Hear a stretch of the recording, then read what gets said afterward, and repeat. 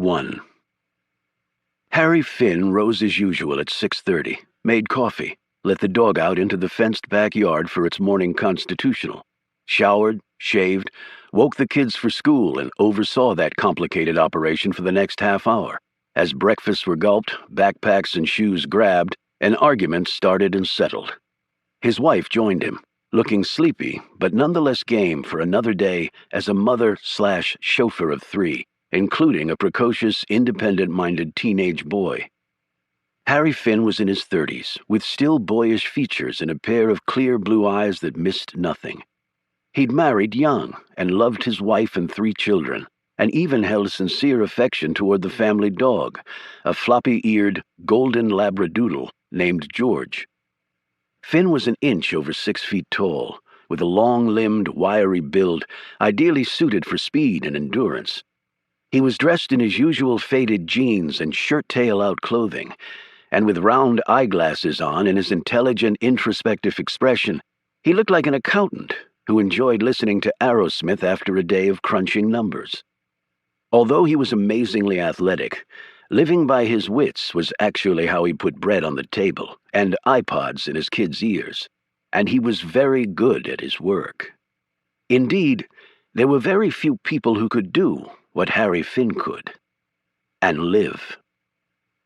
He kissed his wife goodbye, hugged his kids, even the teenager, grabbed a duffel bag that he'd placed near the front door the night before, slid into his Toyota Prius, and drove to National Airport on the Potomac River, right outside of Washington, D.C. Its official name had been changed to Ronald Reagan Washington National Airport, but to the locals, it would be forever simply National. Finn parked in one of the lots near the main terminal building, whose chief architectural feature was a series of connected domes copied from Thomas Jefferson's beloved Monticello. Bag in hand, he trudged across the skywalk into the sleek interior of the airport. Inside a restroom stall, he opened his duffel, pulled on a heavy blue jacket with reflective stripes on the sleeves and a pair of blue work pants, slid a pair of orange noise mufflers around his neck, and clipped the official-looking ID badge onto his jacket. Employing a standard turnstile crash maneuver, he inserted himself into a herd of airport employees, trekking through a special security line. Ironically, this line lacked even the cursory level of scrutiny forced on ordinary passengers. Once on the other side of the barrier, he bought a cup of coffee and casually followed another airport worker through a secure door to the tarmac area. The man actually held the door open for him. "What shift you working?" Finn asked the man, who told him. "I'm just coming on," Finn said, "which would be okay if I hadn't stayed up for the damn football game." "Tell me about it," the man agreed. Finn skittered down the metal steps and walked over to a 737 that was being prepped for a short-haul flight to Detroit, with continuing service to Seattle. He passed several people along the way, including a fuel man, 2 baggage loaders, and a mechanic inspecting the wheels of the Michigan-bound plane. No one confronted him, because he looked and acted as though he had every right to be there. He made his way around the aircraft as he finished his coffee. He next walked over to an Airbus A320 that would be on its way to Florida in about an hour. A baggage train was parked next to it. In one practiced motion, Finn pulled the small package from his jacket and slipped it into a side pocket of one of the bags stacked on the train. Then he knelt next to the plane's rear wheels and pretended to check out its tire tread. Again, people around him took no notice because Harry Finn exuded an air of a man perfectly at home in his surroundings. A minute later, he was chatting up one of the ground crew, analyzing the prospects of the Washington Redskins and the deplorable state of employment for those toiling in the aviation industry. "Everyone except the head honchos," Finn said. "Those bastards are printing money." "You got that right," the other man said. And the two did a little knuckle smack to seal their solemn agreement on the disgusting greed of the rich and the ruthless who rule the not-so-friendly skies. Finn noted that the rear cargo hatch of the Detroit flight was now open. He waited until the handlers left with their train of luggage carts to fetch the bags, and then climbed up on the lift parked there. He slipped into the cargo hold and inserted himself into his hiding place. He'd already picked it by studying interior cargo schematics of the 737 series, which were readily available if one knew where to look, and Finn clearly did. He'd also learned from open-source research on the internet that this plane was only going to be half full, so his added weight in the rear would not be an issue. While he lay curled in his hiding place, the plane was loaded with fat bags and stressed passengers, and then it was wheels up to Detroit. Finn rode comfortably in the pressurized cargo hold, although it was a bit cooler here than in the main cabin, and he was glad of the thick jacket he wore. About an hour after takeoff, the plane landed and taxied to the gate. The cargo door was opened a few minutes later, and the baggage offloaded. Finn patiently waited for a bit after the last bag was removed before he came out of concealment and peered through the open aft door. There were people around, but none looking his way. He climbed off the plane and dropped to the tarmac. A minute later, he noticed a pair of security officers heading in his direction, sipping coffee and gabbing. He reached in his pocket, pulled out a lunch bag, took out a ham sandwich and began eating it as he walked away from the plane. When the two guards passed him, he nodded. "You regular coffee drinkers, or is that half-calf caramel latte with a twist and 4 shots of who the hell knows what?" He grinned with his mouth full of ham sandwich. The two cops chuckled at his remark as he walked off. He entered the terminal, went to a restroom, took off his jacket, ear mufflers, an ID badge, made a quick phone call, and marched to the airport security office. "I put a bomb in a bag that was loaded onto an A320 at National Airport this morning," he explained to the officer on duty. "And I just rode in the cargo hold of a 737 from D.C. I could have downed the plane any time I wanted." The stunned officer was not wearing his weapon, so he leaped over the desk to tackle him. Finn neatly sidestepped this attack, and the fellow sprawled on the floor, screaming for help. Other officers poured out of the back room and advanced on Finn, guns drawn. Yet Finn had pulled out his credentialing letter before the pistols had even appeared. At that instant, the door to the office flew open and 3 men strode in, their federal badges held high like the scepters of kings. "Homeland Security," one of the men barked at the guards. He pointed at Harry Finn. "This man works for us, and somebody's in a shitload of trouble." Chapter 2. "Great job, Harry, as usual," the head of the Homeland Security team said later, clapping Finn on the back. People had been screamed at and reports filed, emails fired off, and cell phone batteries sucked dry as the clear lapses in airport security revealed by Harry Finn had been broadcast to all appropriate parties. Ordinarily, Finn would not have been tasked by the Department of Homeland Security, or DHS as it is commonly known, to execute an airport security breach because the FAA kept a stranglehold on that field. Finn suspected it was because the FAA boys were well aware of how many flaws there were in the system and didn't want anyone outside their domain to realize it as well.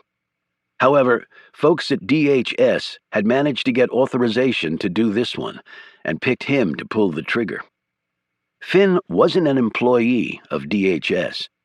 The firm he worked for had been retained by the agency to test the security strength of both government and sensitive private facilities around the country. They did this using a hands-on, head-on approach. They tried to breach the places any way they could. DHS did a lot of this type of outsourcing. They had roughly a $40 billion annual budget and had to throw the money somewhere. Finn's firm got a little out of this business. But then, even a little slice of billions was a nice revenue stream.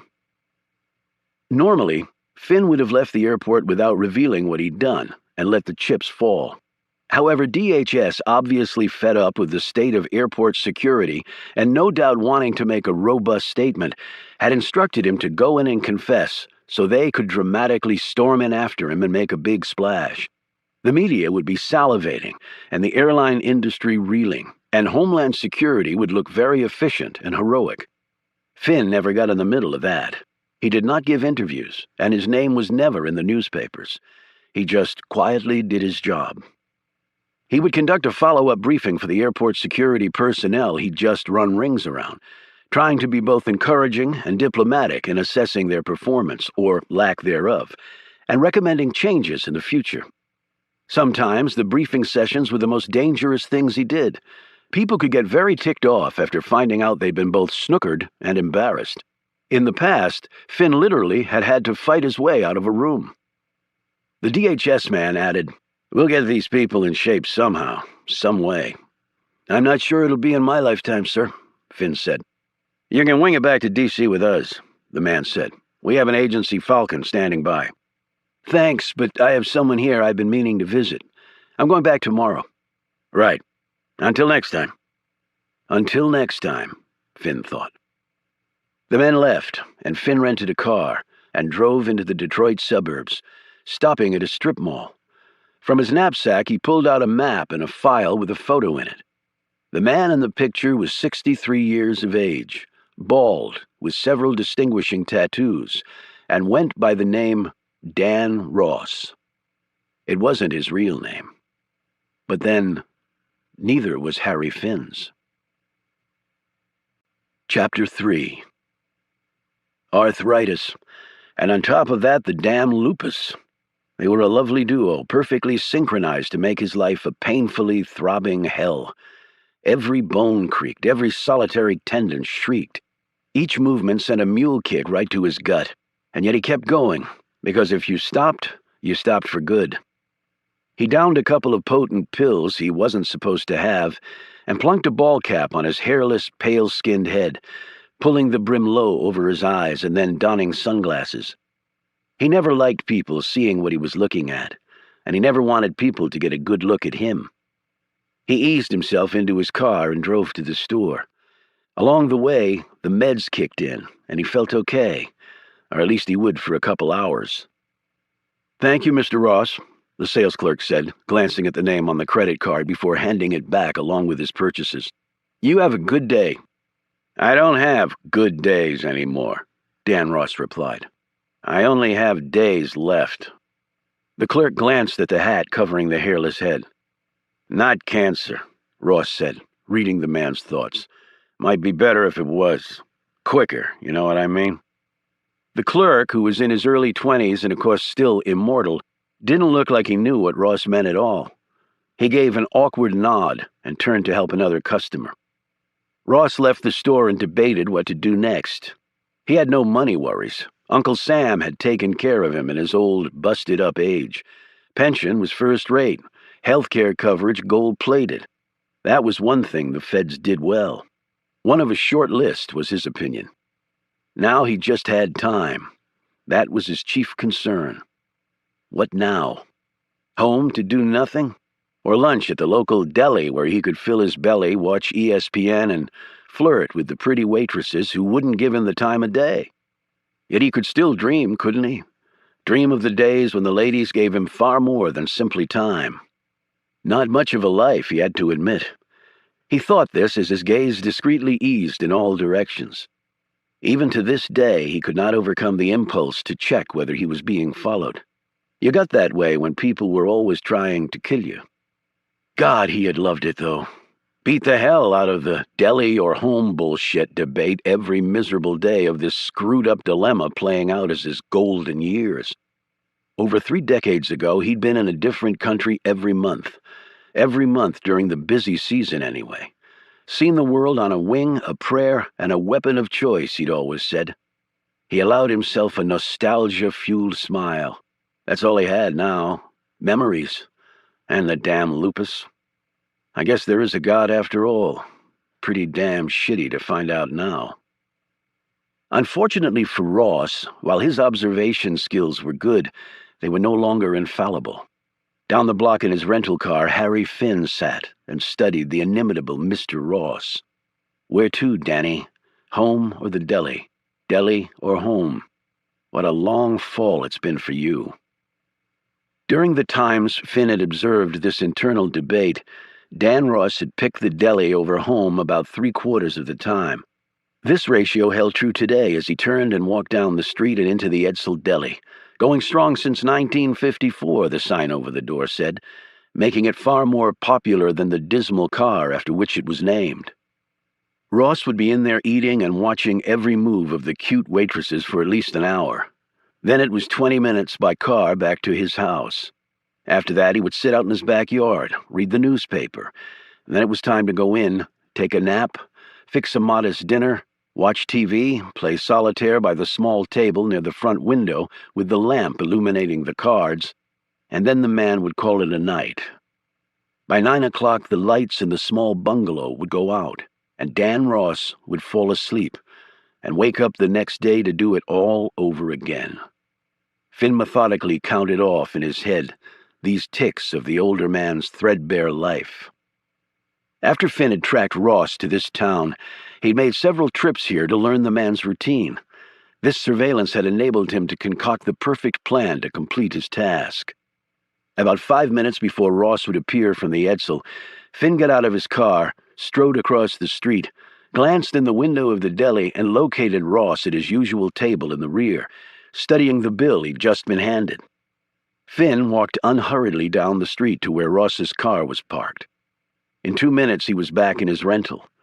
3 minutes after that, Ross emerged from the restaurant, slowly edged down the street, climbed in his car, and drove off. Finn left in the opposite direction.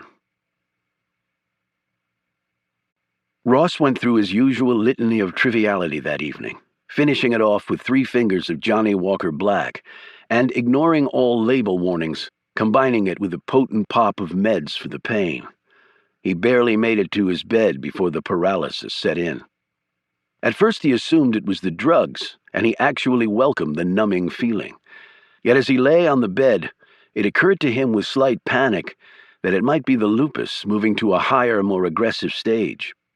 When he suddenly found it difficult to breathe, he knew it was something else altogether. Heart attack? But where was the elephant on the chest, the shooting pain down the left arm?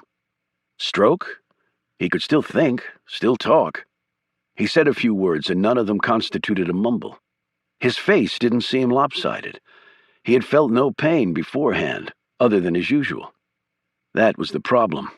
He could feel nothing in his limbs now, nothing at all. His gaze ran down his arm until it reached his left hand. He tried to rub the fingers together, but his mind's command apparently was not reaching the digits. Yet earlier there had been something on his fingers. It had felt slick, like Vaseline. You could rub and never get it to feel dry. He had washed his hands when he got home, and that seemed to do the trick. The fingers didn't feel slick anymore. He didn't know if it was due to the soap and water, or to whatever it was having evaporated. Then the truth hit him like a .50 caliber round. Or absorbed. As in, absorbed into my body. Where had his fingers become wet? He strained his mind to think. Not this morning. Not at the store or the deli. After that, perhaps. Getting in the car. The car handle. If he could have managed it, Ross would have sat up in a eureka moment. But he couldn't manage it. He could now barely breathe. All that emitted from his mouth was a sort of shortened wheeze. The door handle of his car had been slicked with something that was now killing him.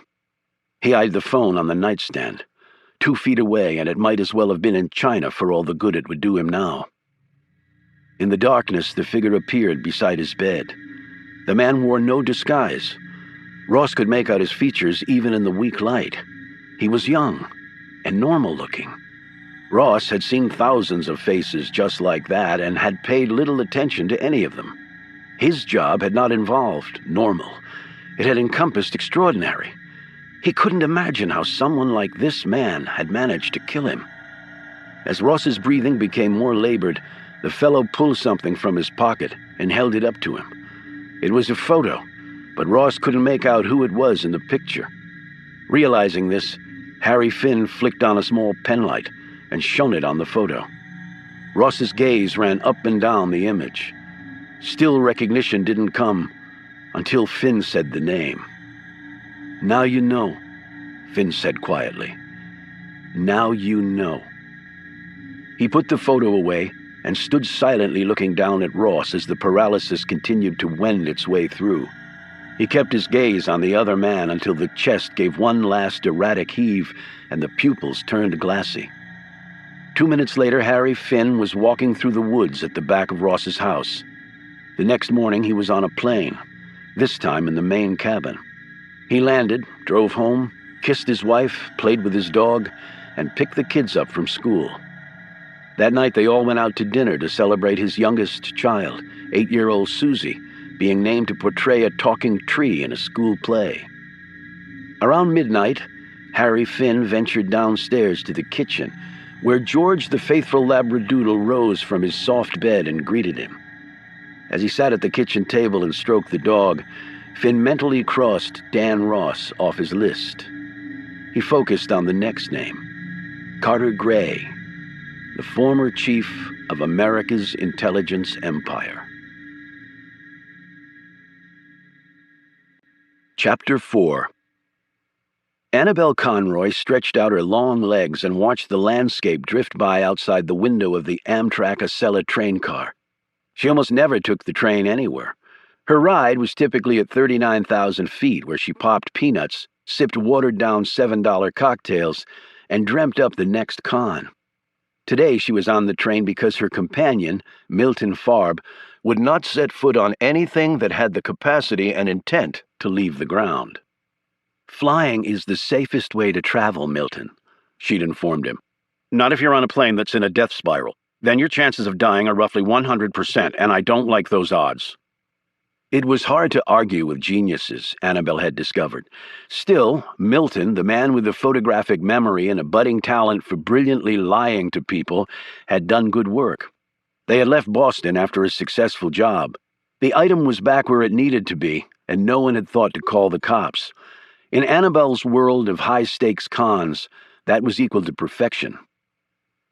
30 minutes later, as Amtrak's only bullet train service wound its way down the East Coast and pulled into a station, Annabelle glanced out the window and involuntarily shuddered when the conductor announced they were arriving in Newark, New Jersey. Jersey was Jerry Baggerland, although thankfully the Acela train didn't stop at Atlantic City, where the maniacal casino boss had his empire. If it did, Annabelle wouldn't have been on it. Yet she was smart enough to realize that Jerry Bagger had every motivation to leave Atlantic City and come looking for her wherever she might be. When you ripped off a guy like that for $40 million, assuming that Bagger would do his best to tear thousands of pieces of your flesh off one at a time was hardly irrational thinking. She glanced over at Milton, who looked about 18 with his boyish face and longish hair. In reality, the man was pushing 50. He was on his computer, doing something that neither Annabelle nor anyone else below the level of genius would be able to understand. Bored, Annabelle rose, went to the cafe car, and purchased a beer and a bag of chips. On the way back, she spied a New York Times lying discarded on one of the cafe tables. She sat down, drank her beer, and munched her chips as she idly turned the pages, looking for that one bit of information that might spark her next adventure. Once she got back to Washington, D.C., she had some decisions to make, chiefly whether to stay put or flee the country. She knew what her answer should be. A no-name island in the South Pacific was the safest place for her right now, where she could just wait out the tsunami named Jerry.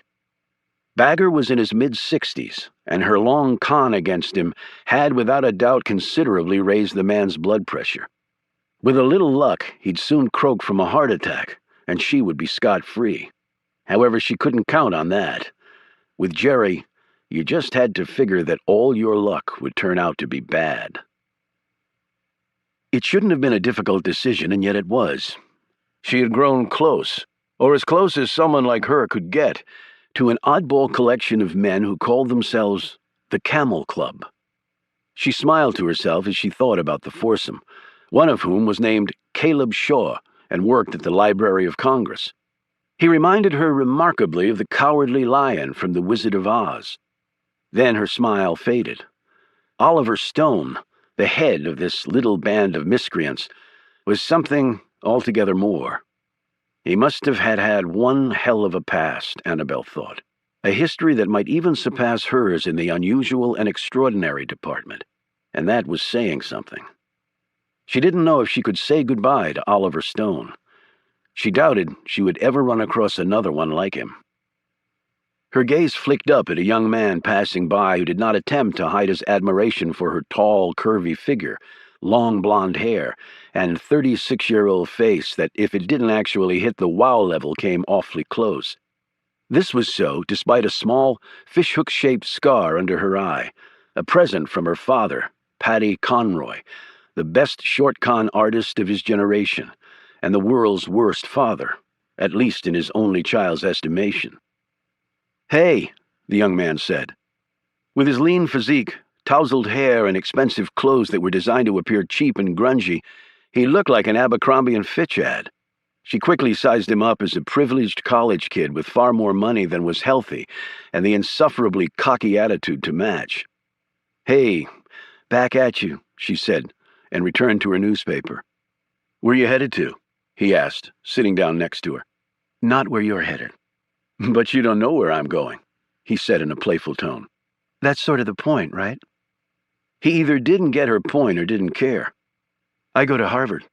"Wow, I never would have guessed that." "But I'm from Philly, the main line. My parents have an estate there." "Wow, again, it's nice to have parents who have estates," she said in a clearly uninterested tone. "It's also nice to have parents who are out of the country half the time. I'm having a little party there tonight. It's going to be a wild ride. You interested?" Annabelle could feel the guy's gaze running down her. Okay, here we go again. She knew she shouldn't, but with guys like this, she just couldn't seem to help herself. She closed the newspaper. "I don't know. When you say wild, how wild do you mean?" "How wild do you want it to be?" She could see him forming the word baby, but he apparently thought better of using it, at least so soon in the conversation. "I hate being disappointed." He touched her arm. "I don't think you'll be disappointed." She smiled and patted his hand. "So, what are we talking about here? Booze and sex?" "A given." He squeezed her arm. "Hey, I'm up in first class. Why don't you join me?" "You have anything other than booze and sex going on?" "You like to get into the details?" "It's all in the details. Steve. Steve Brinkman." He gave a practiced little chuckle. "You know, one of those Brinkmans. My father's the vice chairman of one of the biggest banks in the country. FYI, Steve, if you've just got Coke at this party, and I'm not talking the soft drink, that would definitely disappoint me." "What are you looking for? I'm sure I can get it. I've got connections." "Goofballs, dollies, hog, with artillery to do it right, and no lemonade. Lemonade always pisses me off," she added, referring to crap-quality drugs. "Wow, you know your stuff," Steve said, nervously looking around at the other people in the cafe car. "You ever chase the dragon, Steve?" she asked. No. It's a funky way to inhale heroin. It'll give you the greatest pop in the world if it doesn't kill you." He removed his hand from her arm. "Doesn't sound very smart." "How old are you?" 20. Why? "I like my men a little younger than that. I find that when a guy reaches 18, he's left his best ball banging behind. So, you gonna have any minors at this party?" He rose.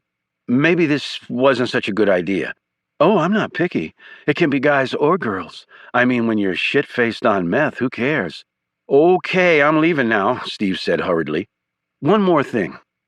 Annabelle took out her wallet and flashed a fake badge at him. She said in a low voice, "You recognize the DEA insignia, Steve? For Drug Enforcement Agency?" "Oh my God.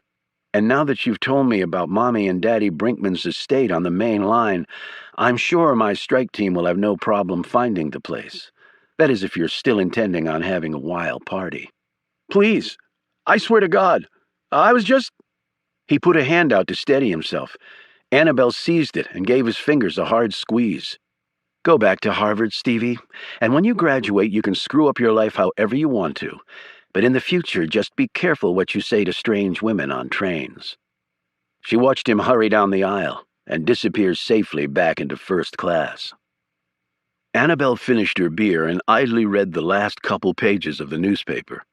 Now it was her turn to have the blood drain from her face. An American, tentatively identified as Anthony Wallace, had been found nearly beaten to death at a Portugal seaside estate. 3 other people had been found murdered at the home on a remote stretch of shoreline. Robbery was thought to be the motive. Although Wallace was still alive, he was in a coma after suffering extensive brain injuries, and doctors were not hopeful for a recovery. Annabelle tore out the story and walked unsteadily back to her seat. Jerry Bagger had gotten to Tony. one of her partners in the con. An estate? She'd expressly told Tony to lay low and not flash the cash. He hadn't listened, and now he was brain dead. Jerry typically didn't leave any witnesses behind. But what had Jerry managed to beat out of Tony? She knew the answer to that question. Everything. Milton stopped typing on his computer and gazed up at her. "You okay?" Annabelle didn't answer. As the train sailed back to D.C., she looked out the window but didn't see the Jersey countryside. Her confidence evaporated. She now only saw graphic details of her coming death, courtesy of Jerry Bagger. Chapter 5. Oliver Stone managed to lift the old, mossy tombstone to an upright position and packed dirt around it to keep it there. He sat back on his haunches and wiped his brow. He had a portable radio beside him on the ground, turned to the local all-news station. Stone craved information like others needed oxygen. As he listened to the radio, he got an unexpected jolt. There would be an awards ceremony at the White House that very afternoon, where none other than Carter Gray, recently retired chief of the nation's intelligence agencies, was scheduled to receive the Presidential Medal of Freedom, the nation's highest civilian honor. Gray had served his country with distinction for around 4 decades, the announcer read, and quoted the president as saying that Carter Gray was a man that all of America should be proud of, a true patriot and public servant. Stone didn't exactly agree with this assessment. In fact, he'd been the reason Carter Gray had abruptly resigned from his post as the nation's intelligence czar. Stone thought to himself, if only the president knew that the man he's going to be presenting that medal to is the same man who was prepared to put a bullet through his head. The country would never be ready for that truth. He looked at his watch. The dead could certainly exist without him for a little while. An hour later, showered and dressed in his best clothes, which consisted of second-hand issue from Goodwill, he walked out of his cottage, where he was caretaker of Mount Zion Cemetery, a stop on the Underground Railroad and the final resting place of notable African Americans from the 19th century. The trip from the outskirts of Georgetown to the White House was eaten up quickly by the long strides of Stone's lean 6'2" frame. At age 61, he had lost very little of his energy and vigor. With his close-cropped white hair, he looked like a retired Marine drill sergeant. He was still a commander of sorts, though his ragtag regiment, called the Camel Club, was completely unofficial. It consisted of himself and 3 others, Caleb Shaw, Reuben Rhodes, and Milton Farb. And yet Stone might have to add another name to the roster, Annabelle Conroy. She had nearly died along with the rest of them in their last adventure. The truth was, Annabelle was as nimble, capable, and nervy a person as Stone had ever met. Yet his gut told him the woman, who was attending to a piece of unfinished business with Milton Farb's help, would be leaving them soon. Someone was after her, Stone knew. Someone Annabelle actually feared. And under those circumstances, sometimes the smartest move was to run. Stone understood that concept very well. The White House was dead ahead. He would never be allowed to enter the hallowed front gates and lacked even the right to stand on that coveted side of Pennsylvania Avenue. What he could do was wait in Lafayette Park across the street. He used to have a tent there until the Secret Service recently made him take it down. Yet freedom of speech was still alive and well in America, and thus his banner had remained. Unfurled between 2 pieces of rebar stuck in the ground, it read, "I want the truth." So did a few other people in this town, it was rumored. To date, Stone had never heard of anyone actually finding it, within the confines of the world capital of spin and deceit. He passed the time chatting with a couple of uniformed Secret Service agents he knew. When the White House gates started to open, he broke off his conversation and watched the black sedan coming out. He couldn't see through the tinted glass, but for some reason, he knew that Carter Gray was inside the town car. Perhaps it was the man's smell. His hunch proved right when the window came down, and he found himself eye to eye with the ex-intelligence chief, new Medal of Freedom winner, and Major Oliver Stone hater. As the car slowed to make the turn onto the street, Gray's wide, bespectacled face stared impassively at him.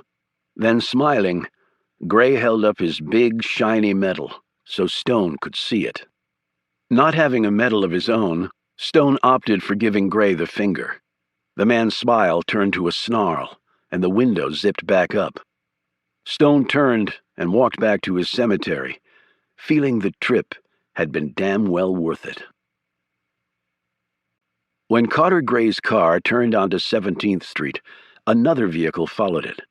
Harry Finn had driven into D.C. that morning. He too had heard of Gray's big day at the White House, and like Oliver Stone, had come down to see the man. While Stone had ventured here to show defiance to a man he loathed, Finn had come to continue devising a suitable way to kill Gray. The drive took them out of D.C. and into Maryland, up to the waterfront city of Annapolis, situated on the Chesapeake Bay. It was famous for, among other things, its crab cakes and for being home to the U.S. Naval Academy. Gray had recently traded his remote Virginia farm for an isolated place on a cliff overlooking the bay. Since he was no longer with the government, his security detail was much smaller than it had been. Yet because he was a former director of Central Intelligence, he still received daily briefings, and he had 2 guards assigned to him because his past work had angered a number of America's enemies, who would love nothing better than to put a slug right between Gray's close-set eyes. Finn knew killing Gray would be far more difficult than bagging someone like Dan Ross. Because of the complexities, this was one of countless trips he had made reconnoitering Gray. Each time he had used a different vehicle, rented under fake names, and worn disguises to avoid any profiling. And even if he lost the town car in traffic, he knew where it was going. He only broke off the tail when the car pulled onto a private gravel road and headed toward Gray's house and the cliffs, where 30 feet down, the waters of the bay boomed against solid rock. Later, using long-range binoculars while perched in a tree, Finn saw the thing in the rear of Gray's house that would enable him to kill the man. He actually smiled as the plan swiftly came together in his mind. That night, he took his daughter Susie to swim practice. As he sat in the bleachers and proudly watched her small body glide in perfect form across the pool, he imagined the last few seconds of Carter Gray's life. It all would be worth it. He drove his daughter home, helped put her and her 10-year-old brother Patrick to bed, had an argument with his teenager, and then shot hoops with the boy in the driveway of their home until both were sweating and laughing. Later, he made love to his wife Amanda, whom everyone called Mandy, and, restless, got up around midnight and packed school lunches for the next day. He also signed a permission slip for his oldest, David, to go on an upcoming field trip to the U.S. Capitol and other downtown sites. David would be attending high school next year, and Finn and Mandy had taken him to several school open houses. David liked math and science. He would probably end up being an engineer, Finn thought. Mechanically inclined, too, Finn had almost gone that route before his life had taken a bit of a detour. He joined the Navy and quickly worked himself to an elite status. Finn was a former Navy SEAL, with special ops experience and combat duty on his resume, and he possessed unique foreign language skills from immersion school in California, where he'd spent a chunk of his life learning Arabic, and later acquired the dialects the school hadn't taught him when on the ground in that part of the world. With his current job, he traveled a good deal, but he was also home a lot. He almost never missed a sporting or major school event. He was there for his children in the hope that they would be there for him later. That's the best a parent could shoot for, he felt. He finished the lunches, went to his small den, closed the door, and began drawing up firm plans for Carter Gray. Out of practicality, it would not mirror his confrontation with Dan Ross. Yet Finn had never been one to pound a round peg into a square hole. Even killers had to be flexible. In fact, perhaps the most flexible of all. Finn's gaze settled on the pictures of his 3 kids that sat on his desk front and center. Birth and death. It was the same for everyone. You started breathing on one end and stopped on the other. What you did in between defined who and what you were. Yet Harry Finn realized he would be awfully difficult to categorize. Some days even he didn't truly understand it. Chapter 6. The rental car pulled up to the gates of the cemetery as Oliver Stone was finishing some work. As he brushed off his pants and glanced that way, he had a feeling of déjà vu. She had done this to him before, but had eventually come back. Somehow, Stone didn't think the lady would let that happen again. He would have to see what he could do about that, because he didn't want to lose her. Annabelle Conroy got out of the car and walked through the open gates. Her long black coat flapped open in the wind, revealing a brown knee-length skirt and boots. Her hair was hidden underneath a wide-brimmed floppy hat. Stone closed the door on the small storage shed near his cottage and padlocked it. He said, "Milton told me your trip to Boston was a great success. I don't believe I've heard the words brilliant, amazing, and unflappable used that many times in describing a person. I hope you recognize yourself. Milton would make a great Khan. Not that I'd recommend that life to anyone I actually cared about. He also said you looked troubled on the way back. Did something happen?" She glanced at his cottage. "Can we talk inside?" Describing the interior of Stone's cottage as Spartan would have been generous indeed. A few chairs, a number of odd tables, sagging shelves of books in multiple languages, and an old worm-eaten partner's desk, together with a small kitchen area, bedroom, and tiny bath, all outlined in roughly 600 square feet, constituted the man's entire domicile footprint. They sat near the empty fireplace on the two most comfortable chairs, meaning the only ones with padding. "I came here to tell you I'm leaving, and after everything that's happened, I feel like I owe you an explanation," she said. "You don't owe me anything, Annabelle." "Don't say that," she snapped. "This is hard enough as it is, so hear me out, Oliver." He sat back, crossed his arms, and waited.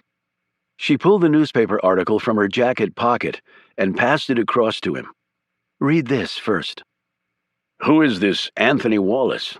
he asked after he'd finished. "Someone I worked with," she said vaguely. "Someone you worked a con with?"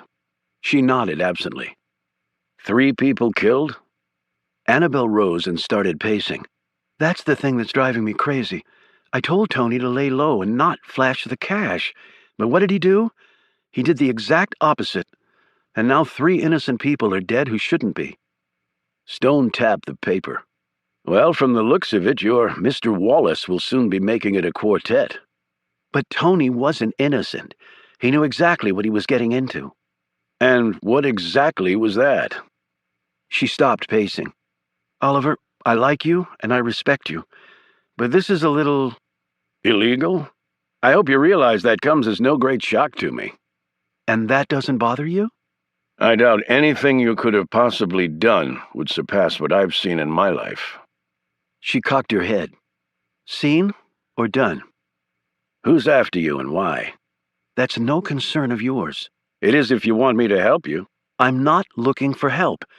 I just wanted you to understand why I have to leave." "Do you really think you'll be safer on your own?" "I think you and the others will be a lot safer without me around." "That's not what I asked you."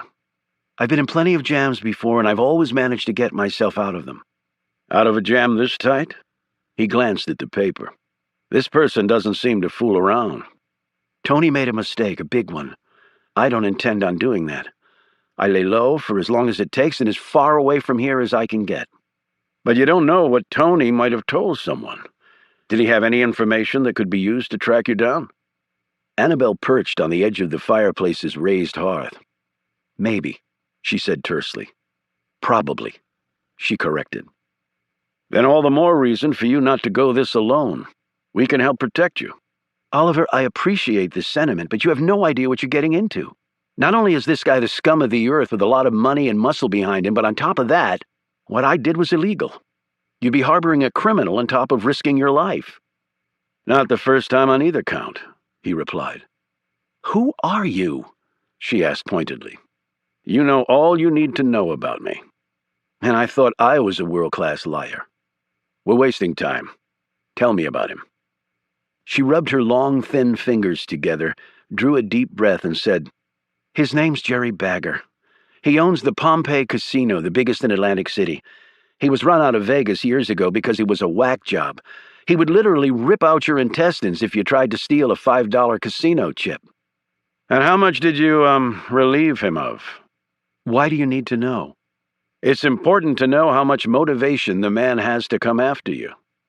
$40 million. Think that'll motivate him? I'm impressed. It doesn't sound like Bagger is a man easily conned. Annabelle allowed herself a brief smile. It was one of my better scams, I have to admit.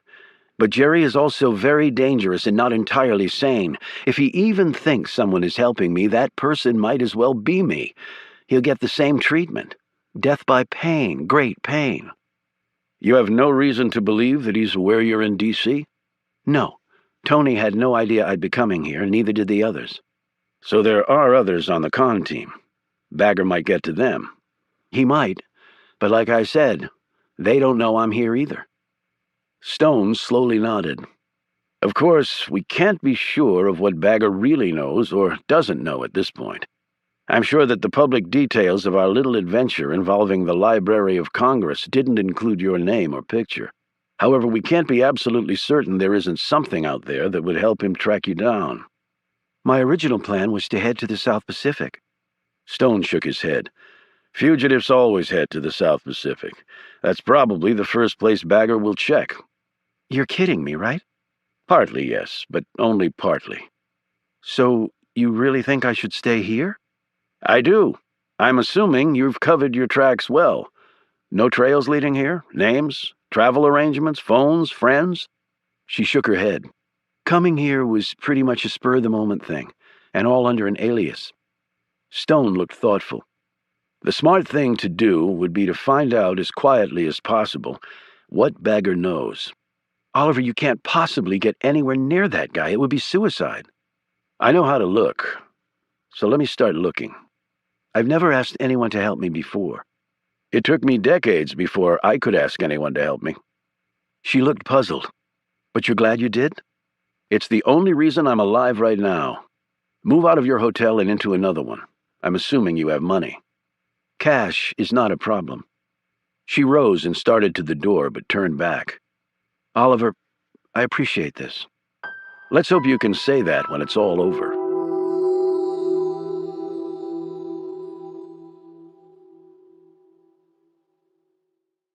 Chapter 7.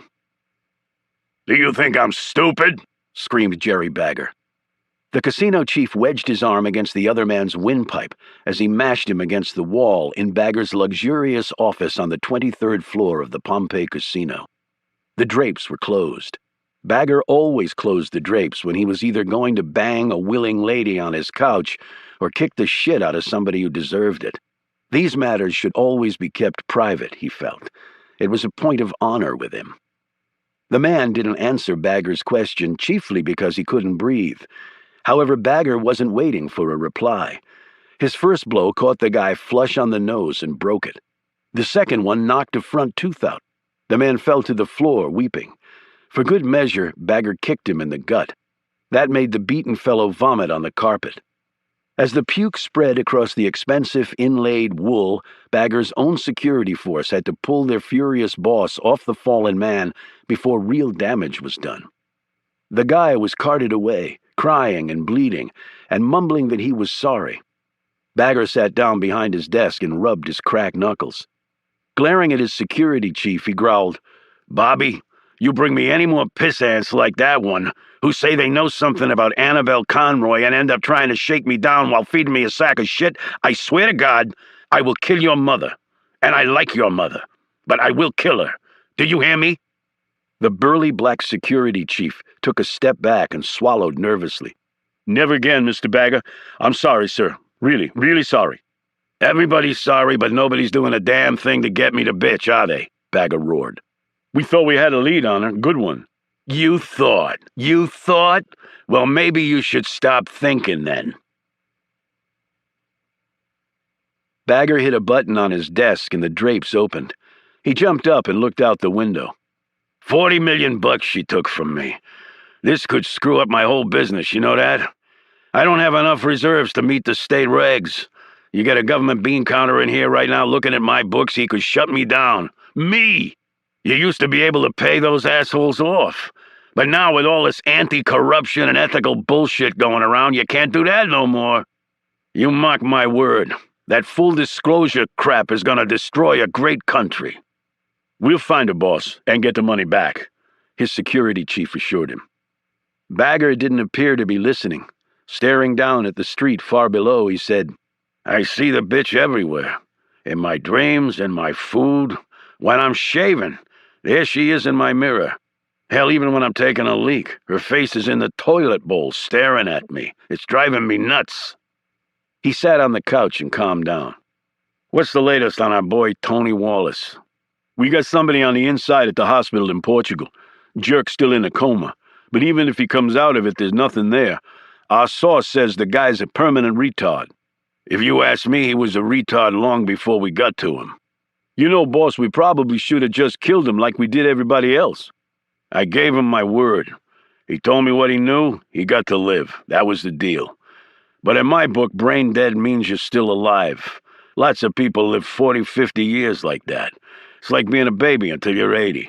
Get fed through a tube, get your ass wiped every day, and you play with blocks.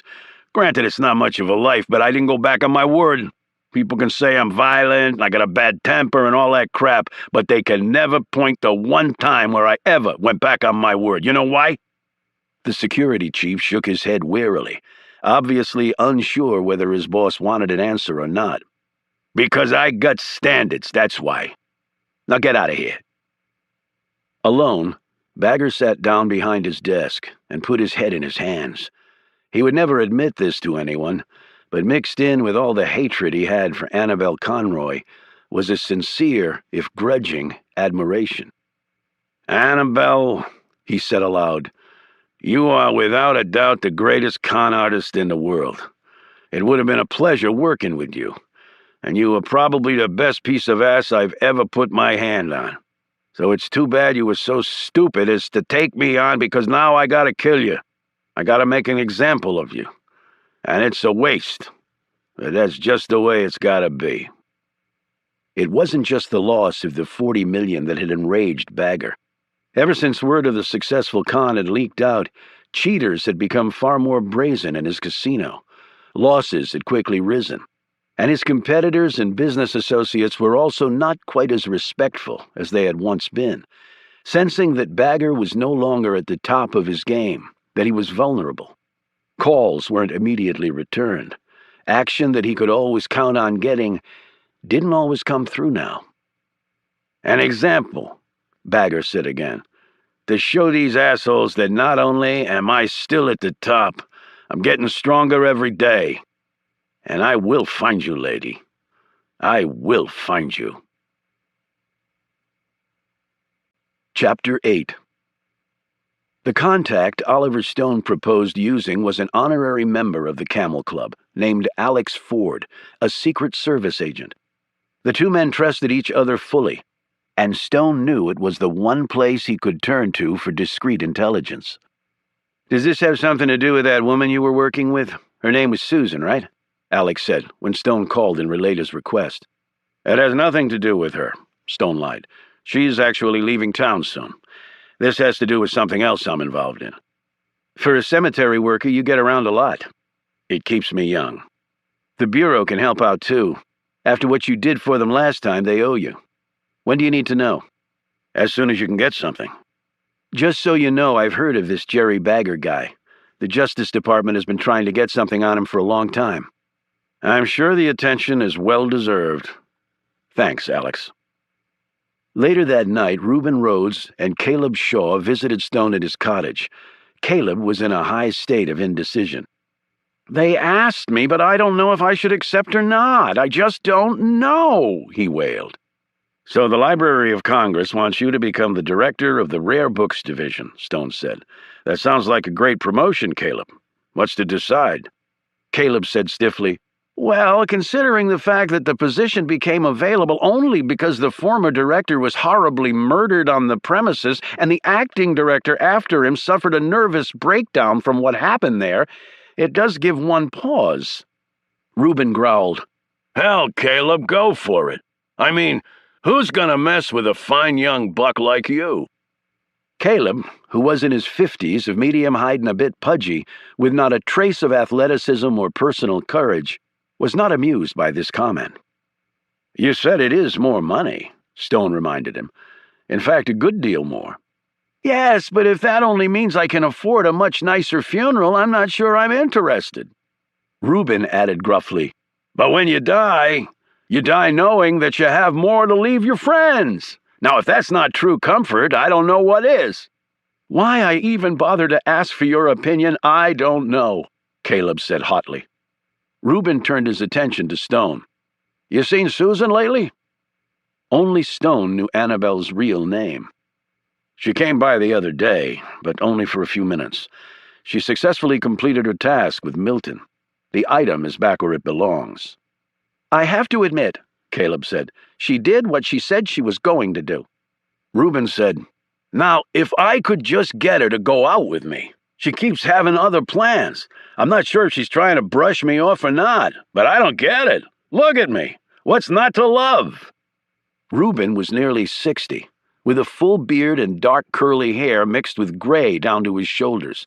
He was 6'5", with the build of an NFL left tackle, a highly decorated Vietnam War vet and former military intelligence officer.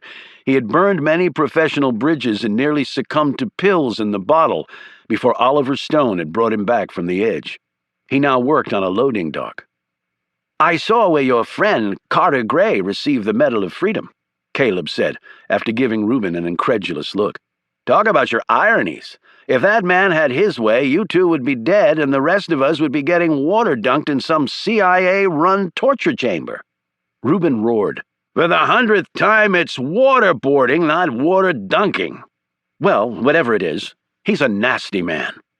He's actually a man who believes his way is the right way, and he's certainly not alone in that belief, Stone said. I went down to the White House and saw him off after he received his award. You went down to the White House? Caleb exclaimed. Well, he showed me his medal, and I sort of waved at him. What? You two are now best buds? Reuben added with a snort. From a man who tried to kill you a few times? He also saved someone for me, Stone said quietly. Care to explain that? Reuben asked curiously.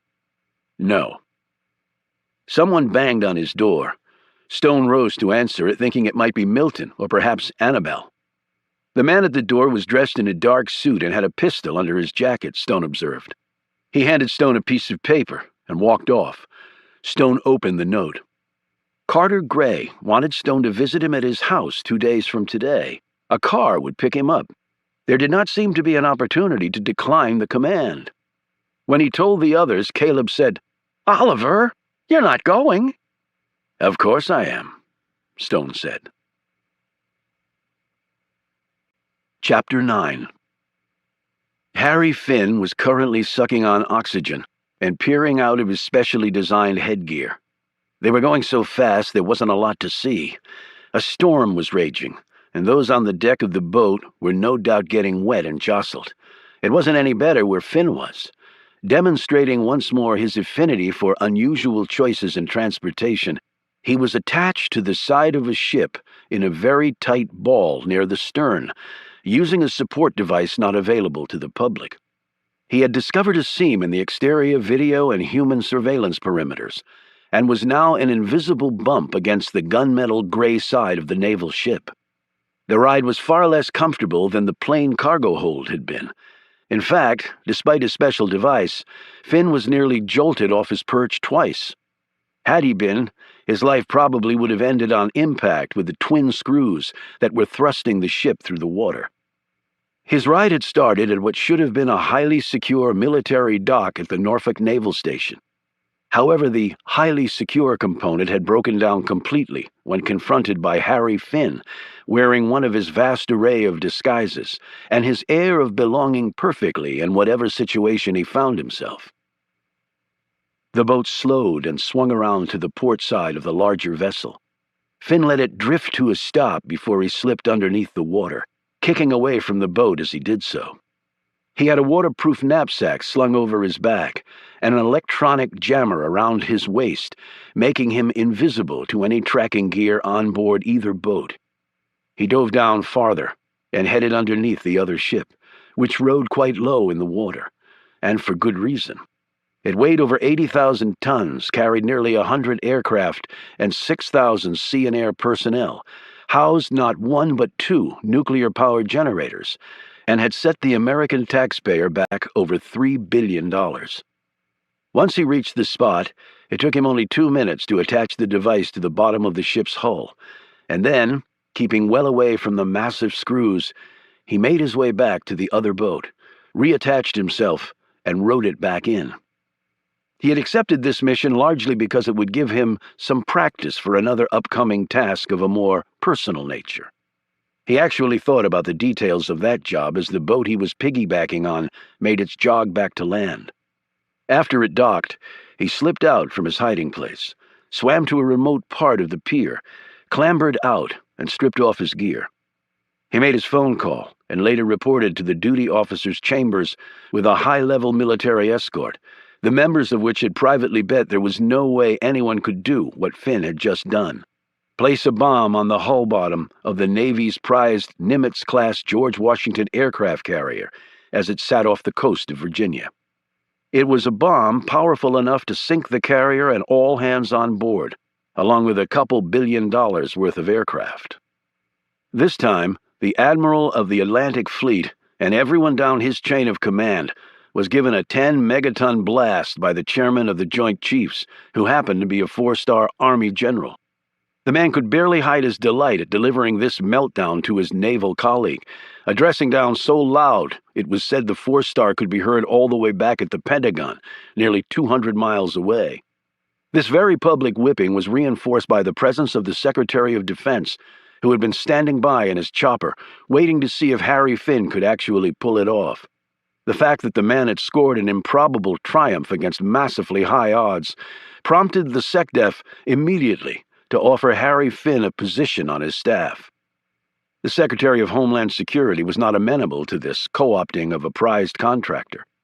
The two cabinet members went at it like schoolboys on a playground until the president himself interceded by secure video conference call and decreed that Harry Finn would stay right where he was, as an independent contractor to DHS.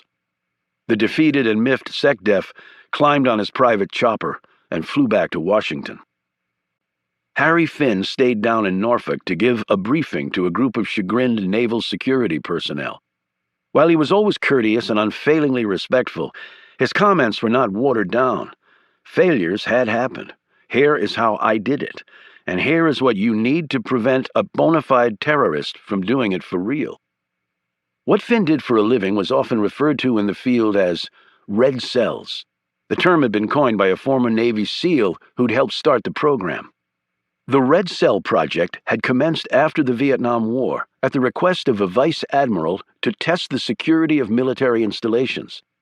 After 9/11, it had been expanded to test the security of non-military facilities to penetration by terrorists and other criminal organizations. People with Finn's special skills, almost all of whom were formerly in the military, were tasked to impersonate terrorist cells and attempt to penetrate a facility's security. Often the penetrations were conducted in a non-traditional way, something also referred to as humanizing the task. That meant that Finn and his team members would emulate the skill levels of the terrorists they were attacking. Presently, Muslim terrorists were not deemed to have sophisticated skill levels. Even after 9/11, there was disbelief in American intelligence circles that such terror cells could take over a major facility or do what Finn had done that night with the aircraft carrier.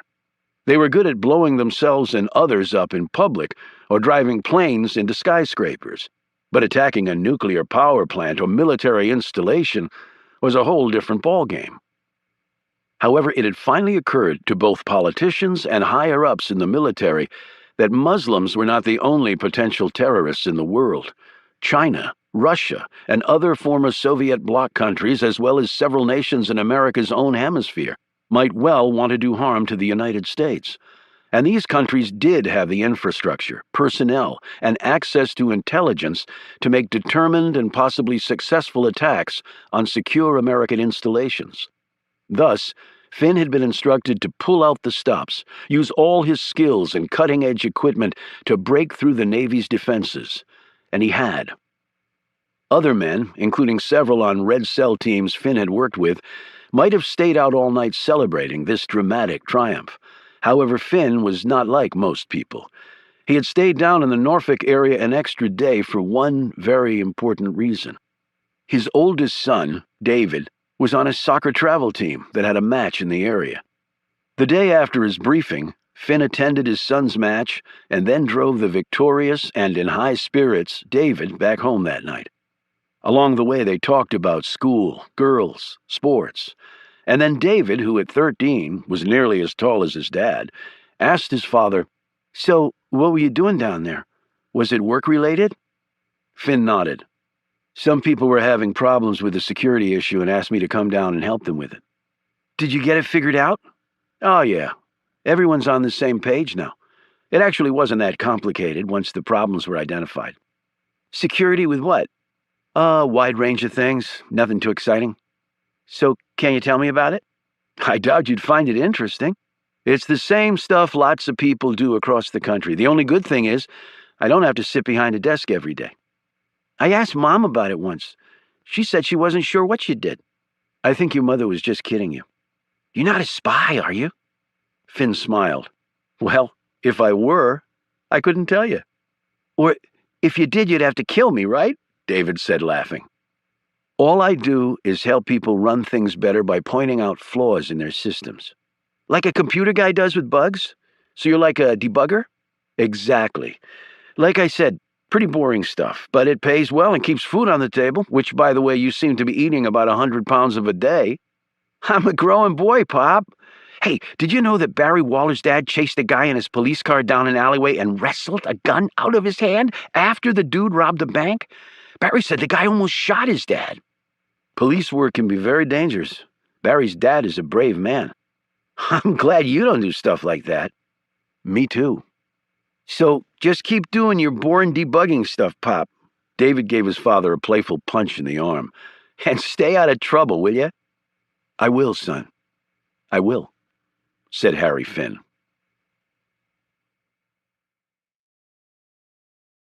Chapter 10. Stone and Alex Ford met at a familiar place for both men, Lafayette Park, across from the White House.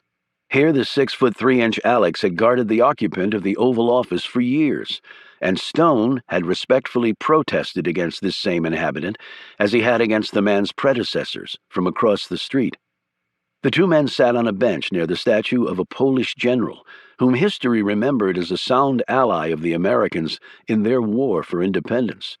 He was also a man, it was probably safe to say, hardly any American alive today would either know or care about. "What do you have for me?" Stone said, eyeing the manila folder Alex pulled from a trim black leather briefcase. "I wasn't sure what you were looking for, so I thought I'd cast a broad net." "That's perfect, Alex, thanks." As Stone looked over the file, Alex studied his friend. "Like I told you on the phone, the Justice Department has been interested in Bagger for a long time, but can't make anything stick. I talked to Kate about it. She said Justice hasn't given up, but if they can't pin something on him soon, they're going to have to move on.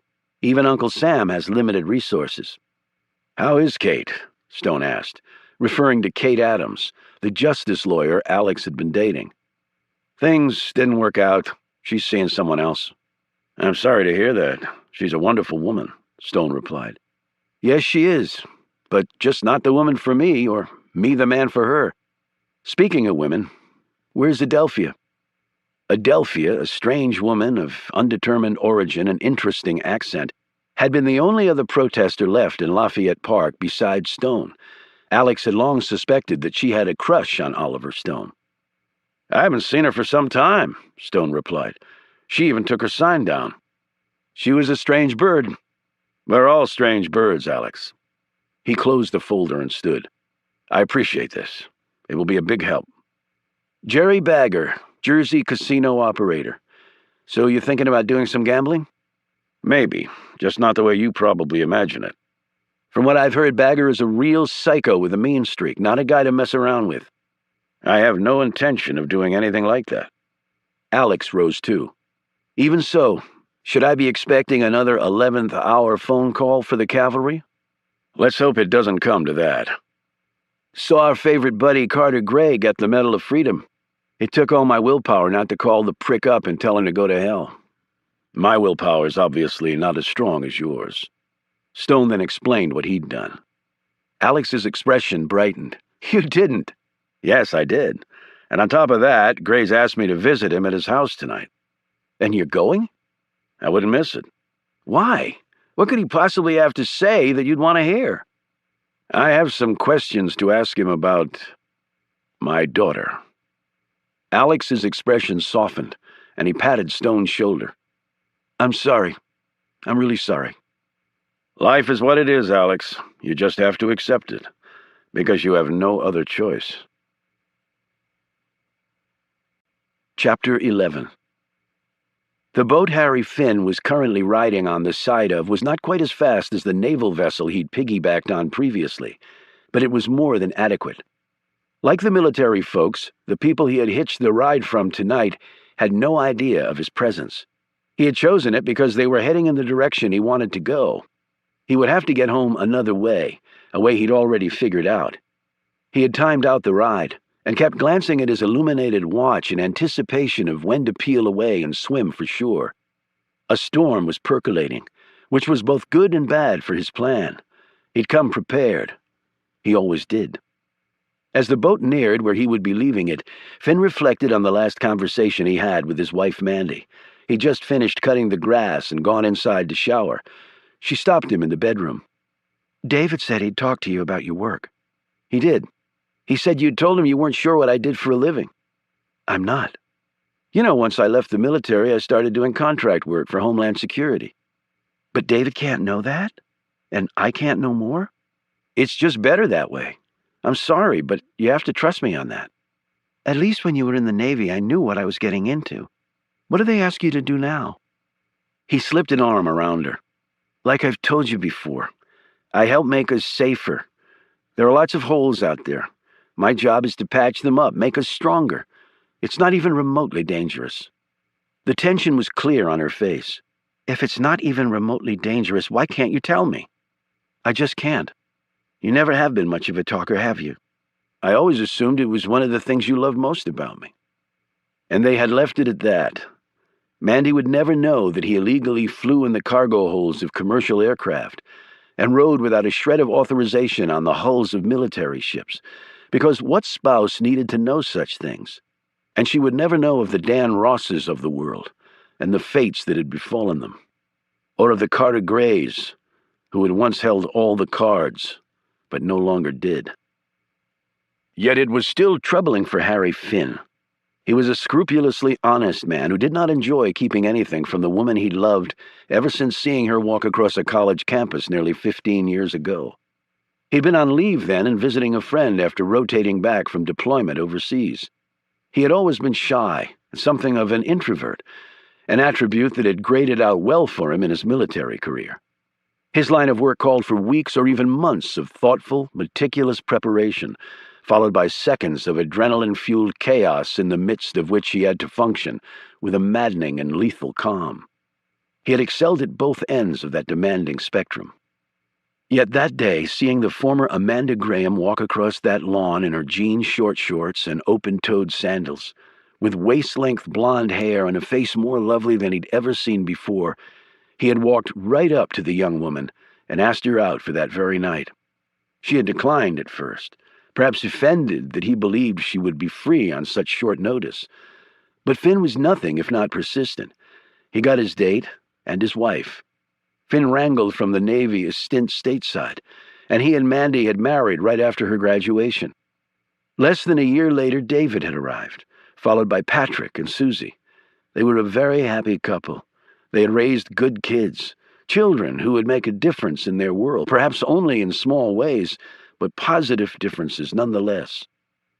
Finn had no idea why he had some of his deepest reflections while doing impossibly crazy things, like riding on the sides of boats at high speeds, but he did. He checked his watch, tightened the strap on the waterproof bag he carried over his shoulder, and prepared himself for the next step. This was the tricky part, letting go of his ride at speed and avoiding the screws at the stern. Because when he let go, there was a distinct possibility that if he didn't kick hard enough away from the direction the boat was going, and didn't go down deep enough in the water, his last memory would be the props savagely cleaving his torso in two. He coiled his legs and positioned them against the side of the boat. Counting to 3, he kicked as hard as he could against the boat's hull and plunged out and then downward, even as he felt the force of the screws pulling him toward the stern. He came up to the surface and watched the running lights of the craft disappear. He looked around, quickly gained his bearings, and swam hard toward the cliffs. Chapter 12. Jerry Bagger never ventured much out of Atlantic City anymore. He had his own Learjet, but seldom used it. The last trip on it had been the deadly visit to the unfortunate Tony Wallace in Portugal. He once had a yacht, but sold it when he discovered he easily became seasick, an embarrassment for a man who prided himself on toughness. Indeed, he rarely left his casino anymore. It was really the only place he felt comfortable these days. Ironically, Bagger hadn't been born in Vegas or Jersey. The ballsy, streetwise urban boy had seen his first light in, of all places, Wyoming, on a ranch where his father labored for something less than minimum wage. His mother had lost her life on Bagger's first day from pregnancy complications any hospital could have easily taken care of. But there had been no hospital within 300 miles, so she died. Bagger's father had joined her 18 months later after an accident involving whiskey and a cantankerous horse. The Wyoming ranch owner had no interest in raising a bastard child. Bagger's mother and father had not bothered to marry, and he was shipped off to his mother's family in Brooklyn. It was in the close confines of this New York melting pot, not in the wide-open spaces of Wyoming, that Bagger was meant to be and had thrived. He had eventually gone back west. After 15 years of 20-hour workdays, non-stop hustling, and risking and then nearly losing everything he had about a dozen times, he had his own casino. And soon business was so good he started printing money. Then his temper got the best of him, and he was eventually run out of Vegas and ordered never to return. He had honored that request, although every time he flew over it, he looked out the plane window and ceremoniously flipped off the entire state of Nevada. Bagger left his penthouse and took the private elevator down to the casino floor. There he walked through a sea of slots, gaming tables, and sport betting rooms, where gamblers from the novice to the experienced dropped far more money than they would ever get back. Whenever he spotted a kid sitting bored on the floor, with their parents hovering nearby, feeding buckets of nickels into the slots, Bagger would order that food, books, and video games be brought to the child, and he would slip a $20 bill into the kid's hand. Then he would make a call, and someone from the Pompeii would immediately confront the parents and remind them that while children were allowed in the casino, they could not be in the playing areas. Bagger would crush any adult who crossed him, but kids were not to be screwed with. That would change when they hit 18. Then everyone was fair game. But until then, kids were off limits. It was shitty enough being adults, was his opinion. So let the little punks enjoy the time they had not being grown up. Underlying this philosophy might have been the fact that Jerry Bagger had never had a childhood. Dirt poor, he had run his first racket out of a Brooklyn tenement house at age 9 and never looked back. That hard life was a major reason for his success, but the scars ran deep. So deep he didn't even think about them anymore. They were simply what made him what he was. On his walk, Bagger made 3 such calls for kids left in the playing area by their parents, shaking his head each time. "Losers," he muttered. Jerry Bagger had never bet 1 dime on anything. That was for suckers. He was many things, but a fool wasn't one of them. These idiots would scream and jump around after winning $100, forgetting that they'd thrown away $200 for the privilege. And yet this weird psychological quirk humans possessed had made Bagger rich, so he wasn't complaining. He stopped at one of the bars and raised an eyebrow at a waitress who rushed to bring him his usual club soda with a lime. He never drank alcohol on the casino floor, nor did any of his employees. He perched on a bar stool and watched the Pompeii operate at maximum efficiency. All age ranges were represented here, and the whack jobs were aplenty. He knew from decades of experience. There wasn't a single category of nutcase that hadn't at one point strolled into his casino. Truth was, Bagger related to them better than he did the normal folks. He eyed a newlywed couple still in their wedding clothes. The Pompeii offered a cut-rate, tips-not-included deal for those wanting to get hitched, which provided a standard room with a sturdy new mattress, a cheap bouquet of flowers, the services of a properly licensed minister, dinner, drinks, and twin massages to work out the kinks from all that screwing. And, most importantly, the deal provided $50 worth of casino chips. Bagger had no interest in promoting love. He knew from experience that those $50 of free chips typically turned into a $2,000 profit for the house by the end of a long weekend, even taking into account the freebies. The couple he was watching seemed to be trying their best to swallow each other's tongues. Bagger grimaced at this public display. "Get a room," he muttered. "It's the cheapest thing you'll find in this town other than the booze and the sex." Bagger had never married, chiefly because he had never met a woman who could hold his interest. Annabelle Conroy had captured and held his interest. She was beyond mesmerizing. He wanted to spend all his time with her. In fact, before he found out she'd conned him, he had wondered if after all these years he'd finally found a lady he could escort down the aisle.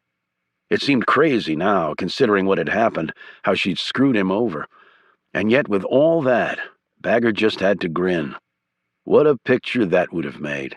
He and Annabelle as husband and wife. What a hoot. And then, as was often the case, Jerry Bagger had a brilliant idea while he wasn't even trying to. He finished his club soda and headed back to his office to make some phone calls, to find out one thing. When she'd been conning him, Annabelle had told him she'd never been married or had children. But what if in reality Annabelle Conroy had been married? Because if she ever had said, "I do," it was a golden way to track the lady down. Chapter 13. Stone refused Gray's offer of a drink. The two men settled down in Gray's comfortable study, which held as many books in as many languages as there were in Stone's cottage, although here they were kept in much finer style. Stone looked out the long window that faced the cliffs overlooking the water. "Tired of Virginia farm country?" he said. "My ambition as a young man was to be a sailor, to see the world from the deck of a ship," Gray said, cradling his scotch, his wide face strangely offset by a pair of narrowly placed eyes. There was a lot in that head, Stone well knew. Gray was not a man that one could ever reasonably overestimate. "A young man's ambition. Can there be a more fleeting prospect?" Stone said idly. The darkness outside the window was complete. No moon, no stars. An approaching storm had hidden the sky. "I never thought John Carr would be given to lapses and to philosophizing." "Goes to show how little you really knew me. And I don't go by John Carr anymore. He's dead. I'm sure you were briefed on it years ago."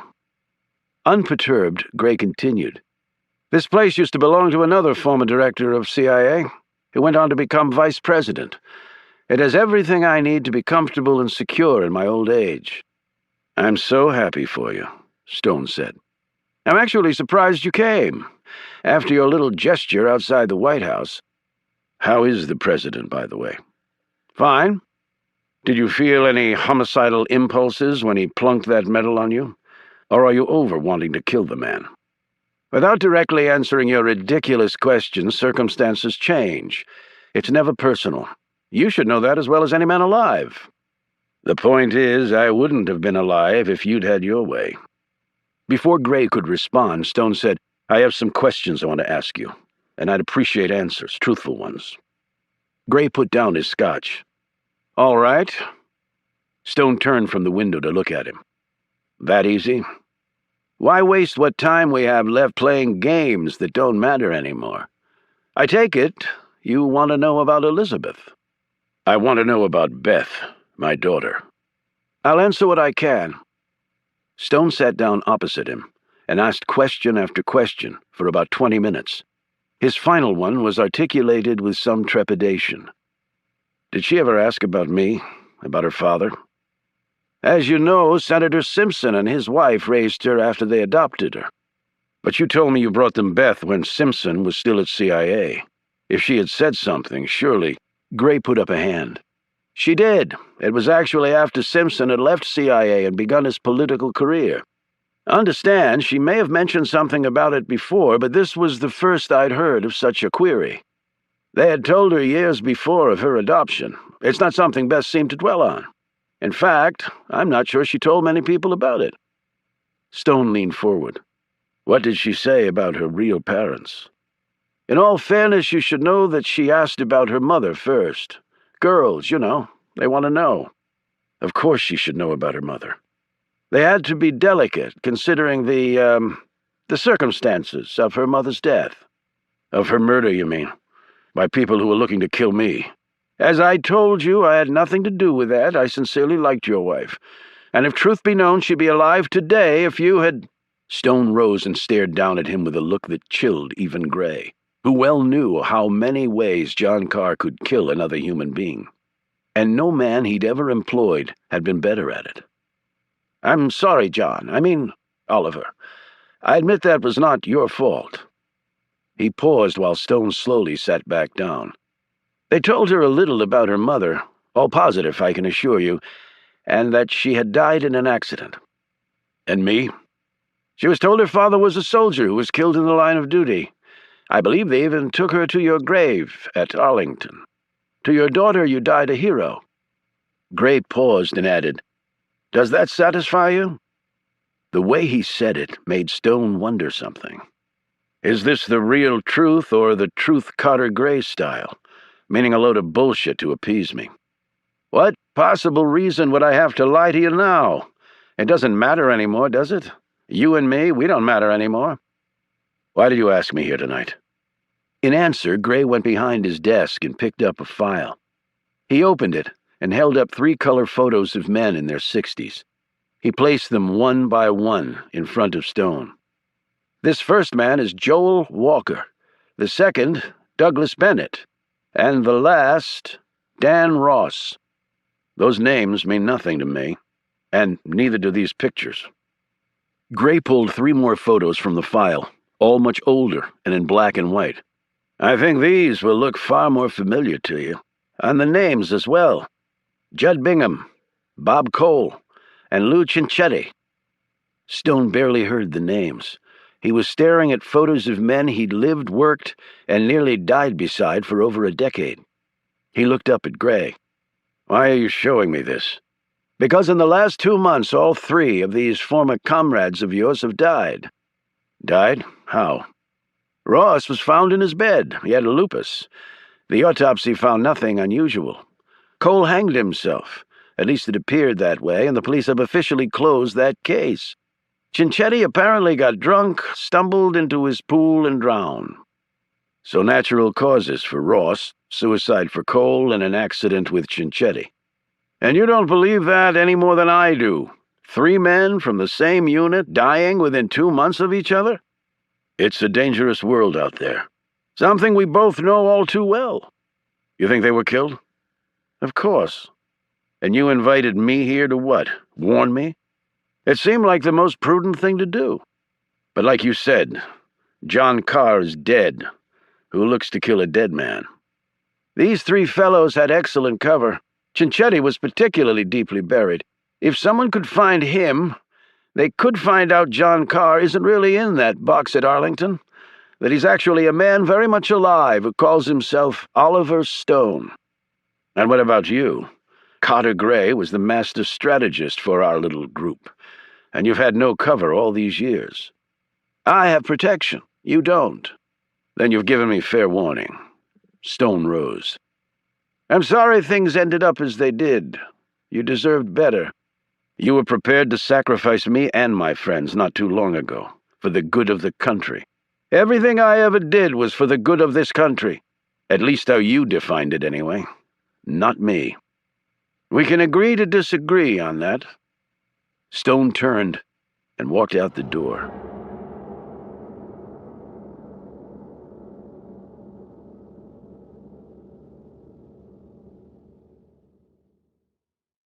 Chapter 14. Carter Gray's mail was screened at an off-site center run by the FBI and then delivered to him in the evening. The courier duly drove up and the mail was given to one of the men assigned to protect Gray. These men lived in a cottage about 100 yards from the main house.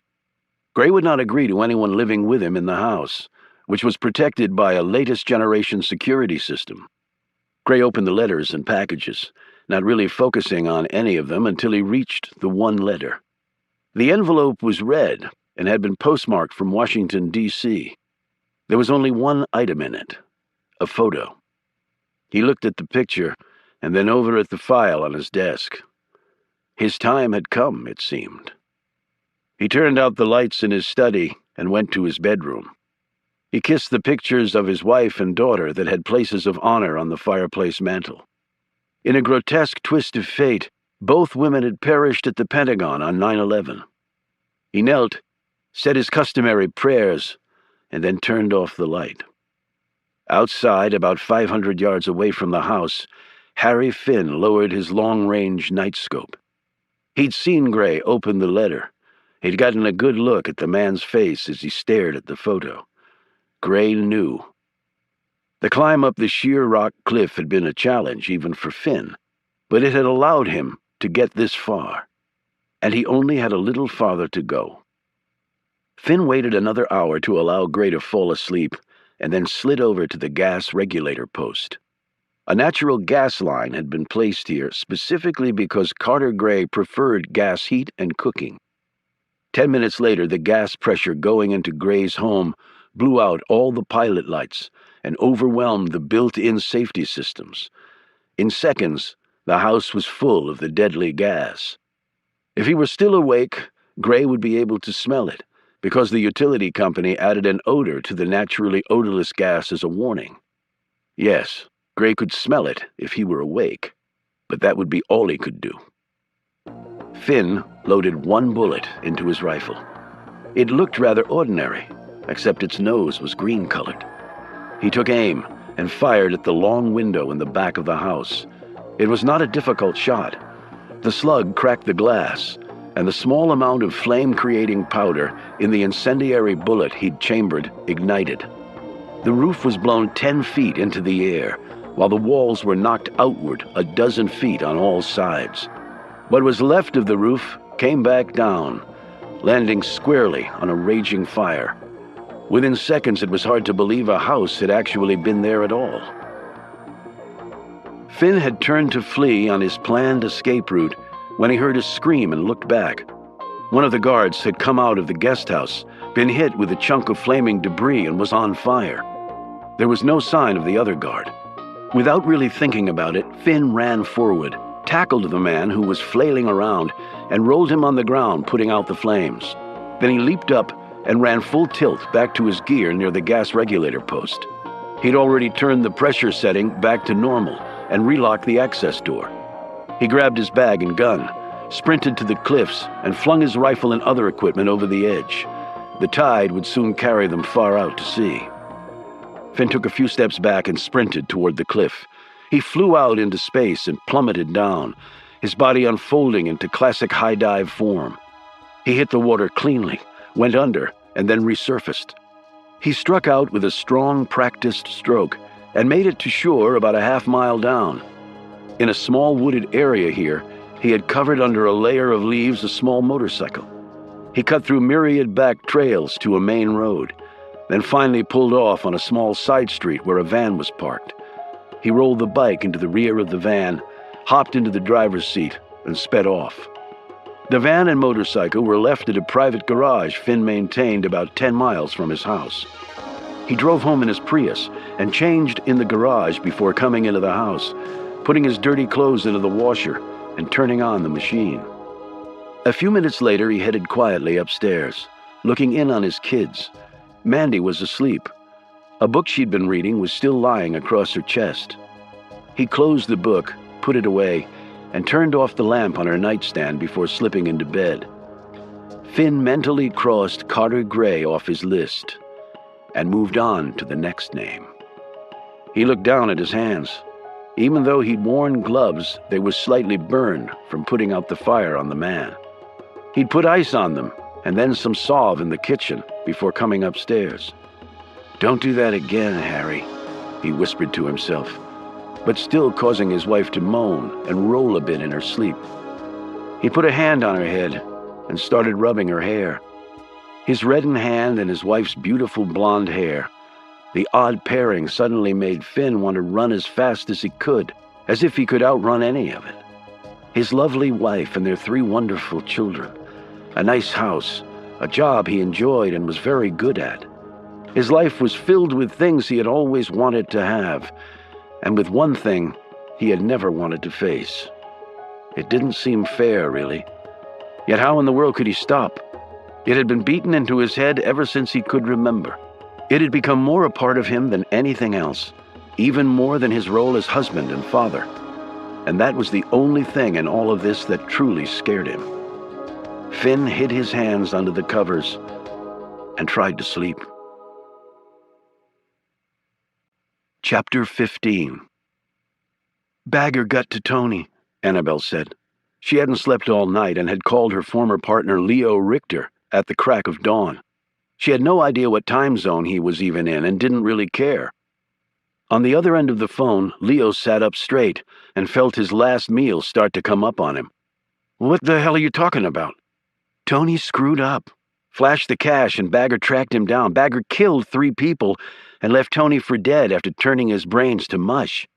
"Well, you can bet the little weasel ratted us out then. Why can't somebody just kill Bagger? Is it that hard?" Annabelle said, "What if Tony found out my last name? You told Freddie, maybe Freddie told Tony. Or the kid might have overheard."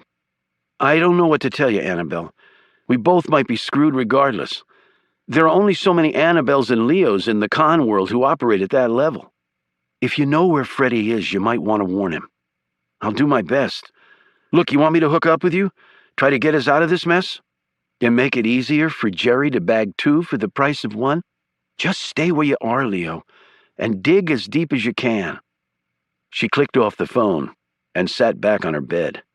Maybe she should put her millions to work for her right now. Just use it to run like hell. Private plane, private island, plenty of guards.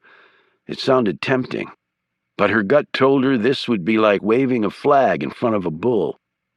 She was still pondering what to do when her phone rang. It was Oliver Stone. "I hope I didn't wake you," he said. "I'm an early riser," she lied. "I have news. We can meet at my cottage later," he said. "Why don't you come my way, Oliver?" she said. "We can have some breakfast. There's a place around the corner from where I'm staying." She gave him the address. 30 minutes later, they took a corner table in the back away from the other customers. After they ordered, he told Annabelle what he'd found out. "I'm not sure how that helps," she said, spooning sugar into her coffee. "The best defense is a good offense. The government would love to nail him to a wall. If we can help them do that, I doubt he'd have time for you. Actually, if we can simply distract Bagger with a government investigation, that may be enough to keep you safe." Annabelle looked uncertain. "You don't know Jerry. He has 40 million reasons to devote every second of the remainder of his life to killing me." Stone nodded knowingly. "I do know Jerry. At least men like him. It's not just about the money, of course. It's about loss of face, of respect. He has to seem invincible to everyone. Otherwise, he's not Jerry Bagger." "You sized him up right away." "As I said, I've known many men like Bagger. Even worked for some." She said cautiously, "So if we were going to go after Jerry, how would we do it?" "We have to find out where he's vulnerable. There's the point of least resistance, of course. He killed 3 people in Portugal and put a 4th in a coma. If we can pin that on him, he goes away forever." "I know he did it, but I have no proof. And if I go to the cops, I'll have to explain everything. And then I don't think they'll be waiting to hand me a medal." "Or you could give your share of the money back to Bagger and hope that's enough." "I earned that money, every last cent of it. And like you said, it's not about the money. He'd still want to kill me." "But if we can tie Bagger to these crimes without you having to give testimony or being involved at all, well, that would just solve all my problems, wouldn't it? Only I don't quite see how that can work." "That's for us to figure out." Stone was about to say something else when his cell phone rang. It was Alex Ford, and his voice was strained.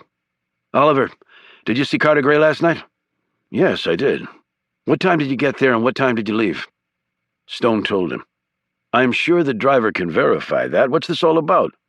"I can't believe you haven't heard." "Heard what?" "Somebody blew up Carter Gray's house last night with him in it. I know this is going to be awkward, but I think the FBI will want to talk to you about your meeting with Gray." Stone clicked off. The FBI will want to talk to me about Gray. Annabelle said sharply, "Trouble?" "A little," he said slowly, as his thoughts raced ahead. "Maybe more than a little, actually." She tapped her coffee cup against his. "Welcome to the club." Chapter 16.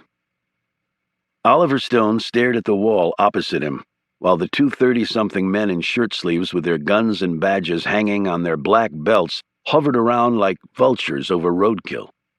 His voluntary appearance at the FBI's Washington field office had not earned him any brownie points, even with Alex Ford of the Secret Service accompanying him to the interview. Alex had told the agents in charge of Carter Gray's homicide investigation about Stone's recent heroics in foiling an espionage ring. However, the agents had brushed that off. One of them said to Alex, "I deal with murder and I got a big one hanging around my neck and a lot of pressure from upstairs to get results." He plopped down in front of Stone at the small table.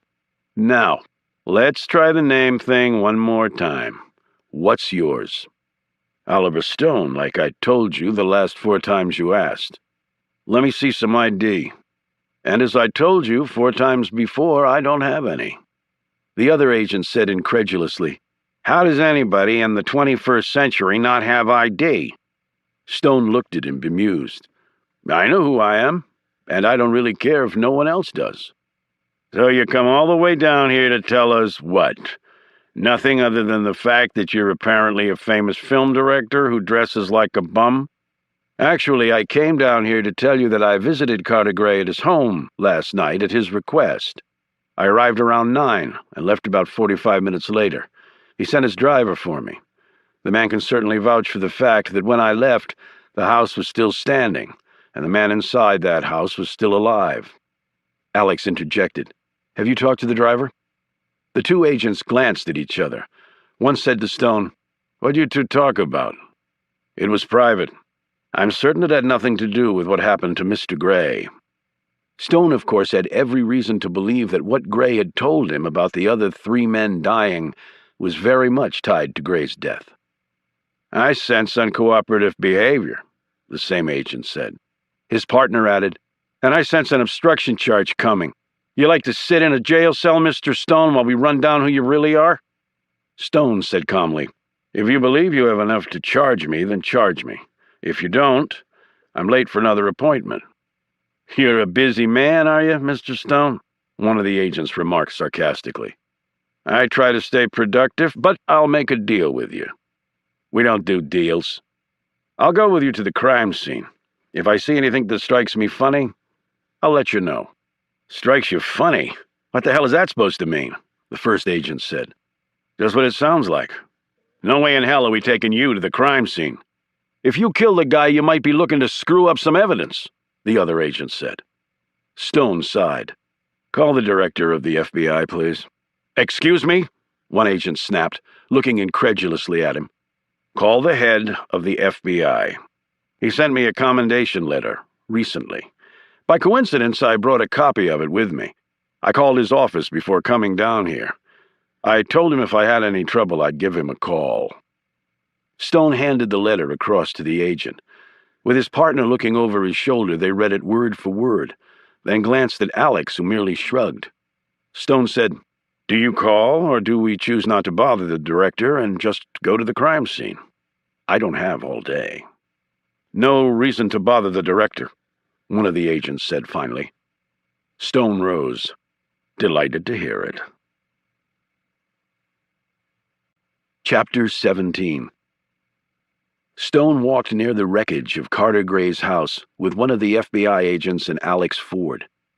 "Gas explosion?" Alex asked the agent. That's what it looks like, although I'm not sure how it was possible. The place wasn't that old, and it had all the latest safety features. Stone was staring at what was left of the house he'd been sitting in only last night. Where was his body found? Sorry, can't say. The remains of a body were found in the bedroom. Positive ID? Suffice it to say that we consider this a homicide investigation regarding the owner of the property. Did you find the driver to confirm Oliver's story? The agent shook his head. The man's gone missing. He was with the CIA. Not sure what the story was there. Of course, that means we just have your word for it that he drove you home, he added, eyeballing Stone. If I were going to blow up the man, I wouldn't have told anyone I was meeting with him, especially a United States Secret Service agent. And I certainly wouldn't have done the deed on the very night I did meet with him. The fact that the house blew up right after he met with you is the reason you're a suspect, the agent countered. And it's also the reason I'm out here, Stone said, because the faster you find the real killer, the sooner I'm off that list. Anyone else around? Alex asked. The agent nodded, his gaze still on Stone. A guard. He came out of the guest house over there and got hit by some debris and was actually on fire. He says he remembers somebody knocking him down and putting out the fire. He passed out, and the next thing he remembers is being put in the back of an ambulance. He's in the burn unit at a hospital in Annapolis. He'll be okay. Alex said, So there was somebody else out here last night. The agent was still staring at Stone, who raised his hands and said, You can check me for burns if you like. It wasn't the other guy, the driver? Alex said quickly, while giving Stone a knock-it-off look. The guard was in so much pain he could only see it was a guy, the agent admitted. But if it was the driver, why should he have run off? He would if he had something to do with the explosion, Stone noted.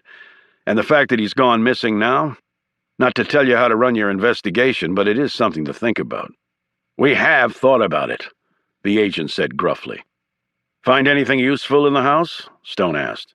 If we did, you would not be on the list of people we would inform. Stone smiled, turned away and saw it. He said slowly, Well, since I'm not in the loop, you won't mind if I just take a walk along the cliffs. Be sure to keep me in your line of sight in case I make a run for it. As he walked away, the agent said to Alex, Okay, Fed to Fed. Who the hell is that guy? Someone I would trust my life with. Someone I have trusted my life with. Care to share? No, it's national security stuff, and you'd never believe me anyway. The agent stared at the rumpled Stone. National security? The guy looks borderline homeless. Actually, he works in a cemetery, Alex said helpfully. The agent just shook his head and then followed Stone, who was over near the cliffs. What had caught Stone's eye was the gas regulator post. As he headed toward it, the same agent called out, We've checked that out already. Obvious point. And it was working fine and no forced entry. There wouldn't be any sign of forced entry if the person knew what he was doing. But the gas pressure can be manipulated from here? Presumably, but we checked the box and the pressure hadn't been changed. Stone recalled the long window of Gray's house looking out onto the cliffs. There was something gnawing at his memory. He turned back to the agent. Well, if you can change the pressure, you can change it back. Okay, anything else strike you funny? The man asked. Let's say you greatly increase the gas pressure going into the house, which blows out the safety overrides. In seconds, the place is filled with gas. But you need something to ignite that gas. Turning on a light would create enough of a spark to do it. True. We've got some bomb-sniffing dogs coming out. Unless they turn up some dynamite or C4, we might have to look at the gas angle more closely. Stone suddenly remembered what he needed to. He left the agent and rejoined Alex. Anything occur to you? Alex asked. You fill the house with gas by manipulating the pressure. A light spark will ignite the gas. But if Gray is asleep, you count on that. And you don't want him to smell the gas and escape. So you have a man standing about 200 yards from the back of the house, near the cliffs over there. He fires an incendiary bullet through the window. The bullet passes through the glass, igniting on impact and triggering the gas explosion. If they find a colored bit of metal in there, it may be from the bullet's nose. Incendiary rounds are typically colored, so people don't mix them up. Alex nodded thoughtfully. But how would he get away? The front was blocked. unless the guard who got burned passed out and didn't see the guy get by him. Stone and Alex walked back over to the agent. "Any evidence of the person leaving through the woods over there?" Stone asked the FBI man. The agent shook his head. "We've been all over it. No trace. And there would have been. And there's no easy way to get back to the main road from there." "But the person could have left directly by the main road then." "Don't think so. I forgot to mention that the guard who got burned said the guy who helped him ran back this way, not toward the road." Stone walked over to the cliffs with the agent tagging along. "Then he went out this way. Probably came in the same way." The agent looked down. "That's sheer rock, a good 30 feet. "It's not sheer. There's plenty of handholds if you know where to look." "Okay, you climb up. But what about the going down part?" "Well, since I don't see anything around here you could attach a rope to, I'm assuming he jumped." The agent gazed at the swirling water far below. "That's impossible." "Not really. Stone thought, actually, I did the same thing 30 years ago. Only it was 50 feet up, and there were people shooting at me." Stone drove back to D.C. with Alex. "Not a bad morning's work," Alex said appreciatively. "Knowing how it was done and finding out who did it are two very different things. Carter Gray had a lot of enemies." "Granted, but don't you have any guesses? I mean, he had to have some reason to want to meet with you." Stone hesitated. He didn't like keeping things back from Alex, but sometimes honest disclosure, even for good reasons, turned out to be a bad decision. "I don't believe it's connected." He could tell Alex didn't buy this statement, but he chose not to add to it.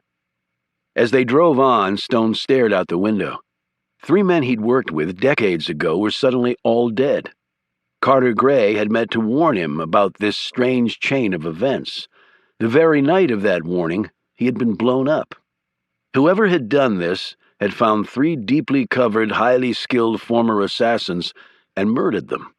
And then he had succeeded in killing Carter Gray, a man who had few peers when it came to outwitting the competition. A person smart enough to do all that could conceivably discover who Oliver Stone really was, and come and kill him, too. And maybe I would deserve it, Stone thought. Chapter 18. Annabelle stood outside the gates of the cemetery where Stone was caretaker. After her talk with Leo and her conversation with Stone, she had made up her mind. This was not Oliver Stone's fight. Friend or not, she could not allow him to get involved. If Bagger somehow killed him, Annabelle knew she could not live with that guilt. The gates were locked, but with a tension tool and lockpick, 2 minutes later they were open, and she was on the front porch of the cottage. She slipped the note she had taken nearly an hour to compose, despite its brevity, under the door. A minute later she was back in her car. 3 hours later she was riding into the sky inside a United Airlines jet. As the plane tracked the Potomac River on the climb out, Annabelle glanced out the window. Georgetown was directly below them. She thought she could see the little well-tended cemetery, his cemetery. Perhaps he was down there amid the hallowed ground, working away at his tombstones, attending to the dead and buried, atoning for past sins. "So long, Oliver Stone," she said to herself. "Goodbye, John Carr." "I love this internet crap," Bagger bellowed, as he stared at the papers one of his IT guys had just handed to him. "We are very efficient, Mr. Bagger," the young, bespectacled man began in an immodest tone. "And quite frankly—" "Get the hell out of here," Bagger roared, and the terrified man fled. Bagger sat down behind his desk and studied the papers again. He'd retained an internet search organization. He didn't know what their sources were, and he didn't really care. They had delivered. That's all that mattered. Annabelle Conroy had walked down the aisle over 15 years ago with a guy named Jonathan DeHaven. They had been married, ironically, Bagger thought, in Vegas. The downside was there were no pictures of the happy couple, only the names. It had to be the same Annabelle Conroy. How many people getting married in Sin City would have that name? But he had to be sure. So Bagger picked up his phone and called a PI firm he had used in the past. These folks worked right on the edge of the envelope and occasionally skirted past that barrier. He loved them for it, and also because they got results. He would have put them onto Annabelle before now, but he wanted a piece of information for them to start with. And now he had it. Now he had it. When people got married, they signed lots of documents, and they had to live somewhere and get things like insurance and utilities and maybe wills and cars in both names. He chuckled. Annabelle had posed as a CIA operative and running her scam on him. Well, he would show the lady what real intelligence was. He said into the phone, "Hey, Joe, it's Jerry Bagger. Got a job for you. A really, really important job. I need to find an old friend, and I need to do it fast because I want to wrap my arms around her and give the lady a nice, big squeeze." Chapter 19. When Stone arrived back home, he saw the note. Instinctively knowing what it was before he even opened it, he still took his time reading through it. When he was done, he sat back and sighed deeply. Then he got angry. He called Reuben, Milton, and Caleb. He told them there would be a meeting of the Camel Club that night at his cottage. Though Caleb whined about having to work late to finish a project, Stone insisted that he be there. "It's important, Caleb. It has to do with our friend." "Which friend?" he said suspiciously. "Susan." "Is she in trouble?" "Yes." "Then I'll be there," Caleb said without hesitation. Stone spent the next few hours working in the cemetery, shoring up old tombstones that always seemed to lose their grip on the earth after a rainstorm, no matter how many times he straightened and reinforced them. He was not merely doing busy work. He wanted to get something that had been buried for a long time, both in the ground and also in his mind. The old tombstone had a statue of an eagle perched on top. Pretending to be trying to straighten the headstone in case anyone was watching, Stone let it fall to the ground as though by accident. Revealed underneath was a small hole in the dirt. In this hole was a rectangular-shaped airtight metal box. Stone lifted the box out and placed it in the trash bag he was using to collect weeds. He left the tombstone on its side, dusted off his hands, and went inside the cottage with the bag. At his desk, he opened the box with a key taped behind the light switch panel in his tiny bathroom. He spread the box's contents out in front of him. This was his insurance policy, in case anyone ever came looking to do him harm.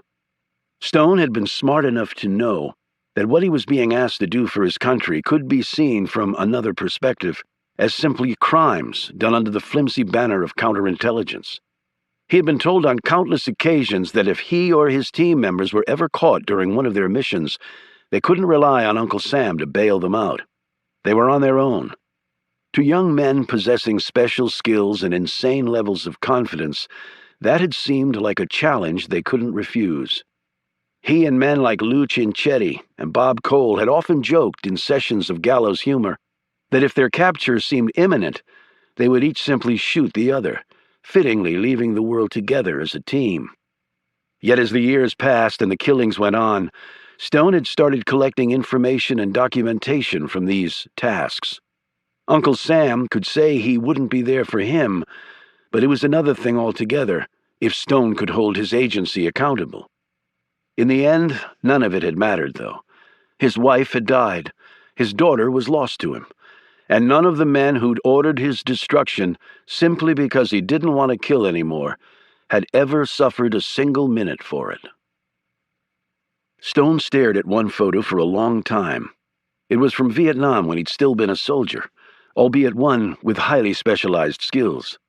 He had been given the assignment of assassinating a North Vietnamese politician, a man the enemy had been rallying around. Normally, long-range sniping was done by a team. You had lookouts and spotters, and people to check the wind and other weather conditions. However, Stone had been sent in alone, charged with a task that even for him seemed impossible. He would be dropped by chopper into a jungle crawling with Viet Cong. He was to travel 5 miles by foot over dangerous terrain and kill the man at a rally that would be attended by over 10,000 people with massive military security.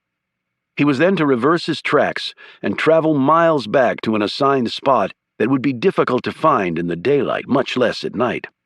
The chopper would be there precisely 4 hours after dropping him off. It would make one pass. If he wasn't back in time, Stone was target practice for the Viet Cong. Ostensibly, he'd been chosen for what amounted to a suicide mission because he was the best they had. The finest shooter and the most tireless in the field, it was generally acknowledged. Back then, Stone was a machine. He could run all day and night. He had been dropped into the South China Sea from a chopper once and swam miles through rough water to kill someone deemed hostile to the United States. From half a mile away, he'd placed a shot through the man's head while he sat at his kitchen table reading the newspaper and smoking a cigarette. Then he'd swum back out and been picked up by a sub. Yet with the assignment in Vietnam, Stone had suspected his superiors were making a statement about his increasingly reluctant attitude about the war. Some of them were no doubt praying he would fail and die. He hadn't accommodated them that night. He had killed the politician from a challenging distance, even for a top sniper using a scope that expert marksmen today would have laughed at. Stone had made it back to the clearing to find the chopper about to turn off after its single pass. He knew the pilots had seen him, but apparently couldn't be bothered to come back to get him. He put a heavy-caliber round right through the open cargo doors to show them the error of their ways. They had landed only momentarily, but enough to allow him to jump on the skids. As the chopper flew off, shots poured at them from the jungle below. Stone had run that night like never before in his life. Yet still, he hadn't been that far ahead of a battalion of angry North Vietnamese. It had been that successful assignment that had garnered the attention of the CIA and resulted in his induction into the esteemed group of government assassins known as the 666 Division. The 666 was a component that even most people in the agency didn't realize existed. They probably slept better for not knowing. Yet every civilized country had its assassins who did things to protect their national interests, and America was certainly entitled to hers. At least that was the company line. Stone turned to another piece of paper with some names on it and a photo attached. They were Stone, Bob Cole, Lou Cincetti, Roger Simpson, Judd Bingham, and Carter Gray. This was the only photo he knew of that had all 6 men in it, and it had only been possible because after a particularly difficult mission, they had all gone out and gotten drunk as soon as the plane touched back down on American soil. As Stone looked into his mostly unlined face from decades ago, a killer's confident face that had no idea of the personal hardship and loss to come, he felt a heaviness in his chest. He squinted at the picture of the tall, elegant man that Roger Simpson had been back then. Simpson had never been a field agent. Instead, like Carter Gray, he'd orchestrated the activities of Stone and the others from a relatively safe distance. He had gone on to the political arena, where he was still tall, still handsome. However, the ambitious streak he possessed that had seemed a very positive attribute when he was younger had turned him over 3 decades later into a devious plotter and a man who never forgot a slight, no matter how trivial. Not content merely to be one of 100 senators, he desperately wanted the presidency and had worked long and hard to win it.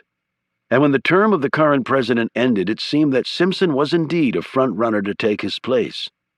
His wife, a former Miss Alabama, gave him a glamour quotient that the somewhat stiff Simpson could never have inspired himself.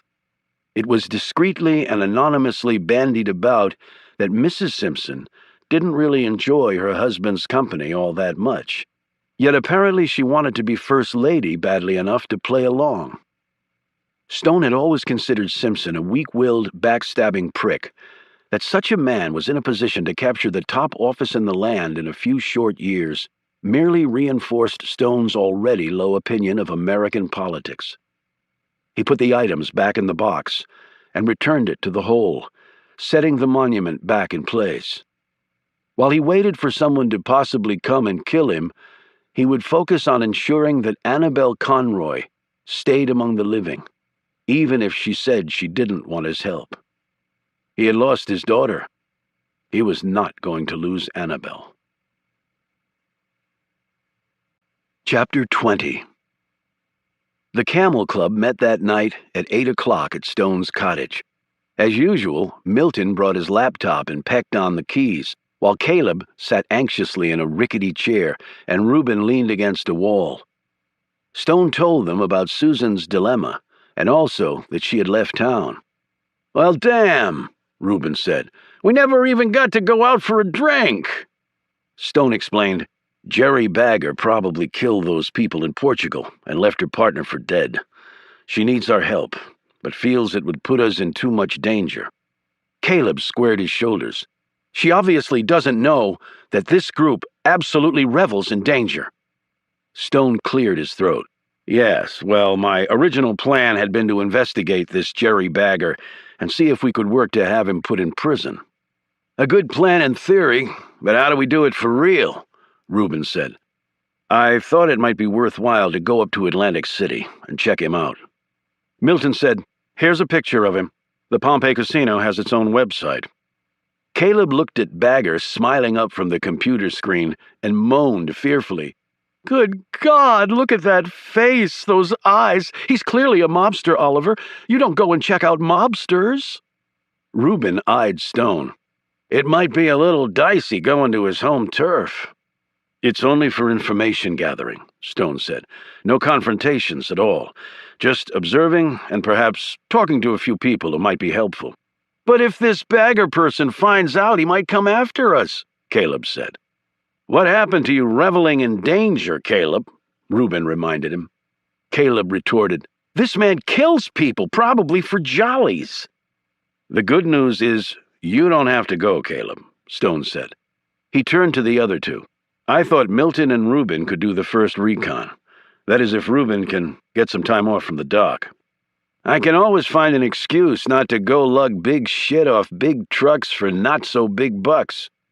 Milton said simply, "Sounds good." "Sounds good?" Caleb exclaimed. "Milton, this man is dangerous. He's a casino operator, for God's sakes," he added in a hiss. "He makes money off people's addictions. I bet he's involved in drugs, too, and prostitution," he ended with a dramatic flourish.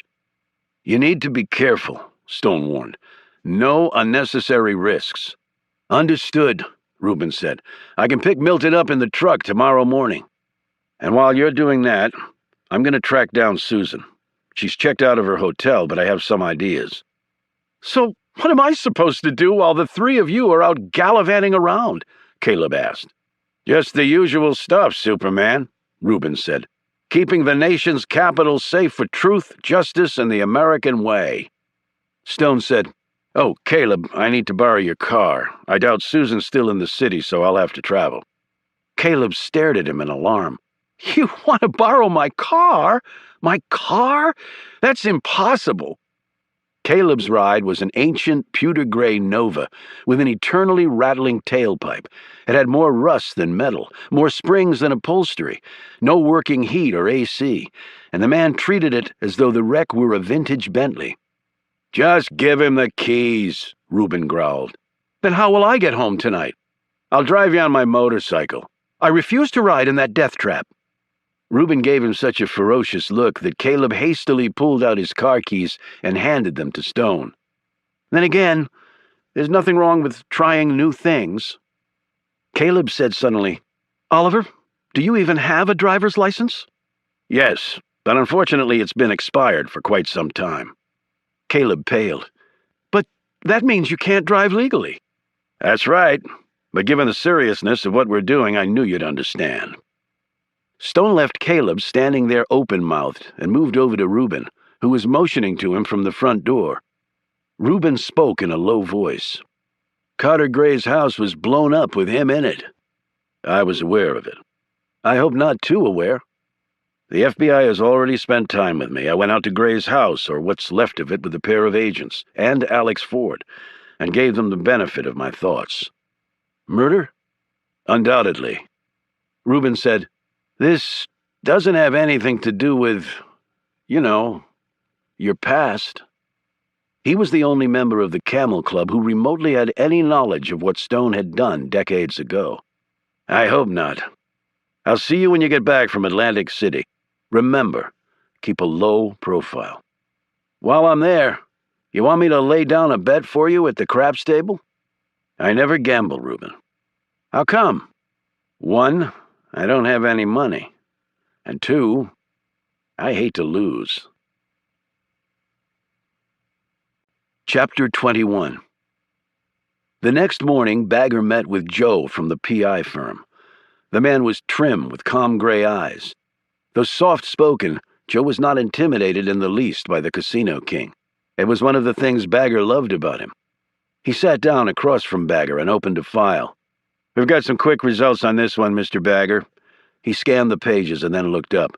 I've got a written report for you, but let me just give you the essentials. He handed a photo across. We had an associate of ours in Vegas check out the wedding chapel where Conroy and DeHaven were married. It's a typical mom and pop. The same couple run it today, in fact. After a little financial encouragement, they let us take a peek at their records, and that's where we got a copy of that photo. Apparently they take pictures of all the people they marry and put them up on the wall. I'm assuming from the look on your face, Mr. Bagger, that that's our girl. Bagger was smiling and nodding as he stared down at a photo of a much younger Annabelle Conroy and her brand-new husband, Jonathan DeHaven. That's my little friend. Good work, Joe. What else you got? Well, this has the potential to make our job easier. I'm just not sure yet. Bagger looked up from the photo. What has the potential? In answer, Joe handed Bagger a newspaper clipping. The name DeHaven rang a bell for me, but I didn't know why at the time. Then I did some digging and bingo. He was murdered, Bagger exclaimed, reading the headline. Very recently. Found in some vault at the Library of Congress in D.C. It was all tied to some spy ring going down in Washington. Are we sure it's the same DeHaven? Joe handed Bagger another photo of DeHaven from a newspaper article detailing his death. You can see it's the same guy, only older. So Annabelle's hubby was a spy and got whacked? Her ex-husband. We also found out that the marriage was annulled a year later. Annulled? Doesn't that mean they didn't have sex or something? For a whole freaking year? Bagger stared down at Annabelle's wedding picture. The lady was a stunner. Bagger, of course, hated the woman for ripping him off, but how in God's name did her husband keep from jumping her the minute the I-do's were said? Was this DeHaven guy secretly gay or something? I don't know the details of why the annulment took place, but it did, and was made a matter of record in Washington, D.C., where the couple presumably came back to live. And DeHaven wasn't part of the spy ring. Details are still coming out, and some of it's being buried because of national security interests, but it looks like he was an innocent guy who got killed because he stumbled onto something he shouldn't have. A pensive Bagger sat back. Annabelle had conned him into thinking she was with CIA, and that the money he had given her was a way for the government to launder cash overseas. But what if she really was with CIA? What if it had been the government that had screwed him? You couldn't sue the government. You couldn't kill Uncle Sam. He stared across at Joe. Good work, Joe. Keep digging and see what you come up with. Joe rose. Already on it, Mr. Bagger. After Joe left, Bagger stared down at the picture of the youthful Annabelle. She looked happy, although her new hubby looked like a librarian. Bagger rose and looked out the window onto his empire that occupied nearly an entire block on the boardwalk. Making up his mind, he picked up his phone and called his chief of security. Warm up the jet, we're heading out. Where to, Mr. Bagger? My favorite city, Washington, D.C.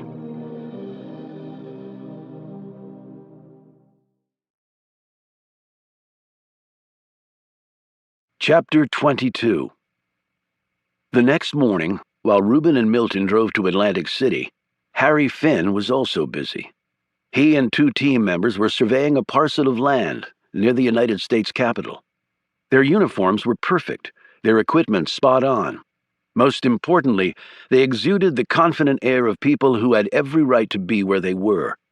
When 2 Capitol police officers approached them, Finn calmly pulled a piece of paper from his pocket and showed the pair his official-looking orders. I just go where they send me, guys, he said apologetically. We won't be here much longer. It's the damn visitor center project. You mean that taxpayer hell pit? One of the cops growled. The project had become D.C.'s version of the Big Dig fiasco in Boston. Finn nodded. You know, in this town, everybody thinks somebody else has jurisdiction. So we have to do the same thing 10 times because somebody's panties got in a wad. Tell me about it, the other cop said. Just make it quick. Roger that, Finn said, turning back to his work. The surveyor's apparatus they were using was actually a video camera, currently filming 2 entrances to the Capitol building and detailing the rotation of security guards and other essential elements for a successful penetration later. Ever since a man had broken through the Capitol's security perimeter with comparative ease, several high-ranking Poles had been livid. They had secretly retained Finn's company to test whether the enhanced security measures put in place were the real fix or not. From what Finn had seen so far, they clearly weren't. Back at the office, Finn spent the next 2 hours phone freaking. This was a complex exercise involving phoning one person after another and building on the intelligence with each call to elicit more specific information from each new person called. Finn had used this technique to learn the central location in the United States of the vaccine for a nasty bioterrorism bug by pretending to be a marketing student doing a term paper on commercial distribution techniques. He talked to 8 different people, finishing with the vice president of the company that manufactured the vaccine, who unknowingly confirmed the location while answering what he obviously thought was a totally unrelated series of questions. Today, Finn was gathering info on 2 upcoming projects, the hit on the Capitol and a far more involved crashing of the Pentagon. While it had been unfortunately proved beyond doubt that one could fly a large plane into the headquarters of the U.S. military and damage it, there were far subtler ways of breaching the facility's security and perhaps doing more harm than the doomed jumbo jet had. Among other possible scenarios, one could booby-trap the military's command and control system, or sabotage its air filtration system, killing or sickening tens of thousands of key government personnel, or even blow up the building from the inside out. As Finn went about his work, he kept an eye on the internet for news of Carter Gray's death. As expected, the authorities were keeping a tight lid on all of it. There had been no leaks, and most stories were confined to telling and retelling the glorious career and public service of the dead man, Carter Robert Gray. Finally, Finn couldn't take it anymore. He went for a walk. And then he decided, on impulse, to visit his mother. He would catch a flight that very night after the kids were in bed. He could see her the next day and be back home that same night. After the Navy gig, he had some downtime coming anyway. His was not a 9-to-5 occupation, and with several jobs percolating in the prep stage before the field operations would begin, now was actually a good time to go. He both loved and hated to see his mother. The routine never varied. It couldn't, actually. Yet since it had all begun with her, Finn had to return to that touchstone from time to time. It wasn't like he was reporting in, but in a way, that's exactly what he was doing. He booked the flight online and called Mandy and told her. He left work early, drove his 2 youngest to swimming and baseball practice, respectively, and then picked them up later. After they were asleep, he left for the airport, for the short ride to one of the longest days of his life. Chapter 23. Stone punched in Annabelle's phone number. 4 rings went by, and he assumed she wasn't going to answer when her voice said, "Hello?" "Where are you?" he said. "Oliver, I left a note." "The note is bullshit. Where are you?" "I don't want you involved in this, so just forget me." "I've sent Milton and Rubin up to Atlantic City to do a recon on Bagger." "You did what?" she screamed into the phone. "Are you insane?" Now there's the Annabelle I've come to know and admire. "That's suicide, sending them to Bagger's turf." "They know how to take care of themselves." "Oliver, I left town so you wouldn't get involved." "Then come back, because we are involved." "I can't come back. I won't come back." "Then just answer one question for me." "What?" she said wearily. "What did Jerry Bagger do to you to make you rip him off for millions?" "I ripped him off because that's what I do. I'm a con." "If you keep lying to me, I'm going to get really upset." "Why do you care?" "You helped us. Now it's our turn to help you." "I helped myself. You guys were just in the way." "So be it. But you still need us. And we're wasting time. If Bagger's as good as you say he is, you may not have much time left. Thanks for your vote of confidence. I'm just being practical. Where are you? Forget it. Then let me guess. But if I guess correctly, you have to tell me where you are, deal? Whatever makes you happy. I said deal? Fine, deal. Okay. You've taken my advice and you're trying to pin something on Bagger. And what you're trying to pin on him is the reason you ripped him off. And that's where you are right now. At a place where he did something so bad to you or yours that you had to come back at him. And do it damn hard. Am I right? Annabelle was dead silent. He said, Now since I won the bet, you have to tell me where you are. You didn't give me a specific location. I didn't say I'd give you a specific location. In fact, what I told you was far more than just naming a town. But if you want to welch on a bet, I never go back on a bet. Then tell me. There was a very long pause. I'm in Maine. Where in Maine? A little south of Kennebunk, on the coast. Is that where it happened? Stone waited through another long pause. Yes. And what was it that did happen? It's my business, she snapped. I think I proved that you can trust me. I'm not sure anyone can prove that to me. Okay, have it your way. I'll head up to Atlantic City and have a go at old Jerry myself. Oliver, you can't do that. He will kill you. Don't you understand that? Then my blood will be on your hands, he said in a joking tone. Don't screw with me. I don't need this shit right now. Exactly, Stone said in a tight voice. You don't need stupid wisecracks from me. You need a plan to get you out of Bagger's gun sights. And then you need to execute on that plan. And you think you can do that? I used to do it for a living. And I'm sure Jerry Bagger is one bad SOB, but my old playground wasn't exactly Disneyland. There was silence on the phone. Stone thought she had hung up. Annabelle? He killed my mother. There, now you know. What'd your mother do to Bagger? Nothing. It was my father, Paddy. He ripped Jerry off for $10,000 and it cost my mother her life. Did he kill your father, too? No, somehow my old man slipped away and forgot to tell my mother that homicidal Bagger was coming to town. Stone let out a long breath. That's a lot of baggage to have to carry around. I'm sorry, Annabelle. I don't need sympathy, Oliver. I just need a way to take this animal down once and for all, because to tell the truth, stealing $40 million from him didn't even come close to squaring things with that bastard. Tell me exactly where you are. I can be there tonight. How are you going to get here? Fly? I don't have the money to fly. I can get you the plane ticket. Unfortunately, I don't have any ID, and without that, I can't get on an aircraft. I wish you'd told me. I could get you stuff so good the FBI couldn't spot it as fake, much less TSA grunts. I may take you up on that one day. For now, I'm driving. She told him where she was. You sure about this? You can still walk, no questions asked. I'm used to going it alone. I'll see you in Maine, Annabelle. Chapter 24. Milton was standing behind some players at a blackjack table watching the action, his gaze roving like a laser beam over the cards coming out of the chute. Reuben appeared beside him. How's it going? Milton smiled.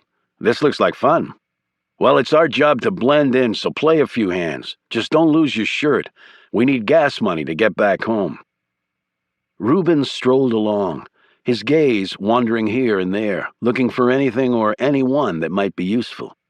After being in combat in Vietnam, he had toiled for years with the Defense Intelligence Agency, or DIA, the military equivalent of CIA. Though he'd been out of the game for a long time now, it wasn't hard to remember how to do it well, and for Reuben, that meant heading to a bar for a drink. He parked his butt on a stool and ordered a gin and tonic, checked his watch, and ran his gaze over the bartender, an attractive middle-aged woman, but with the pasty, beaten-down look of someone who'd spent too many years on the casino clock and under casino lights. So what action looks good these days? He asked her, as he munched on peanuts and idly sipped his cocktail. She wiped the bar with a rag and said, Depends on what you're looking for. Something besides slots and dice and other things that cost money. Then you came to the wrong place. He laughed. Story of my life. I'm Roy. He put out a hand. She shook it. Angie, where you from? Someplace a little south of here. You a native? I started life in Minnesota, if you can believe that. Been here long enough, I guess I qualify for native status. Once the casinos moved in, how many people can say they're from Atlantic City? I mean, it's a place you go to, not come from. At least not anymore. Reuben raised his glass. I toast your eloquence. He stared around at the expensively decorated interior. Must be some big-ass corporation that owns this place. It makes the Bellagio and Mandalay Bay look cheap. Angie shook her head. No corporation. One man. Get out of here, Angie. I thought all casinos were run by fat cat companies. Not this one. It's owned by Jerry Bagger. Bagger? Name sounds familiar. He's pretty memorable. You meet him once, you don't forget it. From the way you say it, I take it he's not your basic loving humanitarian. You don't build a place like this being a human anything. She suddenly eyed Reuben with suspicion. This isn't some trick, is it? You don't work for Mr. Bagger, do you? I'm not saying anything against him. He's a good boss. Angie, relax. I am what I look like, a poor sucker from out of town who blew his wad early at craps and decided to spend his last evening here having some real fun before hitting the road with my tail tucked between my legs. He looked behind him. But thanks for the info. I don't want to run into this guy and say something I shouldn't. He sounds pretty tough. Not to worry. He's out of town. Saw him leave with his boys yesterday. Oh, he travels a lot? Not really, even though he has his own jet. Then he's probably going to Vegas to check out the competition. He was run out of Vegas a long time ago. I actually know where he went, because my best girlfriend is dating Mr. Bagger's pilot. So where's the big honcho off to, then? Reuben said in a bored tone as he swallowed a handful of nuts. Washington, D.C.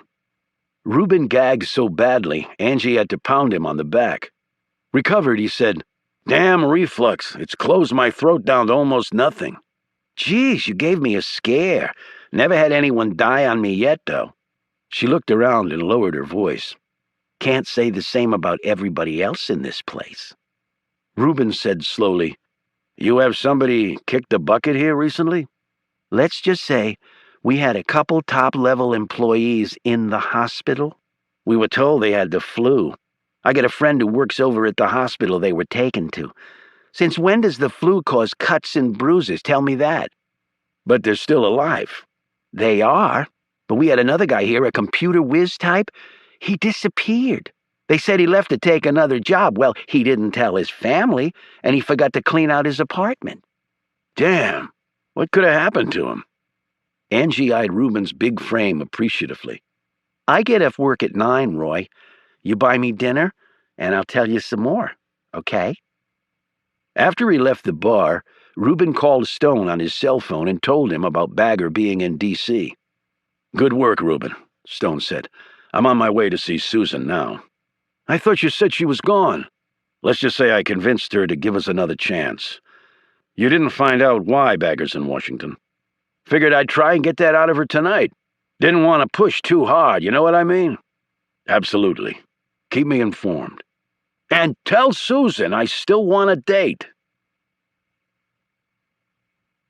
Chapter 25. Reuben walked around the casino trying to memorize as many key details as he could.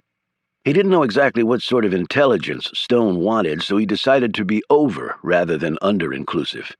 In any event, it beat the hell out of working on the loading dock. He finally decided to hook back up with Milton at the blackjack table. When he got there, his jaw dropped. Milton had huge columns of chips stacked neatly in front of him. Reuben said, Milton, what the hell happened? What happened, the better next to Milton said, is that your buddy's up about $4,000. Reuben stared at the man, and then at the beefy pit boss glaring at Milton and his winnings. Holy hell, bad man, Reuben exclaimed. $4,000! The pit boss leaned down into Milton's face. You're cheating. No, I'm not, Milton said indignantly. You're counting cards, you little slimeball. Is that how you get your kicks? What, the lady's a problem for you? You have to come here and cheat, and then you go home and jack off, is that it? Milton flushed red. This is the first time I've ever been in a casino. The pit boss roared. Do you really think I'm buying that bullshit? Reuben said politely, Look, I'm sure it's nothing, really. Milton cut in. And so what if I am counting cards? Is that illegal in New Jersey? I don't think so, because I looked it up. And you can employ countermeasures against me, but only if I'm a skilled player, which I'm not. And by law, the countermeasures you can use are limited. Now in Vegas, you can claim I'm trespassing. Read me the Trespass Act and ban me from the casinos for a year. But this isn't Vegas now, is it? You know all this stuff and you say this is the first time you've been in a casino? The pit boss scoffed. I looked all that up last night online. Gee, what a concept. So back off and let me play my cards. The thick-necked boss looked like he was going to come over the table at Milton, but Reuben stepped between them. I think my friend will cash out now. But Reuben, Milton protested, I'm on a roll. He'll cash out now, Reuben said very firmly. Later, Milton said to Reuben, Why wouldn't you let me keep playing? How about that whole living thing, Milton? You still interested in that? Oh, come on. This is the 21st century. They don't do that stuff anymore. You think so? Forget the laws. A casino can pretty much kick you out for any reason they want.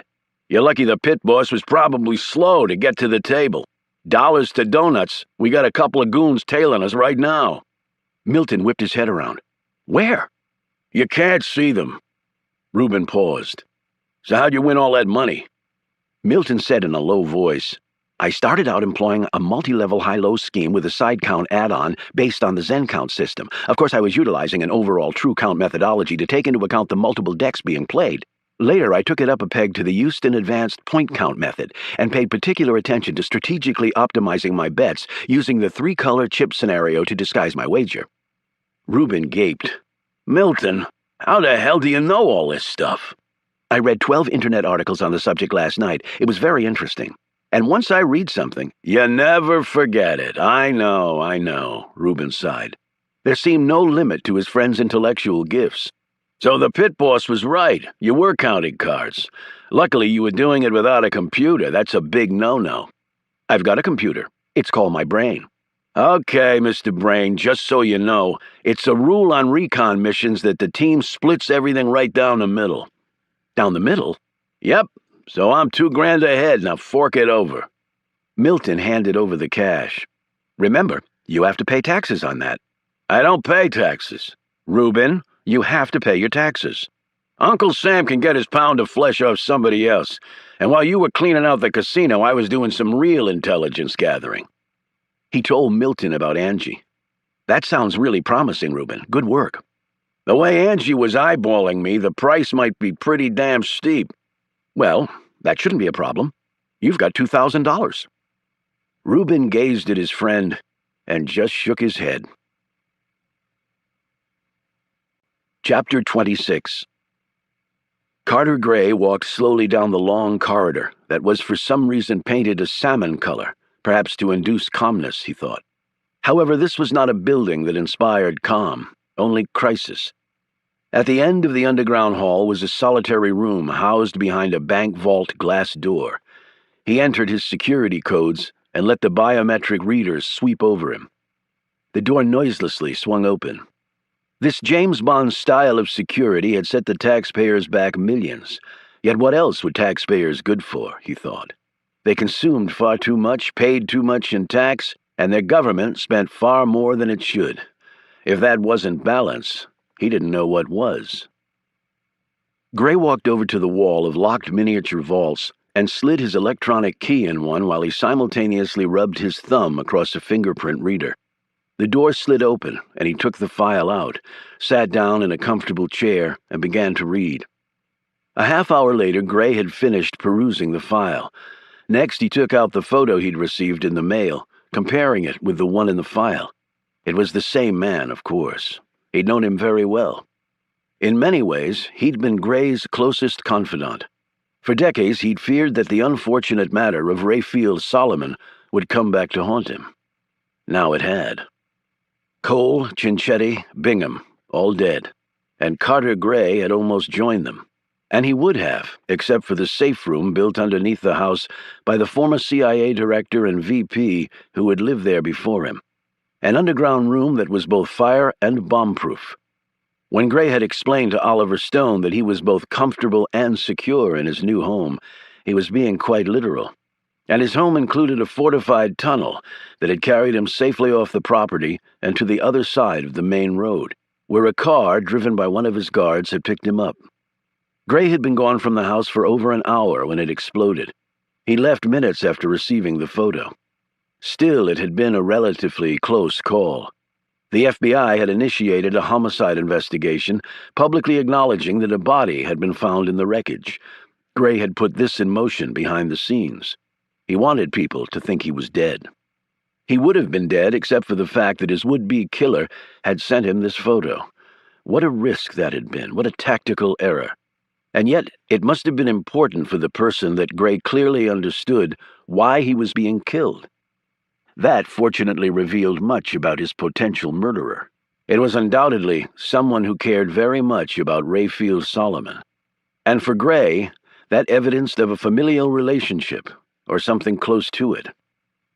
The other targets were now obvious. Gray mused as he sat in his comfortable chair, 100 feet underneath the headquarters of the CIA in Langley, Virginia, a juggernaut he had once commanded. Only the current and former directors of the CIA were allowed in this room. Here there were files that contained secrets the American public would never know. Indeed, there were stories here of which American presidents were ignorant. When one said files, of course, one meant more than mere paper. It included flesh and blood. Certainly that had been the case with Ray Solomon. Gray hadn't known about the order to kill Solomon. If he had, he would have prevented it from being executed. He had regretted his friend's death all these years. Yet in this case, regret was a very cheap emotion to have. You felt bad, but the other person was dead. Gray put the files back and locked the vault. There were many important folks who would not want the matter of Ray Solomon ever to resurface. They would use all their resources to hunt down whoever tried to kill Gray before the person struck again. And now Gray was fully on their side. His friend had been dead for decades. No good could come from rekindling those fires. And he had played fair by warning John Carr. The man would get no more help from him. And if he died, he died. Chapter 27. As Jerry Bagger was being driven through Washington, he passed by the Justice Department building. On noticing this, he immediately gave the finger to the entire federal agency. Talk about a great place for a nuclear strike. And maybe they could take out the FBI at the same time. I mean, lawyers and cops. Who needs them? Not me. He looked at one of his men. Mike, you need him? No, sir, Mr. Bagger. Good thinking. Bagger had received a more detailed report from his PI after arriving in D.C. That's why he was now climbing out of the car and walking into a library. It wasn't any library. It was, for many erudite folks, the Library of Congress. His men made some inquiries, and 2 minutes later, Bagger and his entourage walked into the rare book reading room where the late Jonathan DeHaven, who was also Annabelle's ex-husband, had once been director. It was also where Caleb Shaw currently worked. The man himself came out of the vaults as Bagger walked in. To his credit, Caleb did not start vomiting on recognizing Bagger from the picture Milton had shown him, although his gurgling stomach made that a clear possibility. Instead, he simply stood there as a smile spread across his face. He had no idea why he was smiling. With a sudden pang of horror, he thought it might actually be a first step in his becoming hysterical. He had to do something, and fast. "Can I help you?" he said, walking over to the group of big young men in dark suits surrounding the very fit 66-year-old, broad-shouldered, white-haired, and deeply tanned Bagger, with his broken nose and hideous scar running down his cheek. He looked like a pirate, Caleb thought. "I hope so," Bagger began politely. "This is the rare book thing here?" He looked around. "The rare book reading room, yes." "So how rare are the books in this place?" "Very. And it's not just books. We have Codex manuscripts, incunabula, broadsheets, a Gutenberg Bible, a copy of the Declaration of Independence, Jefferson's personal library, and many other fine works. Some of them the only one of their kind in the world. Literally, one of one." "Yeah," Bagger said, clearly not impressed. "Well, I got something even rarer than that." "Really? What is it?" Caleb inquired.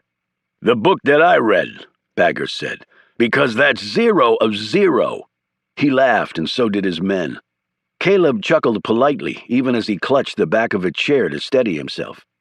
Bagger put an arm around Caleb's shoulders. "You look like a guy who can help me.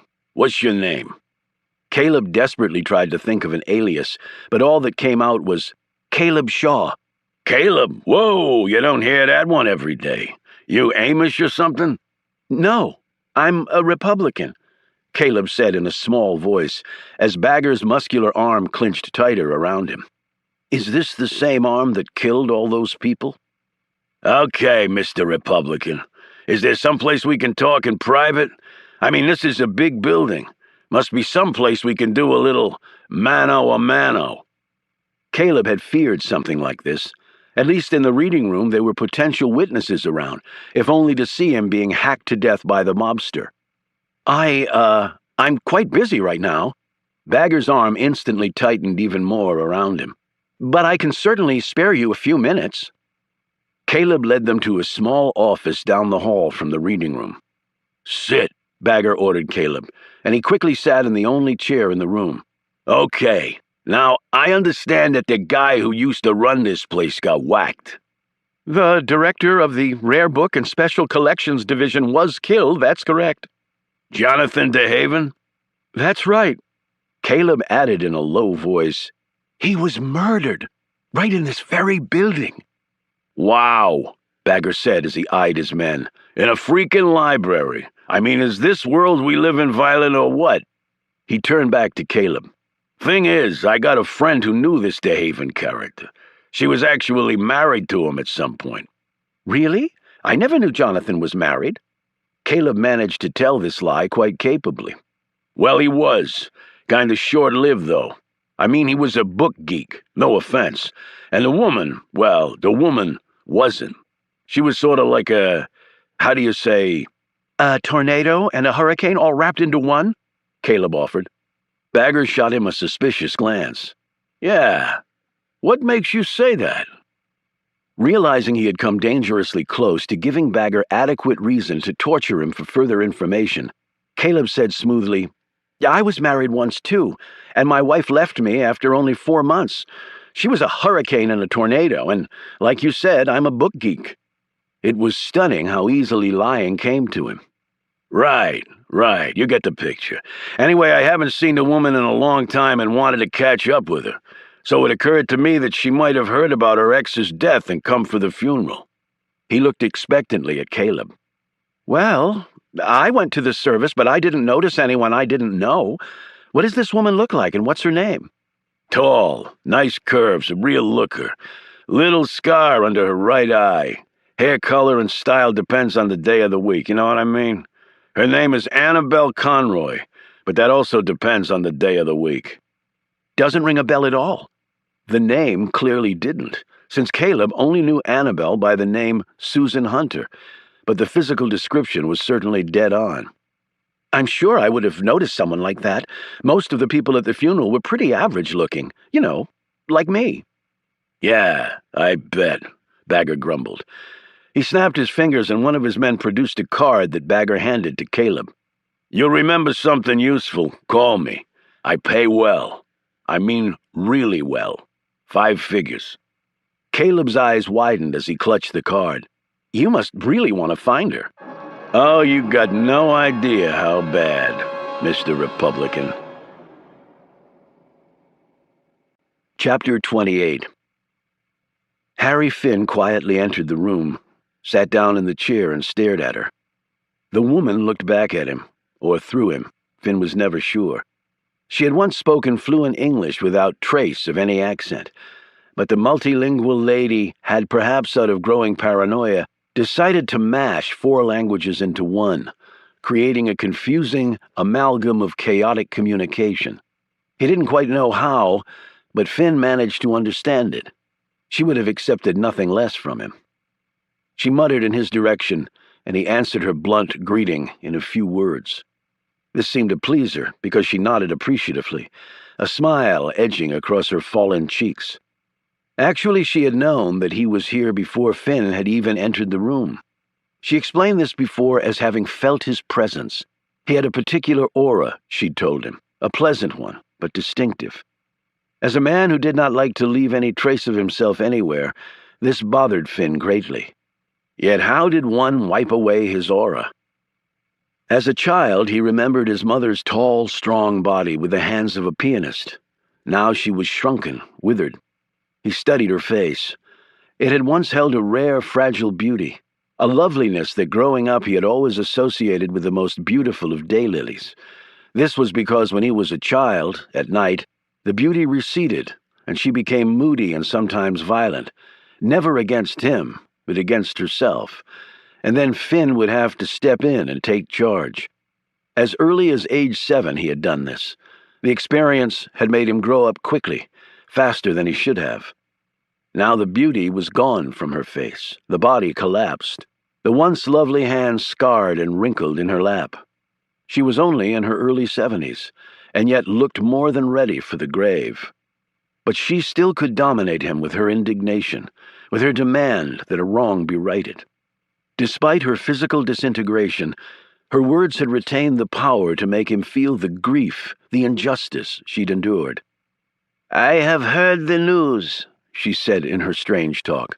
"It is done, and it is good. You are good." He stood and looked out the window at the grounds of this place that he thought they still called a sanatorium. Stacked neatly on the windowsill were the 4 newspapers that she read every day, cover to cover, word for word. When the papers were done, she listened to the radio or watched the TV until she fell asleep late at night. The morning would bring more news that she would devour. There was nothing in the world that she seemed to miss. "And now you move on to the next," she said, in a higher voice as though she feared her words might not reach him from across the room. He nodded and said, "Yes." "You are a good son." Harry resumed his seat. "How's your health?" "What health?" she said, smiling and swaying her head. She had always done that, he remembered. Always, as though she heard a song no one else did. He had loved that about her as a child, that mysterious quality all children sought out in their parents. Now, he didn't like it as much. "I have no health. You know what they did to me. You cannot believe this is natural. I am not that old. I sit here and I rot a little more each day." They had poisoned her years ago, she had told him. They had gotten to her somehow. She wasn't quite sure how. The poison was meant to kill, but she had survived it. Yet it was eating away at her from the inside out, laying claim to organs one by one until there would be none left. She probably believed that one day she would simply vanish from the earth. "You can leave. You're not like the others here." "And where would I go? Tell me that. Where would I go? I am safe here. So here I will stay until they take me away in the bag and burn me. Those are my wishes." Finn held up his hands in mock surrender. They had this same discussion during each of his visits with the same result. She was rotting and afraid, and here she would die. He could have articulated both parts of this conversation. So well did he know them. "And how is your wife and those beautiful children?" "They're fine. I'm sure they miss seeing you." "There's not much left to see. Your little one, Susie, she still has the bear I gave her?" "It's her favorite. She's never without it." "You tell her never to let it go. It represents my love for her. She must never let it go. I have not been a proper grandmother to them, I know this. But it would kill me if she ever let go of the bear. Kill me." "I know, and she knows. Like I said, she loves it." She rose on shaky legs, went to a drawer, and pulled out a photo. In twisted fingers, she clutched the item before handing it across to him. "Take it," she said. "You've earned it." He slipped the photograph out of her hands and held it up.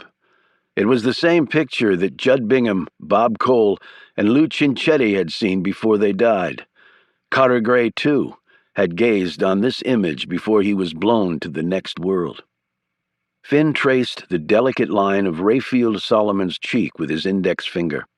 In a flash, the past came racing back to him. The separation, The news of his father's death, the erasing of the past and meticulous creation of a new one, and over the years, the devastating revelations of a wife and mother telling her son what had happened. "And now, Roger Simpson," she said. "Yes, the last one," Finn replied, a hint of relief in his voice. It had taken him years to track down Bingham, Cincetti, and Cole, yet he had finally located all of them, and that's when the killing had started a few months ago. He had known the whereabouts of Gray and Senator Roger Simpson since they were public figures, but they were also harder targets. He had gone for the points of least resistance first. It made it more likely that Gray and Simpson would be forewarned, but he had built that into his equation. And when Gray had left the government, he had also left most of his protection behind. And even forewarned, Finn had managed to kill him. Simpson was next in line. Senators had protection too, but Finn was confident he would eventually get to the man. When Finn looked on the life he had now as part of a family of 5 in a quiet, ordinary Virginia suburb, complete with a lovable dog, music lessons, soccer matches, baseball games, and swim meets, and compared it to the life he had as a child, the juxtaposition was close to apocalyptic in its effect on him. That's why he rarely thought of these things together. That's why he was Harry Finn, king of compartmentalization. He could build walls in his mind nothing could pierce. Then his mother said, "Let me tell you a story, Harry." He sat back in his chair and listened, though he had heard it all before. In fact, could have told it as well as she could now. And yet he listened as she spoke in her fractured, discordant collage of words that still managed to radiate a visceral power. Her memories carved out an eloquent factual case that only truth could arouse. It was both wonderful and terrifying. Her ability to conjure a world from decades ago with such force that it appeared to be occupying the room they were in with the agonized heartbreak surrounding a flaming pyre. And when she was finished and her energy spent, he would kiss her goodbye and continue his journey, a journey he carried on for her, and maybe for him too. Chapter 29. "Calm down, Caleb," Stone said, "and tell me exactly what happened." Stone had pulled off the road on the way to Maine when he'd received Caleb's frantic call. He listened for 10 minutes to his friend's breathless recounting of his face-to-face with Jerry Bagger. "Caleb, are you sure he didn't know you were lying? Really sure?" "I was good, Oliver. You would have been proud of me. He gave me his card. Said to call if I had any other information. He offered to pay 5 figures. Caleb paused. "And I found out her real name is Annabelle Conroy." "Don't tell that to anyone." "What do you want me to do now?" "Nothing. Do not contact Bagger. I'll give you a call later." Stone clicked off and then phoned Rubin in Atlantic City, relaying what Caleb had told him. "Well, your information was correct, Rubin. Bagger is in D.C. Hopefully this Angie gal will be even more informative tonight. By the way, where are you, Oliver?" "I'm on my way to Maine." "Maine? Is that where she is?" "Yes." "Why Maine?" "Let's just say our friend has some unfinished business up there." "Having to do with this Bagger dude?" "Yes." Stone put his phone down and continued driving. Caleb's car, though old and rotting, had performed well enough, though on no occasion had he been able to coax it past 60. Hours later, the night well established, Stone crossed from New Hampshire into Maine. Checking his map, he exited off the interstate and headed east toward the Atlantic Ocean. 20 minutes later, he slowed and drove through the downtown area of the place Annabelle was staying. It was quaint and filled with shops offering everything from touristy items to nautical gear, as many coastal New England towns did. This was the off-season, though, and most of the visitors were long gone, having no desire to expose themselves to the coming Maine winter. Stone found the B&B where Annabelle was staying, parked in the small lot, grabbed his duffel bag, and went in. She was waiting in the parlor for him, standing in front of the fire that flickered pleasantly behind her. The floors and doors here creaked. The smell was of a recently served dinner mixed with the aroma of centuries-old wood, and the heavy bite of the ocean's salt air. "I got the owner to save us some supper," Annabelle said. They ate in the small dining room, and a hungry Stone wolfed down the chowder, thick buttered bread, and crispy cod, while Annabelle merely picked at hers. Finished, he said, "Where can we talk?" "I got you a room next to mine." I'm a bit short of funds right now." "Oliver, don't even go there. Come on." She got a carafe of coffee and 2 cups from the kitchen and led him upstairs, first to his room to drop off his small bag, and then to hers, which had a small sitting room off the bedroom. There was also a fire crackling in the fireplace. They sat and drank the hot coffee. Annabelle reached in her bag, pulled out an ID and a wad of cash, and tossed them to Stone. The ID had his picture on it and other pertinent information making him a citizen of the District of Columbia. "It'll pass muster at the airport, but don't get stopped by the cops on the highway." "Thank you. But what's the money for?" "Again, don't go there." Annabelle just stared into the flames while Stone studied her, debating whether to tell her or not. "Annabelle, put your cup down." "What?" "I have something to tell you, and I don't want you to spill hot coffee." A rare look of fear crossed her features as she slowly put down the cup. "Reuben? Milton? Damn it, I told you not to send them to Atlantic City." "They're fine. This has to do with Caleb, and he's fine too. But he had an unexpected visitor today at the library." Annabelle seemed to stare right through him as she said, "Jerry?" Stone nodded. "Caleb apparently played his part well. Bagger offered a lot of money for information on you." "How did he know to come to the library?" "He found out you were married to DeHaven. It was a public record, and these days that information is easily available on the internet if you know where to look." Annabelle slumped back against the small sofa. "I should have just followed my damn exit plan. God, I'm so stupid." "No, you're human. You came to pay your respects to a man you were married to and cared for. It's normal." "Not when you've ripped off a homicidal nutcase like Jerry Bagger for $40 million, it's not. Then it's just stupid," she added bitterly. "Okay, but you didn't go to your island. Your partner screwed up, and Bagger is on your tail, and he's narrowed the gap decisively. Those are the facts we have to deal with. You can't run now, because no matter how well you run, you will leave some sort of trail, and he's too close to miss it. If you go to your island, all that guarantees is that when Bagger shows up at your door, you'll be all alone when he kills you." "Thanks, Oliver. That really makes me feel better." "It should, because here you have people willing to risk their lives to help you." Her expression softened. "I know that. I didn't mean what it sounded like." Stone looked toward the window.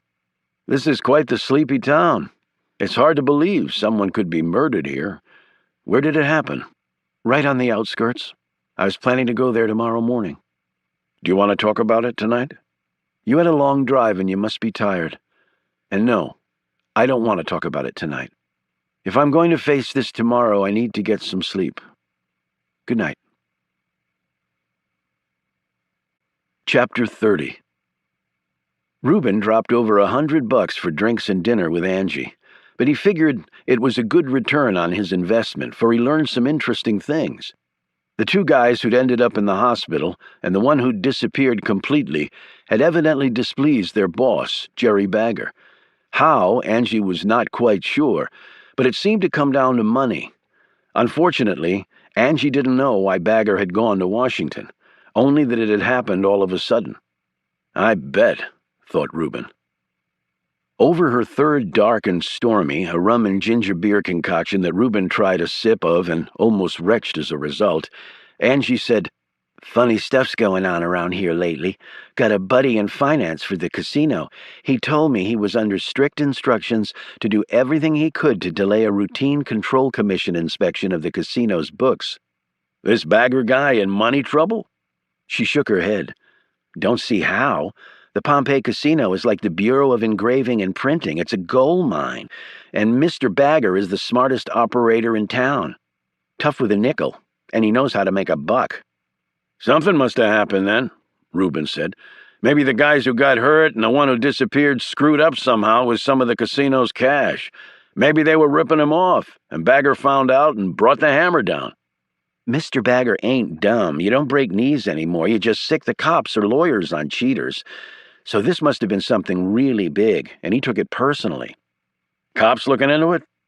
She looked incredulous. Mr. Bagger knows what palm stick grease, and do you know how much tax revenue the Pompeii generates for New Jersey?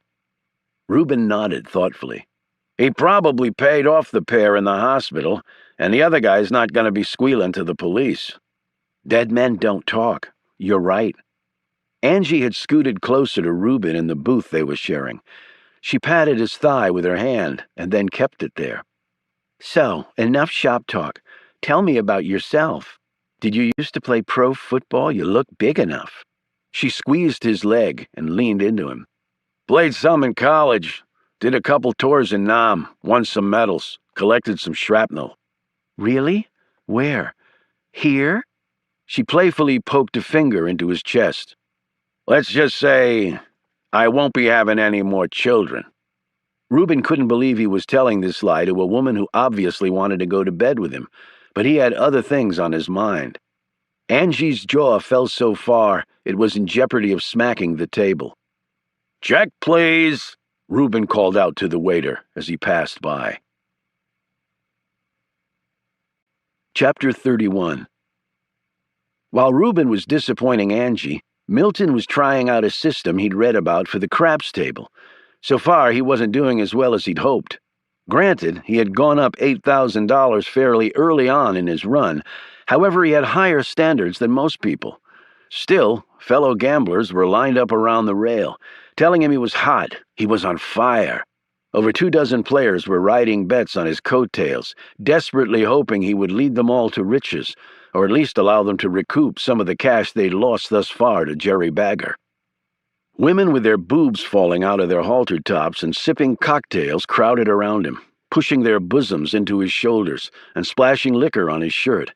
They also pestered him with silly questions as to his technique. Milton didn't know they were casino ringers whose job it was to break the concentration and hopefully the streak of any hot roller. Yet it didn't matter. It would take far more than multiple pairs of inflatable breasts and inane queries to interfere with Milton Farb's focus. The two croupiers and the stick man running the table scrutinized the action, accounting for bets and keeping an eye on all that was going on, including those hovering around the rails and players looking to get in on the action. At this point, there was little room at the rail, but if someone caught the eye of one of the croupiers and flashed enough chips, he might get in. And this was a table everyone wanted to join. The stone-faced pit boss hovered in the back, taking this all in too.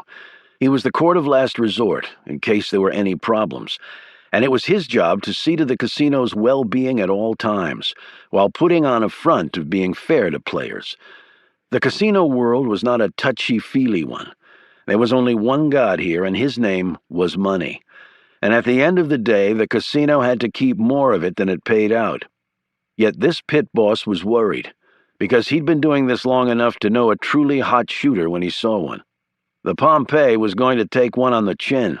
He just had a bad feeling. The table had a $50 minimum bet and a $10,000 maximum, and Milton was laying his bets with surgical precision. He'd long since figured out all the statistical probabilities and was putting that knowledge to good use. He'd rolled a 7 on his very first throw, the only time that number could be a winner. He'd won $500 on that fling of the dice with an aggressive initial bet and never looked back. He was leveraging his behind-the-pass line bets, maxing out the 5s, 6s, and 8s up top, then the 9s and 5s and the most lucrative, but least likely odds-wise, 10s and 4s, with the finesse of a decades-long craps impresario. He'd nailed a hard 4 twice, and hit a hard 8 and 10 once each. He'd rolled his points 6 times now, and the heat just kept building. Finally, the nervous pit boss ordered a change in the table crew. The croupiers and the stick man were more than a little upset about this, and their sour expressions showed it. Tips were laid on the house at the end of a shooter's run, so these folks wouldn't be seeing a dime of Milton's winnings. Yet the pit boss's command was law. He'd done it to cool down Milton and the table, but such a move, while allowable under the gaming rules, was always unpopular, and howls of protest erupted from around the rail. Two security gents drifted over to the table after receiving a call from the pit boss over his headset. After seeing the hulking figures approach, the crowd quickly calmed down. The pit boss's ploy didn't work, because Milton hit his points 3 more times over an array of intricate bets. He was now up over 25 grand. Unless he rolled the dice off the table, the croupier couldn't change them on him, so the nervous pit boss really had few tricks left to pull. He just stood and watched as Milton continued to mow down the Pompeii casino. A stunned quiet hit the table when Milton laid $500 down on a one-time horn bet that he would roll a 3. When the 1-2 combo flashed up, the bet paid off with 15-to-1 odds, turning his $500 into $7,500. He was now up $35,000. The sweating pit boss was forced to play his final card, suddenly nodding his head at a ringer stationed at the table. The man immediately laid down a bet on number 7. This, in effect, was betting against Milton, for if he rolled a 7 now, or craps, he was done as a shooter, and all bets on the table lost. In the gambling world, it was generally believed that betting against the shooter generated bad karma, siphoning the energy off the table and causing the shooter to lose his steam. The crowd immediately started growling at the ringer betting craps. One man at the rail even bumped him, but the security stepped in and quelled this mini riot. Milton was unfazed by the casino's obvious move to derail him. With the stunned crowd looking on, he calmly laid $1,000 worth of chips on boxcars, or the combination of 6 and 6. This, along with betting snake eyes, was the most aggressive move one could make on a craps table, for it paid off 30-to-1. However, because it was a one-time bet only, if he didn't roll double 6s on the next throw, Milton lost the cash. Thus, betting $1,000 on boxcars was considered insane. Absolute silence prevailed at the table. There wasn't 1 square inch of free space at the rail, and the onlookers were packed 6 deep behind the players, straining to see the action. Nothing spread faster through a casino than word of a crapshooter on absolute fire. Milton glanced over at the pit boss and said, "Do you feel lucky? Because I do." Before the stunned man could reply, Milton let the dice fly. The 2 cubes rolled down the felt, neatly missing all stacked chips on the table and bouncing off the far rail. There was a moment of intense calm, and then a collective scream audible around the casino erupted as the double 6s came to rest face up. Milton Farb had just won 30 grand and nearly doubled his take to 65,000. The guy beside him was whooping and pounding him on the back. The next words out of Milton's mouth caused the chairs to be replaced with groans of disbelief. "I'm cashing out," he said to his croupier. The sea of faces around the rail would have looked far more appropriate at a funeral or plane crash site. "Let it ride," one man screamed. "You are smoking hot. Let it ride." "This is paying off my kid's college tuition," yelled another. Milton said, "I'm smarter than I am lucky. I know when to stop." This bit of truth never goes over well in a casino. "Screw you," a big man exclaimed as he strode up to Milton and put a meaty paw on his shoulder. "You keep rolling that dice, you hear me, you little prick? I've been losing all night until you came along. Keep rolling, you hear me?" "He heard you," a voice said as a far bigger hand was placed on the man's shoulder, jerking him backward. "What the hell?" the man spat out, whirling around with fists balled. He stared up into the face of the towering Reuben Rhodes, who snatched the stick off the table and held it up. Reuben said, "The man's done playing, so I suggest you let him collect his chips and go on his way, before I take this stick and ram it right up your fat ass." Chapter 32. Later, over a drink in a bar, Reuben scolded Milton. "Damn it, first blackjack and now craps. I told you to blend in, Milton, not stick out. You're making our job a lot harder by turning into a casino shark." Milton looked chastened. "I'm sorry, Reuben. You're right, of course. I guess I got carried away. It won't happen again." "And exactly how are you going to get your cash without revealing who you are? When you win big in a casino, you have to fill out tax paperwork with your name, address, and social security number. You want Bagger to have that info?" "I read about that requirement, Reuben. I'm going to use a fake ID." They won't know the difference. What if they run the ID from here on some database? My ID shows me to be a citizen of Great Britain. The U.S. has no taxing authority over me, and I highly doubt the casino is linked to any database in England. Sufficiently mollified, Reuben explained to Milton what he had learned from Angie. So, if we can pin those crimes on Bagger, Susan will be home free, Milton said. Easier said than done. A guy like Bagger knows how to cover his tracks. Well, maybe I can start uncovering them. How? Oliver told us about this Anthony Wallace. Bagger found out about him and nearly killed him. Well, how did he find out about him? I don't know. I know it's late, but call Oliver and Susan. Ask for any information about Wallace that she can think of, where he was staying, doing, that sort of thing. Reuben made the call and then turned back to his friend. Oliver woke her up and asked her. Wallace was staying in the hotel right across the street from the Pompeii. He was using an alias, Robbie Thomas from Michigan. 5'8", slender, dark hair, a real cute boy type. He was staying in a room with a direct sightline onto Bagger's office. That's what I needed to know. Milton rose. Where are you going? Reuben asked. Across the street, because the probabilities are that Bagger figured out Wallace was spying on him. If so, he'd want to check it out. So that's what I'm going to do. How? I haven't been hanging around Susan for nothing. Sit tight. Milton's nimble mind worked out the details on the way across the street. At the front desk of the hotel, he said, I'm looking for a Mr. Robert Thomas. He goes by Robbie.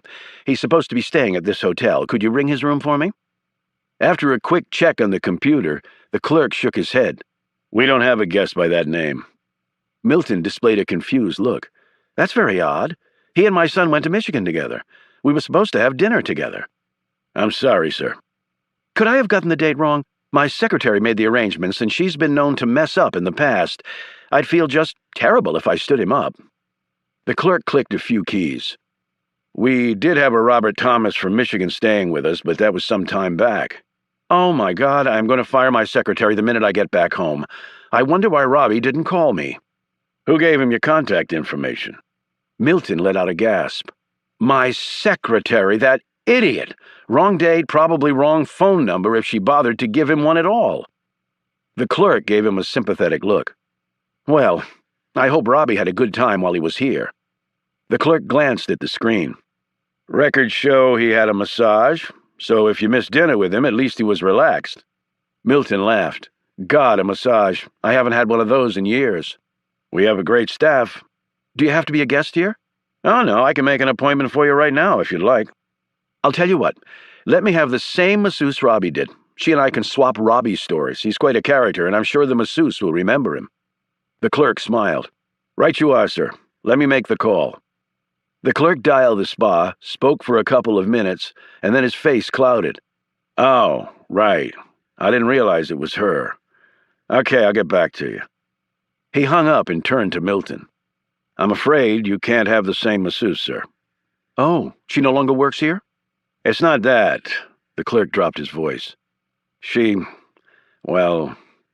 died. Oh, my God. Accident? I really can't say, sir. I completely understand. So sad. Was she young? Yes, and Cindy was a really nice person. Well, that's just awful. Would you still like a massage with someone else? We actually have an opening for you now. Yes. Yes, I believe I will. Cindy, you said her name was? That's right, Cindy Johnson. I'll have to let Robbie know. An hour later, Milton had received a vigorous massage by a very enthusiastic woman named Helen. However, when he casually raised the issue of Cindy's death, Helen became somber. It was awful. Here today, gone tomorrow sort of thing. Accident, I heard, Milton said, as he sat in the lounge wrapped in a robe and sipping a cup of spring water. Helen snorted. Accident? You don't think it was? I'm not saying one way or another. None of my business, really, but her poor mom's busted up over it, I can tell you that. Her mother? Poor woman? Did she have to come to town to ID the body? What? No, Dolores lives right here. Works a craps table at the Pompeii. Well, goodness gracious, I was just there. Small world, Helen said. Poor Mrs. Johnson, Milton said. To lose one's daughter like that. I know, and it's Mrs. Radnor now. She remarried. Sin liked her stepdad all right, so she said. Milton finished his water. "Well, thank you for the great massage. I feel like a new man." "Any time, sir. Any time." Chapter 33. Once back at the Pompeii, Milton filled Reuben in on what he'd discovered. His friend looked impressed. "Damn, Milton, Susan has rubbed off on you." A few well-placed 20s later, the two men were directed to Dolores Radnor's craps table. Milton bet on a hot shooter while he sized up the woman. She was thin and wrinkled-faced with a perpetually sad air about her.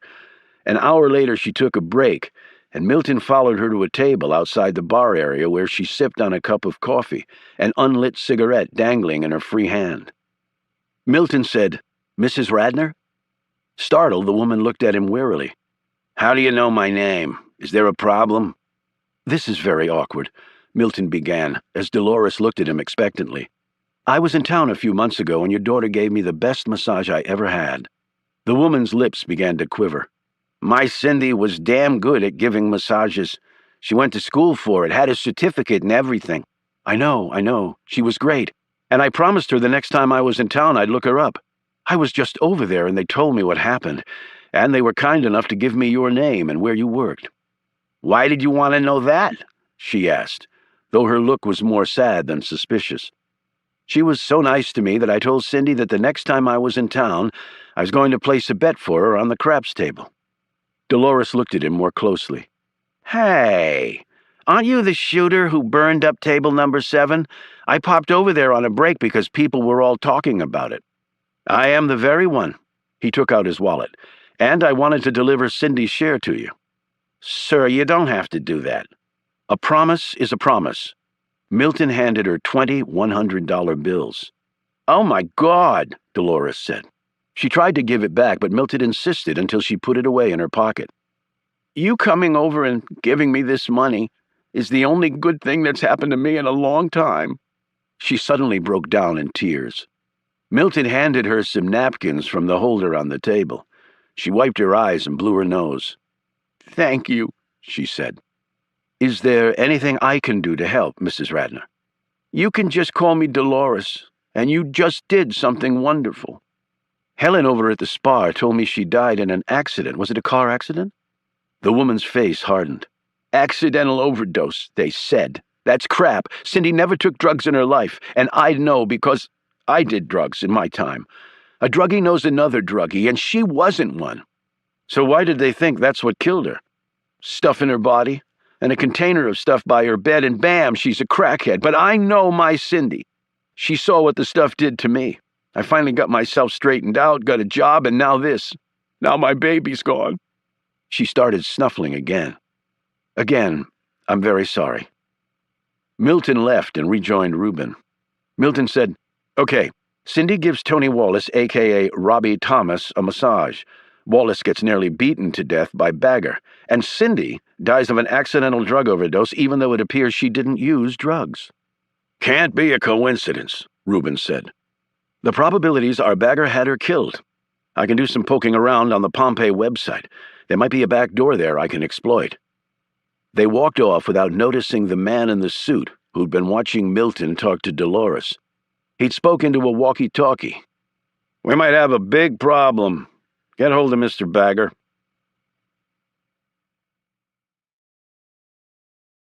Chapter 34. It was a late-stage probe and penetration mission, which was the only reason Harry Finn was standing in a queue early in the morning after having flown in the night before from visiting his mother. While he listened to the man in the front of the group drone on, Finn's thoughts kept going back to his frail mother with a resolute spirit. The story she had told him, as she had hundreds of times before, concerned Rayfield Solomon, who was Harry Finn's father. Solomon had been a man of inexhaustible intellectual curiosity and possessed an unassailable integrity. He had labored on behalf of his country for decades, building a reputation as not only a true patriot, but a man who could fix things with his ideas, who could see the answer when no one else could. Then, later in life, he'd fallen in love with Harry Finn's mother and married her. Finn was born, and then things began to change, or, more accurately, implode. and then his father was dead. By his own hand, it was claimed, in a fit of guilt. Yet Finn's mother knew better. "It was all lies," she had told him over and over. "None of it was true. Not about me or him. They killed him for their own reasons." Finn knew what these reasons were, because his mother had drilled them into him.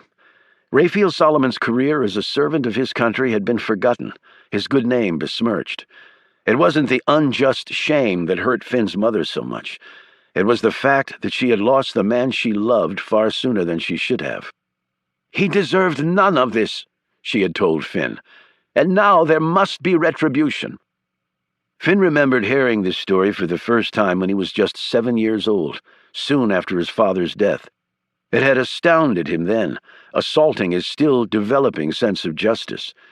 Today, it still stunned him, how one man could be destroyed so unfairly, so completely. He broke free from these thoughts and concentrated on the task ahead. In the crowd with him were 3 other members of his team. 2 were college students pulled out of his office for a little adventure in the field. The third was a woman who was nearly as accomplished at her work as him. With some wrangling and sleight of hand, they had garnered tickets for a VIP tour of the almost completed U.S. Capitol Visitor Center. The nearly 600,000 square foot, 3-level complex was located beneath the East Capitol grounds. This was so because its footprint was larger than the Capitol building, and the planners didn't want it to detract from the historic structure. The visitor center included orientation theaters, gift shops, food services, a great hall, exhibition space, an auditorium, and other attributes both functional and ceremonial, including much-needed space for the operations of the House and Senate. Once open, it would host millions of visitors a year from all around the world, and in keeping with Washington's stellar reputation for efficiency and integrity, the project was only years behind schedule, and only several $100 million over budget. Finn was most intrigued by 2 elements. First, the connecting tunnel from the visitor center to the Capitol itself, and second, a service tunnel for truck deliveries. The delivery he had in mind was one that no member of Congress ever would have envisioned. Each member of the team carried a buttonhole digital camera and surreptitiously snapped bite after bite of the underground site. Unfinished tunnels and hallways veered off in interesting directions that would come in very handy to Finn and his people later. Finn asked several questions of the guide, innocent enough on the surface. Yet just as he did with phone phreaking, these queries were subtly designed to elicit information that the guide would never have knowingly revealed. On cue, other members of Finn's team asked tag-along questions that revealed even more. Once all was put together, the unsuspecting tour guide had given them nearly enough information to take down the Capitol and everyone in it. "You're a terrorist's best friend, and you don't even know it," Finn thought to himself about the affable guide. Outside, Finn studied the bronze statue of freedom that crowned the dome of the Capitol. It was a nice image, he thought, yet he didn't know if the people who worked inside the building deserved such a nice topper to their digs. It seemed to him that concepts like freedom, truth, and honor were the last things on people's minds here. He and his team strolled through the Capitol's nearly 60 acres of grounds, compiling still more useful data.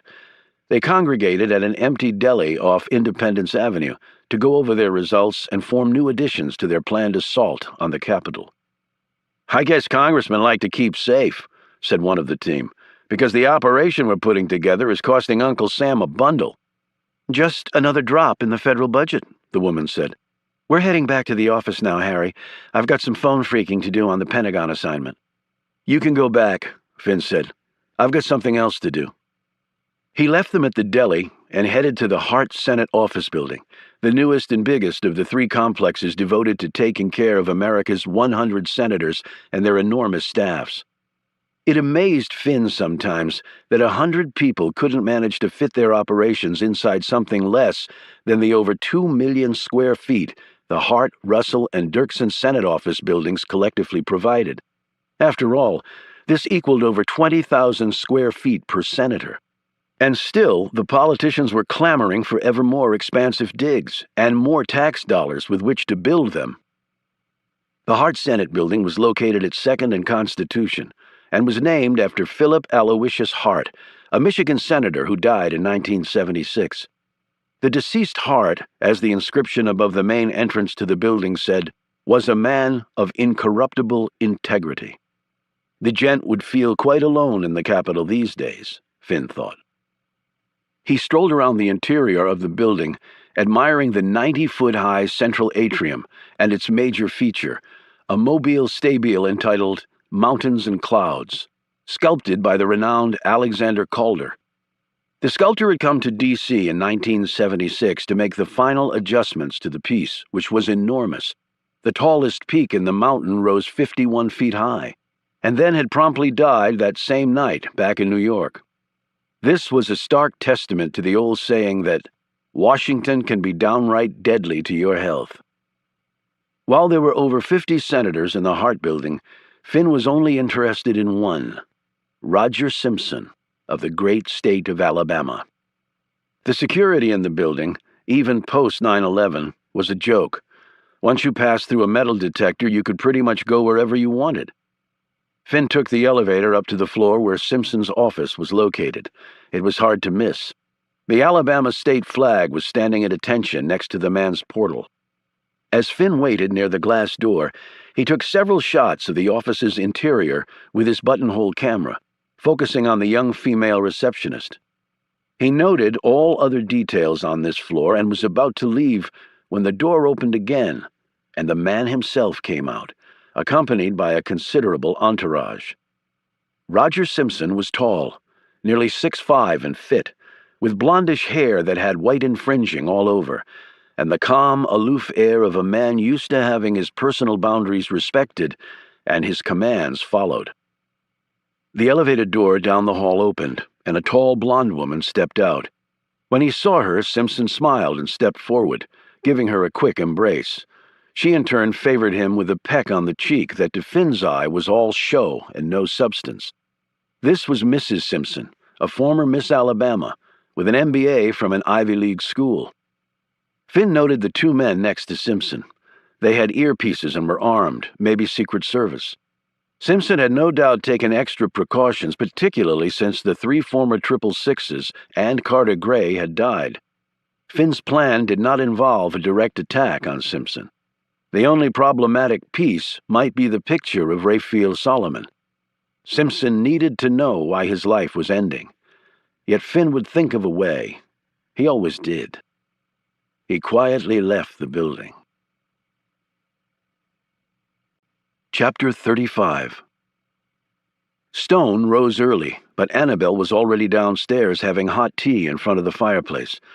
He nodded to her as he came into the room, and then looked for others about. "We're it," she said bluntly. "You want some breakfast?" They ate in a chilly room off the small kitchen. Annabelle barely looked at her food while Stone chewed his eggs and toast and shot glances at her. "Did you hear back from Milton and Reuben after they called you?" she asked. "Did they find out anything else?" "Not yet, but I'm sure they'll let us know." As soon as he finished his cup of coffee, she rose. "You ready?" "Are we going to see the house?" "We can't. They knocked it down and put up a monster in its place, but we can still check out the area." Her cheeks were flushed and her eyes looked unfocused. Stone wondered if she was ill. As though in answer to his thought, she said, "I'm fine. I just didn't sleep much." A half hour later, they were standing in front of the plot of land where Annabelle's mother had been murdered. Annabelle said, "That's it. Or at least where it was. My mom's place was just a little cottage." The current house wasn't a little anything. It was a 10,000-square-foot, shingled and turreted Architectural Digest cover home wannabe, right on the ocean. "How long ago was the cottage knocked down?" Stone asked. 6 years, not too long after she was killed. Ocean views trump brutal murder every time. "Okay, how do you want to do this?" he asked. "I suggest we're father and daughter, no offense, looking for someplace for you to retire. We grab a local realtor and start asking questions." Later that afternoon, Annabelle and Stone followed a short, dark-haired woman built like a keg of beer around the exterior of a large house for sale. It was 4 lots down from where Annabelle's mother had gotten a bullet fired into her brain courtesy of Jerry Bagger. "It's adorable, Dad," Annabelle cooed as they surveyed the tumble-down place. "I can't understand why no one has snatched it up." "First of all, it's not little, and second, it obviously needs some work," Stone said firmly. "Come on, Dad," Annabelle said. "It's oceanfront. You've been looking a long time and never found anything worth writing home about. Can't you see yourself retiring here? Just look at those views." He turned to the realtor. "The place at the end of the street on the right is a real beaut and in great condition. Know whether they're interested in selling?" "The Macintoshes? No, I don't think they want to sell." Annabelle said, "Macintoshes? That doesn't sound familiar. But I did know some folks that used to live up here. Well, I didn't really know them. Friend of a friend thing. Visited them once. That's why we're up here looking, actually. I remember it being so pretty." "I've been here a long time. Do you remember their names?" Annabelle pretended to think. "Connor or Conway? No, Conroy. That's right, Conroy." "Not Tammy Conroy," the realtor said sharply. "I think so, yes. Now I remember. A tall, thin woman with red hair." The realtor looked flustered. "Tammy Conroy. Oh, dear. You're sure?" "Why, is something wrong?" Annabelle said. "How well did you know her?" "Like I said, friend of a friend. Why?" "Well, I guess you'll find out sooner or later. Some years ago, Tammy Conroy was killed in a little cottage that used to be at the end of the street before they knocked it down." "Killed?" Annabelle clutched Stone's arm. Stone said, "When you say killed, do you mean by accident?" "Actually, no. She was murdered." The woman added quickly, "But we've never had another murder since. This is really a very safe place." "Did they catch whoever did it?" Annabelle asked. The realtor looked even more uncomfortable. "Actually, no, they never caught the person." Stone said, "Hell, he could still be out there waiting to kill again. Maybe he has a fixation on this neighborhood. Stranger things have happened." "I don't think that was the case," the realtor said. "Before the woman who was killed owned it, an elderly widow lived there. She died of old age, and her son sold the place to Mrs. Conroy. In fact, I represented the seller in the transaction." "Maybe her husband did it," Annabelle suggested. "I mean, if she was married. So many murders are domestic in nature, it's awful." "There was a husband, can't recall his name offhand, but he was gone by the time she was killed, I believe. Leastways, the police never named him a suspect. I always believed some stranger did it. Tammy kept to herself. I don't even think she had any children. But that was years ago, and like I said, this is actually a very safe area. Now, would you like to see the inside of this house?" After a quick tour of the house, they took the woman's card and said they would get back to her. As they drove off, Annabelle pulled out a brown scarf from her pocket and rubbed it gently.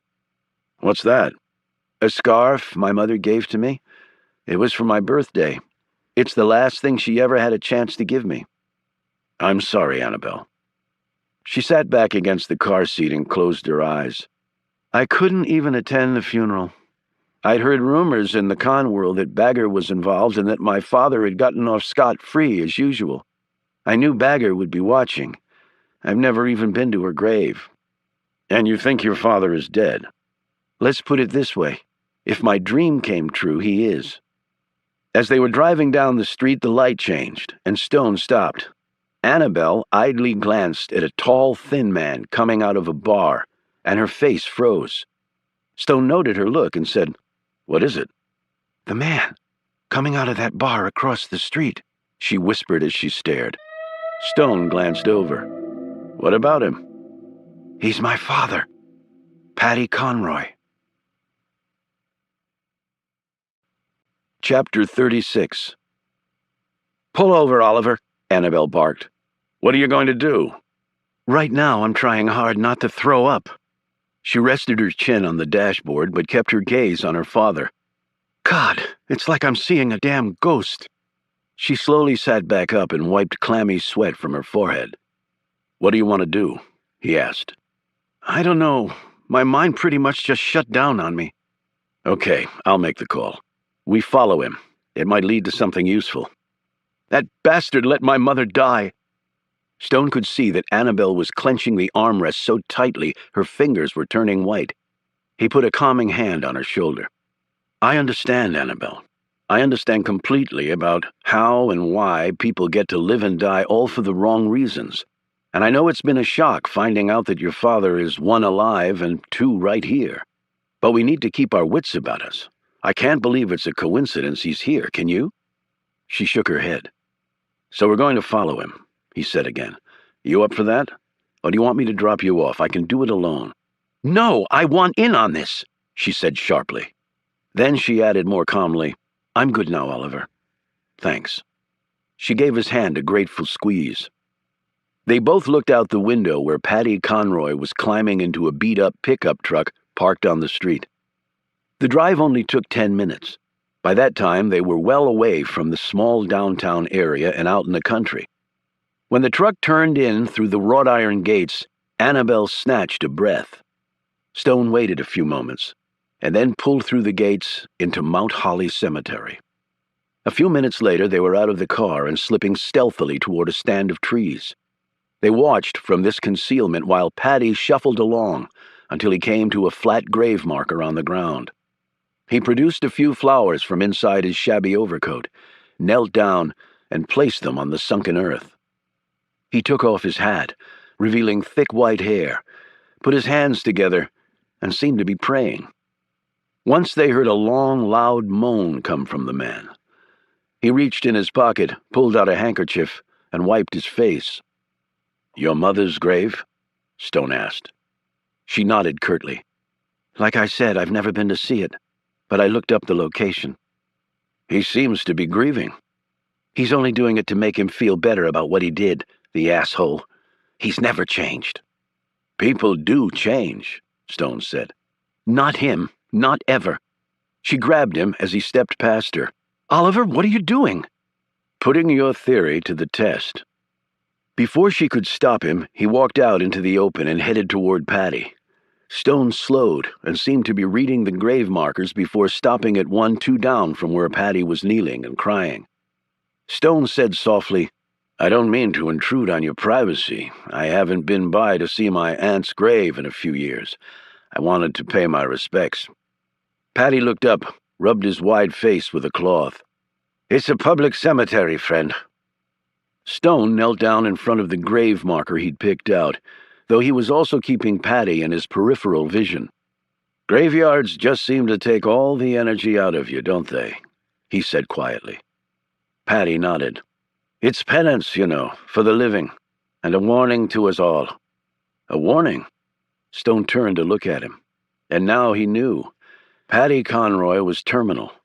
He could see it in the gray tinges around the white sunken face, the emaciated body, and the trembling hands. Patty nodded. Look at all these graves. He held up a shaky arm. All these dead people waiting for the Almighty to come down and tell them where they're headed. Waiting in the dirt or in purgatory, if you believe that way. Waiting for the man to come down and tell them. For all eternity. Heaven or hell, Stone said, nodding. You a betting man? Stone shook his head. I spent all my life betting on one thing or another. But if you were a betting man, how many of them you reckon are going up, and how many going down? Hopefully far more going up than down, Stone said. You'd lose your money, you would. More people evil than not, is that it? Take me. I might as well pick out a nice sunny spot in the pit right now. Ain't no question where this old boy's headed. You have things you regret. Regrets? Mister, if regrets were dollars, I'd be Mr. Bill Gates himself. Patty bent forward and kissed the grave marker. Goodbye, me darling Tammy. You rest easy now, girl. He rose to his feet on shaky legs and put his hat back on. He turned to face Stone. Now this one here she'll be getting into heaven. You know why? Stone shook his head. Because she's a saint. She's a saint because she put up with the likes of me. And for that reason alone, old St. Peter will welcome her with open arms. I only wish I could be there to see it. Chapter 37. Jerry Bagger was sitting in his suite at his posh hotel, seriously thinking that he should up the room rate at the Pompeii. For him, a view of the White House was not worth a grand a night. As he was gazing out the window at the president's house, one member of his security team, Mike, came into the room. "Mr. Bagger, we just got a call from the casino late last night, but we didn't want to wake you. There was a guy there talking to Dolores." Bagger turned around. "Talking to Dolores about what?" From the little he overheard, the daughter's name came up a couple times. "Oh, Cindy," Bagger said slowly. "I guess Dolores is still pining away for her kid. Who's the guy, cop, fed?" "We're running that down right now, and he's got a big guy with him. We've got a tail on them. They're staying at a dump outside the boardwalk area." "Well, run it down fast. And if it's a cop, you'll let me know. Then we'll see. Killing a cop is a whole other ball of wax. You kill one, a bunch pop up, same with feds. Keep on top of it. Check around to see where else this guy's been." Bagger sat down as Mike headed out. "Wait a minute, Mike. Did that Republican Amos jerk-off call?" "No, sir." "You know, his story sounded legit, so why do I think he was lying his ass off?" "You got the best instincts of anybody I know, Mr. Bagger." Not good enough, Bagger thought. Annabelle Conroy took me right by the balls and squeezed me dry. "You want us to have a chat with the guy?" Bagger shook his head. "Not right now, but follow him. I want to see where our rare book boy goes at night." "So we gonna be in town for a while?" Bagger looked through the window. "Why not? Place is starting to grow on me." He pointed at the White House. "Look there, Mike. That's the home of the president, the most powerful son of a bitch in the world. One nod of his head, an entire country gets nuked. He farts funny, the stock market drops 1,000 points. He's got a freaking army surrounding him. Anything he wants, he gets." Bagger snapped his fingers. "Like that. Blowjob in the Oval Office, tax breaks for the rich, invading other countries, pinching some queen's ass, anything, 'cause he's the man. I respect that. The guy only makes $400,000 a year, but the perks are sweet, and he gets a free ride on a jet a lot bigger than mine. But with all that, when he's not any president anymore, you know what, Mike?" "What, Mr. Bagger?" "Once he's out of office, he's nothing. But I'm still Jerry Bagger." Chapter 38. Harry Finn watched his youngest son, Patrick, swing and miss on a ball that was at eye level. Parents in the stands next to Finn groaned. The third strike was called and the game was over. Patrick had left the tying run on second, and the winning run was standing in the boys' cleats at home plate. The 10-year-old walked dejectedly back to his dugout, bat dragging, while the other team started celebrating. Patrick's coach gave them all a little pep talk. The boys had their after-game snack, which for many was the highlight of the entire evening, and parents started rounding up their future all-stars for the ride home. Patrick was still sitting in the dugout, his helmet and batting gloves on as though he were just waiting for another shot to put the ball over the fence. Finn grabbed a snack for him and sat down next to him in the dugout. "You played a great game, Pat," he said, handing the boy a bag of Doritos and an orange Gatorade. "I'm proud of you." "I struck out, Dad. I lost the game for my team." "You also got on base twice, scored both times, and drove in 3 more. And playing center field, you caught a ball that was actually over the fence with 2 men on and 2 outs. That saved 3 runs right there." He rubbed his son's shoulder. "You played a good game, but you can't win them all." "Is this where you tell me losing Bill's character?" "Yeah, it is. Just don't make a habit out of it. Everybody really hates a loser." He playfully slapped his son's helmet. "And if you're not going to eat those chips, I'll take them." He grabbed the bag. "Hey, those are mine. I earned them." "I thought you lost the game for your team." "The game wouldn't have been close except for me." "Finally figured that out, did you? I knew you had the Finn's brains in there somewhere." He rapped his knuckles on the helmet. "And take this thing off. You're hard-headed enough already." "Gee, Dad. Thanks for all your support. How about we grab some dinner on the way home?" Patrick looked pleasantly surprised. "Just you and me?" "Just you and me." "Won't David be mad?" "Your brother is 13. He doesn't really like having his old man around all that much right now. I'm just not that cool or smart. That'll change in about 10 years when he's in debt from college, can't find a job, and I'm suddenly brilliant again. I think you're smart and cool. That's what I love about you." As they walked back to the car, Finn lifted Patrick on his shoulders and took off running. As they arrived at the parking lot, a breathless Finn put his son down.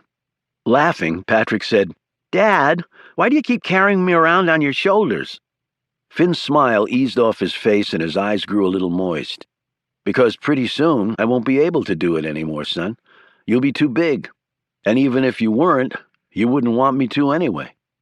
"Is it that big of a deal?" Patrick said as he munched on his chips. Finn unlocked the car and threw his son's bag inside. "Yeah, it is. You'll understand really well when you're a dad." They ate at a local burger place about a mile from their house. Patrick said, "I love this food, nothing but grease." "Enjoy it while you can. When you get to be my age, it's not that easy on the body." Patrick stuffed a French fry in his mouth and said, "How's Grandma?" Finn stiffened just a bit. "Mom said you went to visit her. How's she doing?" "Okay. Well, actually, not too great." "How come we never visit her anymore?"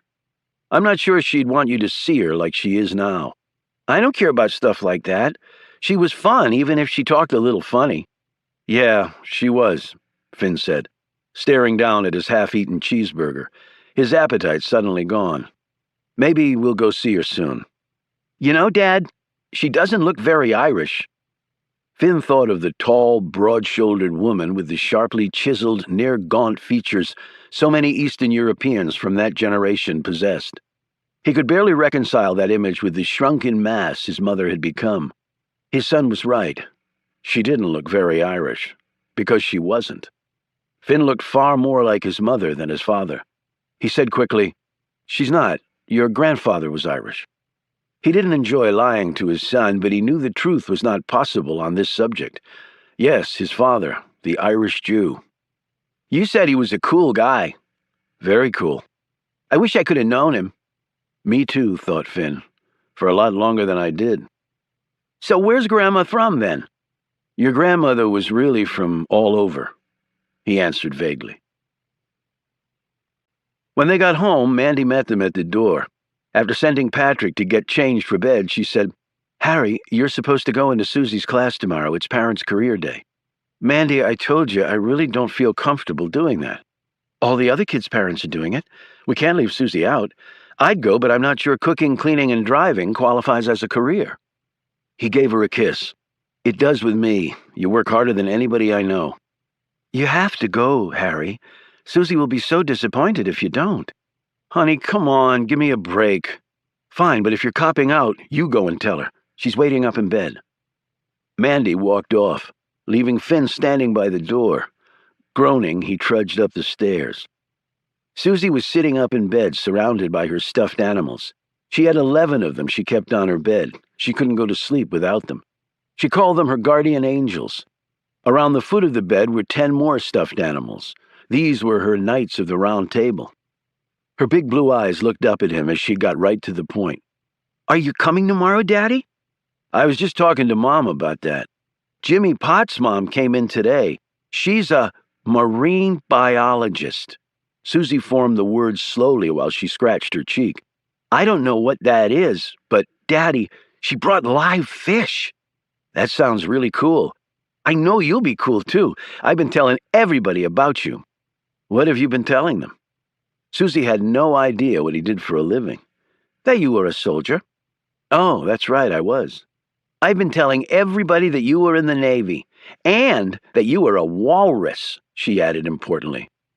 Finn tried hard not to laugh as he patiently explained that he had been a Navy SEAL, not a walrus.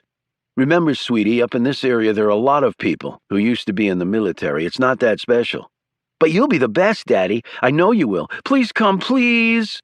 She tugged on his sleeve and then wrapped her arms around him. In the face of this, what father could say no? "Okay, honey, I'll be there." As he turned out the light and was leaving, Susie said, "Daddy, can I ask you something?" "Sure, what is it?" "When you were a soldier, did you ever kill anybody?" Finn leaned back against the door. This was not the question he'd been expecting. Susie added, 'Cause Joey Menkel said his dad killed lots of bad people in Iraq, and he's a soldier too. So did you?" Finn sat back down next to her, took his daughter's hand, and said slowly, "When people fight, people get hurt, sweetie. It's never a good thing to hurt someone else, and soldiers only do it to protect themselves and their country, where their families live." "So did you?" she persisted. "I'll see you at school tomorrow, baby. Hope you sleep well." He kissed her on the forehead and nearly sprinted from the room. A minute later, he was in the garage. He kept his gun safe there. It weighed nearly 1,000 pounds and had a key, combo, and biometric lock system that only he could open. He unlocked the heavy door and took out another, smaller box that also was key and combo protected. Opening that, he carried the file over to his workbench and started looking through it. The photos, the reports, were both now faded, yet they never failed to incite in him a nearly uncontrollable rage. He read the words aloud to himself. "Rayfield Solomon, alleged traitor, commits suicide in South America." He looked at the photo of Rayfield Solomon, his father, a dead man with a hole in his right temple, and the legacy of having betrayed his country. Finn still felt rage tonight, but it was not the same as all the other times he had looked at the final wreckage of his father's past, and that was due to a little girl's question. "Did you ever kill anybody, Daddy?" He locked the items back up and turned out the garage light. He didn't return to the house. He went for a walk. He walked until it was midnight. When he got back to the house, everyone was long since asleep. His wife was used to his late-night ramblings around the neighborhood. He slipped into Susie's room, sat on her bed, and watched her chest rise and fall as she clutched one of her precious guardian angels. When dawn came, Finn left his daughter, showered, dressed, and got ready to go to school to talk about being a soldier. Of course, he would not talk to them about being a killer, though a killer he was. As he walked through the hall to his daughter's third-grade class, a tiny crack appeared in the wall of his mind that separated Harry Finn from the other man he had to be. It was doubtful he even knew it had happened. He opened the door to the class and was nearly knocked down by his daughter, who flew across the room to give him a hug. "This is my daddy," she announced proudly to her classmates. "And he's a seal, not a walrus. And he's a good guy." "Am I?" thought Harry Finn. Chapter 39. Stone filled Annabelle in on his conversation with her father at the gravesite. "He looks like he's dying." "I'm delighted to hear it." "And he seems sincerely guilty about what happened to your mother." "I highly doubt that." "Do you want to follow him?" "No, I want to kill him." "Okay, what now? More sleuthing around town?" "No, let's just go back to the inn. I need to drink, and I want to do it in the privacy of my own room." Stone dropped her off at the inn and headed back out. He drove through the town's few streets until he saw Patty's truck parked at the curb. Father and daughter had had the same idea. He parked and went inside. The bar was dirty and dark. At this time of the afternoon, there was only one man at the bar, a pitcher in front of him. Stone sat down next to Patty, who barely looked up. "I guess cemeteries make people thirsty," Stone said. Patty gave him a sideways glance and took a sip of his beer. His eyelids were droopy, his skin grayer inside the bar than it had been in the sunshine. "Never needed a reason to have a pint or two," Patty replied, his speech a little slurred. "My name's Oliver," Stone said, extending his hand. Patty didn't take it. He studied Stone warily. "You run into a man once, no problem. You run into a man twice in the span of an hour. It makes a body wonder. Town's not that big. Big enough to let a man have his space. I can move." Patty's gaze burned into him for another second or two.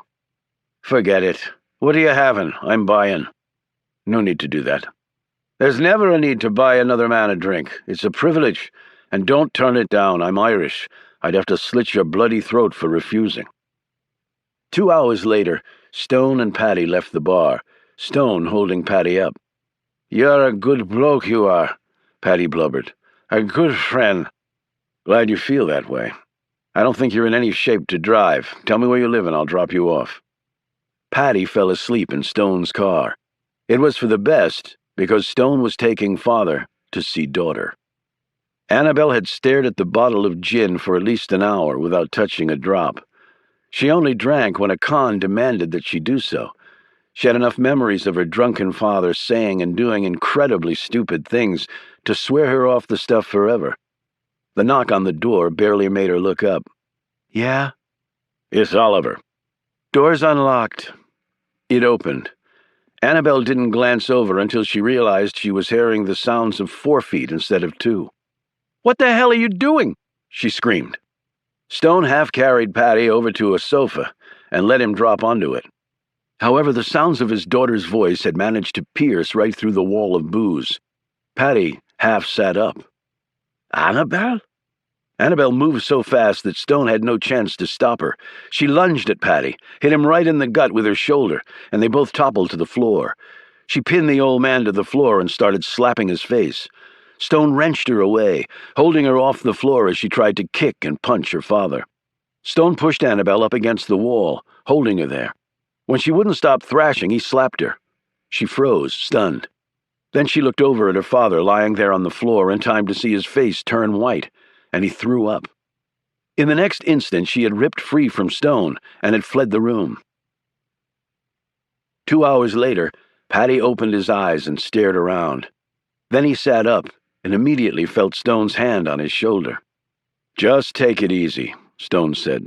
"You had a nasty shock." "Annie? Annie?" Patty scanned the room. "She'll be back," Stone said. "She had to, step out for a minute." He'd already cleaned up Patty's sick and had waited for the man to awaken. "Was it really Annie?"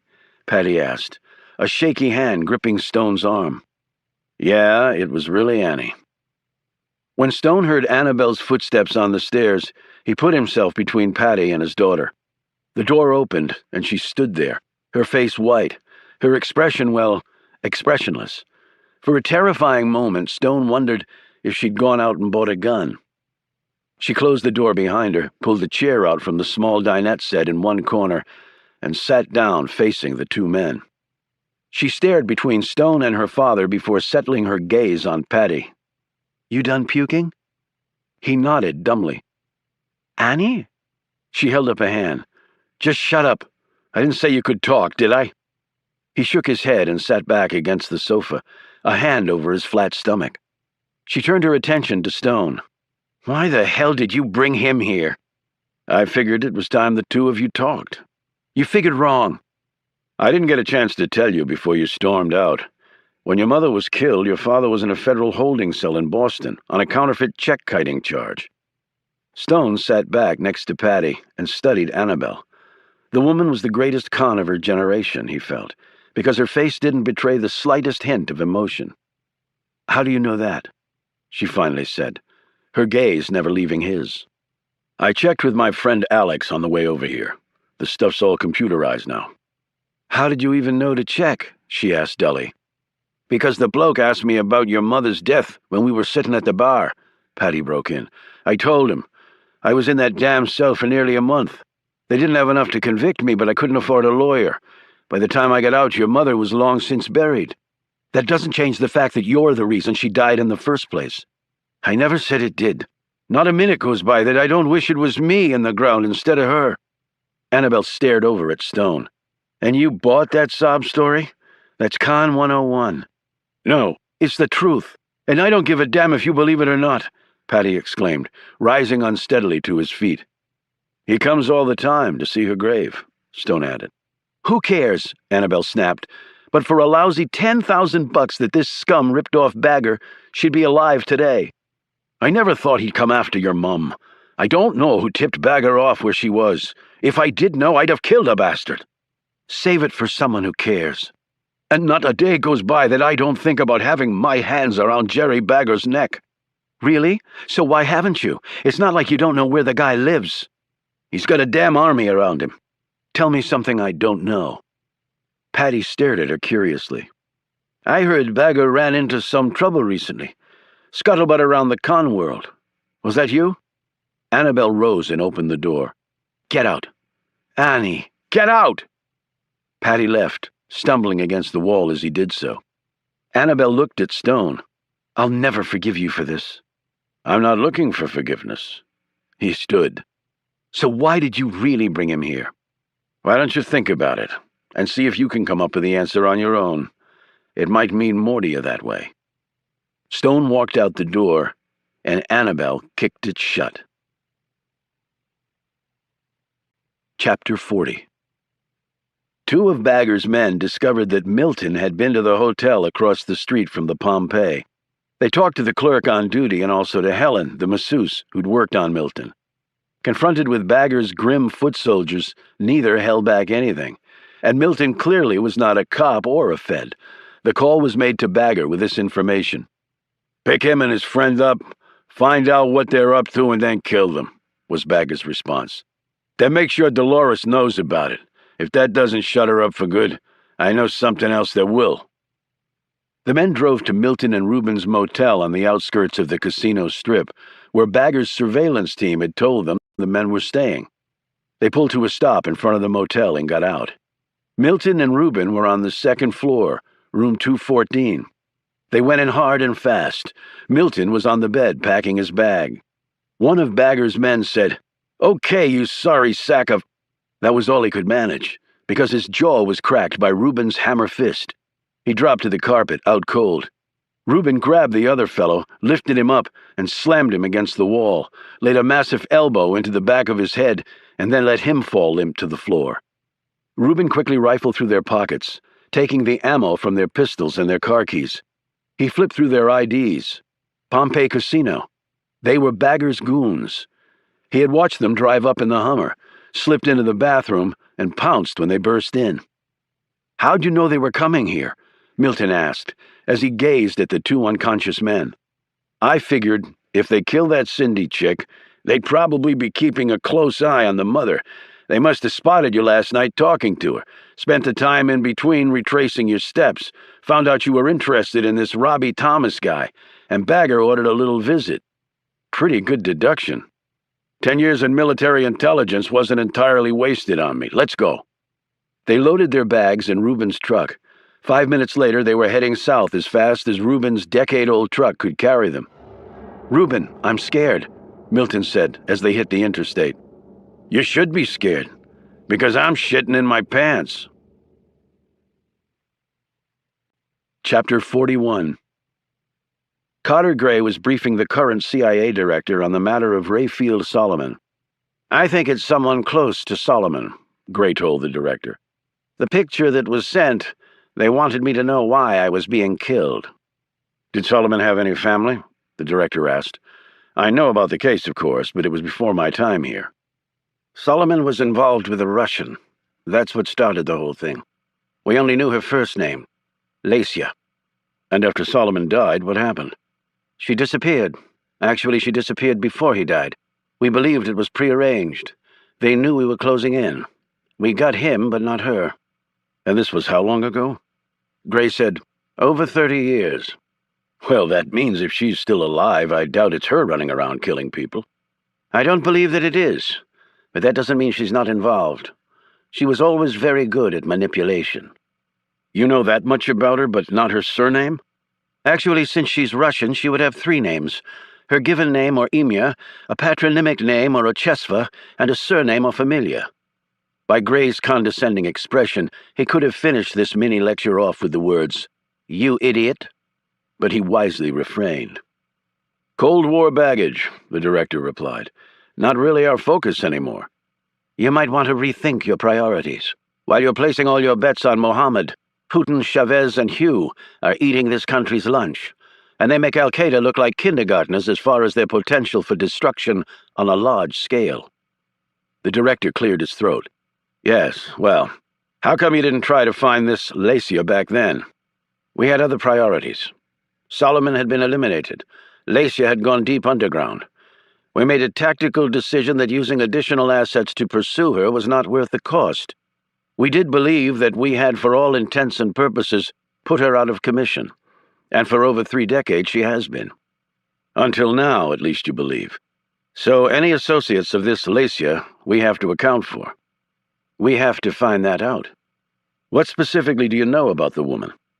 She was one of the best counterintelligence agents the Soviet Union ever produced. I've never seen her in person, only photo images. Tall and beautiful, she hardly fit the model of a spy because she tended to stick out. But she proved that stereotype wrong. She had more sheer nerve than just about anyone in the field. Indeed, she was aptly named, as Lasia means bravery in Russian. She didn't work directly for the KGB. She was a cut above that. We always believed that her chain of command went right to the Soviet leadership. She worked in this country for a time, then England, France, Japan, China, and all the other typical high-level assignments. She did her best turning others. She recruited Solomon, secretly married him, and turned him against his country. His treachery cost America dearly.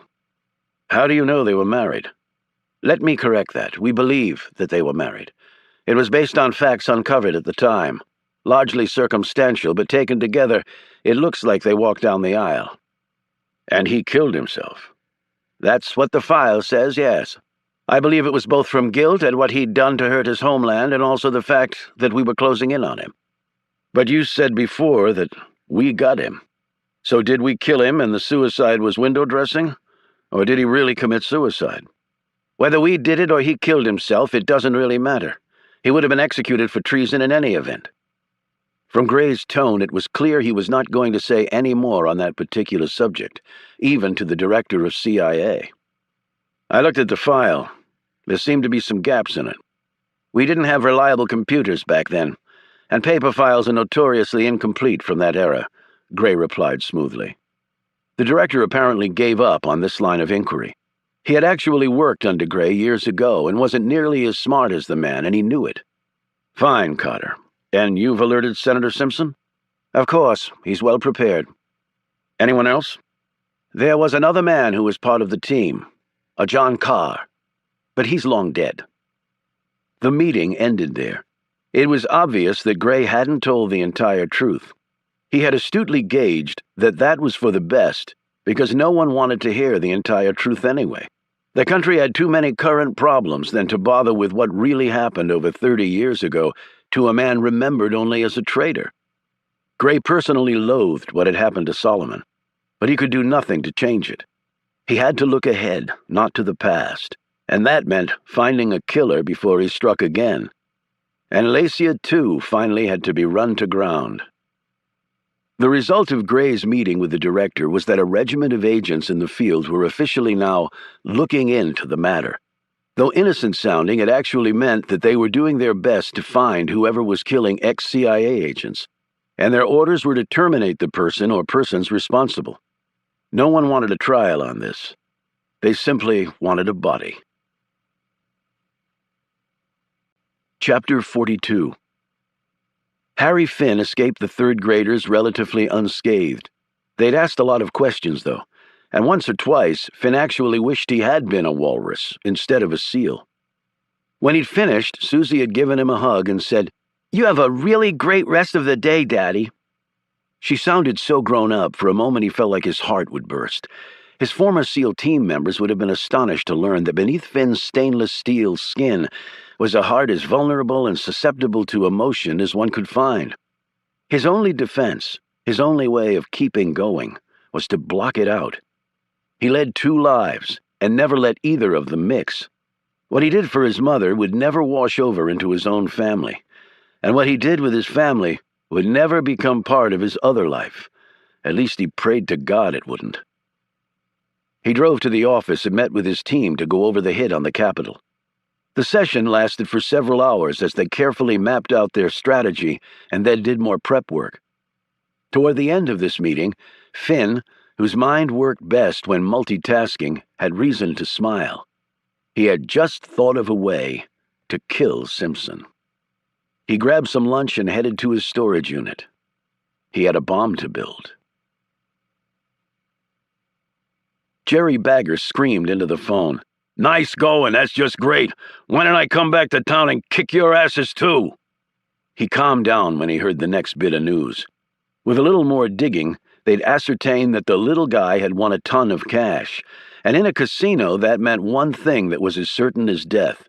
In order to get your money, You had to fill out what amounted to a 1099, so Uncle Sam would know you'd won the money in case you forgot to pay tax on it. Bagger took down this information and said, "Wait a minute, the guy's from England?" "That's what it says." "Did he sound British?" "I don't know." "You don't know? Does anybody know?" "I'll have to check," the man said nervously. "Yeah, well, after you check and then find out the ID's total bullshit, why don't you check back with me so I can fucking strangle you?" Bagger slammed down the phone. Chapter 43. When Stone walked outside to the parking lot, Annabelle was sitting on the front steps. "What do you want from me?" she said bitterly. "Nothing. What do you want from yourself?" "Don't play shrink with me." "Your father was in jail when your mother was murdered." "He was still the reason she was killed." "All right. But what's wrong with giving him the benefit of the doubt and believing that he never intended your mother to be hurt by Bagger?" "What's wrong with that? What's wrong with that is that my father is a liar who has never cared about anyone except himself." "So he was really bad to your mother? Beat her, starved her?" "Don't make this into a joke." "I'm just trying to understand the situation." "No, he never abused her." "So he might have loved her." "Why are you doing this to me? Why are you taking his side?" "I'm not taking sides, Annabelle. The man is dying. He was at your mother's grave paying his respects. You thought he'd set your mom up, but he didn't." Stone spread his hands. "All I'm saying is you might want to reconsider the situation. Life is short. Family is not forever. I know that as well as anyone." Annabelle slouched against the car, hands tucked into her armpits. "It took me 2 years to plan my hit on Bagger. 2 shorts and then the long. I put nearly every dime I had into it. Took more risks than I ever had before. One little mistake in front of Jerry and I'd be dead. And I loved every minute of it. Do you know why?" Stone shook his head. "Tell me." "Because I was finally getting back at the son of a bitch who killed my mother. After all those years, he was finally going to pay. And I did it. I won. I conned more money from him than anybody ever had. Enough to really hurt him. And after I did it, I realized it was all for nothing. Jerry was just being Jerry when he killed my mother. Jerry took his pound of flesh. That's the law of the street we all live on. Don't get me wrong. I'll always hate the bastard for what he did, but the man I hated most of all was my father. And today you found out he was innocent, at least of that." She pointed to the scar under her eye. "Some innocent. He gave me this when I was just a teenager for blowing a claim in a casino. He said it was the only way to learn. And he's the reason my mother's dead. And what's happened to him? Nothing, not a damn thing. Everything just bounces off the son of a bitch. He just goes along like the bullet in her brain never even happened." "I'm not seeing it that way, Annabelle. It doesn't look like life has been kind to him. And he was here grieving over your mother. It doesn't sound like a guy who got off scot-free." "I can never forget it, Oliver. I can never forget what he did." "I'm not asking you to forget. I'm just asking you to maybe think about forgiving. People do bad things all the time. It doesn't necessarily make them bad people." "So what do you want me to do? Run and give him a hug?" "This is something you need to deal with inside yourself, before it destroys you. Because if we manage to nail Bagger, you still won't be satisfied because you have all this hate inside for Patty. If you really want to get on with your life, you need to deal with that." Annabelle pulled her car keys out of her pocket. "Well, you know what? I don't want to." She drove off in a spit of gravel. As soon as she was out of sight, Stone's phone buzzed. It was Reuben, recounting everything that had happened to them when they were in Atlantic City, including Milton's big winnings and them being attacked by Bagger's men. Stone told Reuben not to take Milton home, but to go to Reuben's house instead. "He didn't use his real ID there when he collected his winnings, Oliver," Reuben pointed out. "It doesn't matter. I don't want to take a chance. You recently moved. Your house doesn't even have an address. It'd be very hard for Bagger to track you down. How's it going with Susan?" "Couldn't be better." Stone clicked off and stared after the fleeing Annabelle. Family. It just doesn't get any more complicated than that.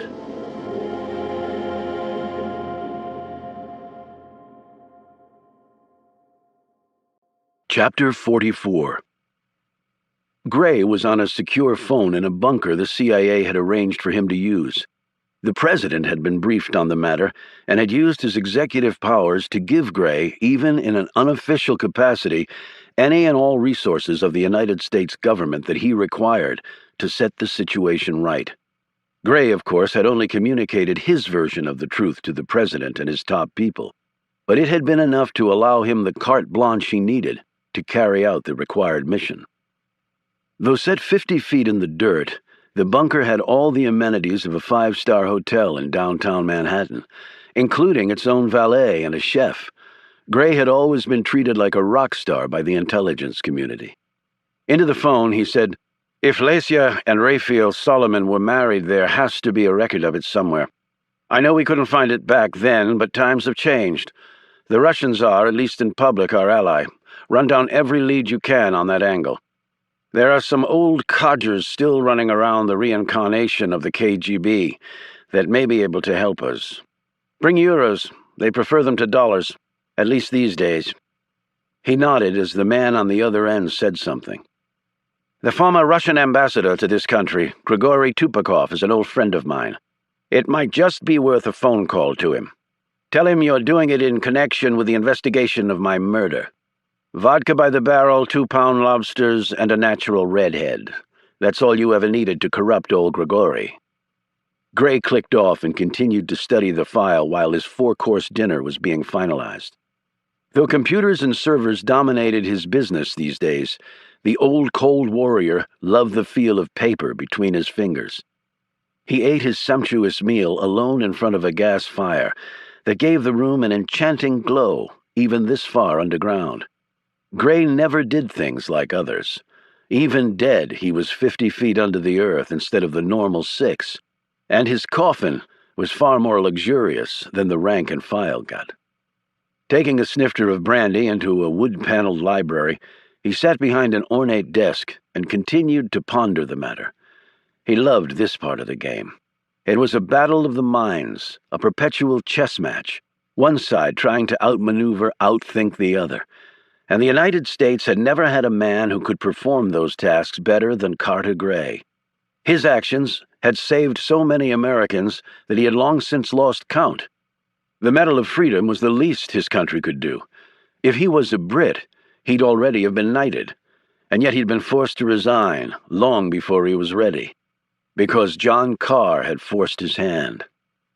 The more Gray thought about this, the angrier he became. Yet from within that anger, a cold-blooded idea took form. Whoever was killing Gray's old assassination team one by one probably believed John Carr to be dead. Yet why should Carr be spared the thrill of being a target? Gray picked up his secure phone and hit a button. "I want to get some information out using the normal channels. It has to do with the alleged death of a man named John Carr. I think the time has come to set the record straight." Chapter 45. Finn held up the device. Barely the size of his palm, combined with a few seemingly innocuous elements, it could easily kill anyone within 30 feet. But it would only kill one man. Finn would make sure of that. He tried on his disguise and thought through all the steps he would take to enter the Hart Building and penetrate where he needed to go. Once Finn had gotten on Roger Simpson's trail and dug deeply, he'd learned that the distinguished senior senator from Alabama had been a hellion early in life, with little regard for anyone or anything other than himself. Though the man was still like that, this flaw had been buried under layers of PR once his political career had begun. This was done with the full, though invisible, support of the CIA, where he had worked in a very special, though undisclosed, capacity. His CV was filled with accolades from the agency, and very little in the way of hard facts. Yet to his country he was a hero, and he was poised to make a run for the White House, Finn had heard. I don't think so. Simpson had never forgotten his former employer's support. As head of the powerful Senate Select Committee on Intelligence, he let the CIA get away with whatever it wanted. There did not seem to be any action too extreme that Simpson did not find necessary for national security reasons. He had been Carter Gray's champion or lapdog, depending on how one looked at it, for years. Finn considered it perfect justice to send them to the same place and in the same manner. He drove home late that night, but Mandy was still up waiting for him. Over a couple of slices of pumpkin pie and some hot tea, she said, "You were a big hit today at school. Susie waited up to tell you, but she couldn't stay awake. I'm sorry I'm late, but something came up." "Are you sure everything's okay? You haven't really seemed yourself lately." "Just work. A lot to think about." "How's Lily?" Lily was Finn's mother. Like Finn, it wasn't her real name. Harry Finn wouldn't have known what it was like to use a real name for anything. The same, actually a little worse. Finn didn't use his mother's word. Rotting. "I know we have a lot going on, but if you want your mother to come and live with us, I'm okay with that. We'll make it work somehow." "Not a good idea, Mandy. She's fine right where she is." "Okay, Harry, but there might come a time when we need to make that decision." "Maybe, but that time isn't now. So let's not worry about it. We have enough on our plates." "You sure there's nothing bothering you?" He shook his head but didn't look at his wife. She touched his hand. "Harry, you seem to be drifting away from us." His response was delivered with a harshness that surprised even him. "I went to Susie's school. I almost never miss a ball game or soccer match. The yard doesn't have a weed in it. I help with all the homework and housework. I play chauffeur as much as you do. What more do you want from me, Mandy?" She withdrew her hand slowly. "Nothing, I guess." They finished their pie in silence. Mandy headed upstairs, but Finn remained sitting in the kitchen, staring at nothing. "Not coming?" she said. "Got a few things to do." "Don't go out, Harry. Not tonight." "Maybe just a walk, you know." "Yes, I know," Mandy said to herself as she climbed the stairs. "Mandy?" She turned back around. "Things will get better, I promise. They'll get better soon. I'm almost there." "Sure, Harry. Sure." Chapter 46. There was really only one place for Annabelle to go: the graveyard. She had never had the opportunity to pay her respects to her mother. She was going to take care of that tonight. She parked her rental, slipped through the gate, and walked along the darkened pathways. The location of her mother's grave was seared into her head. However, when she arrived there, she found that her mother already had a visitor. She ducked behind an evergreen and watched. He was stretched out on the ground next to the grave. As Annabelle listened, she could hear the words floating to her from the prone figure. He was singing an Irish ditty to the dead woman. It was a song that Annabelle had heard him sing to her mother when she was a little girl. The lyrics had to do with dreams and a green, lush land, and a man and a woman very much in love. As she continued to listen, tears started sliding down her cheeks, though she didn't want them to. The sounds grew fainter, and she finally realized her father had fallen asleep next to the grave of his wife, her mother. Annabelle stepped out from behind the tree, strode quietly over to the burial plot, and knelt down on the other side of the grave from where her father lay quietly snoring. Then she did something she hadn't done since attending Mass as a little girl. She crossed herself and prayed over her mother. More tears poured down her face as she spoke to God and tried to talk to her mother, telling her how much she missed her, how much she wanted her to be alive. She prayed and spoke until her heart was nearly bursting. Then she rose, crossed herself again, and staring down at her slumbering father, made up her mind. He was painfully light as she gripped him under the armpits, lifting him to his feet. He awakened slightly. She half carried him to her car, put him in, drove back to the inn, and got him to bed in her room. She sat outside on the couch until she heard a tap on her door. It was Stone. He looked worried. He filled her in on what had happened with Milton and Reuben. Then he glanced toward her bedroom door, from which loud snores were now pouring forth. Stone didn't say anything about that because the look on Annabelle's face told him quite clearly that any questions would not be welcome. "Do you want to go back home tomorrow?" he asked instead. "I don't have a home," she replied. "But we can go back to your home tomorrow." The next morning, Annabelle had breakfast sent up to the room. When her father came out of the bedroom, hot coffee was poured and eggs and bacon were on the plate. "You look like you could use some food," she said. He looked around. "How the hell did I get here?" "You were at the grave last night, so was I." He nodded slowly, rubbing his tangled hair down with one hand. "I see. Come and eat." "You don't have to do this, Annie." "I know that. Eat." He sat and managed to down a few bites and drink a bit of the coffee. "How bad is it?" she asked, studying his gaunt gray face. "Bad enough. 6 months without treatment, a year with. But who wants to go out sick all the time? Do you need anything? Money? A place to live?" He sat back and wiped the napkin across his lips. "You owe me nothing, Annie, and I ain't taking nothing from you. There's no reason you have to be in pain or sleeping in the back of a truck. I have money. I've got whiskey for the pain, and that old truck of mine is what they call a low-end recreational vehicle. I'm fine." "You're obviously not fine." His expression darkened as he pushed away from the table. "I don't want your pity, Annie, okay? I can deal with your hatred a lot easier." "Is that why you never found me and told me you were in jail when Mom was killed by Bagger?" "Would it have made a difference to you?" "Probably not," she admitted. "So there you go. Would have been a bloody waste of time." He rose and fumbled in his pocket, fishing out a cigarette pack and a lighter. "Do you mind, seeing how it's already killed me?" She shook her head, and he stepped to the window, opened it, and blew the smoke out that way. "So, did you hit Jerry up in Atlantic City?" "I did." "Did you hit the bastard hard?" "Millions." "Well, then you're a lock for heaven, 'cause there ain't no man what deserves it more than that bloke." "But it wasn't enough," Annabelle said in a low voice. Patty stared moodily out the window. "Course it wasn't. One thing Jerry has is lots of money. You can take all you want, and he'll make it all back off the sorry types tramping through his casino every bloody minute." "So how do I hurt him enough?" He swung around to look at her. "You take away one of two things. Either his life or his freedom. Only way." "There's no statute of limitations on killing someone." "You've got proof he murdered your mum?" "Nothing that will stand up in court, but I know he did it." "I do too." Father and daughter stared at each other for a long time. He finally said, "There's only 2 people in the whole world who've conned that bastard and lived to tell about it. And they're both in this room."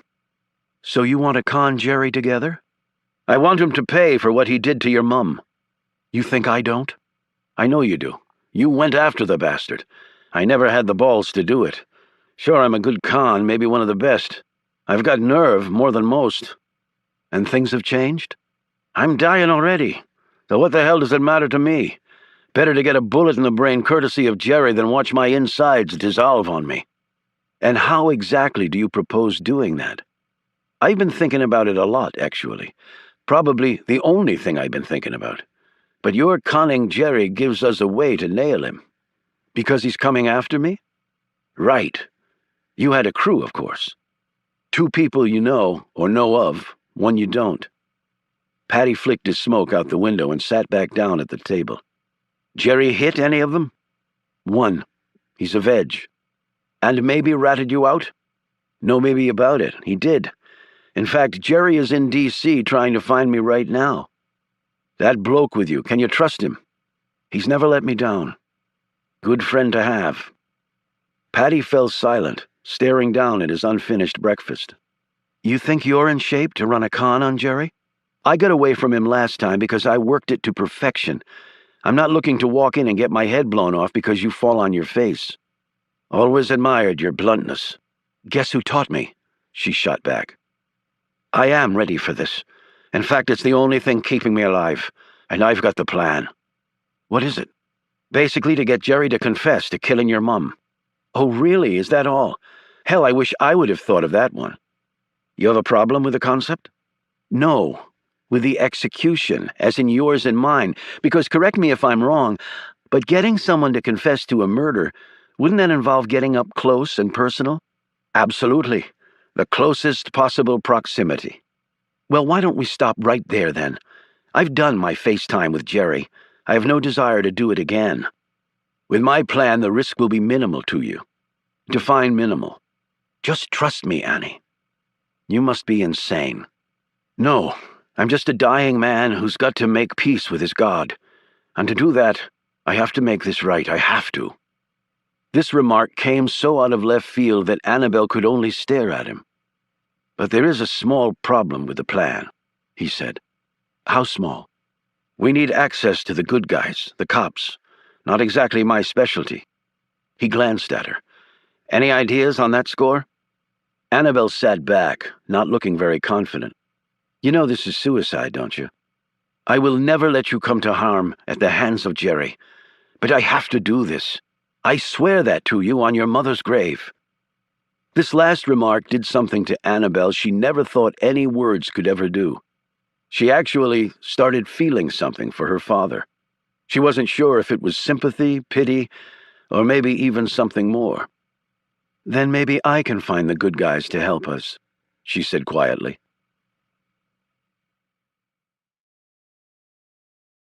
Chapter 47. Annabel left her father and walked to Stone's room. "He wants to team with me to con Jerry into confessing to my mother's murder," she said bluntly, and then collapsed on the small couch. "You think you can trust him?" "Damn it, Oliver, you just spent all that time telling me to forgive the man." "Forgive him, yes, not trust him." "I have no reason to trust him at all." Stone looked at her warily. "I sense a but coming." "But, with all that, I do trust him. I don't know why, just call it my gut." "But you need the cavalry." "That's what he says." "I might be able to help." "I thought so. I mean, they owe you after the last time." "They never owe you, Annabel. Or at least they never think they do. But let me see what I can work. So what do you do with your father in the meantime?" "I was sort of hoping he could come back to D.C. with us." "And stay with you? That might be a little dicey with Bagger in the same town." "Any help there would be appreciated." "Tell your father to get his things together." Patty didn't have anything to get together. Everything he owned was already in his battered truck. He insisted on following them down. "Truck's all I've got left. I ain't letting it go." With Patty behind them, Stone and Annabel drove south to Reuben's house in one of the few remaining rural areas of Northern Virginia. It was dark when they arrived there, but Stone had called ahead. They pulled down a gravel drive that was more path than road and bracketed by thick woods. They passed leaning shacks and rotting cars as the wilderness and poverty grew with each click of the odometer. A few minutes later, the Nova's headlights flicked across a weed-filled yard and spotlighted a garage with its single overhead door open. The interior was bursting with tools and car parts.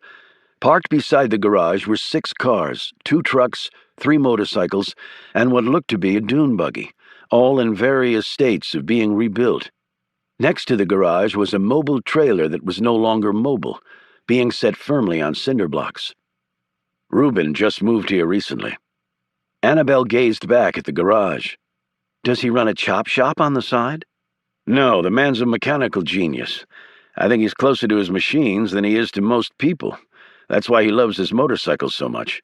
He says it's far more reliable than any of his 3 wives ever were." "Oliver, do you have any normal friends?" "Well, there's you." "Oh, God, are you in serious trouble?" Stone noted Reuben's truck in the yard and a light on in the trailer. "They're waiting for us," he said.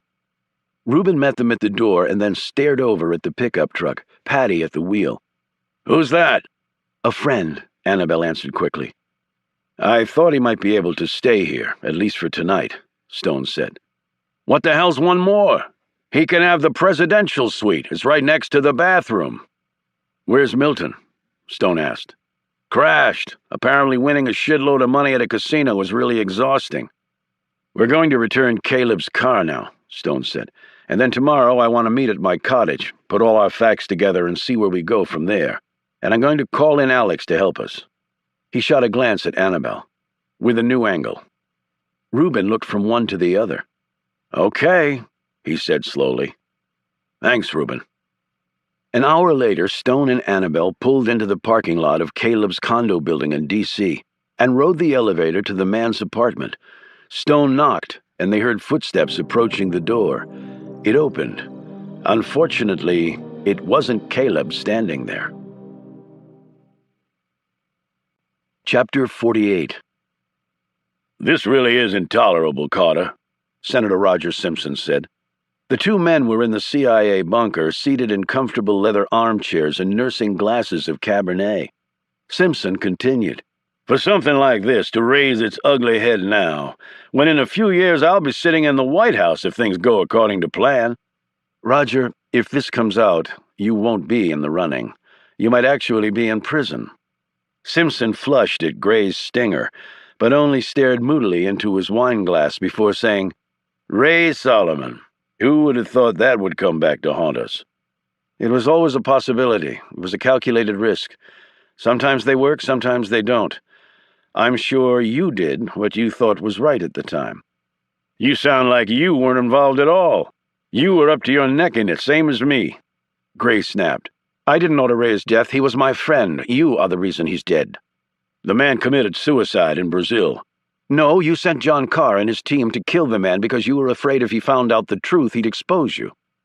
Simpson stared at Gray over the lip of his glass. "Expose us, Carter. Don't ever forget that." "Ray Solomon was a good man and a top agent, and now he's called a traitor. His memory has been besmirched." "Sacrifices are necessary all the time for the greater good." "Funny. Why do I think you'd never be willing to sacrifice your life for the greater good?" "Fate has a way of preserving those who can truly make a difference, Carter. The great men always persevere." "Well, you should call upon the fates now, because someone clearly wants you dead. And you too, don't forget that.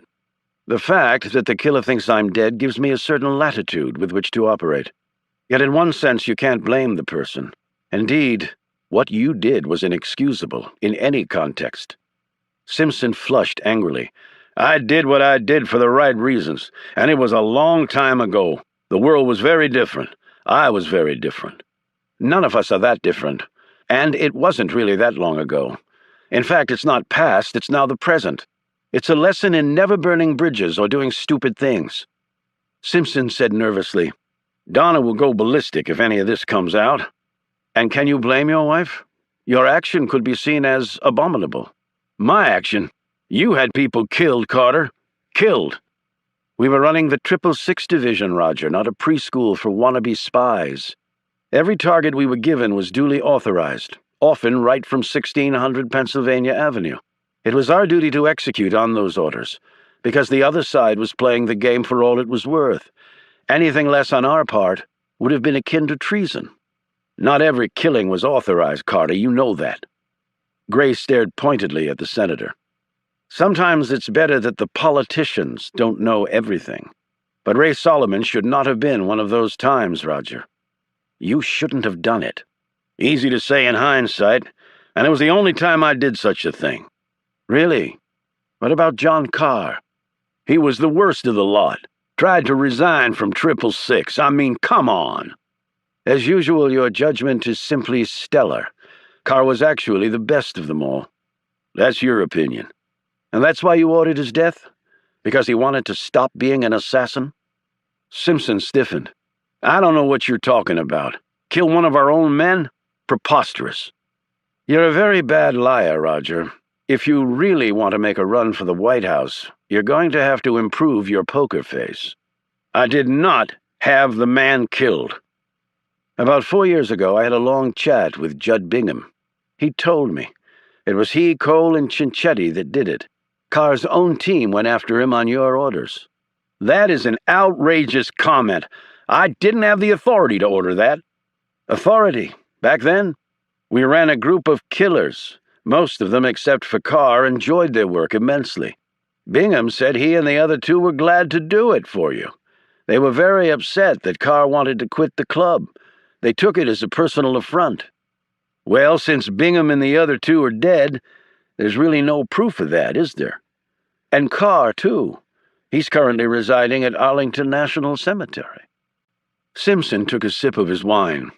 "I know that. At least that's what the official record says." Simpson glanced at him sharply. "What are you talking about?" "Carr isn't dead." Simpson sputtered. "But Bingham said—" He caught himself a second too late. "Thank you for confirming what I already knew to be true. Bingham was always a liar. He didn't want to admit that Carr got away that night, and Carr managed to kill 3 of our operatives in the process. Bingham, Cole, and Cincetti barely got out alive, though apparently Carr didn't know it was them. Carr was in a class by himself when it came to killing. It was a costly mission, Roger, and one that you should have been taken to task for. You're lucky that Bingham and the other 2 kept their mouths shut all these years. But they would have been in just as much trouble as you if the truth had come out. Again, I don't know what you're talking about. Gray waited until Simpson had swallowed a mouthful of wine before saying, Jackie was Carr's daughter. Did I ever tell you that? You adopted his daughter? Simpson slowly set down his glass. Gray noted that the man's hand was trembling. No, you failed to mention that, Simpson said in a strained voice. You said she'd been orphaned, but you didn't say who the parents were. I didn't even know Carr had a daughter.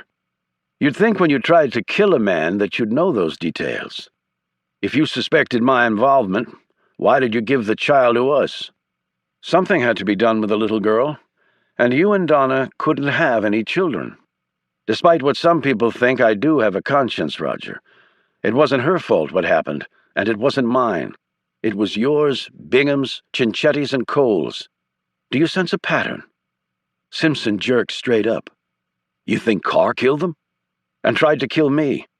He must have thought, understandably, that I had something to do with his family's death. But why would he wait all this time to do it? There I can only speculate. But he must be considered a suspect. If he's still alive. Men like Carr are awfully difficult to kill, as you must surely admit now. A team of 666s couldn't get the job done. But I don't understand. How does this tie into Solomon? It may not. Carr may be operating alone and using the Solomon angle as a cover. That's for us to find out. But if Carr is working with someone connected to Solomon's past, then we need to track those people down. I have the resources to do so. The current director certainly sees things my way. He should. I trained him. And you'll get whoever's doing this? Yes, hopefully before he gets you, since you are most assuredly on the hit list, and quite the easy target, actually. That's not funny. I didn't mean it as a joke. 3 men who are far more skilled and far more deeply buried than you are dead. Practically speaking, you're a much softer target.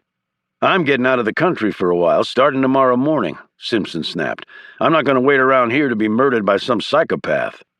I'm sure the American taxpayers will understand you're shirking your duties in the Congress. I don't like your tone, Carter. In response, Gray picked up his Medal of Freedom off the table next to his chair and held it up. They gave me a lump of metal in return for nearly 40 years of service to my country. I was surprised to get it, actually. After all, I had resigned my post as Director of National Intelligence, leaving the administration in the lurch. I often wondered why you did that. You can keep wondering, Roger. That bit of intelligence is mine alone. Simpson gazed contemptuously around the bunker's interior. Feels a bit like a rat in a hole down here. A person that can kill 3 former 666s, and nearly me as well, is not someone to underestimate. I'll take being in my cozy bunker for now. Wonderful. Well, I'm exposed on the surface, Simpson said angrily.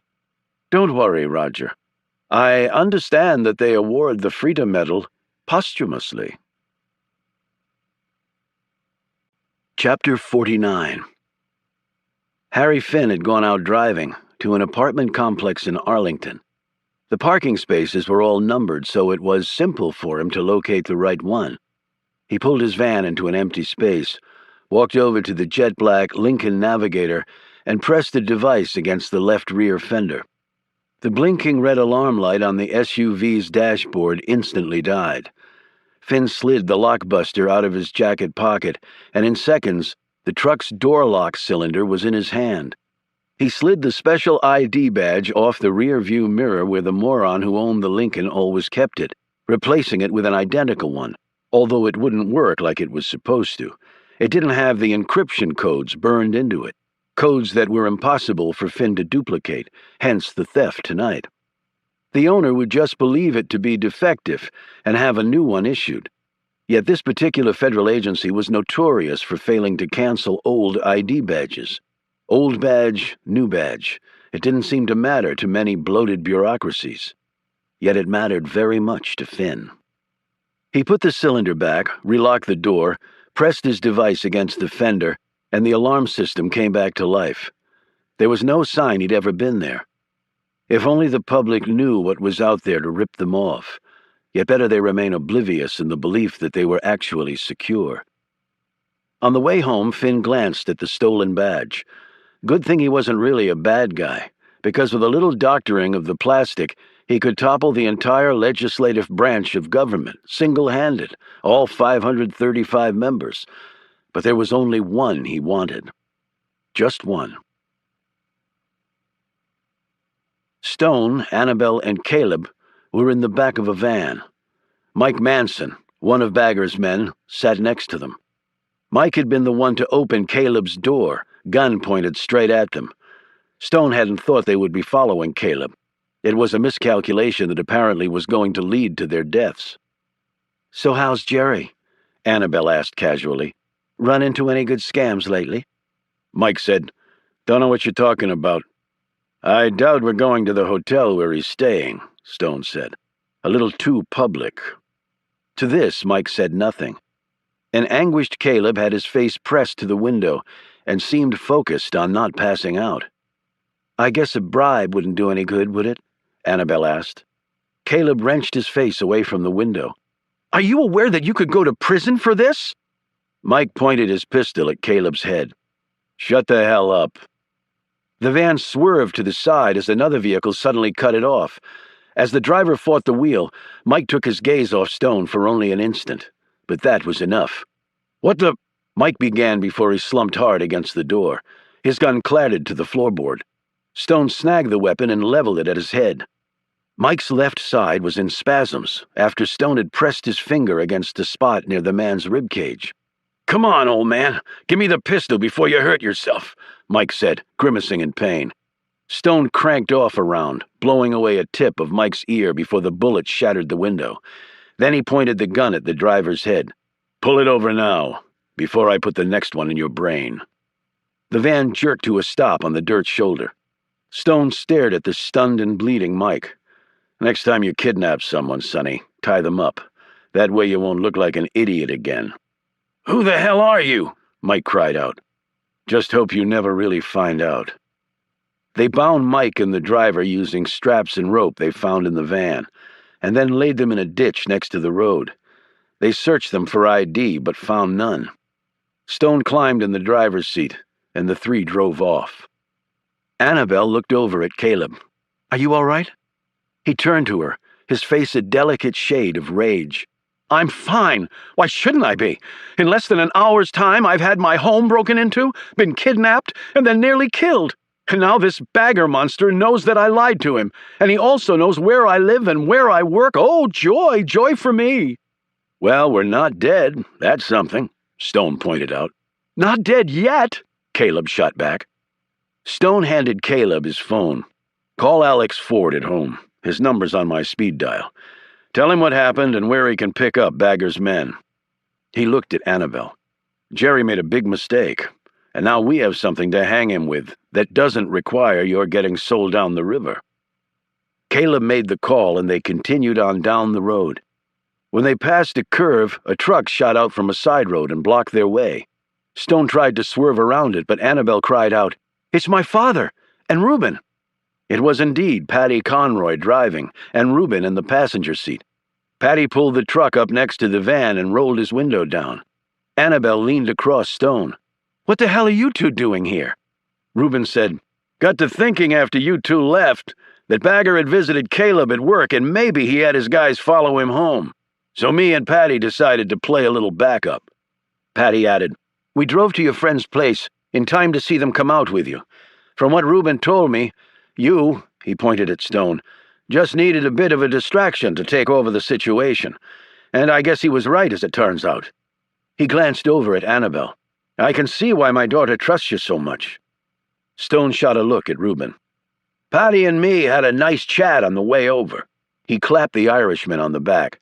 "And let me tell you, the dude can drive. Started my career as a wheelman," Patty added hastily. For the army, of course. Stone drove off in the van with Patty and Reuben following. All were in high spirits at having nailed Bagger and his men. Yet it was not to be. After Alex sent agents to get Bagger's men, they reported back that the pair had disappeared. After that, the news didn't get any better. The pistol Stone had taken from Mike was sterilized, the van stolen. Their kidnappers had not mentioned Bagger's name, so there was nothing to connect any of it to the casino chief. They didn't even have enough to bring him in for questioning. The authorities were not happy about coming up empty. In the future, it was made very clear that the cavalry would not come running when called. It seemed to put them back at square one in their war with Bagger. Yet it was Oliver Stone who was the most worried. Sterilized weapon, stolen van, no IDs, bound people disappearing in the night with no trace. What if it hadn't been Bagger's men who'd kidnapped them? What if instead of being after Annabelle, they were after him? Chapter 50. When Mike and his prisoners didn't show up at the prearranged spot, Bagger didn't shout or throw objects. He was far more introspective than most people realized. You didn't get to his level without thinking things through from every angle. The casino boss knew that losing Mike was not a good thing. Worse than that, he didn't know who he'd lost Mike to, or what Mike might be saying to them. The town was crawling with feds. You could spit on any street corner and hit 5 of them, easy. Bagger's instincts had allowed him to survive many dangerous moments. He could sense this was one of them. He could hop on his jet and make a run for it. Yet that cut against everything he'd built his career on. Jerry Bagger never ran from trouble. He made some calls. The first one was to bring down some reinforcements from Atlantic City. Bagger then called Joe, his PI guy, and instructed him to dig up some more information that Bagger felt he would need as this whole thing unfolded. The last call was to his lawyer, who knew more of Bagger's secrets than anyone. The man immediately began constructing alibis and legal strategies in case the feds knocked on his client's door. With that business finished, Bagger decided to take a stroll alone. Unlike Atlantic City, D.C. closed shop early. There were few restaurants, bars, or clubs open at this time of night. Yet after about a 10-block jaunt, Jerry found a neon-lighted dive, went inside, grabbed a stool at the bar, and ordered a whiskey sour with a chaser from a bartender whose features clearly showed that life had come down on him like a sledgehammer. The fat guy seated next to him gazed droopily into his beer, while an Elvis Costello song drifted from the dented jukebox that was coated with decades' worth of beers and tears. Bagger had grown up in places just like this, hustling for scraps. Nearly 60 years later, he was still hustling, only the scraps were now valued in the millions. Yet sometimes he wished he were again that dirty-faced kid with the infectious smile and mile-a-minute mouth, ripping people off for dollars with tried-and-true scams. The marks never knowing what had hit them, until he was long gone and on to the next scheme. "So what do people do for fun in this town?" he asked the bartender. The man started mopping the bar and said, "It's not a town built for fun. At least that's my opinion." "Serious business here, you mean?" The man grinned. "Only place that can nuke you and tax you. Some people think we'd all be better off if somebody nuked this place. Hey, just give me 24 hours warning. I'm from Atlantic City. Cool place. Afraid I dropped enough of my retirement dollars there, though. Ever been to the Pompeii? Oh, yeah, neat casino. Guy who runs it is bad news, so I've heard. Real hard-ass. But I guess you gotta be to make money in that racket, so more power to the man. You been tending bar long?" "Too long. I wanted to be a major league pitcher, but my stuff wasn't quite good enough.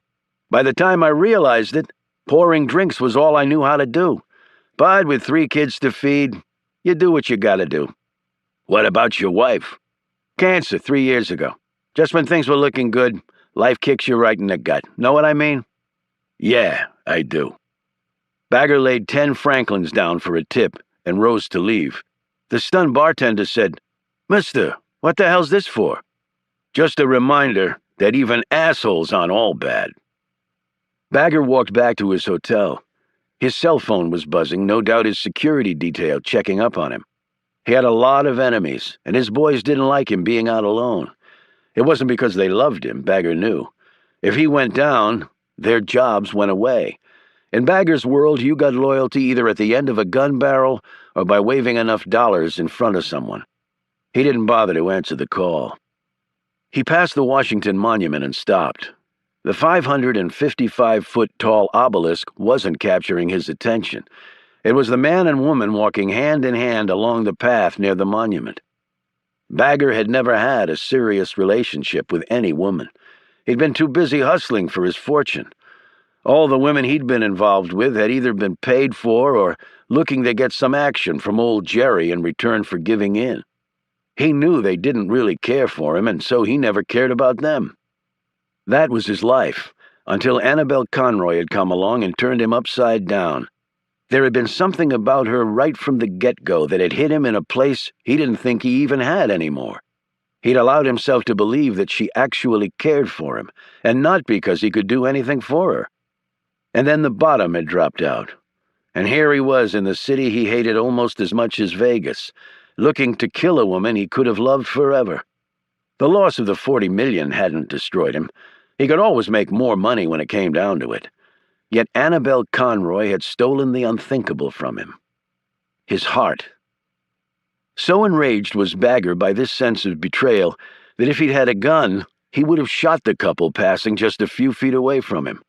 It was all he could do to keep himself from running over and pounding both of them into the dirt. He turned and walked quickly back to his hotel. When he got there, he was in for another surprise. Mike Manson and his sidekick had just returned looking bloody and disheveled. Before Bagger said anything to them, he motioned to one of his other men and mouthed the word, "Clean?" "We searched them," the man said. "No surveillance devices." Bagger looked at Mike. "What the hell happened?" "We blew it, Mr. Bagger," Mike admitted. "We had him in the van, then the old guy got the gun away from me and tied us up. Took us all this time to get free and back here." "We had to walk 5 miles," the other man said. "I don't give a shit if you had to crawl using your tongues," Bagger roared. "You let a woman and a damn librarian get the drop on you?" "It wasn't the librarian," Mike said. "He was an older guy, but he was one serious dude. He stuck a finger against my ribs and my whole body went numb." He pointed to his wounded ear. "Then he took a chunk of my ear off with a round from my gun like it was nothing. He was a pro, Mr. Bagger. We weren't expecting that kind of trouble."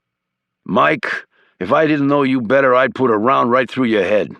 Mike said nervously, "Yes, sir, Mr. Bagger, I know. We crawled behind some trees, and Joe found the chunk of glass we used to cut the ropes off. Right as we were taking off, the cops showed up. They must have called them. They didn't see us, though." "You sure?" "Yes, sir." "The guy who nicked you was a pro, huh? What'd he look like?" Mike told him. "Maybe a Fed?" "He wasn't dressed like a Fed. He was a little old for that. But the guy was still a pro, and he and Conroy were tight." Bagger slowly sat down in a chair. Who the hell was Annabelle hooked up with?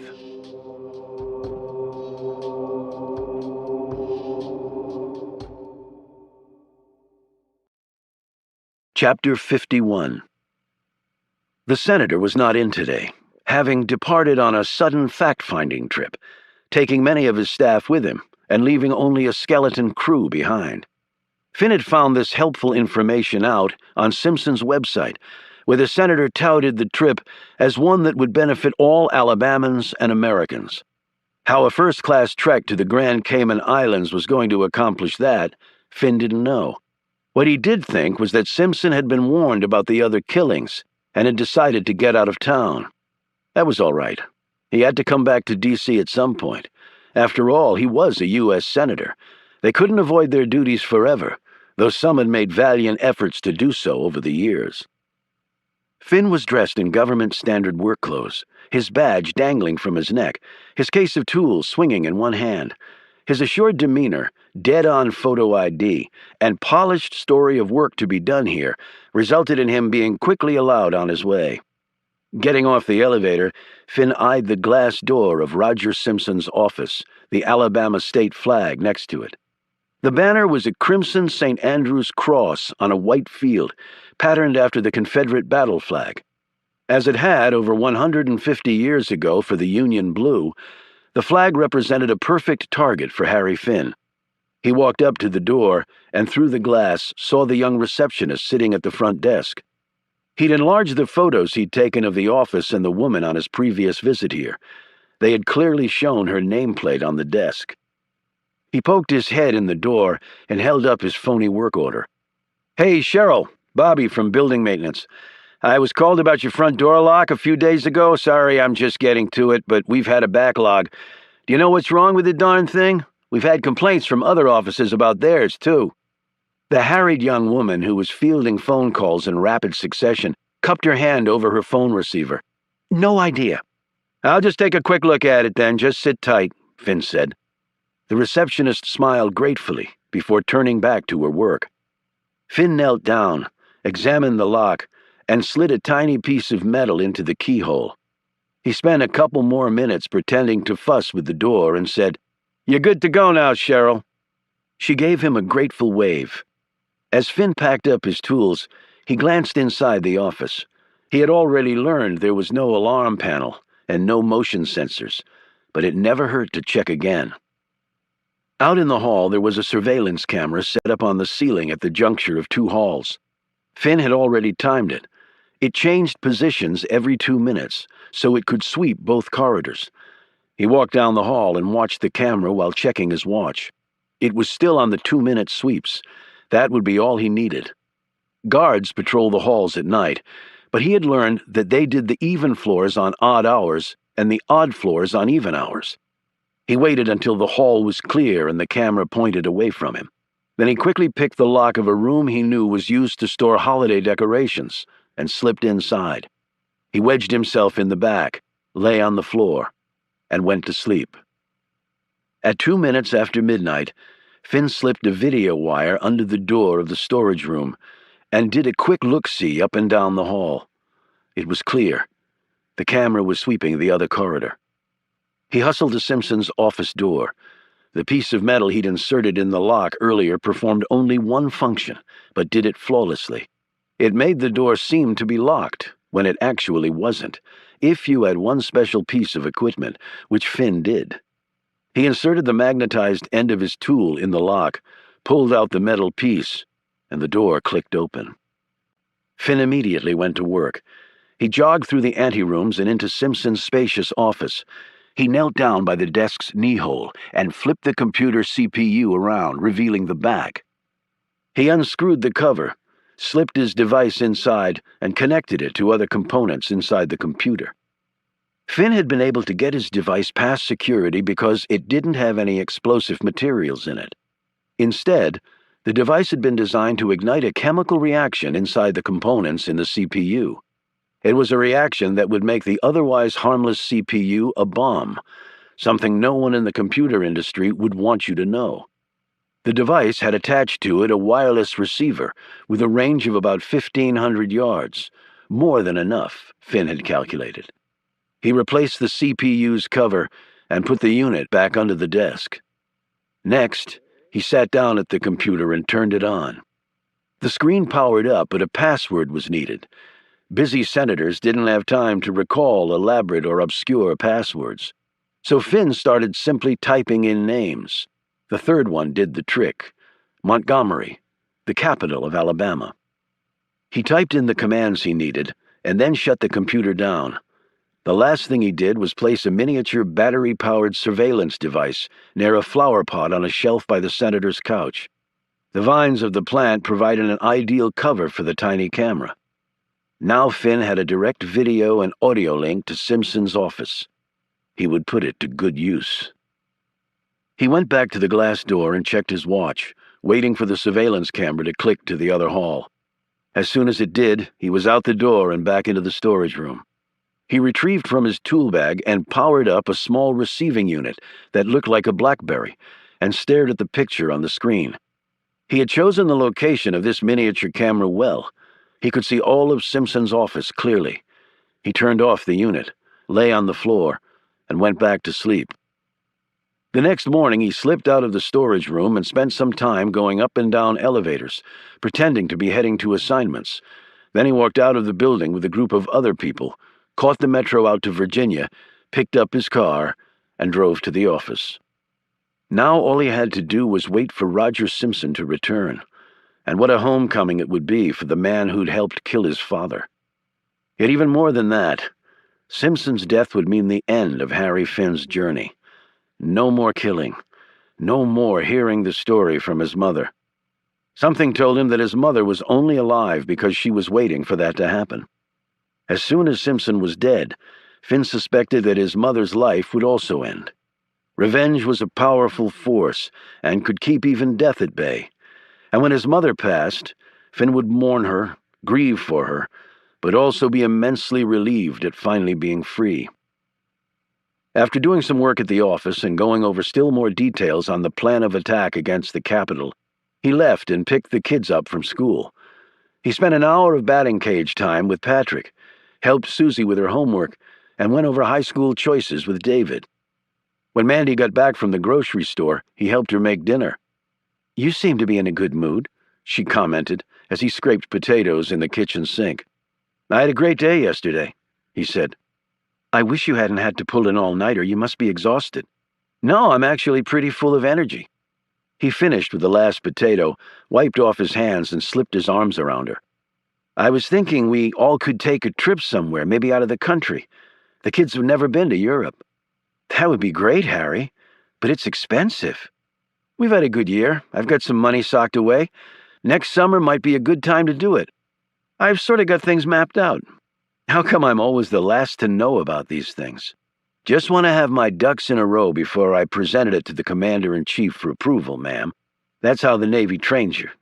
He gave her a kiss. "You really do have mood swings, mister," she said. "Like I said before, I see light at the end of the tunnel." She laughed. "Let's just hope the light isn't a train heading your way." As she turned back to the stove, Finn's jovial manner disappeared. A train heading my way, he thought. He hoped his wife didn't turn out to be prophetic. Chapter 52. Caleb and Patty had stayed at Stone's cottage, while Annabelle had gone back to her hotel, checked out, and moved into another one in a different part of the city. She called Stone with the new address. Early the next morning, Stone received a call from an upset Reuben. "Milton's driving me nuts, Oliver," Reuben complained. "He's cleaned up my whole house. I can't find a damn thing. And Delta Dawn's afraid to even come inside because the damn vacuum's been running nonstop for hours."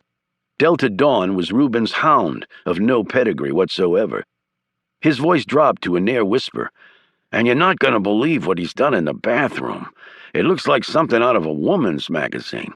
I'm too damn embarrassed to even take a crap in there." Stone said wearily, "I don't have room for him here. I'm pretty full at the moment, Reuben." "I know, that's why I called. I thought Patty could come and stay with me while Milton bunked with you. I mean, Patty's more my kind of roommate." "Finding you the ideal companion is not a priority right now. Staying alive is," Stone said bluntly. "And the less Patty's out in public, the better." Reuben let out a deep sigh. "Okay, I guess I can hang with Mr. OCD for a little while longer. But we better nail this bagger creep soon. Milton's already started to talk about taking me clothes shopping, and I draw the line at that shit." Several hours later, Stone watched as a very irritable and wrinkled-looking Caleb came out of the bathroom dressed in his clothes from the night before. "Caleb, when the men grabbed you last night, did they say anything?" Caleb scowled. "Oh, yes. They said if I made a sound, they'd kill me. And to think that when I was putting the key in my door, all I was contemplating was having a nice glass of sherry and rereading the opening to Don Quixote." "I meant, did they mention that they were working for Jerry Bagger?" "No, they didn't. Actually, they didn't really say anything. They didn't have to. They had guns."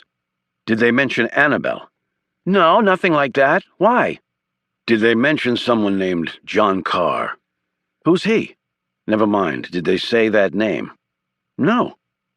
Stone really had no way of knowing if the kidnappers were after Annabelle or John Carr. They could have tracked him down through Caleb, Stone reasoned. He had been to the library before to visit his friend. They had all just assumed that the men were with Bagger. But what if they were part of the team that had been killing 666s? that had killed Carter Gray. Yet if they were after him, surely they could have discovered his alter ego and also where he lived. "So what do I do now?" Caleb asked, breaking in on Stone's musings. "I should have left for work 10 minutes ago. I've got no clothes, no toiletries, nothing." Stone, annoyed at being interrupted, said curtly, "Call in sick." "That takes care of today. What about tomorrow and the day after that?" "Do you have vacation time?" "Yes, but I work for the federal government.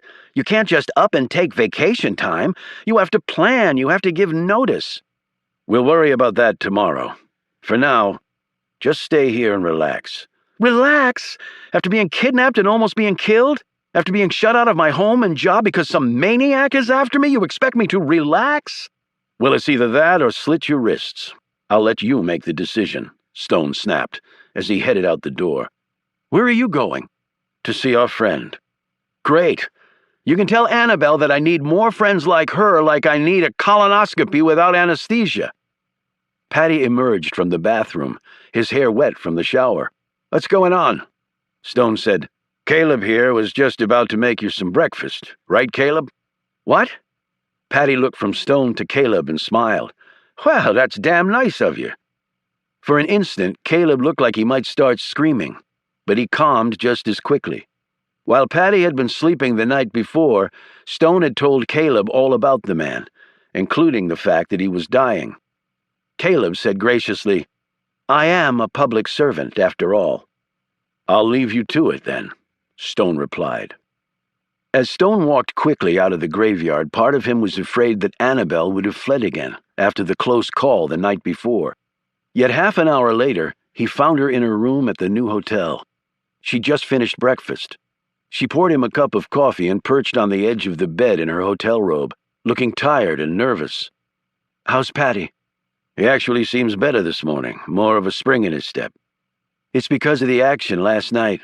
He thrives on that, always has." "We're lucky he was there last night. He saved our lives." "I know," Annabelle said in a not-so-pleased tone. "It pisses me off. Now I sort of owe him." Choosing his words carefully, Stone said, "Did you recognize the men last night? I mean, as definitely being with Bagger?" "No, but who else could it be?" "You remember that little problem of mine I mentioned?" "Yes." "Well, it might be possible that the men last night were after me, not you." "What? Who would be after you?" "Get dressed. We're going to take a little ride. There's something you need to know about me." "Where are we going?" "Arlington National Cemetery. There's something I have to show you." Chapter 53. "Oliver, don't you get tired of graveyards? I mean, it seems a little obsessive," Annabelle commented as they trudged along the asphalt at Arlington, the nation's most exalted burial ground for its military dead. Most of the graves were represented by a simple white marker, although some of the statuary over the tombs of the famous or else the very rich were extraordinarily ostentatious, and sometimes in rather poor taste. To Stone, it seemed the less grandiose the grave marker, the more the departed had actually done for his country. He said, "Come on, it's not much further." He led her down the familiar path, counting off the rows in his head. This was a quiet section of the cemetery, one that he had often visited just to have some peace. An instant later, he felt himself stagger, his balance suddenly gone. The area was not so quiet and peaceful today.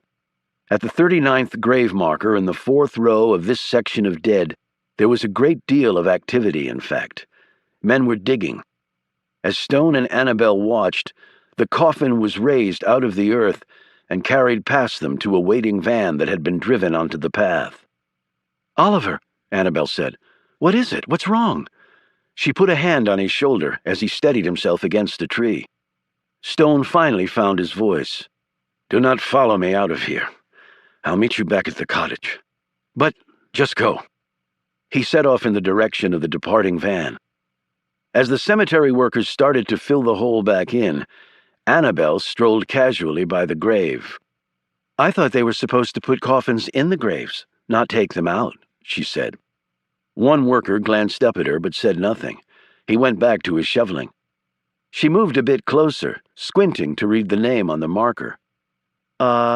Can you tell me where they do the changing of the guard here?" she asked as she edged closer. As the worker told her, she glanced over his shoulder and finally made out the name chiseled on the marker. "John Carr," she said to herself. On foot, Stone followed the van until it hit the main road and then shot out of sight, after passing around the traffic circle leading away from the cemetery. It didn't cross over Memorial Bridge into Washington. Instead, the van headed west, farther into Virginia.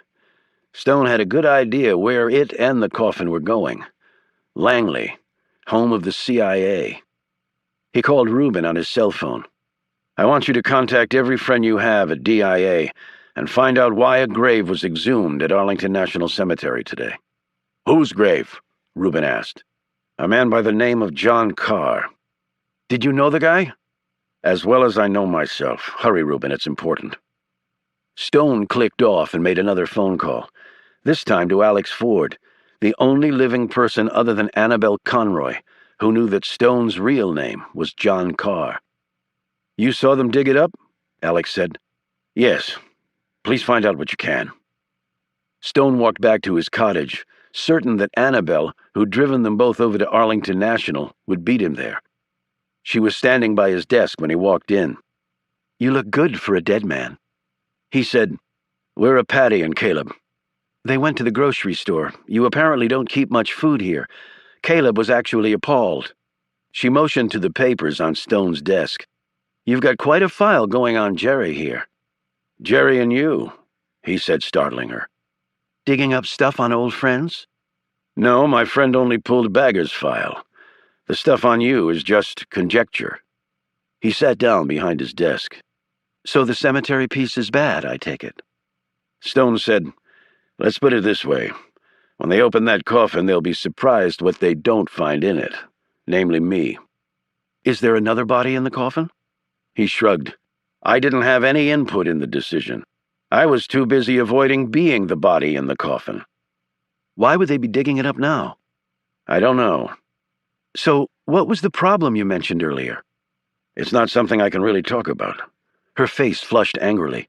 "You're telling me that? After I spill my guts to you? And I've never done that with anybody, ever. Now I want the truth." Inwardly, Stone winced. For years, he'd kept a sign in Lafayette Park that had read, "I want the truth." "Annabelle, it's not something I can talk..." "Don't try to make bullshit excuses. I took bullshit to an art form." Stone simply sat there while Annabelle tapped the heel of her shoe on the plank flooring. "Look, Oliver, or John, or whatever the hell your real name is." "I told you my real name before. It's John Carr." "Good. That's a start. Keep going." He rose. "No, I won't. And I can't help you now with Jerry Bagger. In fact, the faster you can get away from me, the better. Take your father and use all your money to run as far and as fast as you can. I'm sorry, Annabelle, I'm sorry. If you're anywhere near me, you'll die. I can't have that on my conscience, too." He gripped her arm, walked her to the front door, and closed it behind her. Chapter 54. Harry Finn's mother rose early. The pain, the gnawing at her bones, always made her rise before dawn. She used the bathroom, shuffled back to her bed, and read through her newspapers with the discipline of a lifetime. The radio and TV news shows followed in her ritual of endless fact-finding. And that's when she found herself staring at his face up there on the screen. She clawed at the remote control, and his grinning, smug countenance disappeared. Her breaths coming in gasps. She looked down at the cell phone her son had given her. She had never called him on it. It was only reserved for emergencies, he'd told her. She kept it tied to a string that she wore around her neck. She only took it off to bathe. She needed to call him. She needed to know about the man, the face on the TV. Was it true? Could it be true? She heard someone coming and quickly slipped back on the bed. The door opened and the attendant came in whistling. "How are we today, Miss Queenie?" the attendant said. The nickname had come from her patient's imperious manner. Her face had seemed a vacant expression. She muttered a few words in the odd language she spoke to Finn. To anyone else, it would sound like mindless ramblings, which was exactly what she intended. The attendant was very familiar with this speech. "Okay, you just go right on jabbering while I get your dirty clothes and clean up the bathroom. Whatever makes you happy, Miss Queenie." The attendant glanced over at the well-thumbed newspapers and smiled. Miss Queenie wasn't nearly as out of it as she wanted people to think. The woman performed her duties and left. Only then did she sit up and look at the phone again. It was odd that when one grew old, decisions that were made quickly when young now required extensive internal deliberation. To call or not to call. Before she had actually made up her mind, her fingers punched in the numbers. It was answered before the first ring was even finished. He had obviously recognized the number on the caller ID. Finn's voice was low but clear. "What's happened? Are you hurt?" he asked firmly. "No, I am fine."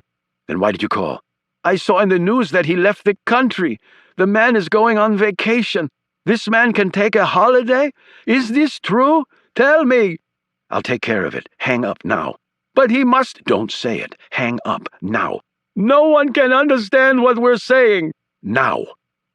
She clicked off and put the phone back around her neck. Harry was angry with her. She should not have called, but she could not help herself. All day and all night she sat here in this place, in this hell, rotting and thinking only of it. And then to see the man on the TV.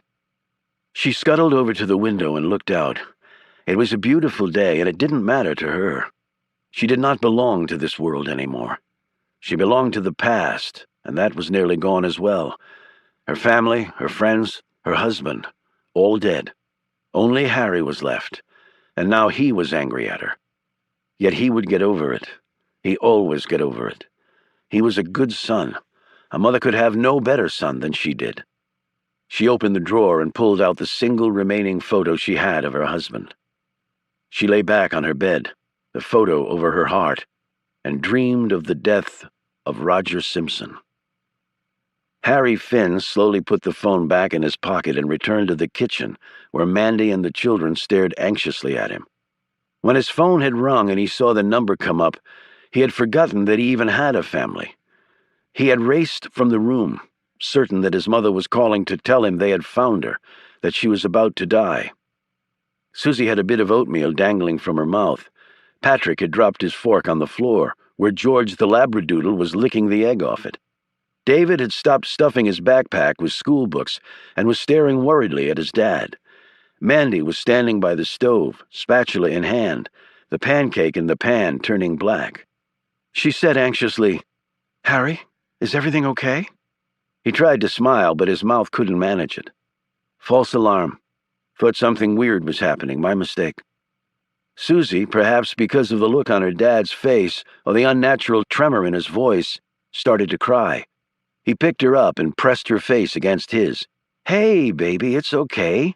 Daddy just made a mistake, that's all." She cupped his face with her soft hands and gave him the kind of penetrating stare that only little kids seemed able to muster. "You promise?" she said in a tiny voice. The undercurrents of fear in her question cut right through Finn's soul. He kissed her on the cheek, partly so he wouldn't have to look into those pleading, piercing eyes. "I promise. Even daddies make mistakes." He looked over at his wife, who had recovered a bit from her own terror. "But mommies don't, right?" He gave Susie a tickle, and with his other hand squeezed Patrick's slender shoulder. "Right?" "Right, Daddy," Susie said. "Right," Patrick agreed. Finn drove the kids to school and dropped them off. David was the last out of the car. He leaned back in, pretending to fiddle with his shoelaces while his siblings headed into the building. "Hey, Pop, you sure everything's cool?" "Absolutely, buddy, no worries." "You can talk to me, about anything." Finn smiled. "I thought that was my line." "I'm serious, Pop. I know sometimes it's hard to talk to Mom about stuff. Sometimes you need another guy to kick stuff around." Finn reached out and shook his son's hand.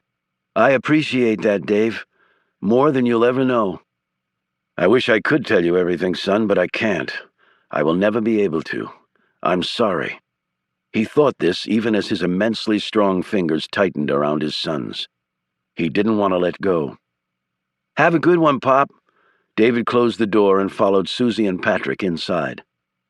Finn slowly drove off. passing the cars of other parents, who, he was reasonably certain, would never knowingly trade their lives for his. He looked in the rear-view mirror as David disappeared into the school building. "If I fail, son, just remember me for the father I was, not the man I had to become." Down the hall from Finn's mother's room, a man named Herb Dashiell yawned and stretched as he sat in front of a bed where another man lay unconscious. Dashiell had been here since midnight, and his shift did not end for another 4 hours. He nodded to an attendant as she came in to check the patient. It was at that instant that the man in the bed started moaning, and a few words rolled from his mouth. Dashiell jumped up, grabbed the attendant by the arm, and pushed her out the door, slamming it shut behind her. He bent down to the man's face and listened intently. When he fell silent, Dashiell whipped out a telephone and made a call, repeating exactly what he had said. Then he went to the door and called out. The attendant came back in, looking a bit flustered, but this had happened before. "Sorry about that," Dashiell said politely as he resumed his seat. "You people are going to give me a heart attack," the woman said under her breath, but didn't dare say it out loud. No, she didn't dare. Not with people like that. Chapter 55. "I'm grateful that Grigori was so helpful," Carter Gray said to the CIA director. The men were sitting in the study in the bunker. Gray was actually growing quite fond of his current billet. There was something to be said for living underground. The weather was never a problem, no traffic jams, and he rarely enjoyed anyone's company as much as his own. The former Soviet ambassador to the U.S. during the final years of the Cold War, Grigory Tupikov, was no longer serving the Russian people. He was doing quite well serving himself. He was now a fat and happy capitalist, and a recent export from his homeland. He had joined an investment group that had taken over the formerly state-controlled coal industry, and then sold it to another group of fellow Russians. Grigory had been wise enough to flee the country before the government hammer came down on the country's newly minted rich. He lived most of the year in Switzerland, but owned apartments in Paris and New York, his millions carefully managed by Goldman Sachs. Gray finished reading over the file report obtained from the meeting with Tupikov. "So Lacia and Raphael Solomon were married in Volgograd. Then the newlyweds managed to get out of the Soviet Union." The director nodded. According to what Grigory remembered and found out from old colleagues, they apparently made their way first to Poland, then to France, and from there to Greenland. "Was Lacia Jewish, by the way?" "I don't know. Solomon was, although he wasn't a practicing Jew. The spy business oftentimes put a cramp in one's religious obligations. I make it to the Presbyterian Church every Sunday," the director said. "Congratulations. If Grigory knew that much back then, why didn't he do something about it?" Gray answered his own question. He assumed she was still working for the Soviets. "Well, wasn't she?" the director asked in a puzzled tone. "Of course," Gray said casually. "And after Greenland?" "Unfortunately there the trail turns cold. And it might well remain cold. It was a long time ago, after all." "It can't remain cold," Gray said. "Where exactly was Solomon found dead? That part of the file is missing too." Gray looked up from the documents he was studying, pretending to recall the details. They were actually seared into his mind. "Brazil. São Paulo." "What was he doing in São Paulo?" "Not sure. He wasn't working for us then, of course. Lacia had turned him." "And he died there?" Gray nodded. "We were alerted by our contacts in South America. We did an investigation, but it was clear he'd killed himself." The director looked at Gray, and Gray looked at the director. "Of course," the director said. "And Lacia was left on her own." "Looks that way. Anything else?" "Perhaps." Gray glanced up to see the director smiling smugly. He recalled that as a young case agent, the current CIA director had possessed the worst poker face of any man he'd ever trained, and also a vastly annoying air of superiority, most of it undeserved. Gray believed he had shamed these weaknesses out of the man. Yet as head of the CIA, it was clear his insufferable qualities had risen once more. "Tell me." Grigori must have been in a good mood. As you suggested when our man met him in Paris, he fed him lobsters by the ton. And Moskovskaya vodka? That's his favorite. By the gallon. And we scrounged up a redhead or two.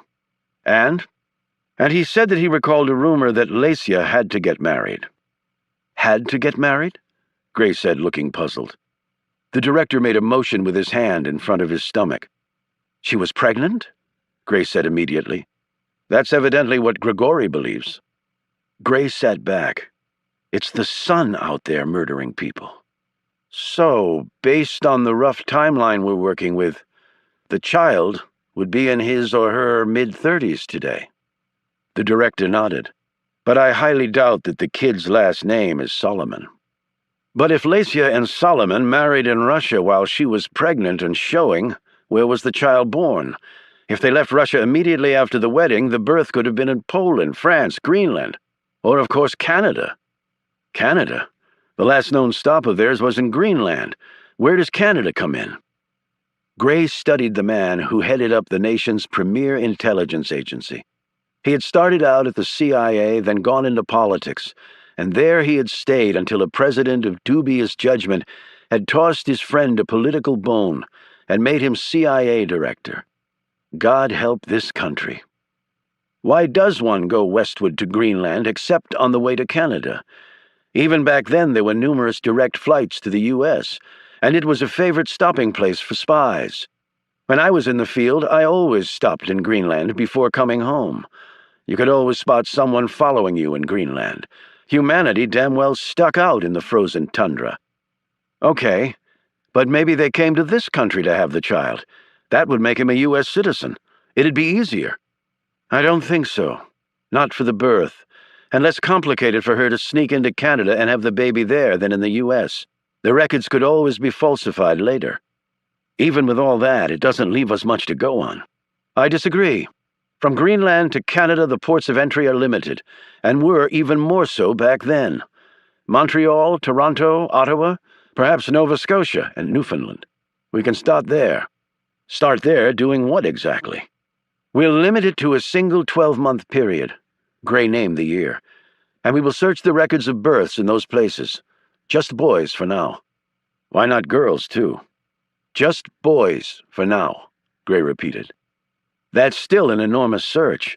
And we have that disaster readiness drill on Capitol Hill coming up that DHS demanded and left us to do the lion's share of the work. It's requiring an inordinate amount of our time. The birth records should be computerized now. That should simplify things greatly. Yes, but still, the resources required to... Gray leaned forward and silenced the man with one of his most intimidating stares. The consequences of not doing so are potentially catastrophic to this country.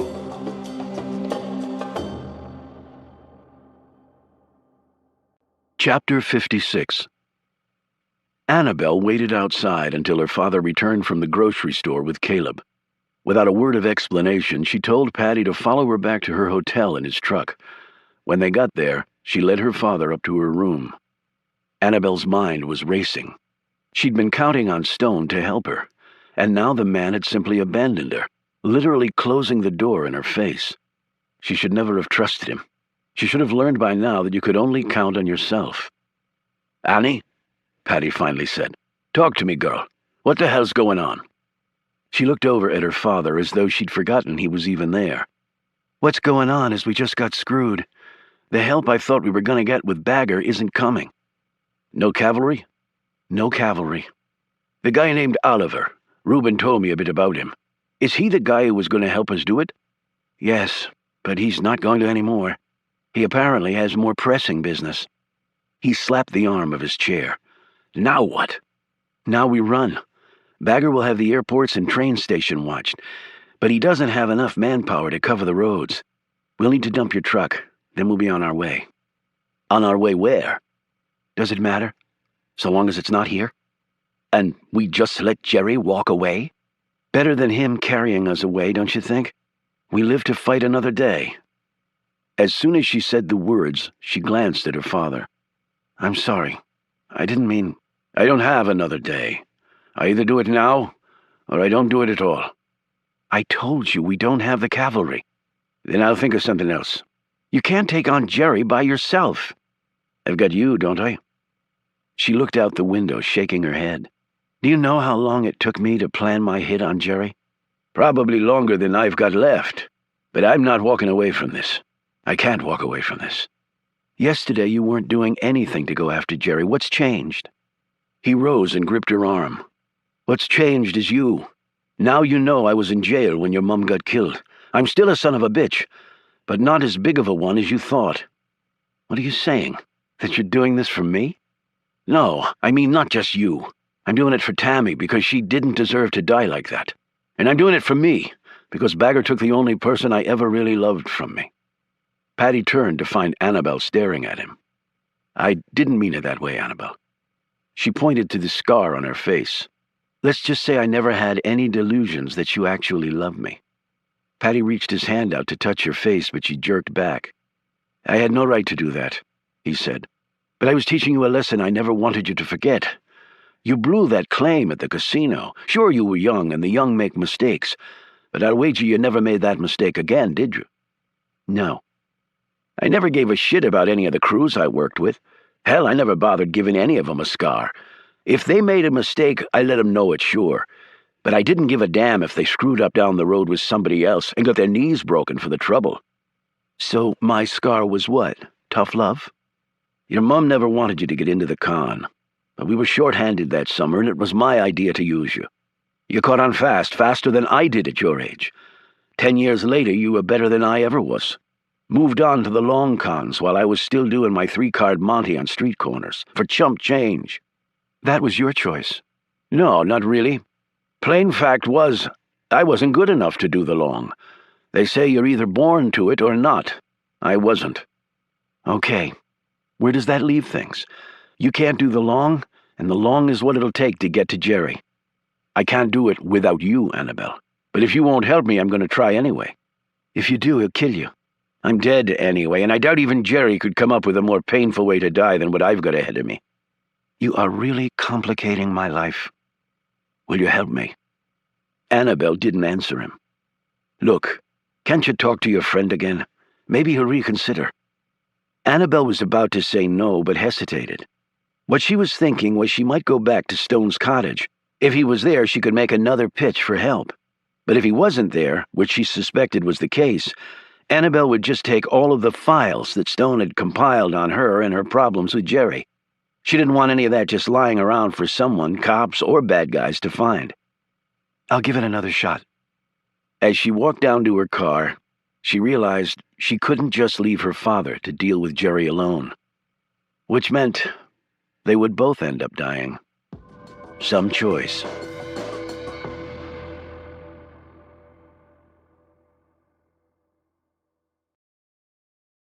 Chapter 57.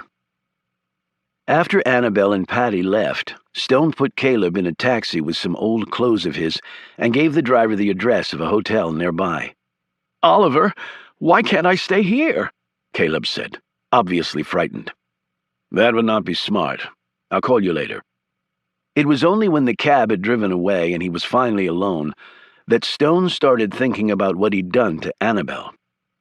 I abandoned her, he said, after I promised to help, after I told her to stay. Yet what could he do? And anyway, she'd probably be on a flight within a few hours on her way to that South Pacific island. She'd be safe there. But what if she didn't run? What if she stubbornly decided to go after Bagger anyway? With no support? She'd said she needed the cavalry. Could he still deliver that to her? The next instant the phone rang. It was Reuben. He said, Nothing from my contacts at DIA, Oliver. They didn't know about the cemetery thing. But Milton did find something on the net. Here, I'll put him on. Milton's voice came over the phone. It wasn't much, Oliver, but there was breaking news about a grave being dug up at Arlington. No one from the government would comment. Did it mention the name on the grave marker? Someone named John Carr, Milton said. Is that a problem? Stone didn't bother to answer. He clicked off. After all these years, John Carr had suddenly come back to life. Ironically, Stone had never felt more dead than he did right now. Why now? What had happened? The truth struck him as he slowly walked back through the cemetery gates and sat down on his front porch. He'd been set up. If John Carr was no longer dead, then the person killing old members of 666 would now add him back onto his list of targets. "I'm bait," Stone said to himself. "They're going to use me to flush the killer. And if he murders me before they catch him, who cares? And even if I do manage to survive, it won't be for very long. All John Carr would be now was an embarrassment to the government. His own country would have many reasons to want him dead, and not a single one that Stone could think of to keep him alive. It was absolutely brilliant in its simplicity. His death warrant had been signed. And there was only one man who would have been capable of thinking it all up, Stone knew. Carter Gray. He is alive. He packed a small bag, locked up the cottage, and fled through the woods behind the cemetery. Harry Finn was carefully balancing a butter knife on a table where he was sitting, so the knife was standing up on edge. It was harder than it looked, yet Finn could accomplish it every time and within a few seconds. He did this whenever he was unsure of something. He was seeking balance. If he could do it with the knife, he could do it with his life. At least that was his thinking. It was never that easy in reality. "Harry?" He looked up into the face of one of his team members. They had been discussing the Capitol building project over lunch at their office. "Did you get a chance to review the ventilation plans?" the woman asked. He nodded. They'd gotten the documentation through an ingenious tactical combination that involved breaking into the van of the architect hired to work on the Capitol Visitor Center. From that, they copied necessary information and then used that to phone freak their way to many details of the new construction. The plans indicated that it will hook into the Capitol building, but I need to confirm that. We're going tonight, in fact, to do it, and it should be accessible from the delivery tunnel, but I'm going to verify that too. He looked at the man sitting next to him, who was going over a set of drawings and specs. "How about the transport?" "All done." Harry glanced down at the ID badge he'd earlier stolen from the SUV. This one badge had gotten him a lot of mileage. With the embedded encryption, he could simply change out the surface information, photo, name, etc., and the badge would get him into myriad places, none of which he should have access to. He'd heard the government was beginning to discover this flaw in their security system, but Congress moved with glacial speed when it came to things like that. Finn figured they'd have the security flaw worked out by the time he was drawing Social Security, and even that might be optimistic. The meeting adjourned, and he went to his office and worked for the rest of the day. Later, he changed into a Capitol Police uniform, doctored his badge, and headed to D.C. that night, where he met up with a buddy similarly dressed. There were 1,600 officers on the Capitol Police Force to guard roughly 1 square mile of land. It was a ratio any other city would have killed for. Congress liked to feel safe, and it did control the purse strings. And yet all that money had not made the folks much safer, thought Finn, as he and his colleagues strolled around the grounds of the Capitol that night. In fact, he was going to prove the truth of that statement tonight. They made their way to the construction site of the visitor center and went in, pretending to make rounds. Work here went on 24/7, so he and his buddy jawed with some of the construction workers and then moved along. They passed a fellow officer whom they exchanged both pleasantries and gripes with. Finn informed the cop that he'd just transferred over from the U.S. Park Police, where he'd been assigned to the San Francisco area. "Housing is cheaper here," Finn said. "San Fran is off the charts. I actually bought a townhouse for what I paid for a condo out there." "You're lucky," said the other cop. "I was a postal cop down in Arkansas before I moved here about 5 years ago.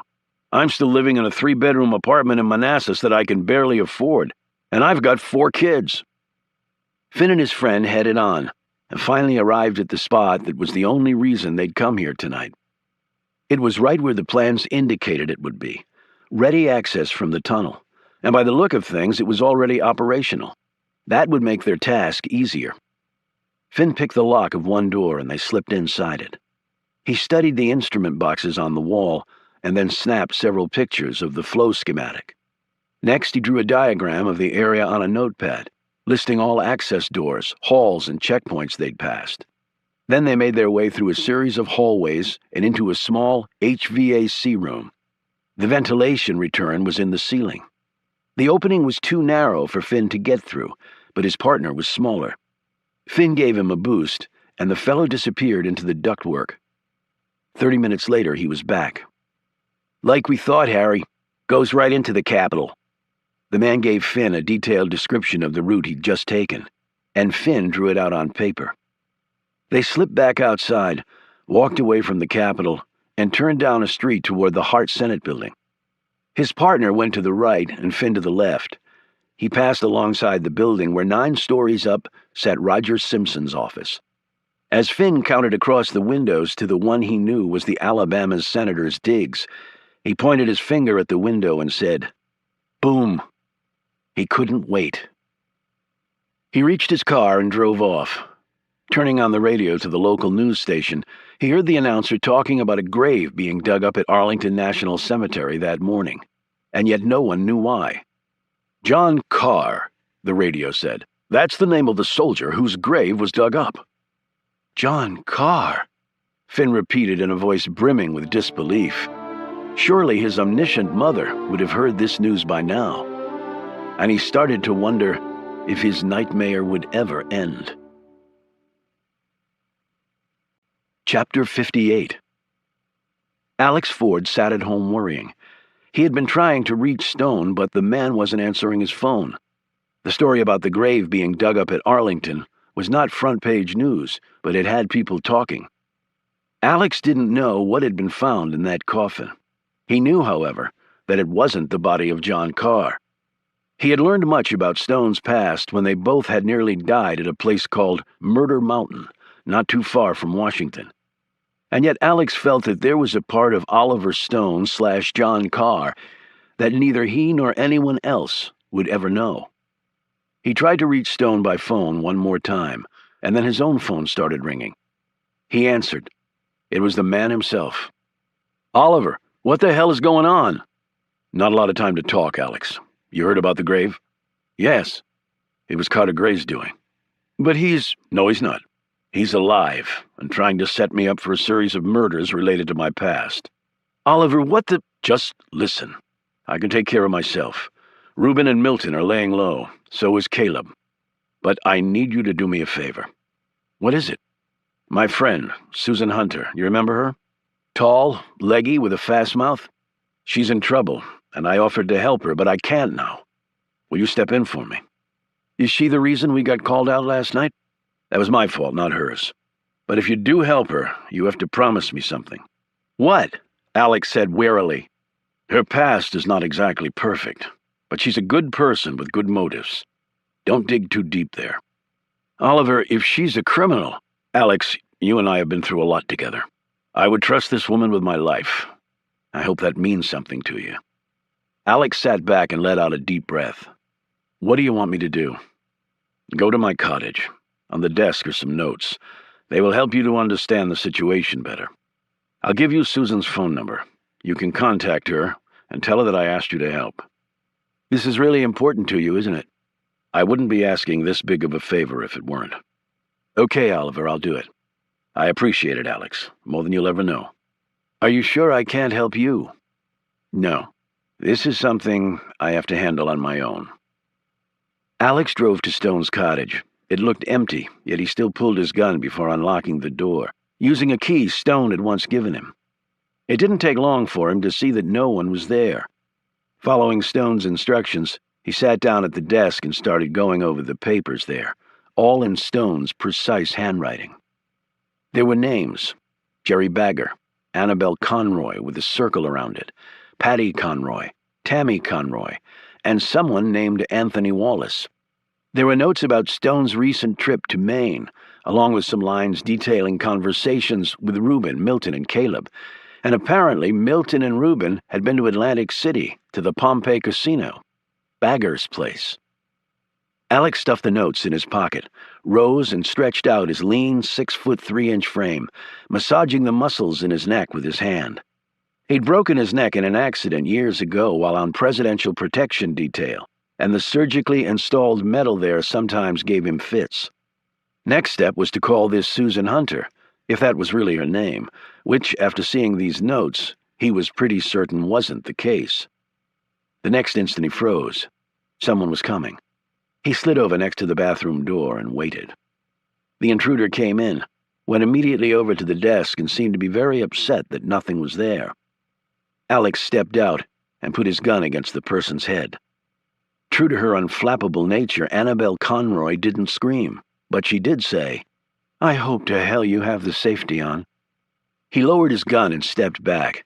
Annabelle was dressed in a short skirt, sandals, and a jean jacket. Her long blonde hair was tied back in a ponytail and partially covered under a ball cap. She took off her sunglasses and stared up at the tall federal agent. "You're Secret Service, right?" He nodded. "Alex Ford. And I know you. You're unemployed." She looked around. "He's not here?" Alex was staring at the small hook-shaped scar under Annabelle's right eye. He caught himself and said, "No, he's not." "Any idea where he might be?" "Not really." "Goodbye, then." As she headed to the door, Alex said sharply, "Annabelle."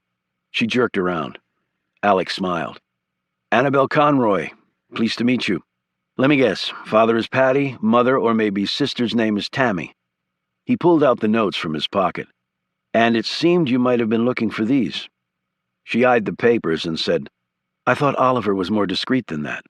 "He is. I figured it out on my own." "Good for you. Well, I guess I'll be leaving." "You want me to tell Oliver anything, in case I see him?" Alex asked. "No, I don't think I have anything to say to him. Not anymore, anyway." "But you came to see him." "So? Why are you here?" she said. "Because I'm his friend and I'm worried about him." "He can take care of himself." "Any idea why he disappeared?" Alex asked, though he knew the answer. "It's because they dug up a grave at Arlington Cemetery. His grave, apparently." She watched Alex closely, presumably to see how he would react to this. "Did I pass your little test?" He nodded. "Oliver must really trust you if he told you about that." "Let's put it this way. I thought he did trust me, but it turns out he didn't." "I heard Bagger can be pretty ruthless." If she was startled by this, Annabelle didn't show it.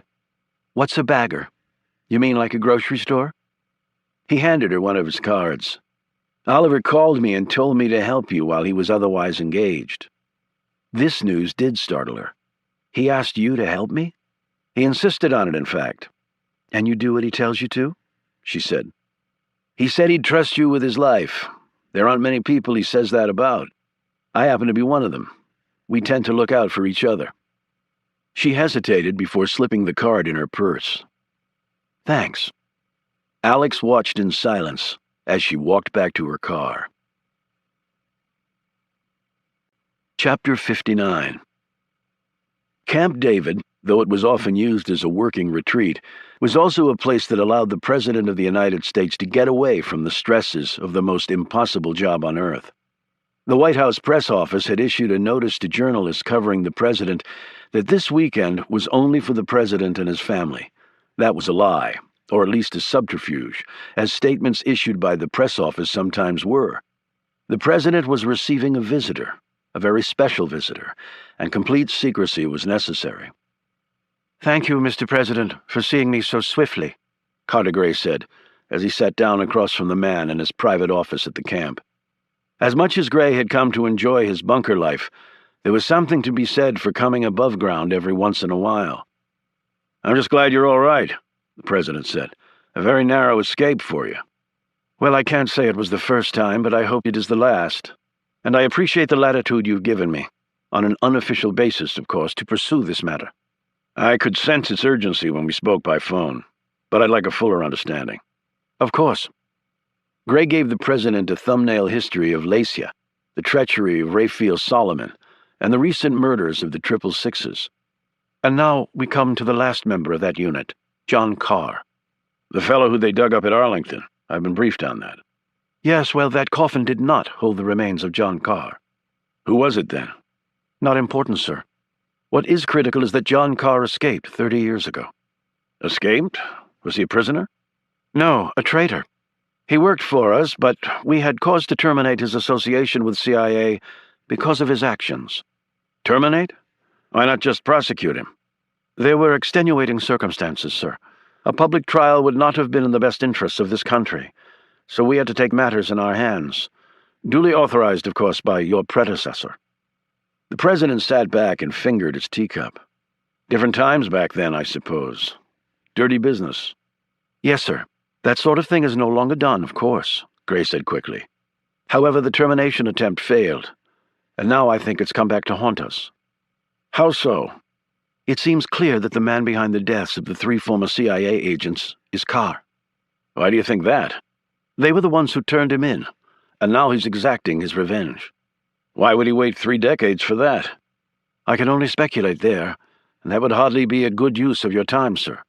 However, there's only one man who had grievances against all 3, and that's John Carr." "And he tried to kill you? Why?" "I managed his unit. I was the one who brought him up on internal charges, in fact." "You ordered him terminated?" "My superiors did with, as I said, all appropriate authorization." Gray told this lie as though it was perfectly true. Perhaps he had convinced himself it was. "Are these superiors still around?" "No, all dead, as is, you know, the president in office at the time." "How does this tie into Solomon and this Lacia person?" "That was the reason Carr was terminated. We believed he'd been turned by Solomon and Lacia." "But Solomon died. Suicide, I think the report said."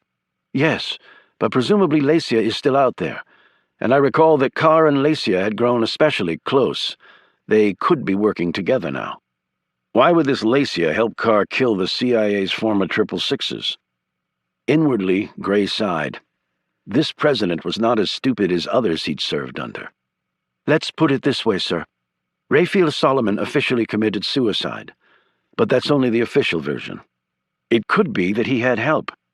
"Help? From us?" "He was a traitor, sir. He cost many Americans their lives. He would have been executed in any event. He's on the wall of shame at Langley next to Aldrich Ames and other spies. The lives he cost this country, incalculable. A venomous traitor if ever there was one." It pained even Gray's hardened conscience to say these things about his deceased friend, but Solomon was dead. Gray wanted to remain alive. "So we terminated him, too." "It was, as you said, a different world then. I, for one, applaud the more open and public face of the CIA and the government in general that we have today. But back then, we were fighting against the possible annihilation of the world." "So Carr and Lacia may be out there. Anyone else on their target list?" "Only one. Roger Simpson." "That's right, he was with the CIA way back. So Roger was involved with this?" "Only tangentially. We've taken appropriate precautions to ensure his safety." "I certainly hope so. We don't have much of a majority in the Senate. Every vote counts." Gray's features remained inscrutable, but his mind did reflect for a moment on the president's concern for maintaining a majority in the Senate over the life of an individual senator. "Certainly," he said. "I can see why that's important to you." The president said quickly, "Of course a man's life has to take priority." "I never doubted that," Gray said.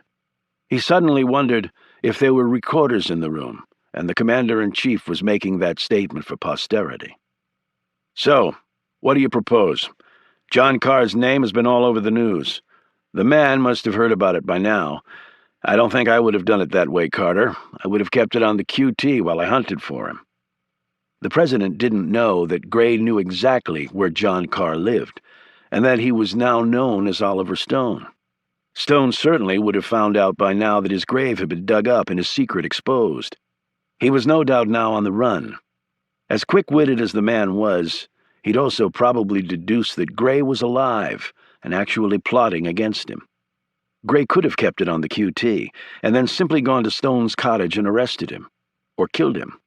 But he couldn't do that because Stone had a piece of incriminating evidence against him, and Gray wanted it back. Now he had something to bargain with. The evidence in exchange for letting John Carr live. He had wanted Carr to know. He had wanted Carr to go on the run, with Gray's men keeping him on a long leash. It would make him more amenable to negotiating. Gray said, "In hindsight, that would probably be the best strategy. But we have to keep in mind that we need to avoid dredging up a lot of Cold War history with Solomon, Lacia, and the others.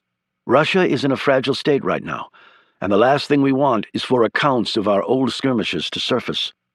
Frankly, sir, Both sides played dirty back then, and public sentiment needs to be kept in check here and in Russia. Contact has been made with the Russians, and they understand what is at stake. They pledge their support to eliminating the problem. Of course. Well, you can count on my full support too, Carter. Good to have you back in the saddle. Never understood why you resigned in the first place. Perhaps neither did I. And I never would have, if it hadn't been for John Carr. Gray was taken by chopper back to his bunker. He looked out the window of the helicopter as it soared along over the Maryland countryside.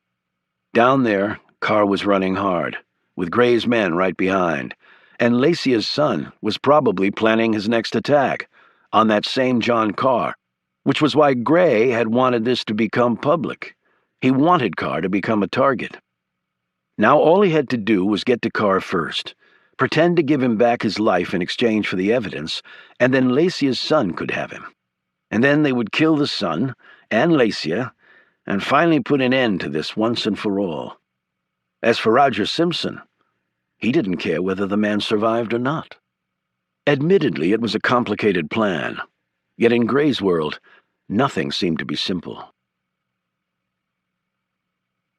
Chapter 60. When Annabelle returned to the hotel, Patty was waiting for her in her room. She sniffed the air. "You haven't been smoking." "I tossed them in the trash can on the way in." "Why?" "I need to be in fighting shape when we go up against Bagger."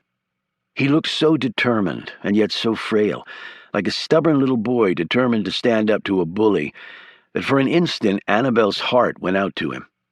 She felt her hand reach out and touch him on the shoulder, and then the moment passed, and she withdrew her fingers. Yes, he was dying. Yes, he hadn't technically let her mother die, but he was not suddenly the greatest father on earth, and he would be dead in 6 months. She was not going to let herself go down that road. She had grieved long and painfully for her mother's passing. She would not do the same for him. "Any luck with getting us some help?" he asked. "Maybe." "Tell me about it." "Secret Service agent Alex Ford. Oliver asked him to step in." "This bloke Oliver has some damn fine connections. Who the hell is he? I mean, living at a graveyard and all." "I'm not really sure who he is," Annabelle said truthfully. "But you said you could trust him." "I do trust him." Patty looked hopeful. "Secret Service, that's good stuff. Maybe they can pull in the FBI." She slipped off her sandals and sat down in a chair across from him. "I never thought I'd hear you sound so enthusiastic about having feds around."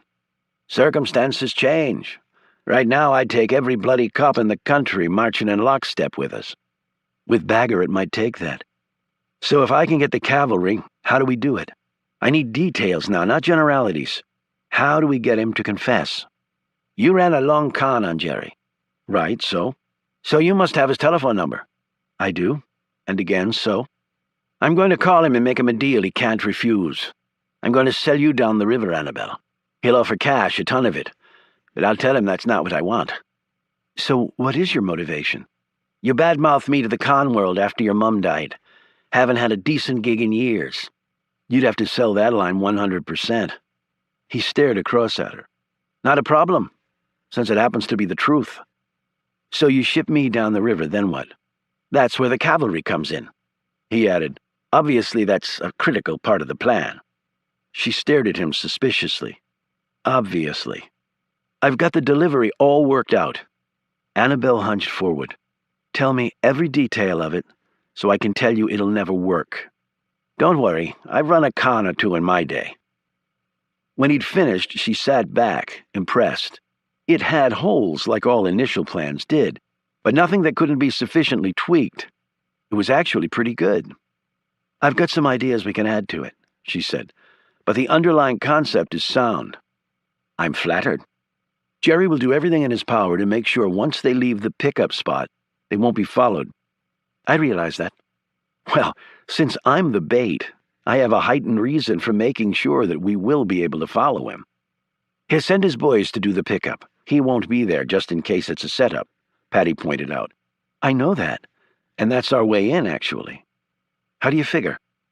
The answer that had shot into Annabelle's head made her smile. "We get to Jerry first." "How are we supposed to do that?" "You're going to do it." "I am?" Patty snapped his fingers. On the phone call? On the phone call. But we still need the cavalry, or none of it does us a damn bit of good, he added. She put her sandals back on and grabbed her car keys. Then I'll go get it. Chapter 61. They sat at a table in a coffee shop near M Street and Wisconsin Avenue, barely a mile from Stone's empty cottage. Annabelle gazed out the window, while Alex kept his eyes on her. He was trained to read people's expressions and body cues. This lady was tough to decipher, but it was clear she was under considerable stress. "So why the sudden call?" he asked. "I didn't figure I'd be seeing you again." "What can I say? I'm a sucker for tall cops." "Does that translate as a cry for help?" "Maybe. How much do you know?" "Oliver asked me to dig up stuff on this Bagger guy, and I did. Now it seems Milton and Rubin went to Atlantic City, presumably to the Pompeii Casino. Oliver said they were laying low now. They're friends of mine too, so if they're in trouble, I'd like to know about it so I can help them while I'm helping you." "Is that what you do? Run around helping people?" "That's what it says in my job description. So tell me about you and Bagger, and why did Oliver go to Maine?" "You already seem to know everything." "Everything and nothing. But if you really want my help, you're going to have to trust me." He cocked his head as she stared moodily off. "I take it trusting people is not something you do well." "That's a philosophy that served me incredibly well over the years." "I don't doubt it. But just so you know, I've covered Oliver's back more than once, and I'd trust him with my life." "I know, he told me. He said he'd go to war with you any day." Alex sat back. "There you go. So maybe I can help you, if you can bring yourself to trust me." Annabelle took a deep breath. Enlisting Alex's aid was critical to her father's plan to get Bagger. Yet even with that goal in mind, this was so damn hard for her. She was sitting across from a cop. No, not just a cop, a federal cop. Someone who could bust her in a second if she misspoke. On the drive over, it had seemed so simple. Now it appeared impossible. "Come on, Annabelle, you can do this." With one more deep breath, she decided to do something she almost never did. She swallowed her principles and decided to tell the truth. At least part of it. She quickly went through the main points. Bagger killing her mother, the fact that he was now in town, that she had teamed with her father to bring him down. Alex already knew that they'd been kidnapped and almost killed by Bagger's men. She added, "I don't have any evidence of any of this. Nothing that would stand up in court. But it's the truth." "I believe you. But my cop friends were a little pissed when they showed up to arrest the guys and found no one home." "No less pissed than I was. Why is Bagger after you now?" Annabelle went automatically to lie mode. "He knows I'm trying to nail him for my mom's murder. He found out I went up to Maine where it happened. He doesn't want me to find something that could put him away for good." Alex sipped his coffee and studied her some more. Either she was the best bullshitter he'd ever run across, or what she said was legit. "And so you're teaming with your old man. How exactly do you propose sticking it to Bagger?" "My dad's going to pretend to double-cross me with Bagger.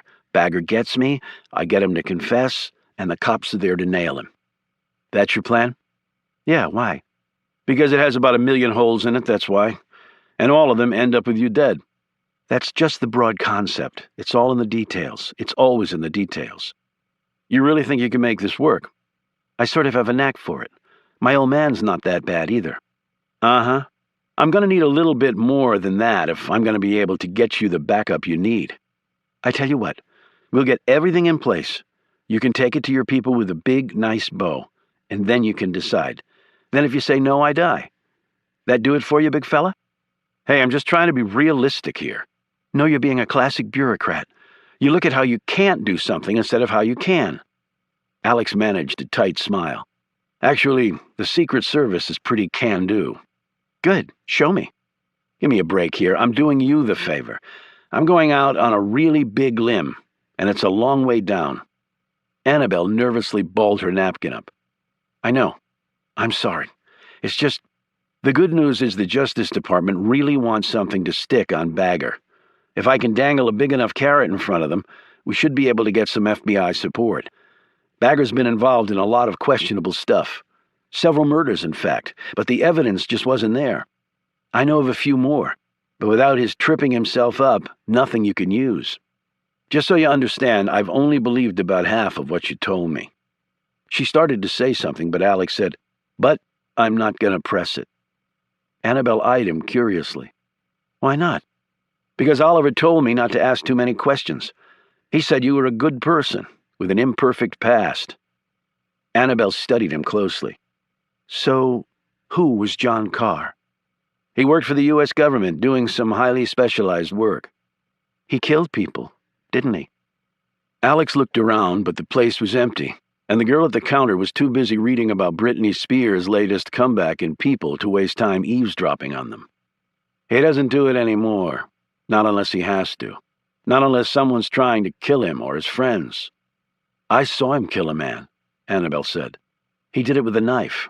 Just a flick of his wrist and the man was dead. But the guy was trying to kill us." She fiddled with her coffee cup. "Do you have any idea what's really going on with him?" "Did you hear about Carter Gray's house blowing up the other night?" "Yeah, I read about it." "Well, Oliver and Gray go way back, and not in a good way. Oliver was at his house at Gray's request shortly before it blew up, and it was no accident. Oliver had nothing to do with it, but somebody else did. Somebody else who might just have Oliver on his target list. So he's got someone looking to kill him, too. Looks that way, and that's why he didn't want to hang around any of us. And I was really upset that he abandoned me." "Hey, he called me in. I might only be the JV, but I've been known to get a few good punches in from time to time. That stuff I said before about you being a bureaucrat, I believe the exact phrase was classic bureaucrat." "Yeah, well, I take it back. I appreciate your help. I need to make a few calls, and then I can help you fill in some of the details now that we have the concept nailed down." She returned his grin. "I've never met a Fed like you before, Alex Ford." "That's okay. You're a new one in my book, too." Chapter 62. As the night settled in, Oliver Stone knew he was still being followed. Well, now was the time to say goodbye to the shadows.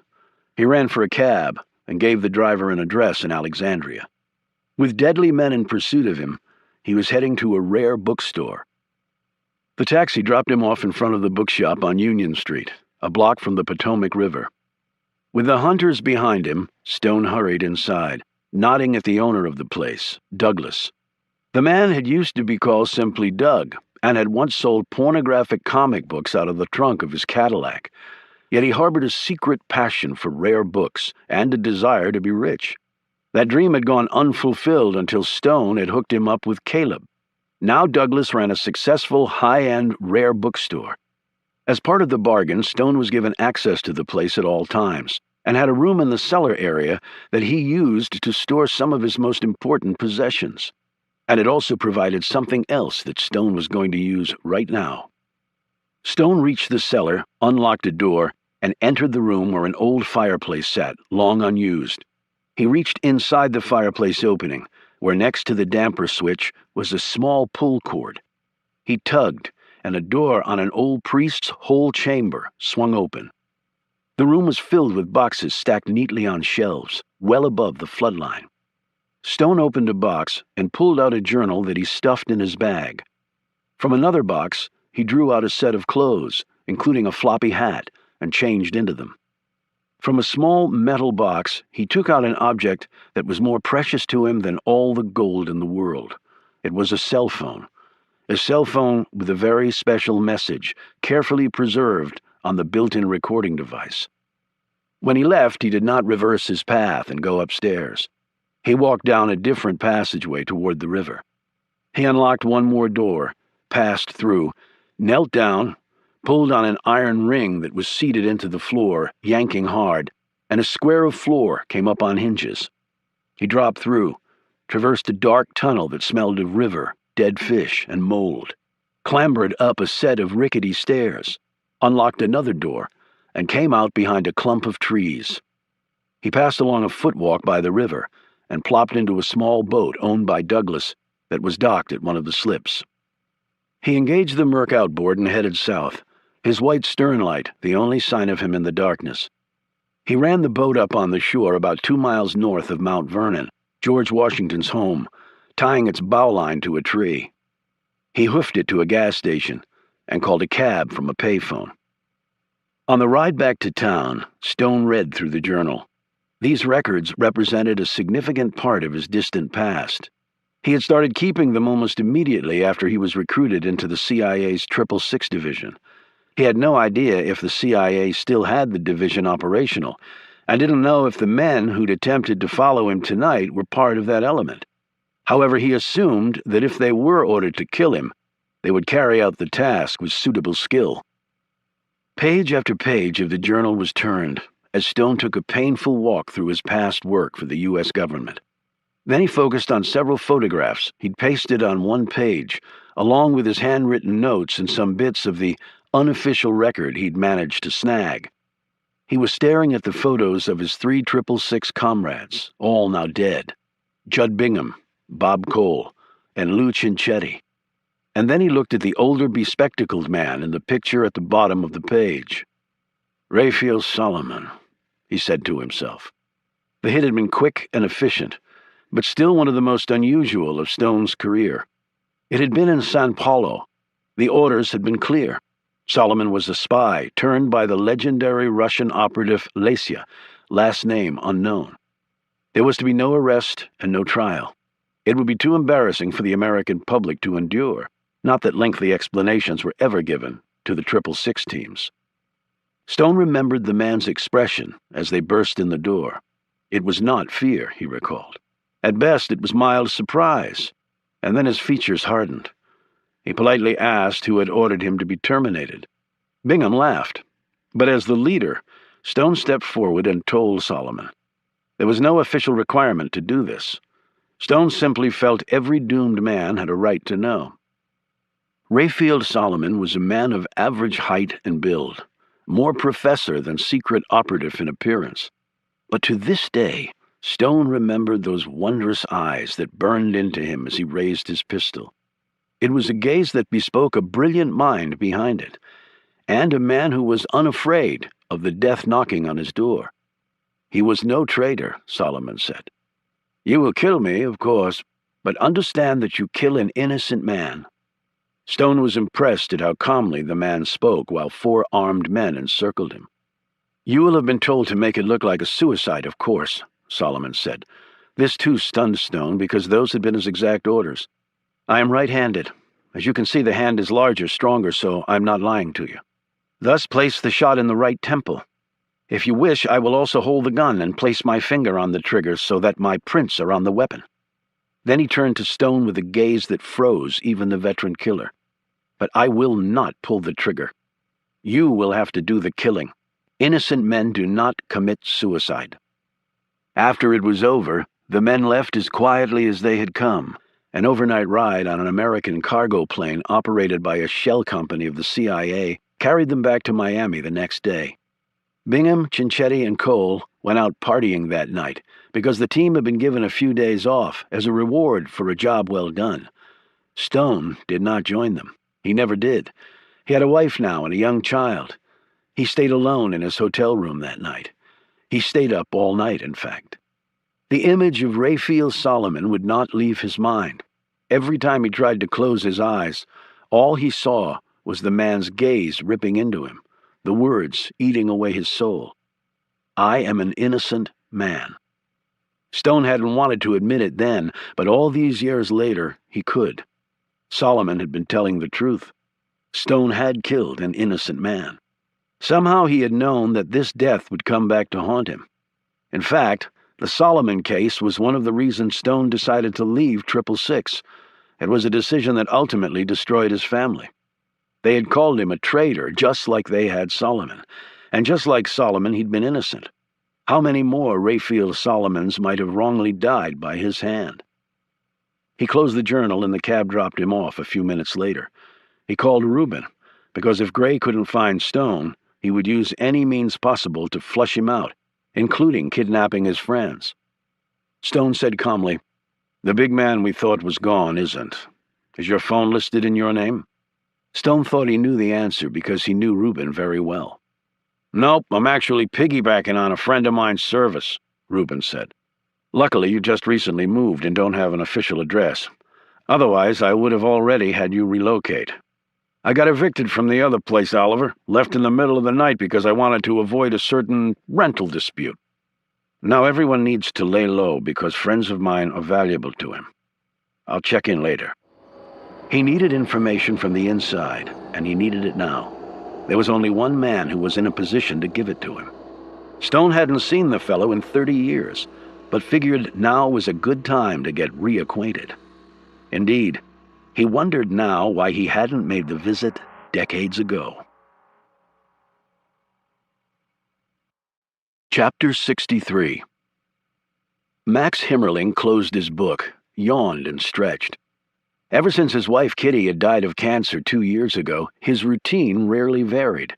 He worked, he came home, he ate a simple meal, he read a chapter in a book, and he went to bed.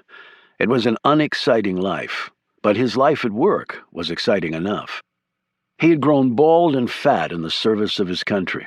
A nearly 40-year veteran of the CIA, he'd started there right out of college. His job was totally unique. Blessed with the most orderly of minds, he was like a central clearinghouse for the most diverse sort of matters. How would a coup in Bolivia or Venezuela, orchestrated by the U.S., impact on the West's interest in the Middle East or China? Or if oil dropped another buck a barrel, would it behoove the Pentagon to open a forward military base in such and such a country?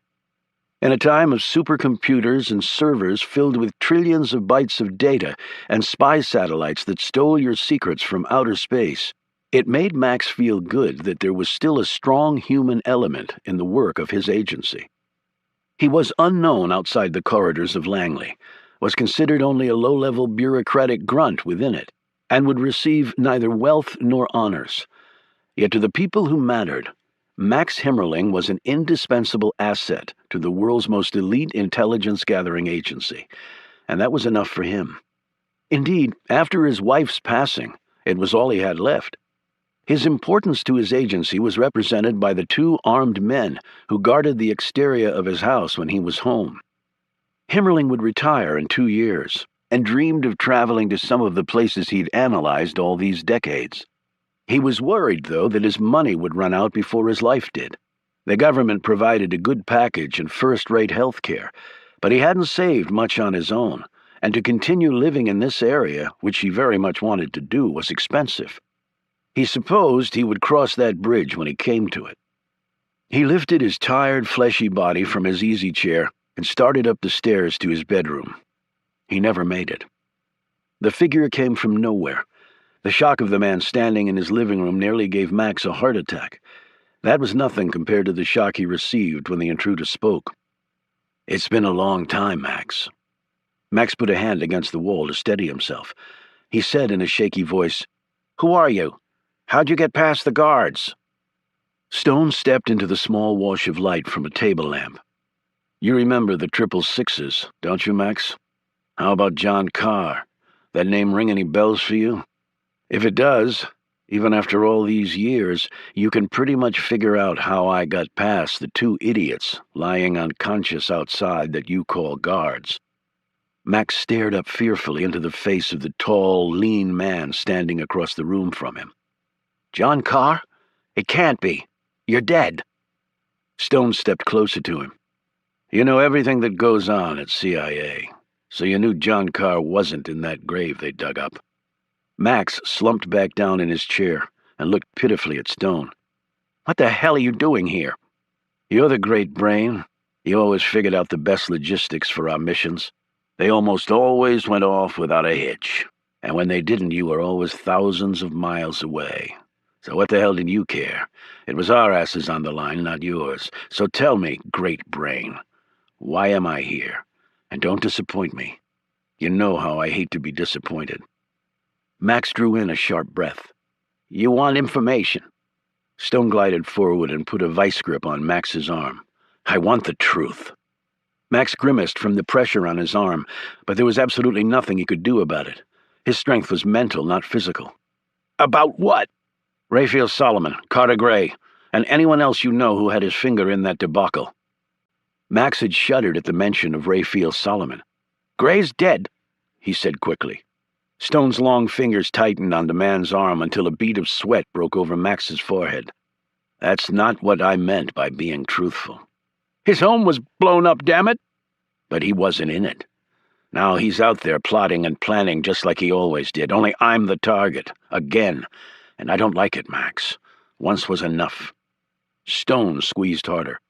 Look, you can crush my arm if you want, but I can't tell you things I don't know about. I'm not going to crush your arm. Stone let go and slid a knife out from his coat sleeve. Max wailed. John, you're not a killer anymore. You got out. You were always different. We all knew that. That didn't seem to help me back then. My wanting to get out almost cost me my life. Things were different back then. So people keep telling me. But once a killer, always a killer.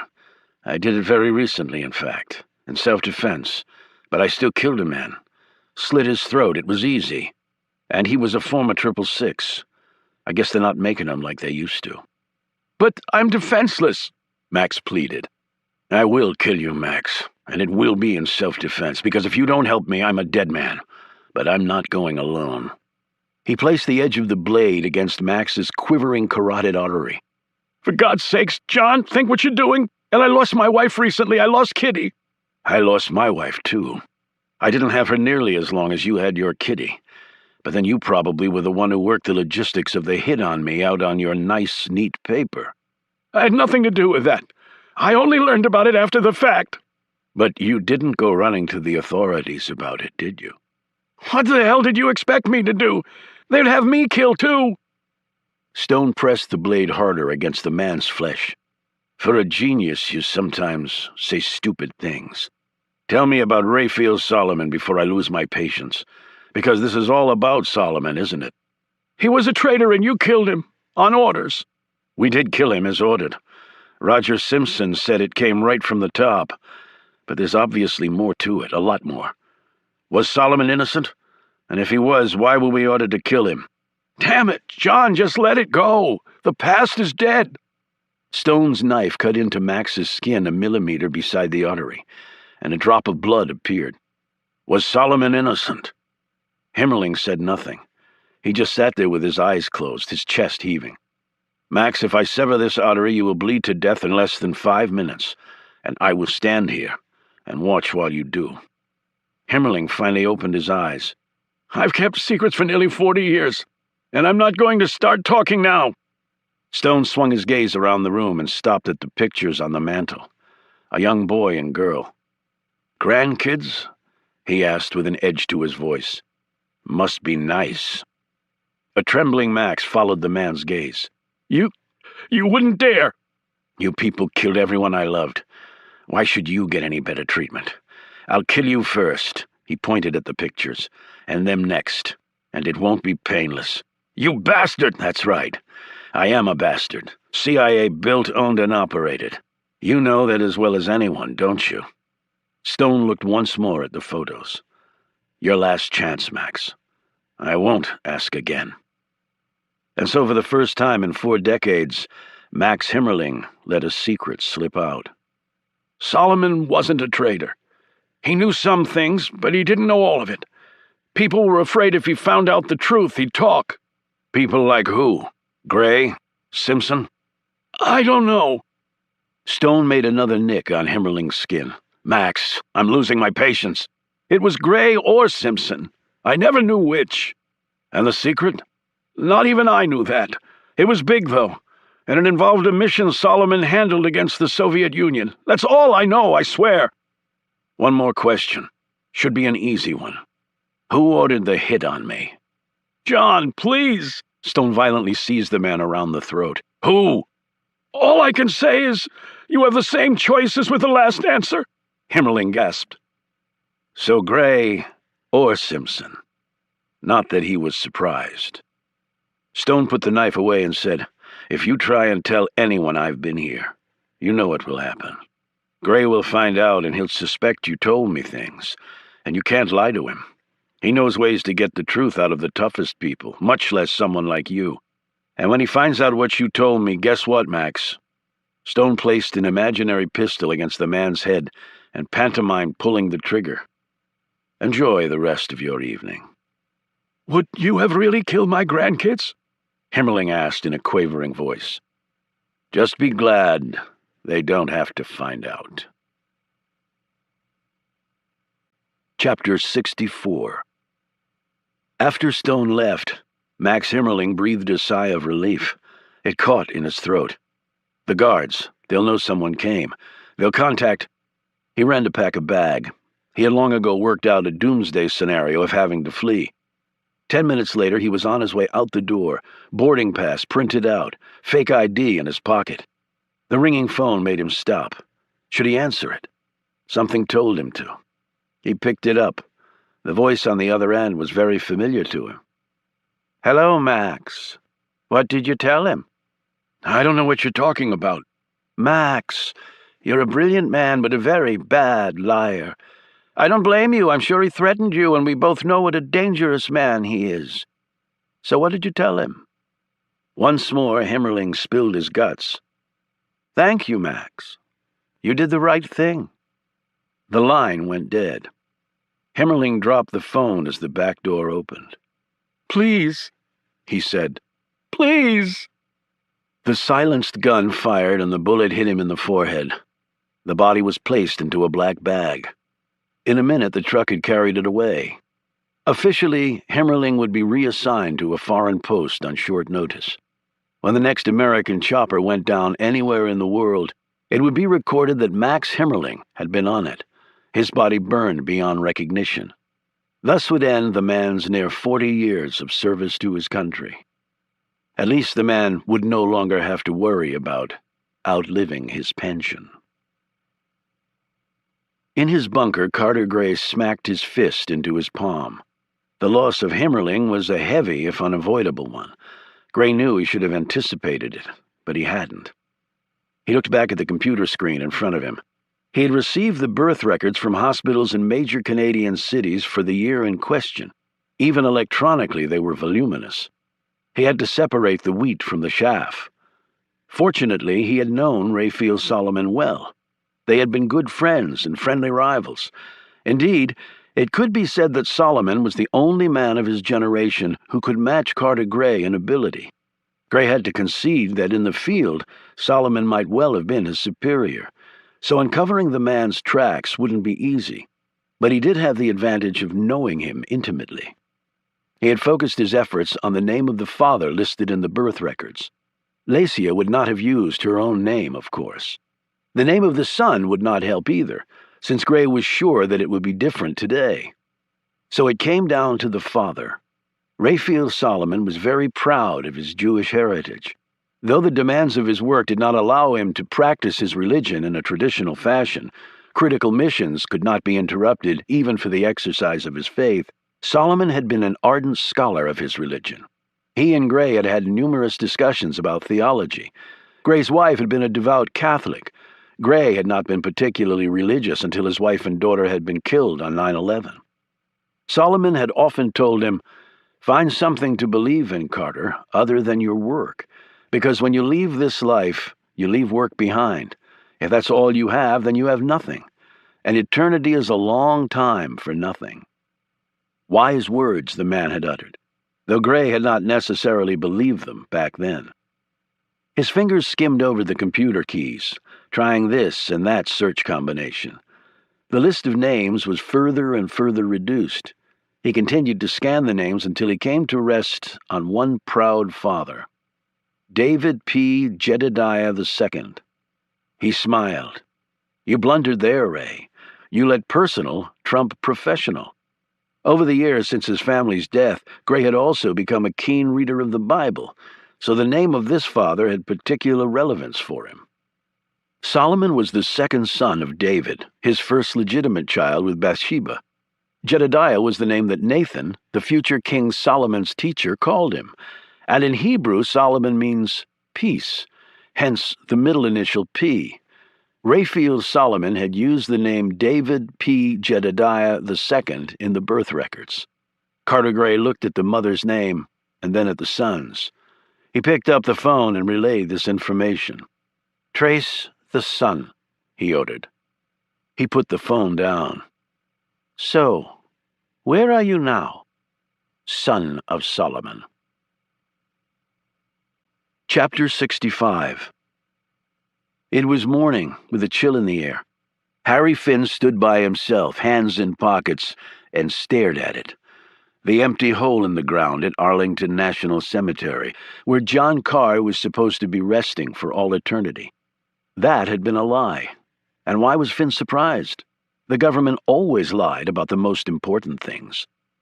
Even though he believed the man was dead, Finn had researched John Carr's background. As a Navy SEAL, he had done joint intelligence work with the CIA. Using the same skills that he made his living with today, he had slowly unearthed much of the history of his father's last days, and also the pasts of the men who'd been involved in killing him.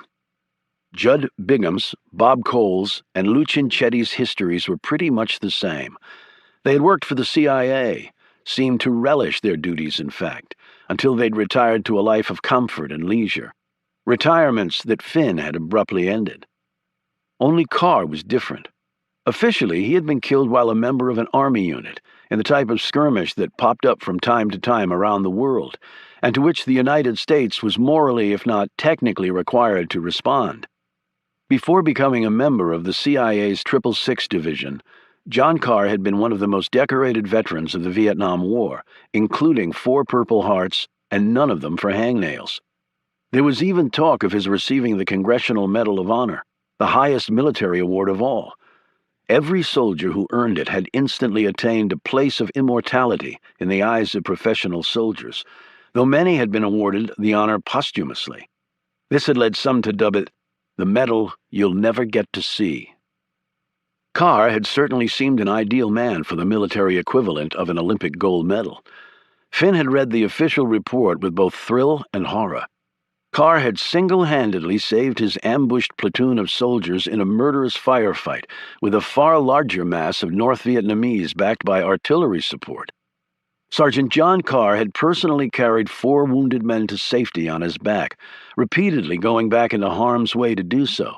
He had been hit twice by enemy fire and still somehow managed to kill a dozen Viet Cong, 3 of them in hand-to-hand fighting, while shooting 2 out of trees with a marksman's skill that the report described as nothing short of supernatural. Finally, manning a machine gun post, Carr had repelled repeated attacks, survived multiple mortar rounds exploding all around his position, and still managed to call in an airstrike that had driven the enemy back, allowing his men to safely retreat. He had walked off the field of battle under his own power despite his uniform being soaked in his blood. Finn could not help feeling a certain level of respect for the man. He had always considered himself to be a soldier of the highest level, but he was thinking that John Carr had perhaps surpassed him on the ability scorecard that all professional military people kept in their heads. Yet Carr had not been given the medal. Finn didn't know that it had to do with politics rather than heroics on the battlefield. He didn't know that John Carr's growing ambivalence about the war had turned his superiors against him. His CO had not even recommended him for the medal until others had stepped in. Yet somewhere along the line, folks even higher up the command chain prevented a deserving soldier from receiving the military's highest honor. Instead, Carr had disappeared from the ranks of the Army until resurfacing years later, only to die in that minor skirmish and supposedly buried at Arlington. Finn knew what Carr had been doing in the interim. He'd been killing on orders from his government. Yet he was a man who'd been on the receiving end of death, too. It had taken 2 years of foraging on databases he was not supposed to have access to, but Finn had learned that Carr's wife had died one night when their house was supposedly burgled. The couple had had a daughter, but she had simply disappeared, too. Finn was smart enough to read between the lines. The burglary had CIA hit written all over it. Carr must have angered his superiors somehow. Finn had been glad initially to learn that John Carr was dead. He had no interest in killing war heroes who had never gotten their just rewards, nor a man with the courage to buck the most powerful spy agency in the world. But now, perhaps Carr wasn't dead. And if he wasn't, Finn knew what he had to do, what his mother expected him to do, whether he liked it or not. And regardless of what sort of man John Carr was, he'd killed Finn's father. For nothing. Finn left the graveyard. He had work to do. For now, John Carr would have to wait. Chapter 66. It was a non-traditional penetration, so Finn had grabbed a couple of guys from his office who normally sat behind a desk analyzing the data that he and his team of specialists routinely gathered. However, the client on this case had wanted low-level people headed up by someone who knew what he was doing, namely Finn. This was because the facility that manufactured vaccines for several man-made biological germ agents was not considered a high-priority target for terrorists. Still, they wanted to see how it measured up. Enter Finn and company. They had no trouble scaling the unguarded fence at the rear of the facility, though one of the office boys, a hefty fellow named Sam, had a bit of trouble hoisting his bulk over. Finally, with Finn's help, he managed. They were able to enter the facility from the rear through an unlocked door. A door being unlocked in a building housing valuable vaccine was something that sounded impossible, but that nevertheless happened every day in countries all over the world. Why, indeed, would someone take home a laptop with the personal data of millions of military veterans only to see it stolen during a burglary? It's what kept bad guys in business and the good guys on antidepressant drips. Inside they spread out, their cover stories having been worked out in advance. Finn had donned a white lab coat he'd carried in a duffel bag. An ID was on a lanyard he put around his neck. He also carried an electronic pad for inputting notes. Thus outfitted, he worked his way to the front entrance area. To the guard station there, he mentioned the name of a scientist who worked in the building. Finn had gotten the name off the internet, knowing full well that the chap was on vacation. He'd obtained this bit of intelligence by going through the man's garbage one night and seeing a copy of the detailed travel itinerary for him and his family that the genius had cavalierly thrown away. When he was told that the scientist was away, he said, "That's right. Bill mentioned he was taking the family to Florida." He then mentioned another name he'd pulled off the building directory. He had pulled this maneuver with the guard to both gain credibility and put the security person at ease. Both of these things were usually accomplished by concocting a personal connection with the person who worked at the place he was targeting. "I can just pop in and see him for a few minutes," he told the private security guard. "I know the way. I have some test results to go over for the AB run they did last week on the 2 new microbe trial vaccines. You in the loop on that?" The guard, a kid barely out of his teens who proudly wore the standard issue sidearm, said, "No, I'm not in the loop on that," and went back to his coffee and computer screen, on which Finn caught sight of an online dating service's latest offerings. Finn waited patiently inside the elevator car until someone came along. He held up a plastic card he had just taken out of the slot. "Damn RFID's malfunctioning again," he said, referring to the encrypted smart card that was needed to access the elevator. "Third time this month, and every time they said they fixed it. Yeah, right." "I know the feeling," the other man said, as he swiped his card through the slot and the doors closed. "What floor you want?" he asked. "5th," Finn replied, as he put his son's plastic library card back into his pocket. He got off on the 5th floor and found the door he wanted right next to the elevator bank. It also required a smart card for entry. He slipped inside a nearby bathroom and dabbed some water on his pants leg. When he heard the elevator ding, he opened the door to the bathroom, pretending to be rubbing his wet hands dry as the doors to the elevator slid open. The woman stepped off and swiped her card in the secure door as Finn stood behind her, his library card in hand. The woman glanced at him and smiled. "Looks like I beat you to it." Finn put his card away. "Hasn't been a great morning. I spilled coffee on my pants leg on the drive over." He pointed to the wet stain. The woman smiled again. "Bet that woke you up." "Oh, yeah," said Finn as he followed her in. "You here to see anyone in particular?" she asked. Finn shook his head and held up his phony but genuine-looking ID tag that had the imprint of Homeland Security. "Just a random drop-in. Feds need to see how the tax dollars are being spent."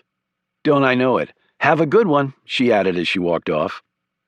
Finn strolled around the lab, surreptitiously taking pictures with his buttonhole camera and nodding to people as he walked along, jotting down notes on his electronic tablet with his stylus. It really did amaze him. If you looked like you belonged, people never challenged you. He even had several people give him helpful details on certain vaccines' potencies. He left and made his way back down to the main entrance, courtesy of the help of another clueless Good Samaritan. When he exited onto the main lobby, however, he froze. Sam, the fat kid from his office, was up against the wall, and the security guard was doing a very unprofessional pat-down. Any person who knew what he was doing could have taken the guard's gun in a second with no trouble. "What's going on here?" Finn called out as he headed over. "Spy," the guard said. "Caught him red-handed. I'm calling the cops." Finn had no choice now but to pull his credentialing letter and alert their contact inside the building that they'd been uncovered. He didn't like to have to make that call, but when you brought rookies with you, it sometimes happened. At least Finn had penetrated to where he needed to go. That's how it would have finished if Sam hadn't done something incredibly stupid. Panicked at the sight of the gun, he pushed the guard away and started to run. The guard pointed his pistol at Sam's broad back and shouted, "Stop!" "Don't!" Finn screamed as he hurtled forward. The guard fired his weapon just as Finn collided with him. In an instant, Finn had the gun away from the man and pushed his credentialing letter in his face. "Call John Rivers and security. He knows all about—" He broke off what he was saying and stared down the hall. Sam was lying on the floor, blood pouring out of a wound on his back. "Son of a bitch!" Finn jumped up and raced to Sam.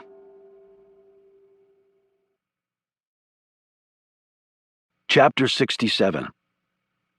The ambulance pulled away 30 minutes later. After reaching Sam, Finn had staunched the bleeding and then performed CPR on his colleague when Sam had ceased breathing and his heart had stopped, perhaps from shock. The EMTs had arrived and taken over from there. Sam would live, but his rehab would take a while because it looked like the bullet had done some nasty damage to a few of his organs. Finn watched the red rack lights until they disappeared. Standing next to him was John Rivers, the head of security, who had apologized profusely for the guards shooting Sam in the back when he was not being threatened. "Thank God you were there, Harry," Rivers said. "Otherwise he'd be dead." "Yeah, well, he wouldn't have gotten shot if I hadn't dragged him here." "They give us no money or time to train our guards," Rivers complained. "They spend billions on the facility and security technology, but then they put a gun in the hands of a punk who's earning $10 an hour. It makes no sense." Finn wasn't really listening. He had never had anything like this happen before. Sam was a good man, but strictly a desk jockey. Finn had never liked taking inexperienced folks with him on these outings, and had voiced that opinion several times. Maybe now they would listen to him. He drove home and later took Patrick to baseball practice, silently watching his athletic middle child field all balls hit his way, and later mercilessly pound the automated pitchers in the batting cage. Finn didn't say much on the way home, letting an animated Patrick talk about his day at school. Over dinner that night, Susie recited her lines from the upcoming play, although it didn't appear that trees were given much to say, a fact her two older brothers ribbed her about. She took the kidding well before finally telling them both, "Stuff it, dorks." The comment drew a warning from Mandy, who'd had her hands full lately with the three because Finn had been so buried at work. David said, "Hey, Pop, you coming to the soccer match on Friday afternoon? Coach is going to let me play goalie." Finn said absently, "I'll try, son. I might be tied up." He had to go visit his mother. His wife would not be happy about that. Mandy gave David some pocket money for when his class went downtown on their field trip the next morning. She took a small bite of food and looked over at her husband, who was obviously not mentally with them. "Harry, you okay?" He stirred. "Just some stuff at work." There had been no news coverage of the incident, even though the police had been called, because Homeland Security had stepped in to put the kibosh on it. Having Finn exposed in the press would put a severe crimp in the red cell contract work that his company did for Homeland Security, work that was critically important to national security. With DHS in Finn's corner, the local cops had quickly rolled over.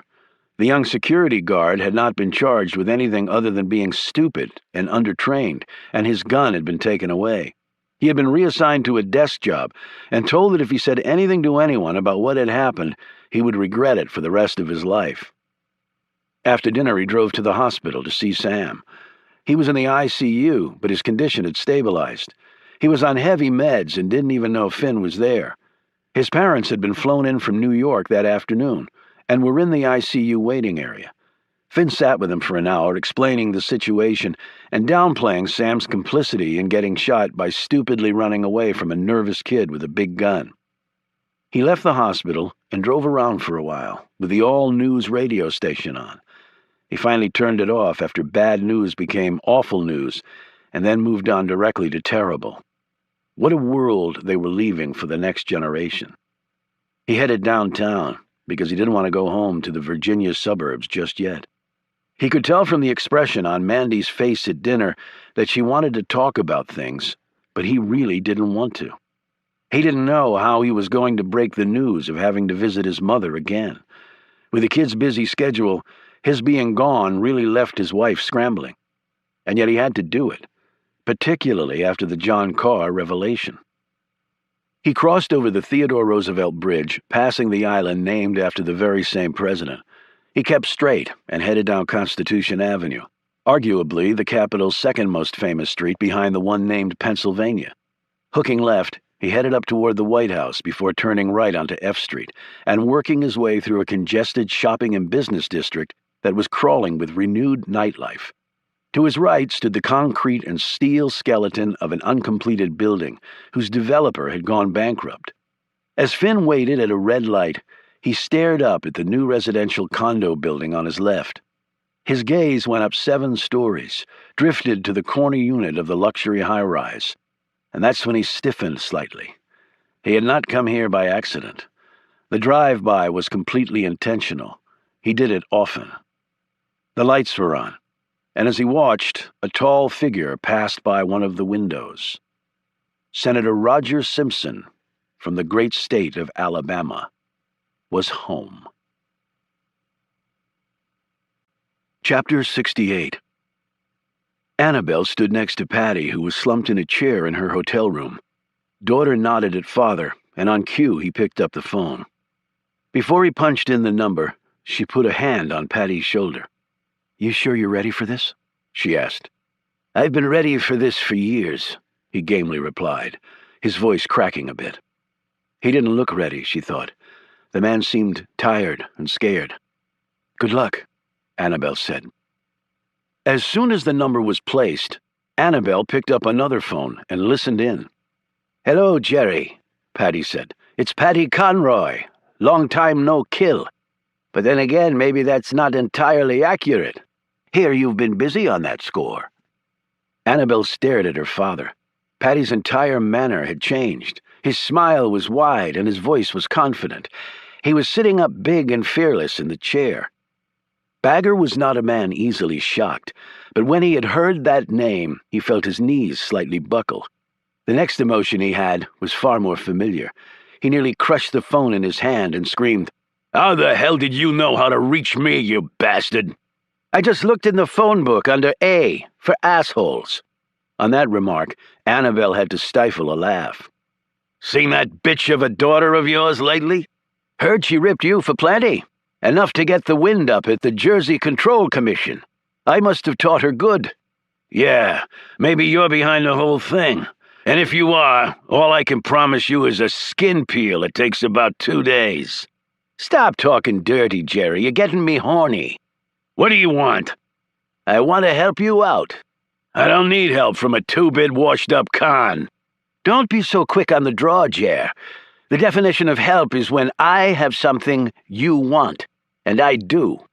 "Like what?" "Care to guess?" "Care to have me rip your balls off?" "I have Annabelle. You still want her, or you gotten over her making you look like the world's biggest idiot?" "You turn over your own daughter to me, knowing what I'm going to do to her? Not going deaf on me, are you? That's what I said. And you're doing this out of what, the goodness of your heart?" "You know me better than that, Jerry." "So how much do you want for your little girl?" "Not a dime." "Excuse me?" Bagger said in disbelief. "I don't need any more money." "So what then?" "You have to promise me that if I give Annabelle to you, you'll never come after me again. I got a little time left on this planet, and I don't want to spend it looking over my shoulder for the likes of you. Let me get this straight. You'll give me Annabelle so long as I leave you alone." "That's right. I know you've been on the lookout for me ever since I ripped you off for that lousy 10 grand, and I'm getting tired of it." Bagger screamed into the phone. "You're getting tired of it?" "Is it a deal? And I want your word. Because I know you're a lot of things, but you've never gone back on your word. You get Annabelle, and you leave me alone. Forever." Bagger stared down at the floor, the veins throbbing in his neck. "I want to hear you say it, Jerry. I have to hear you say it." "I'll pay you millions for her." "Yeah, sure. Say it, Jerry. Say it or no deal." Patty stared over at Annabelle, who was holding her breath as she clutched the phone. "Why do you hate her so much?" Bagger finally said. "Because she's blamed me all these years for what happened to her mum. You killed the woman, but I've paid the price. Ain't been one bloke in the whole con world who'd give me the time of day since. She ruined my life. It's payback time. My payback time." Patty glanced over at Annabelle and smiled weakly. "How are you going to set her up? She's not stupid, so I know she doesn't trust you." "Leave that to me." "I haven't agreed to nothing." "But you will. You're too smart not to." "I can just catch her myself, and maybe you too if I get real lucky." "Then go for it. And 2 weeks from now, when you realize she's long gone, you can't say old Patty didn't tell you the truth. Because the longer you wait, the more time she has to hide. And we both know the girl is good at what she does. Take your time. Think about it. I'll call you back." "When?" "When I want to." In one motion, Patty and Annabelle put down their phones. She gripped his shoulder. "You did great. You baited him just right." He put his hand on top of hers. "We'll give him a little time to stew on that. That'll give your friend some time to get his end in gear. I have to say I was surprised he agreed to help us, no questions asked. Like I told you, he's not your typical Fed. One thing." She paused, worried. "Was your father really not up to this? You didn't poke around about where Jerry might be staying." He looked at her, a smile playing across his lips. "I'm not losing my touch, Annie, if that's what you're thinking. You don't push too hard on the first go-round. Old pro like Jerry will sniff that out every time. Next call, I'll let him make the slip. Then I'll hit it." "Sorry, I didn't mean you didn't know what you were doing. 10% of the con is preparation. The other 90% is seat of the pants, being able to adapt on the fly. But without the 10, the 90 is worth shit." "Exactly. That stuff you said to Bagger about my ruining your life. I ruined my own life, Annie. All I'm doing now is trying to get a little piece of it back." He gripped his daughter's hand tightly. He now looked old, sick, and scared. His body collapsed into the chair again. "You really think we can pull this off?" "Yes," she lied. Chapter 69. Dressed in the outfit of a Capitol Grounds maintenance crewman, Harry Finn stood outside the Hart Senate office building with a remote detonator in his hand. He stared up the facade of the building until his gaze came to Simpson's office. In his other hand was a small device that looked like an iPod. Actually, it was the receiving unit for the wireless pin video camera he'd hidden in Simpson's office. The images on the small screen were razor sharp. Simpson was meeting with several of his staff, no doubt reporting back on his vital fact-finding mission to the Caribbean. Finn was waiting until Simpson was alone in his office, for only Simpson was going to die today. He tensed as the staff people rose and left. He then watched as Simpson checked his hair and face in the mirror on one wall, adjusted his tie, walked to his desk, and sat down. The end had finally come. Finn's finger was poised over his BlackBerry. He would send the email first. He would be able to tell from Simpson's reaction on the screen that he had seen the photo of Raphael Solomon right before he died. Finn's thumb descended on the BlackBerry key. "Goodbye, Roger." "Hey, Dad!" Finn glanced up, recognizing the voice. "Damn it," he breathed. David Finn came running up to him, smiling. "What are you doing here?" Finn quickly slipped the devices into the duffel slung over his shoulder. "Hey, Dave, what are you doing here?" His son rolled his eyes. "You going senile on me, Pop? The school visit to the Capitol? You signed the permission slip? Mom gave me the money last night at dinner?" Finn's face paled. "Oh, shit. Sorry, just a lot going on, son." David noticed his dad's clothes. "What's with the uniform?" "I'm working," he said quietly. David's face brightened. "Cool. You mean you're undercover?" I really can't talk about it, son. In fact, you better get going. It's not really great that you're here, actually. Finn's heart was beating so hard it was a miracle his son didn't seem to hear it. David looked disappointed. Hey, sure, I get it. Secret stuff. Sorry, Dave. Sometimes I wish I had a normal job. Yeah, me too. He jogged back to his friends. When Finn looked back at the screen, Simpson had left his office. He stared over at David and his friends. His son glanced over at his father once and then looked away. The group of students marched down the sidewalk toward the Capitol. Finn walked off in the opposite direction. He would have to try another day. Now he had to see his mother. He'd been hoping to report to her the news of Simpson's death. So intent was he on what he was doing that he never saw the man emerge from behind a nearby tree and start following him.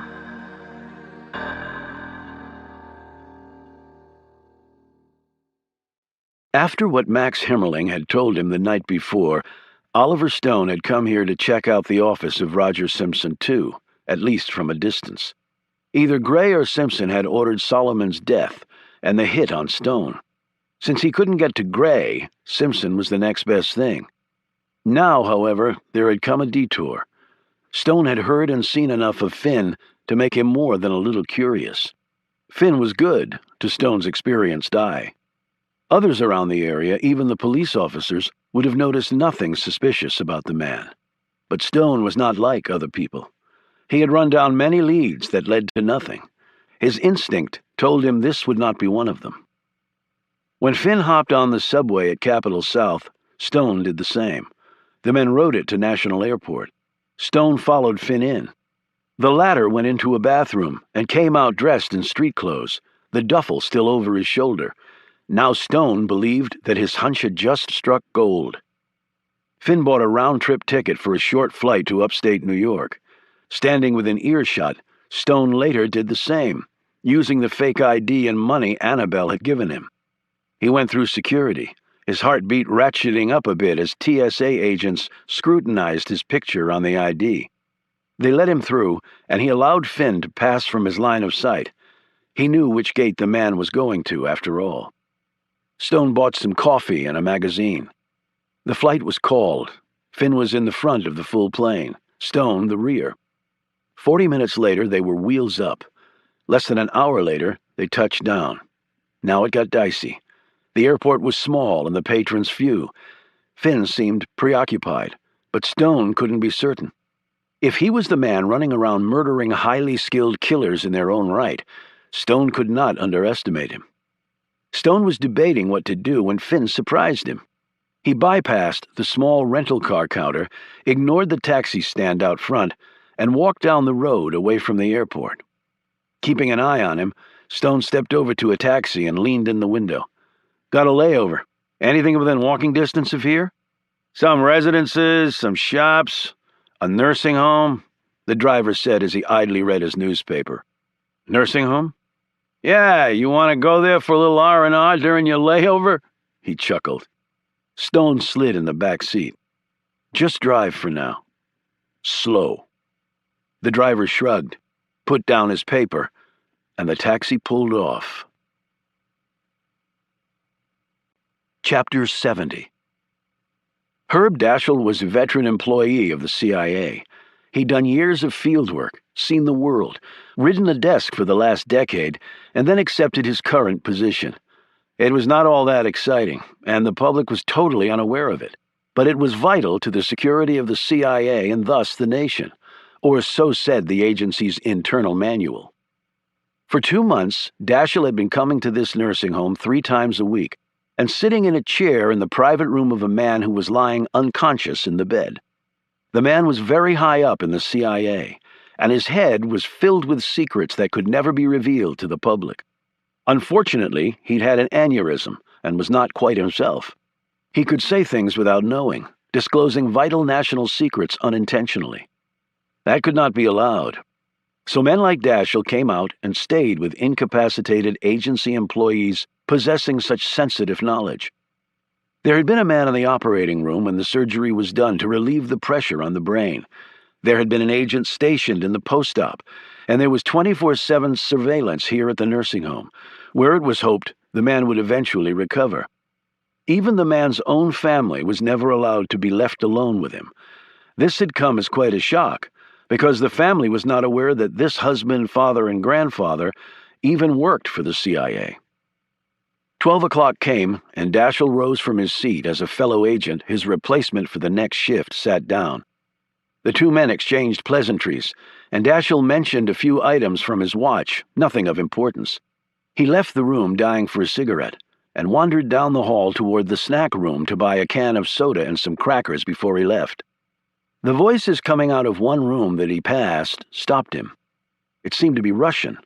Daschle knew that language well, having been stationed in Moscow for nearly 9 years. Although if what he was hearing was Russian, it was a particularly mangled version. It actually sounded like an amalgam of several Slavic languages. He'd also been stationed in Poland and Bulgaria for a time. He edged closer to the door of the room, which was open just a crack, and listened a bit more. Then he heard enough to make him hustle out of the building, and it wasn't for a cigarette. As soon as he was gone, Oliver Stone stepped from around the corner where he too had been listening. He watched the fleeing man. Damn. Inside the room, Lacia was speaking while Finn sat quietly in his chair. "So now John Carr rises from the dead, like the phoenix," she said in her tortured Cyrillic mishmash. "It seems so," Finn said, "but I can't be sure." "And the senator still lives?" "Not for long." "What about Carr?" "I'm working on it, I told you that. But I have no idea where he is, or even if he's really alive. They just dug up his grave. That's all anyone knows." She coughed hard. "Time grows short." For you or me, Finn wondered. He was still thinking about the encounter with his son. So close. Too close. "But you will find out. I will help you find out." "Let me handle it." "I can tell you what I know about the man." "I know a lot about him already." He paused. "I don't think he's like the others." She looked at him sharply. "What do you mean by that?" "I think the agency tried to kill him. I think they killed his wife, and perhaps his daughter. I believe he suffered a lot, and he was a war hero, too." "He is just like the others, an evil man, a murderer." "Why, because he followed orders and killed my father and your husband?" "You have no idea what you're saying, Harry, no idea." "You know, I was just about to kill Simpson this morning, when David showed up. He almost caught me." "David? Your son?"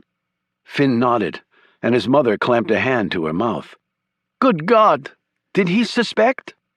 "No, but I promised myself that I would never let this part of my life impact on that part of my life. And now it has." Lacia sat down next to him, grasped his hand with her bony one. It felt slightly repulsive to him now. "Harry, my son, my loving son, it will soon be over." "You can't possibly know that, and it might end with me dead." She slowly withdrew her hand from his. "So what now?" "Simpson, and then Carr." "You will do this? You swear?" Finn nodded. His mother scrutinized him a bit longer and then shuffled over, opened her drawer, and removed a photo. She handed it to him. "For Carr," she said bitterly, as she spat on the floor. Then she lay back on her bed. "Let me tell you a story, Harry." He sat back, but for the first time ever he wasn't listening. When the door to the room opened, they both turned to look. "What do you want?" Lacia said angrily in English. "I have a visitor." When the man started speaking in Russian, the breath caught in her throat. "Who are you?" Finn asked in English. "They used to call me John Carr," said Oliver Stone. He looked at Finn. "You're right. I'm not like the others. And you both need to get out of here. Just as fast as you can." Chapter 71. When Patty called back, Bagger answered after the second ring. "Yeah," Bagger said. "Have you had time to decide that I'm right?" Patty began politely. "Do you know how many times I've killed you in my mind since we talked?" "It's nice to be popular, but I need to hear your answer." How do you want to do this? Bagger said bluntly. We don't do nothing until I hear from you what I need to hear. Why don't you come over to my hotel, and I'll tell you in person. Patty smiled and said, What? After you put a bullet in my brain? Don't think so. Besides, I don't go into the shitty parts of town, Jerry. Your casino dicks always trend to the scum side. Yeah, I make more money in 1 second than you've made in your whole fucking life. Money ain't everything, Jerry. It can't buy class. I don't care if you're staying at the bloody White House, though I doubt they'd let the likes of you in the door. Well, money is everything if you want a view of the White House like I got. That costs $1,000 a night. Patty smiled and pointed at Annabelle, who gave him a thumbs-up sign. You gonna give me your word, or do I hang up? 'Cause once this line goes dead, I won't be calling back. Bagger swore under his breath, and then said very slowly, If you get me Annabelle, I give you my word that I will never come after you again. And that you or your people will never cause me any harm. And you give me your word. Okay. I need you to say it, Jerry. Why? Because I know once those words come off your tongue, I'm really safe. And that me and my people will never cause you any harm. I give you my word. This last part was so painful for Bagger that he slammed his fist down on the table next to him. Thank you. You still haven't explained how I get her. She's going to walk right into your arms, Jerry. I'll see to it. Patty hung up and stared at Annabelle, a smile creeping across his face. Grand a night with nice views of the White House. Can't be many of those. Can't be, Annabelle agreed. Chapter 72. Can you get me a list of the hotels in D.C. that have views of the White House and cost $1,000 a night? Annabelle asked Alex as they sat in the same coffee shop as their previous meeting. Why? It's all part of those details I talked to you about. I'll get the list. You need any help? Annabelle started to say no and then stopped. How good are you on your feet? Excuse me? Are you quick on your feet? I'm a Secret Service agent. That's what we do. Then you can help me. Later that day, Annabelle walked into the second hotel from the list provided by Alex. She approached the front desk and discreetly flashed her phony FBI credentials to the clerk there. What is this about? He said nervously. Potentially a big problem for your hotel, but we might be able to work around that if you cooperate. I've got a strike team standing by outside. The astonished clerk immediately looked over Annabelle's shoulder. You can't see them, she said. That would sort of give it away, wouldn't it? I think I should get my supervisor, the clerk said nervously. No, I think you should stand right here and answer my questions, William, she said quietly, eyeing his name tag. What sort of questions? Do you have a guest staying here named Jerry Bagger? I can't possibly give out that sort of information. It's confidential. All right, I guess we'll have to do this the hard way. Annabelle took a small walkie-talkie from her pocket that she'd purchased from a sporting goods store. Bravo 1 to X-ray strike team. Are you in a position to crash all entry points? Affirmative. Squad leader, rules of engagement, no gunfire unless absolutely necessary. Repeat, unless absolutely necessary. There's potential collateral damage throughout the lobby. What is this? Some sort of a joke? The clerk snapped. On a cue from Annabelle, Alex, who'd been standing behind a pillar in the lobby, walked over. The tall agent looked down at the clerk. He held out his Secret Service creds and showed the badge and gun on his belt. Is there a problem? The clerk pointed at Annabelle. She said she's with the FBI, and she's looking for some guy, and they're going to send a strike something or other. Alex leaned down close in to the shorter man. It's not a strike something or other, it's called a strike team, and I'm heading it up. We're part of a joint anti-terrorist unit. I've got 25 agents in heavy Kevlar body armor with MP5 submachine guns ready to bust into this place because this some guy is number 2 on our most wanted list, right behind Osama. I've been after this some guy for 2 years of my life, and I'm not about to let a little prick like you screw it up. So you either get on your computer and tell us if he's here, or your ass will be the first one I arrest for obstruction. Holy shit, the clerk exclaimed. You can do that? With a smile on my face. Alex turned to Annabelle and nodded. Proceed, Agent Hunter. Annabelle took a sheaf of papers from her pocket. We have a search and arrest warrant for Mr. Bagger and his associates. She eyed the clerk sternly. We don't like putting innocent people in harm's way, William, but this Bagger is a killer, into drugs, arms dealing, every bad thing you can think of. But if you cooperate, we can put a tail on him and take the bastard outside the hotel. I think your supervisor would probably approve of that." William stared at her for a few moments and then started clicking on his computer. "We don't have a bagger listed," he said in a shaky voice. "I would be astonished if he used his real name." Annabelle described Bagger to him in detail. He'd always come and go with a bunch of muscle. Alex added, "I would think a guy like that would tend to stick out here, am I right?" William nodded. "He is staying here, under the name Frank Walters. He has the best suite in the hotel, wonderful views of the White House." "I'm sure. Okay, thanks for the assist, William. But don't say a word to anyone, you understand me?" "Absolutely. Best of luck, officer," he said weakly. Alex nodded, gave him a hard slap on the arm, and left with Annabelle. Outside, Alex called in a team to cover the hotel. Now, where Bagger went, so would they. As they were leaving in Alex's car, Annabelle said, "You are quick on your feet. That was great in there." "Coming from you, that's a real compliment. So now what?" "So now we pull the trigger." Chapter 73. Finn, Lacia, and Stone just stared at each other for a long time. Then Lacia uttered a curse and slowly rose from her chair. She gripped a small wooden box on her nightstand and looked ready to hurl it at Stone's head. "John Carr," she spat out. "You? Here? You murderer?" Stone turned to Finn. "A man was eavesdropping on you both. From his expression, he understood some or all of what he heard. He ran out of here. I saw the room he originally came out of. I accidentally looked in that room. There was another man in there keeping watch over a patient." Finn hadn't moved a muscle. "Who is the man?" "At the CIA, we used to call them crypt keepers. An agent with a serious brain injury who might reveal secrets is watched over by other agents until the person either dies or recovers. I believe that's what's going on here." "The CIA? Here?" Lacia hissed, an incredulous expression on her face. "And the other man was also a crypt keeper, presumably going off duty. He overheard us, and he understood what we were saying?" Finn said slowly. "The language you were speaking provides a good cover. Almost no one would understand any of it." "But you did?" Finn said. Stone nodded. "Language skills came with the territory, and that's why we have to leave. Now." Finn glanced at his mother, who was still staring at Stone with loathing. "And why should we trust you? You could be leading us right into a trap."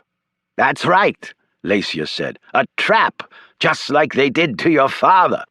"If that were my intent, I would simply have waited until you left here," Stone said, indicating Finn, "and shot you on your way back to the airport.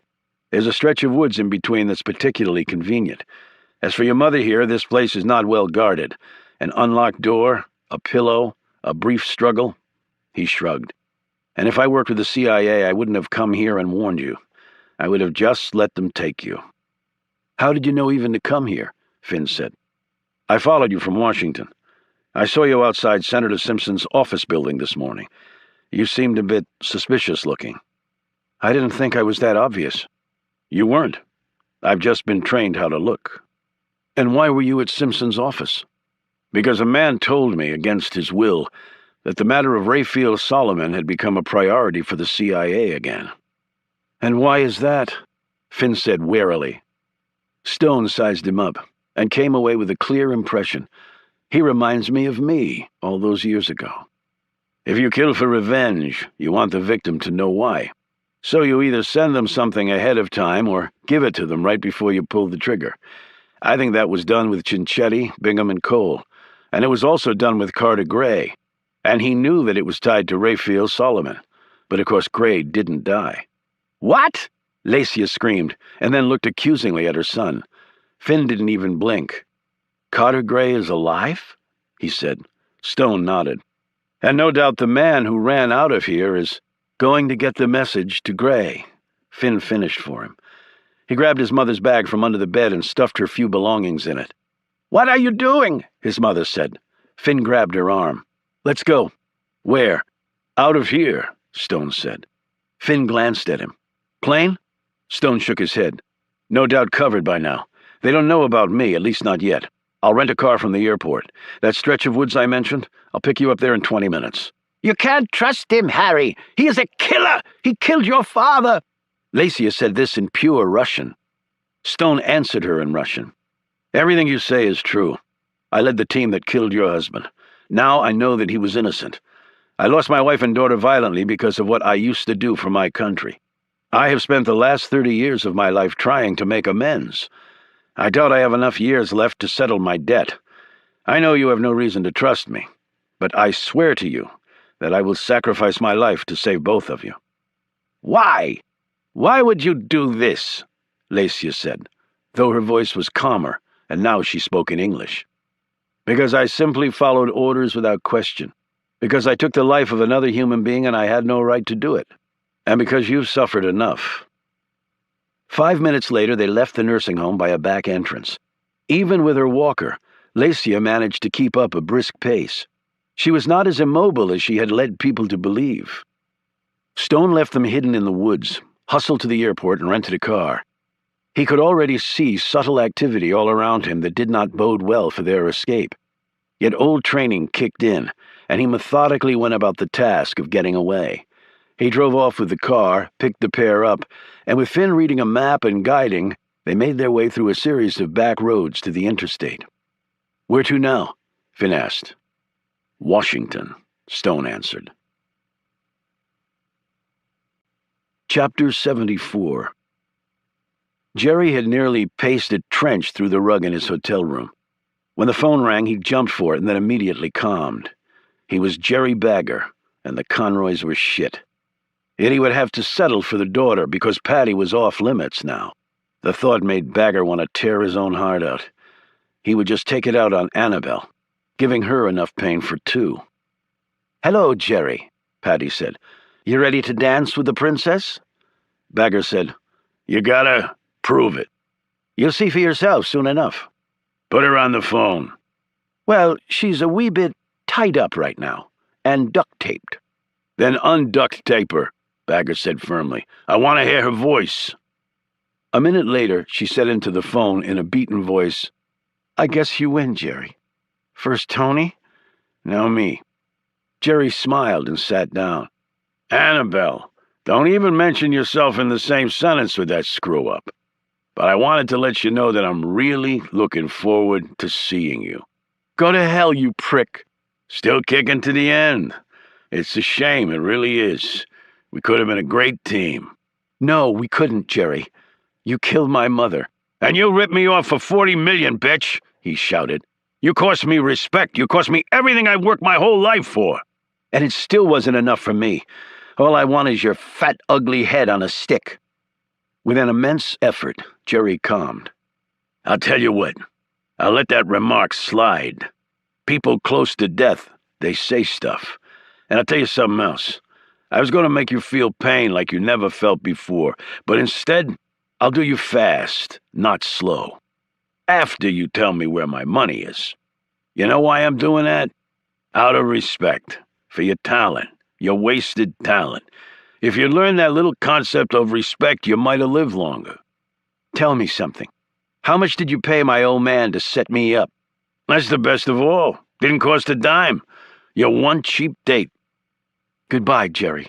"No, not goodbye, baby. This is just hello." Patty came back on the phone. "Okay, Jerry. You've exchanged your pleasantries. Now it's time for business." "Where and when? And don't say in front of the White House or the Washington Monument or some Hollywood bullshit like that, or the deal's off. For me agreeing to leave your ass alone, I want privacy." Patty said, "They're building a new ballpark in town near the Anacostia River." "So I heard. What's that got to do with anything?" "They're tearing down a bunch of buildings and neighborhoods around there. Lot of abandoned places. At 11 o'clock tonight, I'll call with the address of an old parking garage. There'll be a white van parked on level 2. Inside that van will be Annabelle, tucked neatly in a roll of carpet. The keys will be in the van." Bagger hung up and looked at his men. Mike Manson said, "This could be a setup of some kind, boss." "Gee, Mike, you think so? Not that I believe for 1 minute that Patty Conroy is working for anybody other than Patty Conroy, but I'm not stupid. He may have a big beef with his daughter about Mom getting killed, and that may be why he's willing to hand her over to me. so I'll leave him alone. But nothing's for sure with that son of a bitch. So how do we do it? We wait for the address. Then you guys are gonna do the pickup at midnight. Bring her to a place where I'll be waiting. A place that's a lot more private than an abandoned parking garage. And we just drive off with her? What if they tail us? Bagger smiled and picked up his newspaper. Says in here there's a World Bank conference today downtown, and then fancy dinners and speeches all over the city. Big muckety-mucks flying in from all over the globe. So? Mike said. So I say that's some great timing if you got the right exit strategy. Chapter 75. Carter Gray had risen from his bunker once more and wondered if his beloved agency had grown so weak and incompetent that he was going to have to pull the damn trigger himself on Lacia and her son. After a fruitless nationwide search, they'd had a wonderful, absolutely golden opportunity at the nursing home in upstate New York, of all places, and it had come to naught. The room was empty, mother and son gone, and a third person had been seen with them. Something told Carter Gray that John Carr had gotten in his way once again after losing Gray's men and getting to Himmerling, and Gray now had to change his original plan to bag all three. The description of the old woman left no doubt in Gray's mind that it was Lacia Solomon. Age had not been kind to her. She was no longer the beautiful, enticing Soviet spy. But it was Lacia. Gray just knew it. Yet what would John Carr have been doing with the very people who wanted to kill him? Had he lied about his identity? Had he taken them by force? Had they teamed up? That might actually make my job easier. Gray looked out the window of the chopper as it soared over the Virginia countryside on its way to Langley. With the overpowering force of the president's authorization burning a hole in his pocket, he would take command of the search. No questions would be asked. Still, the mission required delicacy, stealth, and, when the target was sighted and then fixed, an unstoppable show of force. He would one-up the military on what shock and awe really meant. He studied the topography below. Carr, Lacia, and her child were down there somewhere. Only 3 people marshaled against him, one of them a woman in her 70s. Gray had unlimited people, assets, and money. It would only be a matter of time. David P. Jedediah's son was now being sought with the combined might of America's intelligence empire. And there was another way to speed up the process. As soon as the chopper landed at CIA, Gray started implementing his attack. With Finn driving, they crossed into Maryland that evening. Lacia sat in the back seat, looking tired and frightened. Stone heard her keep muttering in Russian. "They will kill us all." He glanced over at Finn, who was staring ahead, but Stone noted that his eyes kept checking the rear-view mirror. "You have a family?" Stone asked. Finn hesitated and then said, "Let's stay focused on the task at hand." Lacia leaned over the front seat. "And what is that? What are we focusing on now? You tell me." "Staying alive," Stone answered. "And with Carter Gray after us, that's not going to be easy." "They dug up your grave," Finn said, as they traveled around the Capitol Beltway. "Gray's doing to flush me out." "He knew you were alive?" "Yes, we reached an understanding of late. He left me alone, and I left him alone." Lacia pointed an accusatory finger at Stone. You see, they are allies, son. They are working together. We are in the hands of the enemy." Stone turned around in his seat to stare at the woman. "Lacia, you were one of the greatest spies the Soviet Union ever had. It was said that you turned more foreign agents than anyone ever had." "I am Russian. I work for my country, as you did yours, John Carr. And you're right. I was the best." He was silent as he saw the pride creep into her hollow features. He allowed her to feel it for only a few seconds before he snapped, "Then start acting like it. Stop with the hysterical and stupid comments, because we're going to need all the help you can give us if we're going to survive this. Or you're just going to sit there and let your son die," he finished bluntly. She stared coldly at him, the sudden anger narrowing her eyes, and then her expression cleared. She looked at Finn, and then back at Stone. "You are right," she said, matter-of-factly. "I am being stupid." She sat back. "We need to formulate a plan, keeping in mind that Carter Gray has enormous resources at his disposal. Only sometimes enormous resources cannot move with agility while we can. They may find that we have a trick or two they didn't anticipate." Finn stared at his mother in the mirror. He had never heard this tone of voice, seen this calm confidence before. Her Russian accent was completely gone. It was as though she had taken 30 years off her life. She was even sitting up straighter. Lacia continued, "They may not know of my son's involvement, at least not yet, but they will before very long." "How?" Finn asked. "They will check the flights into the airport today, match descriptions. It is a small place, it won't take long." "I didn't use my real name. I had a fake ID." "Video surveillance at the airport," Stone said. "They'll match your face to some database. I assume it's in at least one." Finn nodded. "Then your family may be compromised." "Call them now," Lacia urged. Stone could see the enormous pressure the younger man was under as he gripped the phone. In a shaky voice, Finn spoke into the phone. "Please, honey, no questions now. Just get the kids and take them to a motel. There's a cell phone in my desk drawer. Use that to call me. No one can trace it.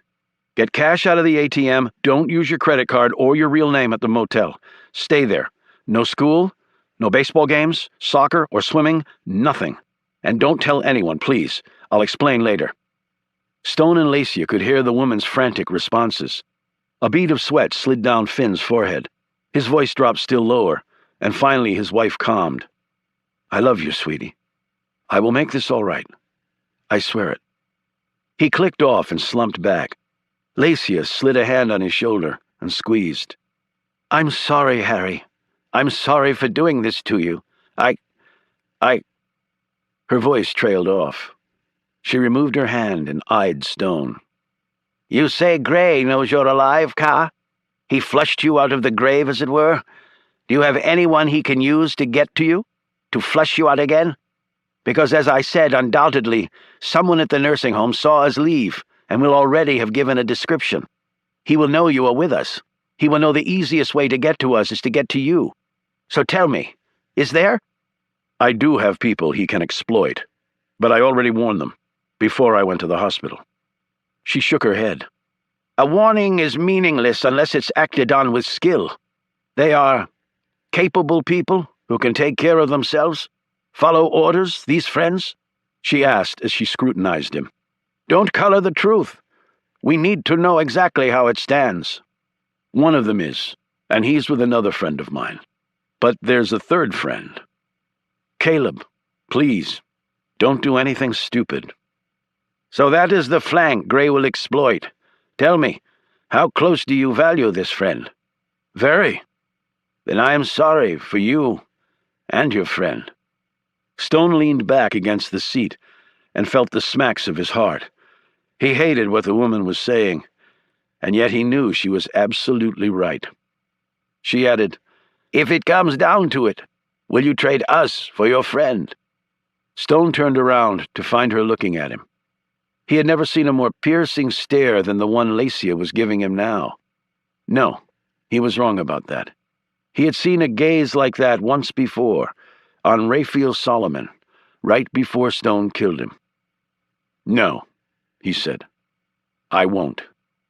"Then let's work to ensure it doesn't come down to that, John Carr, and maybe you can redeem yourself for killing my husband." She glanced out the window and said, "And I was the best agent the Soviet Union ever had. But Rayfield was even better." "Why?" Stone asked. "Because I fell in love with him, and he turned me." "What?" Stone blurted out. "Didn't you know? I was working for the Americans when you murdered him." Chapter 76. Jerry Bagger had been working the phones ever since he'd talked to Patty Conroy. The casino chief had been thinking a lot in the last few hours, and he'd arrived at a decision. Normally, in any confrontation, Bagger's instinct was to trade blow for blow until he or the other guy fell down. He wasn't going to do that this time, for a lot of reasons. Chief among them was the fact that he'd seen Annabelle in action. He knew how good, how convincing she could be, and there was a little tickle in the back of his brain that reminded him that a jab, jab, jab was a great setup for a left hook, a haymaker that had put many an opponent down permanently. He didn't intend to be on the receiving end of one of those. Yet he couldn't bring himself to not go through with the whole thing, because the opportunity of getting his hands on Annabelle, in the event Patty was playing straight with him, was too good to let pass.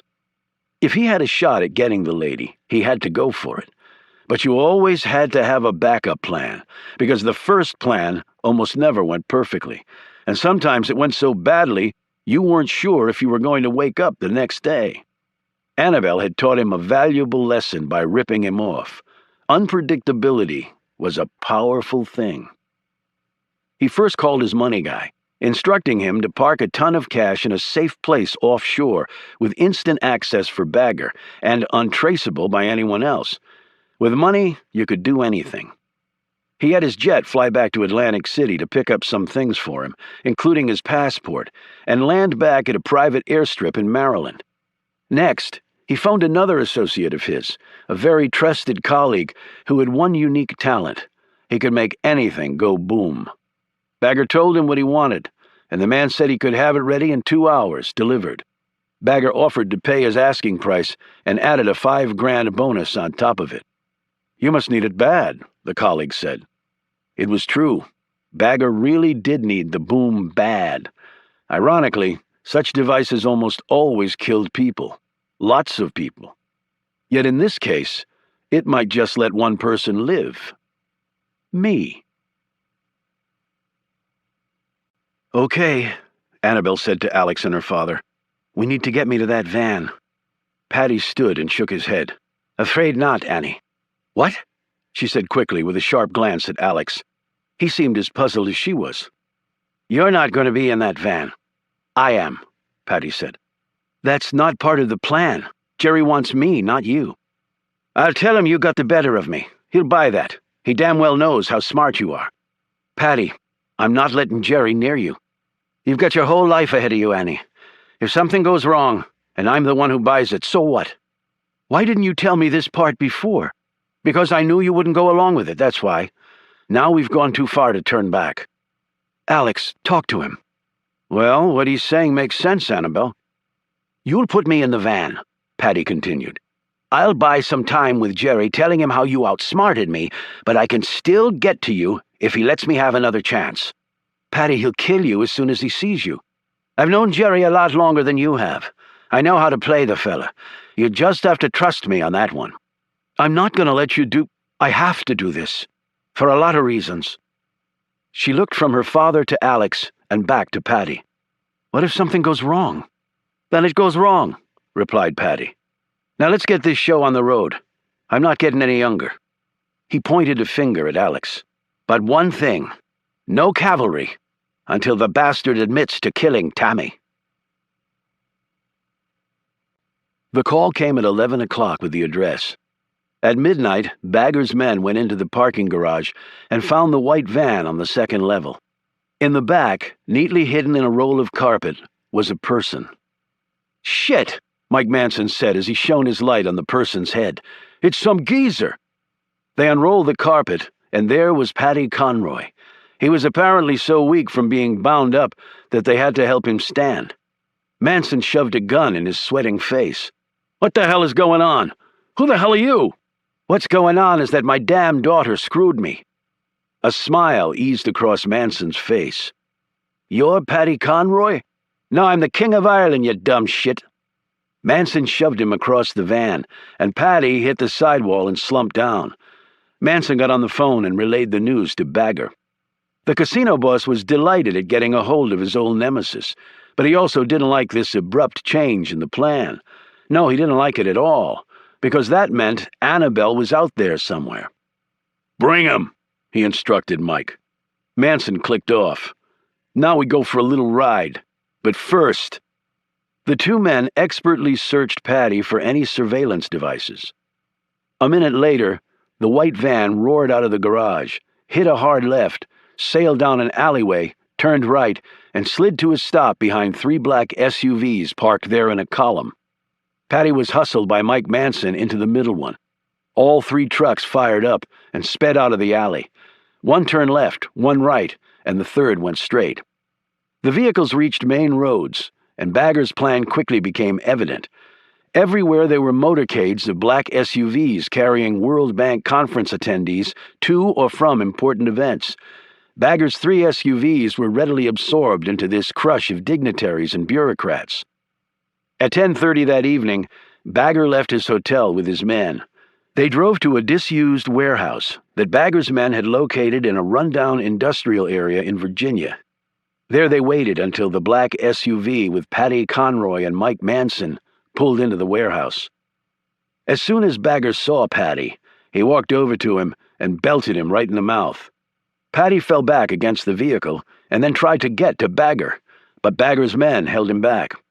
"That was for the 10 grand you stole from me. Been waiting a long time to pay you back on that one." Patty spat blood out of his mouth. "Best 10 grand I ever took." "Yeah, we'll see how you feel about that in a few minutes. You got no idea how good I feel.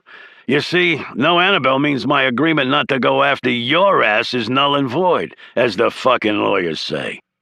He studied Patty's gray, gaunt features and his threadbare clothes. "Looks like life's been treating you real well. You sick, poor, or both?" "What's it to you?" "I'm insulted. I mean, even you at the top of your game might not be good enough. You think it was smart coming after me wearing rags and looking like you're knocking on the grave?" Patty looked around at the armed men surrounding him. "Right this minute. Not particularly smart, no." Bagger sat down on a packing crate, his gaze never leaving Patty's face. "So, Annabelle outsmarted you. How'd she manage that, Patty?" "Like I said before, I guess I taught her too good." "You sure about that?" "What's that supposed to mean?" "Maybe father and daughter got together to screw me. How about that theory?" "My daughter hates my guts." "So you say." "So I know. But if you believed otherwise, why do the deal at all?" "You know why. But now here you are and no Annabelle. So where is she?" "No clue, Jerry." Bagger stood slowly. "I think you can do better than that. So me and you are going to have a little chat." "I'm not in the chatting mood." Bagger took a serrated knife out of his jacket pocket and slipped on a plastic glove. "Oh, I can be pretty damn persuasive." He looked at his men and nodded. A minute later, Patty's pants and underwear were off, and Bagger was sizing up the man's privates for cutting. "I used this technique on a little asshole named Tony Wallace in Portugal after I chatted with the people he'd hired to run his mansion with my money. And let me tell you something. He talked and talked right before we beat his brains out. In fact, that was the way I was able to track down Annabelle. And now you're going to do the same thing for me, old man. You know where Annabelle is? And now you're going to tell me. And when you do, I kill you fast, no pain. If you don't talk, well, you just don't want to go there. Trust me." Patty struggled against his captors, but they were too strong. As the knife came closer and closer to a spot no man would want a sharp instrument to be, Patty cried out, "For Christ's sakes, don't! Just put a bullet in my brain." "Tell me where Annabelle is, and I promise I'll kill you fast. That's the only deal you're getting now, and if you really hate your daughter, you should have no problem telling me where she is, right?" "If I did know, do you think I'd be here, you idiot?" Bagger slapped him across the face. "You show some respect." "Here's my respect." Patty spat in his face. "That's for Tammy." "Right. Your old lady you left behind for me." "I was in jail on the night you murdered her, you bastard. Otherwise, you'd have had to go through me to get to her. She was the only thing I ever loved in my whole life. And I swear to God above, before this was all over, I was planning on putting a bullet right into your brain just like you did her." "Was that before or after I killed your daughter?" "Any price I had to pay to get you, I was willing to do it," Patty screamed at him. "But Annabelle screwed that all up, didn't she? Didn't she, old man?" "Can't blame her for turning the tables on me." "Since you were planning to whack me for killing your wife, why don't I fill you in on her last minutes of life? Would you like that?" "I'll find some way to kill you, Jerry, I swear it." "I'll take that as a yes. We crashed her house and she recognized me right away. And you know what she said? She said, 'Why are you doing this, Jerry? Why are you gonna kill me? I didn't do nothing to you.' And you know what I told her? I said, because your chicken shit husband ripped me off and left you holding the bag. That's how much she loved you, you dumb broad. And then I pumped a round right into her brain. Now, anything else you want to know about it before I start carving you up? No, that's about it, a woman's voice said. They all turned as Annabelle and Alex walked out from behind a stack of crates. Alex had his gun pointed right at Bagger, while 8 guns held by Bagger's men pointed back at him and Annabelle. Bagger said, "How the hell did you get here?" "I came with the FBI," Annabelle said. "Nobody could have followed my boys." "We didn't tail them. We followed you. The place is surrounded, Jerry. You've got no way out." "Yeah? Working for the FBI now? Look, baby, you con me once, shame on you. Con me twice, fuck me." The man's voice was confident, but his look was something less than that. "She's telling the truth, jerk-off," Alex yelled. "So just lay your weapons down before you don't have a choice in the matter." "Kill him," Bagger said. A split second later, doors on all sides of the warehouse burst open, and 24 men in body armor came barreling in, submachine guns in hand. "FBI, put down your weapons, now!" Bagger dropped the knife, and his men quickly put down their guns in the face of the overpowering show of federal force. Bagger's gaze went from Annabelle to Patty. "Two con artists working with the feds?" "You do what you got to do, Jerry," Patty said, as he hastily pulled his clothes back on. Bagger looked at one of the FBI agents and immediately regained his swagger. "That bitch ripped me off for $40 million. She bother mentioning that to you while she was playing snitch?" "That's not my concern." "Oh, yeah? So what exactly am I being charged with?" "You're being charged with the murders of Tammy Conroy, 3 people in Portugal, and Tony Wallace, who died yesterday from injuries inflicted by you and your men." Bagger snorted. "I got a dozen eyewitnesses who'll testify I wasn't around when any of those people got killed." Annabelle held up a video recording device. "We've got your whole confession right here, Jerry. I have to hand it to you. You speak very clearly." She gave the device to the lead agent. Bagger looked at the FBI men, Patty, Alex, and then his gaze came to rest on Annabelle.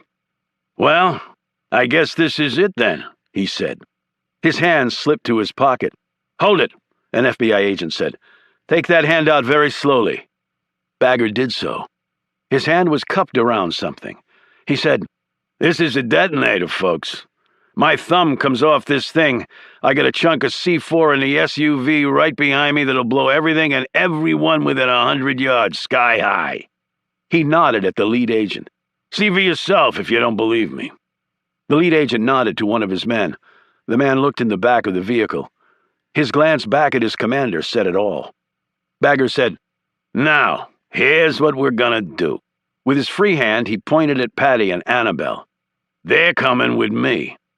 "We're not letting you leave this building," the commander said. "Then I'm gonna blow us all to kingdom come." "I don't believe that," the FBI agent said. "Best I can hope for is lethal injection, right? Well, I ain't going alone. So if you don't think I'll do it, you don't know Jerry Bagger." He glanced at twin snipers who had placed red dots on his forehead. "And your boys shoot me, hot shit FBI man? This thumb is coming off, whether you like it or not." The commander gazed uneasily at Alex and then Annabelle.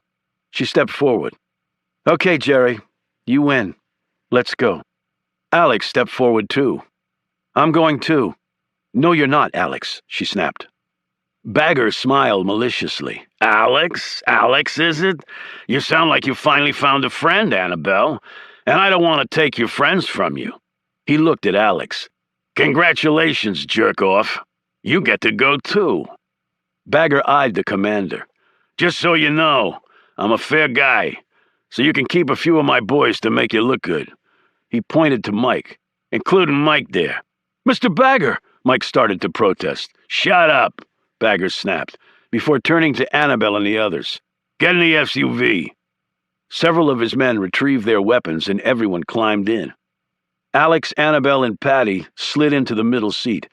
Bagger and one of his men got in the front seat, 3 others in the rear. Bagger rolled down the window. "I see one car, I hear one chopper following us, I start popping people, understand?" He waved to the FBI agents as the vehicles sailed out of the warehouse. "Where to, Mr. Bagger?" the driver asked. "Private airport in Western Maryland where I had them park the jet. I thought I might need to get away on short notice. I'm calling ahead right now to tell them to warm it up." He glanced at Annabelle. "I'm sorry to say, you three won't be joining us."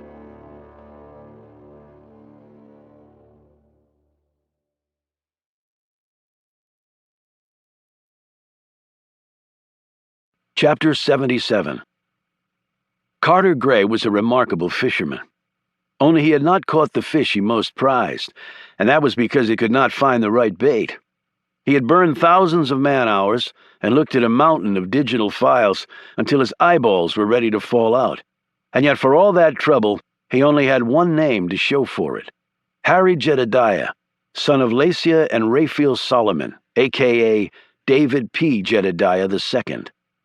He had tried to find Oliver Stone's ragtag band of freaks, the big man and ex-military Reuben Rhodes, that Gray remembered from Murder Mountain, the mousy librarian Caleb Shaw, who had not been to his home or job at the Library of Congress in recent days, and Milton Farb, the cherubic genius with OCD. Gray had a dossier on each man, and yet they had simply vanished. Farb and Shaw hadn't used their cell phones, and Rhodes didn't have one registered in his name. And Rhodes had recently moved and left no forwarding address. Nor was wherever he was living listed on any real estate records, because Gray's men had checked. Still, with Carter Gray's resources, no one should be able to simply vanish. No wonder these terrorist sleeper cells were proving nearly impossible to uncover. America was too damn big and too damn free. In some ways, the Soviets had had it right. Spy on everybody, because you never knew when a friend might turn into an enemy.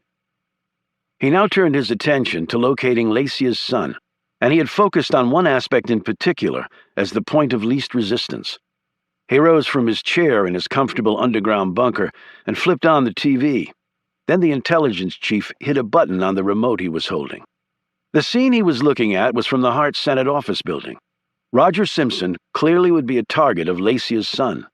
If so, he could either hit the senator at his home or office. Gray had already checked the surveillance cameras at Simpson's condo building and found nothing helpful. Now he had turned to the office. He watched hour after hour of people coming and going into the building. There were many, and the numbers tended to dilute everyone down to useless silhouettes. Then Gray thought of another angle.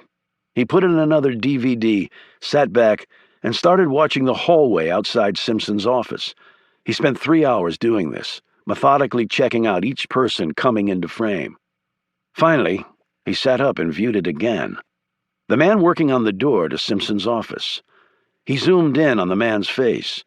Penetrating disguises was something Gray had been long trained in. In the cheekbone, was that a touch of Solomon? The chin, the eyes, that of Lacia? Contrary to what he'd told the president, he knew the woman well.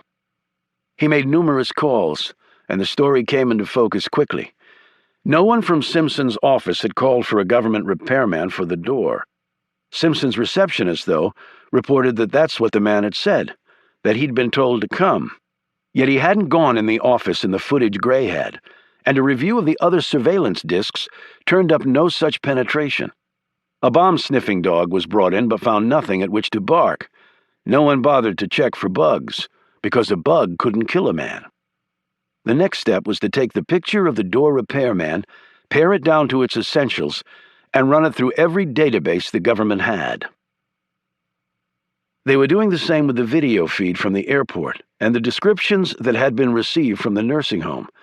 Even though the computer age had infinitely speeded this process up, it would still take a little time, something Gray did not have an abundance of. Allowing Lacia to be taken by the authorities was not an option. She had far too much she could tell. It was certain that she had passed this knowledge on to her son, and if Carr was with them, none of them could be allowed to live. It would be cataclysmic for the country, for the world, and for Carter Gray. Chapter 78. Bagger ordered his men to take a route through the city instead of getting on the Beltway to Maryland. Once in the district, they stopped and switched out the license plate on the SUV. Then they drove on, blending in with dozens of other similar vehicles on the road. Bagger sat back with a contented look as he clicked a button on the detonator, disarming it. Paddy sat very still in his seat, his gaze on Bagger. Annabelle kept her eyes forward. Like Patty, Alex was watching Bagger, or more precisely, the man's thumb. Annabelle said, "A bomb, Jerry? Doesn't seem your style to run like this." He smiled. "You taught me that lesson. Unpredictable. Sometimes you learn more from getting your ass kicked than you do from winning. You came right at me with the long con instead of targeting the casino. So I gave you some of your con stuff right back at you. Jerry Bagger never backs down, always stays in fights. Well, not this time, baby. And how sweet it feels." "Glad I could be such an example for you," she said dryly. "So what's the plan?" Alex said. "Dump us in the woods on the way to the plane?" "What the hell does it matter to you? You'll be dead." "But once you get rid of us, you've got no more hostages. You think they're going to let you just fly away?"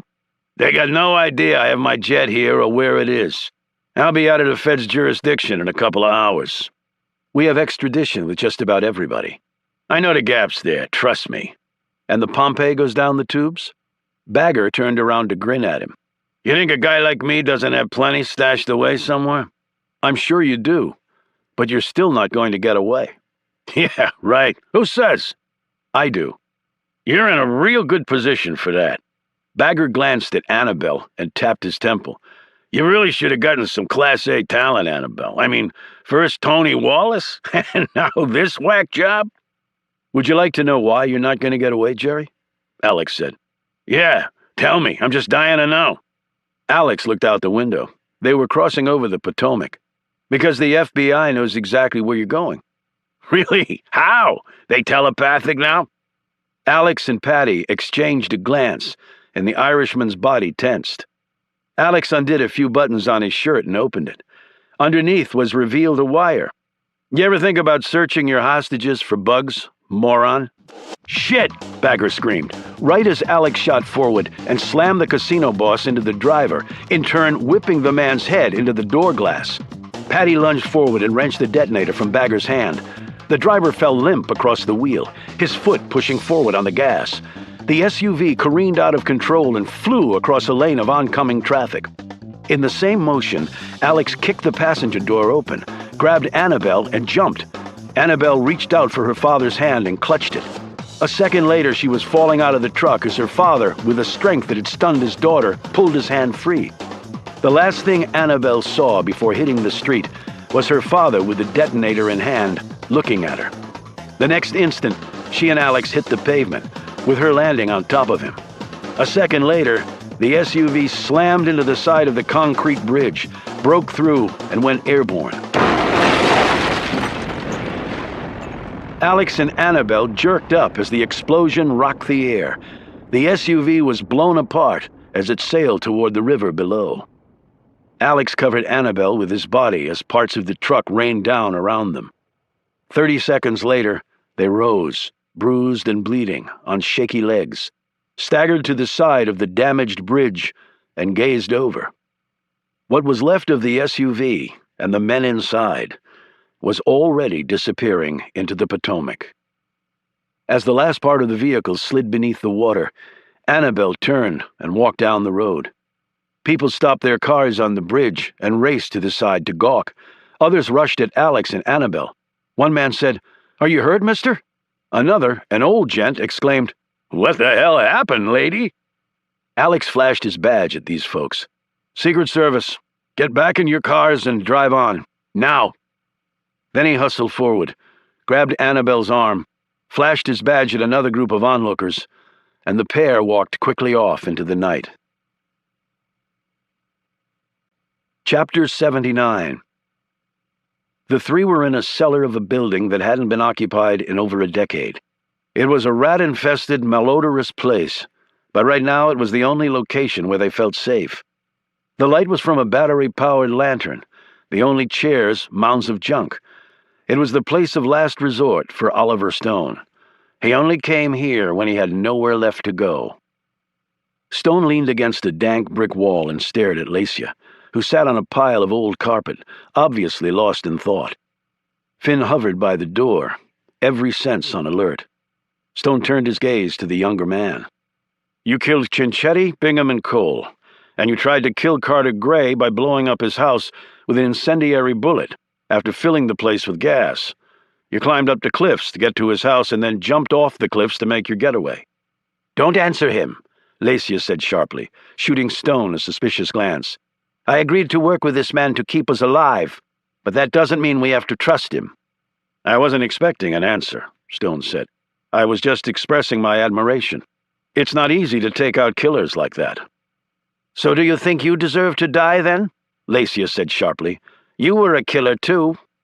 "Frankly, I've been dead for a long time." "They murdered your wife, didn't they?" Finn said. "Because I wanted to get out, and they almost killed me. To make matters even worse, Roger Simpson adopted my baby daughter. She never knew I was her father." "Simpson," Lacia spat on the floor. "That is what I think of Roger Simpson." "You said you were working for us all those years ago," Stone said.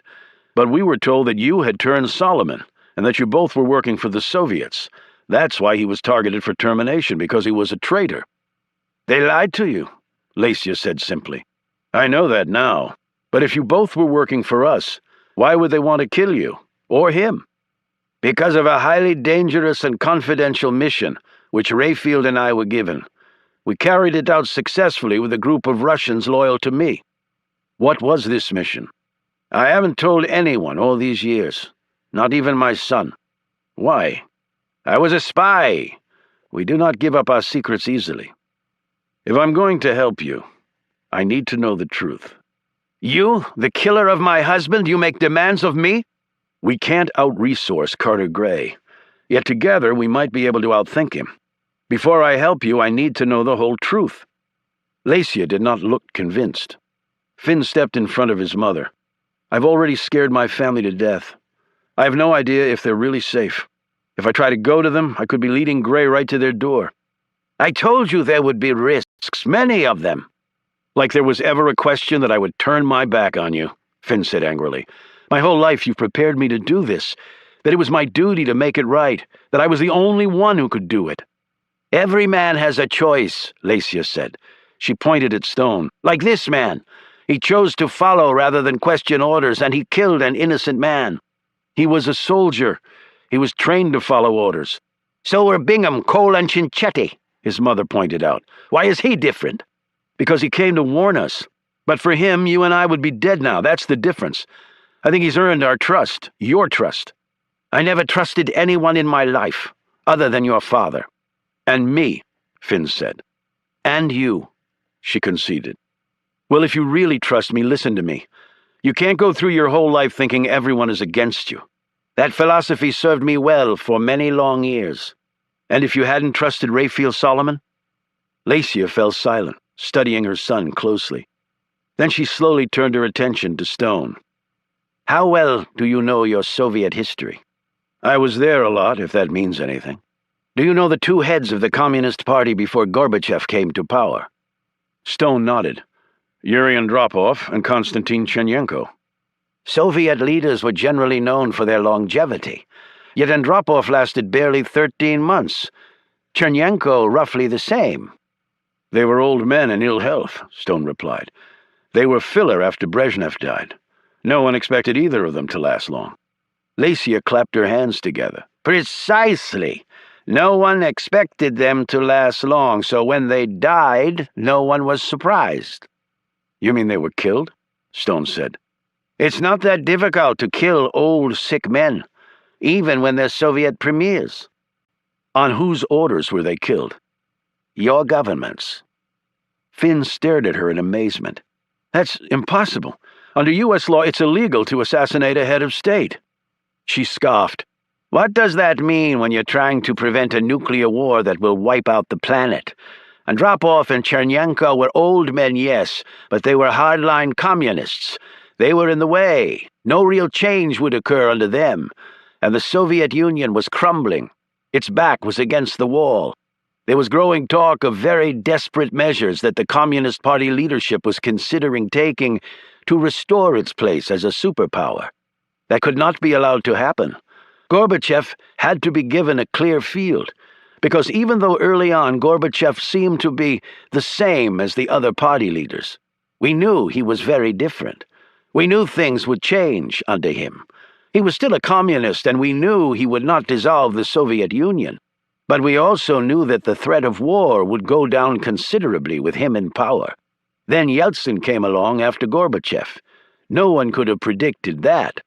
But it was under Yeltsin that the Soviet Union was dismantled. But we had to get rid of the old Communist Party leaders. We had to. And we told the Americans our beliefs about this. They agreed with us, and Rayfield thought the same. He knew as much about the inner workings of the Soviet Union as any American alive.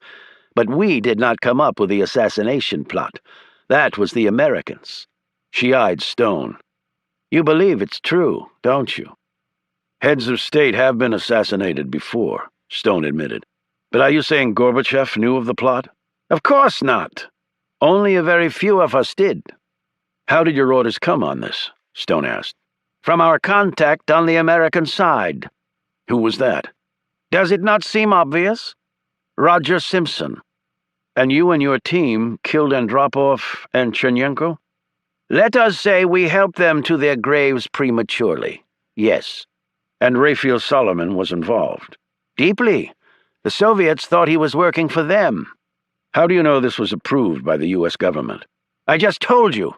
We received the instructions from Simpson. He was our case manager, and he reported directly to Carter Gray, and Gray to the head of CIA. So you just followed orders without question? Yes, and killed Andropov and Chernenko, 2 innocent men. Lacia and Stone exchanged a long look. Yes, she said slowly. Finn said, Why would the Americans kill my father and try to kill you if you completed your assignment successfully? Why would they try to paint you as traitors? Stone answered, Because the American government didn't order the assassinations. Possibly it was the CIA, or Simpson and Gray could have done it on their own. And once the deed was done, they had to discredit and then get rid of anyone who knew about the murders. He looked at Lacia. Isn't that right? Yes, said Lacia. And what do you think they would do to prevent the truth from coming out now? It could cause war between Russia and the United States. What do you think they would do? She asked again. Finn answered. They'd kill anyone they had to. And unfortunately we are David and they are Goliath, Lacia added. The Americans are always Goliath. But David beat Goliath. And so can we, if we get to them first, Stone replied. Just the 3 of us? Lacia said skeptically. We're not alone, Stone said. I have friends. If they're still alive. Chapter 80. Alex had hailed a cab, and he and Annabelle had driven off. He had decided not to wait for the feds to show up. The charred truck and the floating corpses that awaited them would be self-explanatory in any event. He did call the FBI lead commander and let him know what had happened, and that he and Annabelle were the only survivors. If you need us, we'll be at my house, he told the man. I'm in the book. The commander protested, but Alex cut him off. We've had enough for one day. Go and clean up the pieces and talk to us later. It's not like you have to take Bagger to trial. He gets to go before a bigger judge now. The cab dropped them off at Alex's house in Manassas, a 1-story rancher with a single-car garage, set off by itself down a gravel drive. Inside the garage was Alex's fully restored '69 fire-red Corvette, the only extravagance the Secret Service agent had ever allowed himself. You hungry? He asked Annabelle, but she merely shook her head. I guess asking you if you're okay would be pretty stupid right now.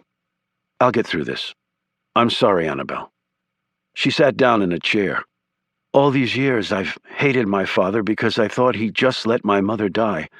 Then I find out he didn't. Her voice trailed off. And now you lose him too, Alex finished for her. But at least you found out before he died, Annabelle.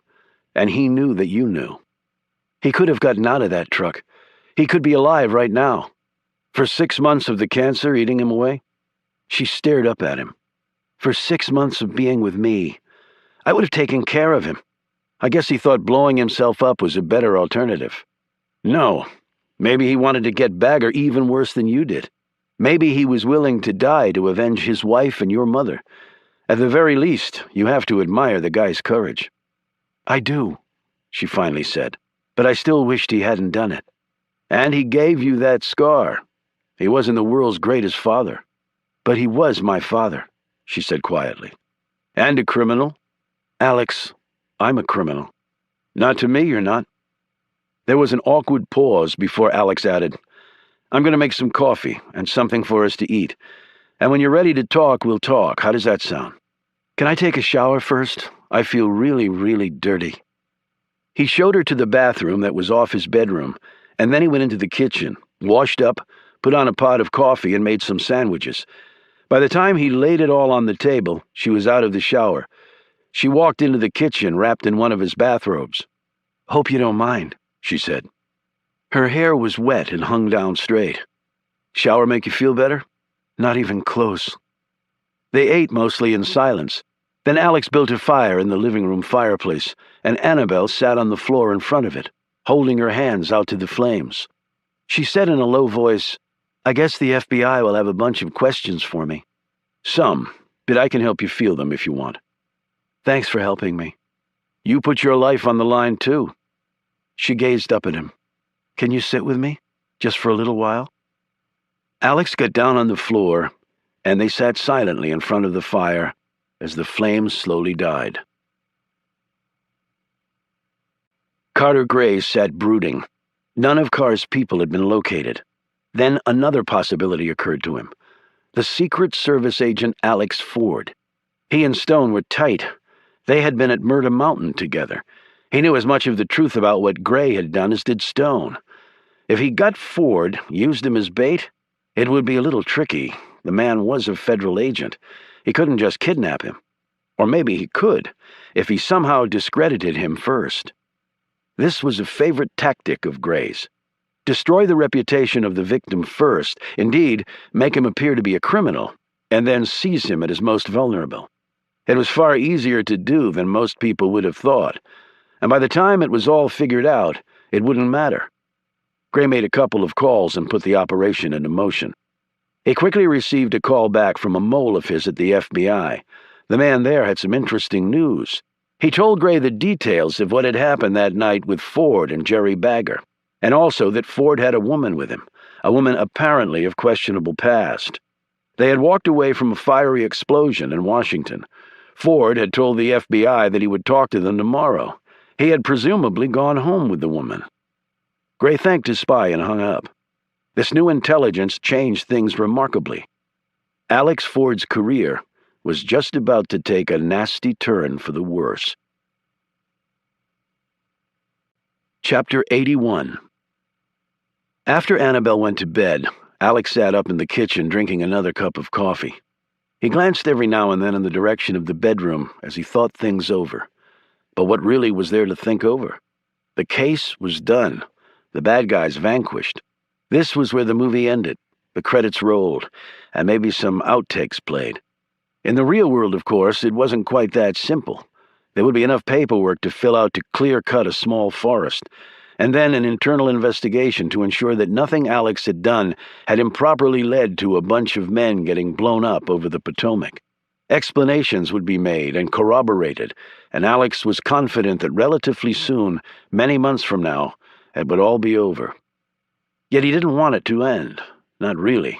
Because that scenario would mean that Annabelle would be on her way. He sighed. She would probably be on her way regardless. And maybe that was a good thing, at least officially. After all, she was a con and he was a cop, and if that wasn't human oil and water, he didn't know what was.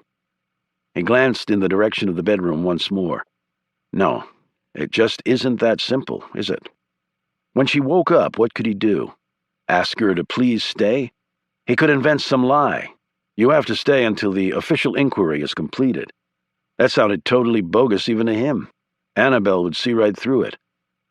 The next second, he stopped thinking about that issue. They were just about to receive visitors, unwelcome ones from the looks of things. Alex bent low, slipped to the window and looked out. Down the gravel drive nearly out of sight was a vehicle that he didn't recognize. It was a nondescript black van. Alex hated nondescript black vans. They often carried nondescript men with large guns and bad attitudes. This fear was confirmed when he grabbed a pair of night binoculars from a shelf and used them to take a closer look. There was a small satellite receiver pod on the roof of the van, and if he'd still had lingering doubts, the movement in the bushes next to his house erased them. People in the bushes, satellite vans, maybe the glint of rifle optics in the moonlight. None of it was making Alex feeling too good right now, and he thought nearly losing his life once already tonight was enough. Yet this was a tad different from the encounter with Jerry Bagger. This had government strike team written all over it. And why would the government be bothering with one of its own? Alex nearly instantly answered his own question. Carter Gray couldn't find Oliver Stone, so he decided to cast his net wider. Whether this was actually true or not, Alex wasn't going to wait to find out. He had already had one near-death face-off with Carter Gray at Murder Mountain. He had no desire to go for a second round.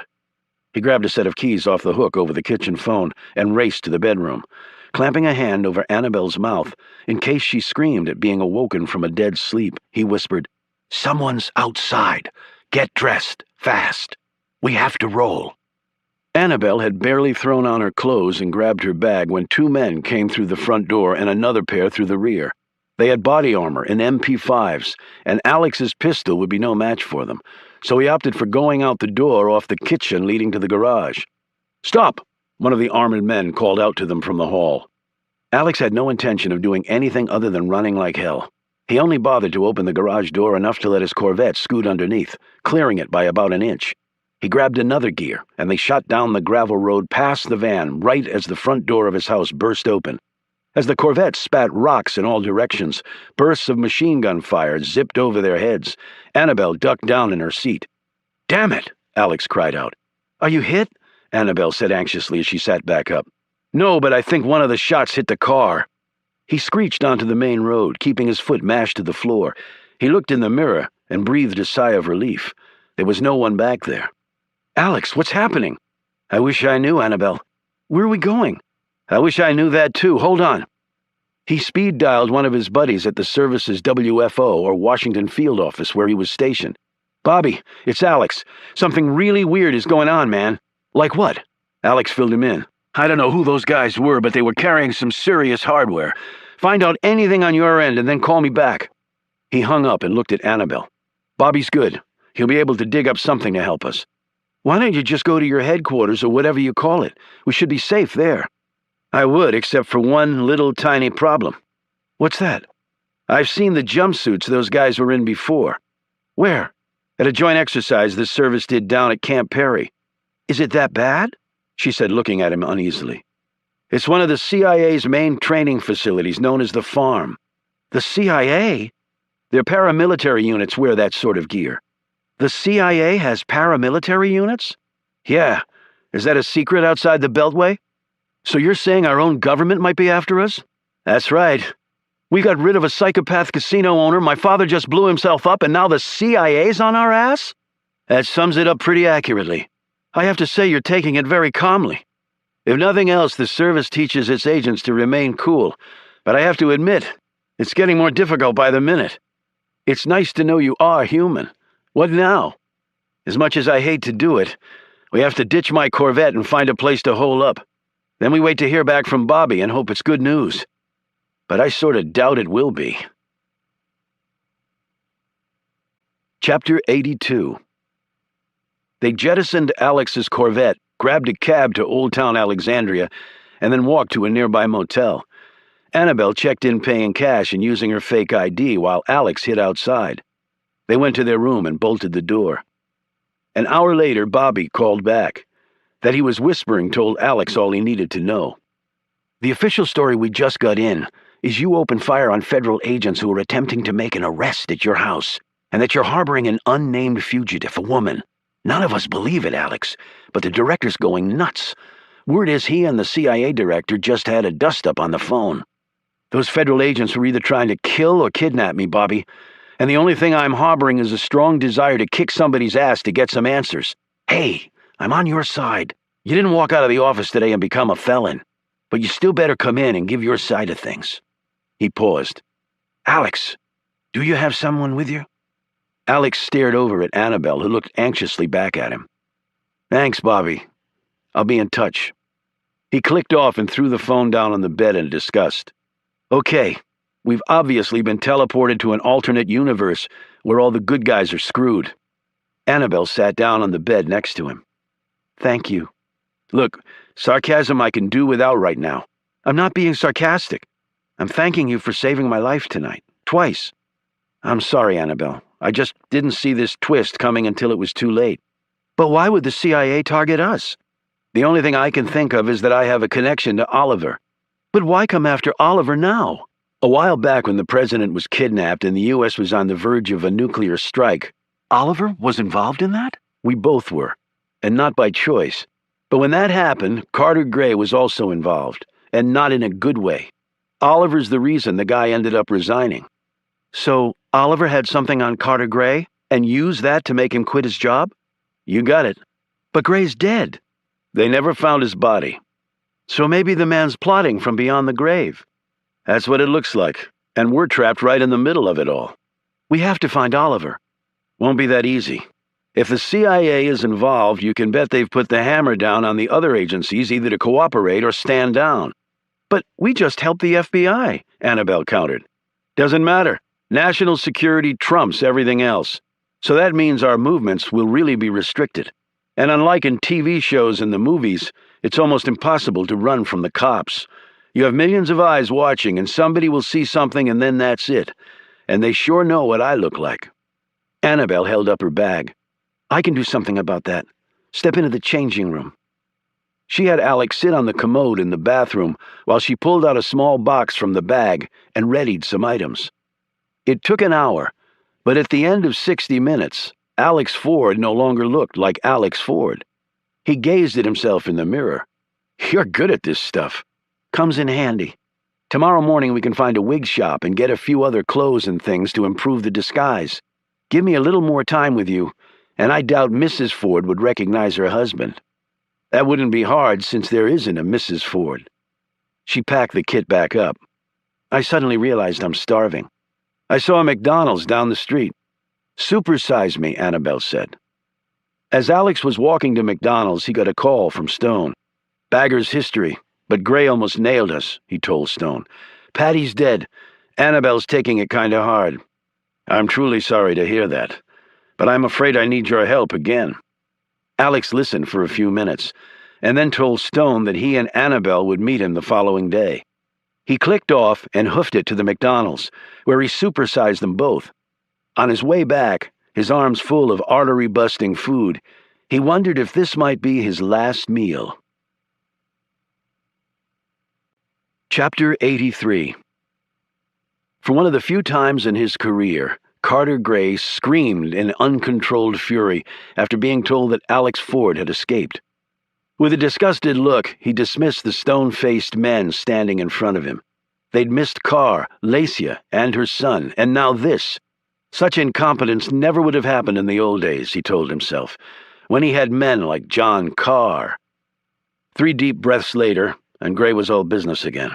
It was a setback, but only a setback. He had gotten another intelligence breakthrough barely 30 minutes ago. He discovered over the years that they tended to come in bushels. They had matched the man's face to a database. The gentleman with Carr and Lacia was named Harry Finn, a former Navy SEAL who now performed consulting work with the Department of Homeland Security as a member of a Red Cell team.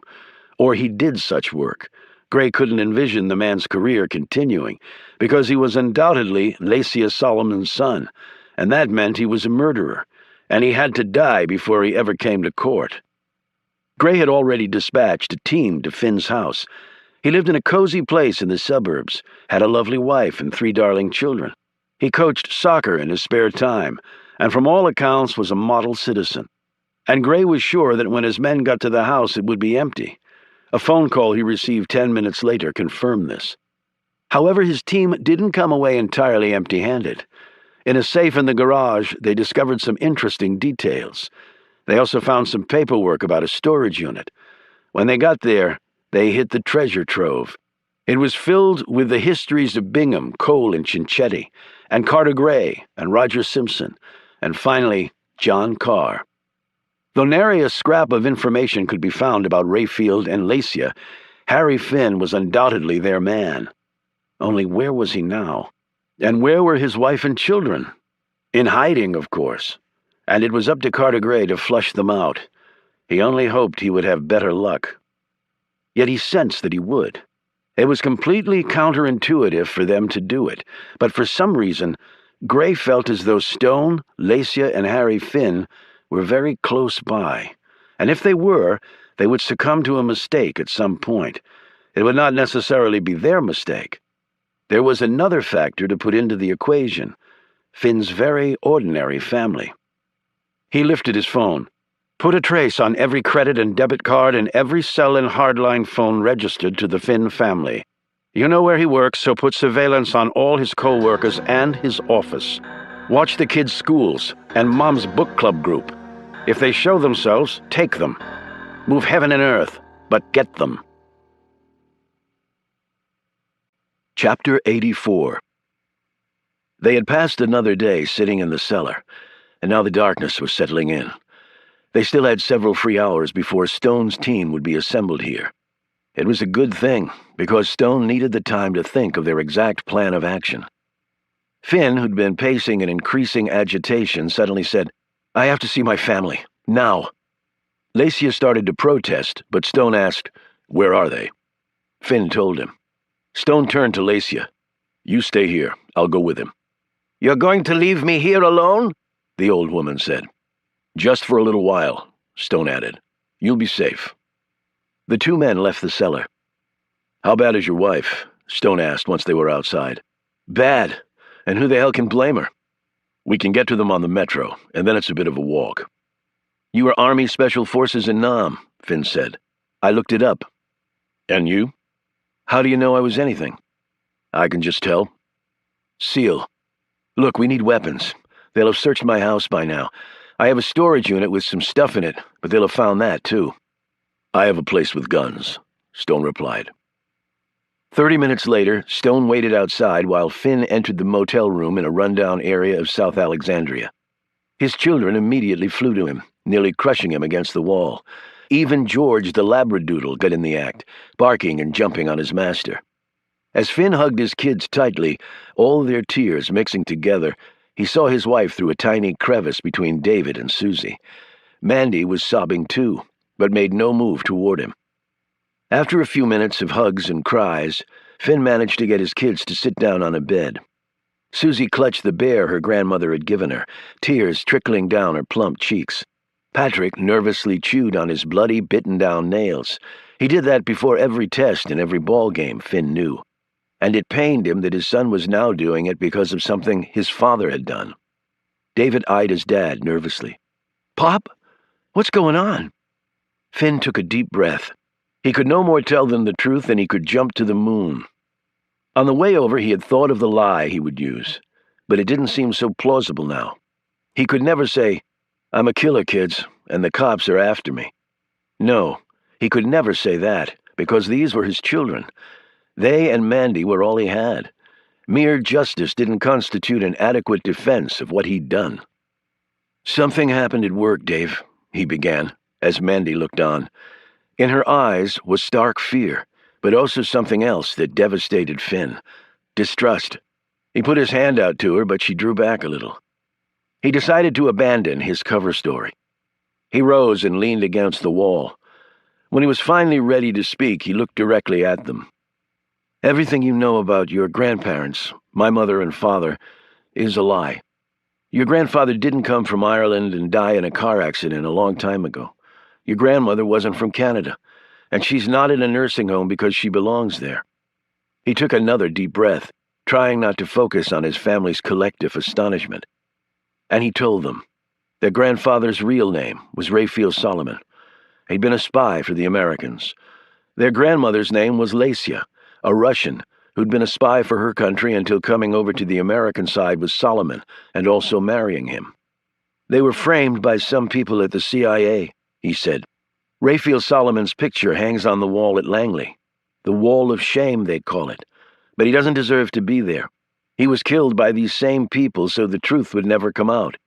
Your grandmother survived, but has been in hiding ever since." To their credit and Finn's relief, His children seemed to readily accept his explanation, even be excited by the revelations. "But what is the truth?" David asked. "What were they framed for doing?" Finn shook his head. "I can't tell you, son. I wish I could, but I can't. I only found out a short time ago." "Where's Grandma?" Patrick asked. "I'm going back to her after I leave you." Susie flung herself around Finn's leg. "Daddy, you can't leave! You can't leave us!" she wailed. The sounds were cracking Finn's heart in half. He could barely breathe as the tears streamed down his daughter's face. He lifted her up and held her. "I'm sorry, baby, but I promise you one thing. Are you listening? Can you listen to Daddy for just a minute? Please, baby, please?" Susie finally stopped crying. She and her brothers stared at their father. They were so still it didn't seem like any of them were actually breathing. "I promise you this, that Daddy will fix everything. And then I'm going to come and get all of you, and we're going to go back home, and everything will be like it was. I promise you. I swear to you that I will." "How?" Everyone looked at Mandy, who now moved toward her husband. "How?" she said again, her voice rising. "How will you fix it all? How will you make everything like it was? How can you possibly fix this nightmare?" "Mandy, please." Finn glanced at the kids. "No, Harry, no. You've been deceiving me, the kids, for how long? How long, Harry?" "Too long," he said quietly. He added, "I'm sorry. If you just knew—" "No, we don't want to know." She took a struggling Susie from his arms. "I called Doris, our next-door neighbor. She said men came to our house today and searched it. When she tried to ask them what was going on, they said they were looking for you, Harry. They said that you were a criminal." "No, no," Susie screamed. "Daddy is not a criminal. He's not. She started hitting her mother. Finn grabbed Susie away and clutched her tightly. "Susie, you never do that. You never hit your mother. She loves you more than anyone in the whole world. You never do that. Promise me." A tearful Susie said, "But you're not a bad man, are you?" Finn looked desperately at Mandy, and then at his sons, who stared at him, their faces pale, their eyes wide in fear. "No, he's not, Susie.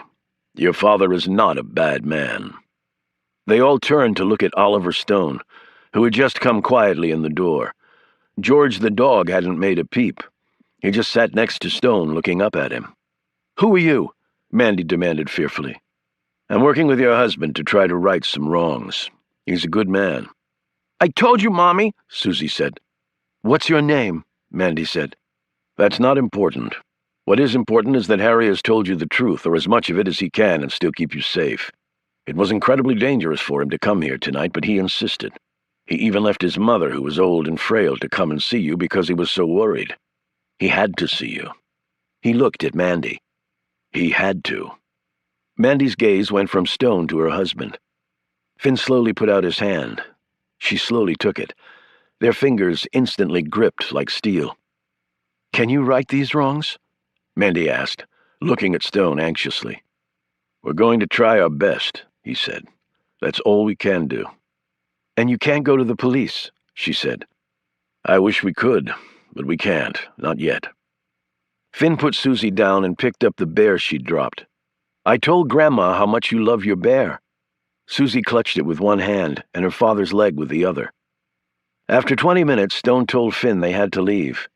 At the door, Mandy slid her arms around her husband, and they hugged while Stone and the children kept a respectful silence. "I love you, Mandy, more than anything in the world," Finn said into her ear. "Just make things right, Harry. Make things right and come back to us, please." After they left, Finn turned to face Stone. "Thanks for what you did in there. Families are the most important things there are. You sound like you speak from experience." "I wish I did, Harry. I wish I did. But I don't." Chapter 85. David Finn was very upset about the events of the night before, and he welcomed the opportunity to get out of the motel room and go to the grocery store. The room they were staying in had a kitchenette, and their mother had been fixing their meals there. When he was in the checkout line, he realized that he didn't have enough cash, so he pulled out the debit card his mother had given him for safekeeping, but then told him not to use. But what could it really hurt, he thought? A lot, as it turned out. As soon as the card was swiped through the receiver, an alert signal was received electronically in a room 2,000 miles away. It was then relayed to CIA headquarters, and nearly instantly thereafter to Carter Gray. Within 2 minutes' time, 4 men had been dispatched to the location where the card had been swiped. David was barely halfway back to the motel when the car pulled over and 2 men got out. The tall boy was swallowed up between their bulk, thrown in the car, and it was rolling, all in less than 5 seconds. 30 minutes later, he was 20 miles away in a dark room secured to a chair. His heart was pounding so fast he could barely breathe. He said in a low voice, "Dad, please come and help me, please." The voice came out of the darkness. "Dad's not coming, David. Dad's not coming ever again."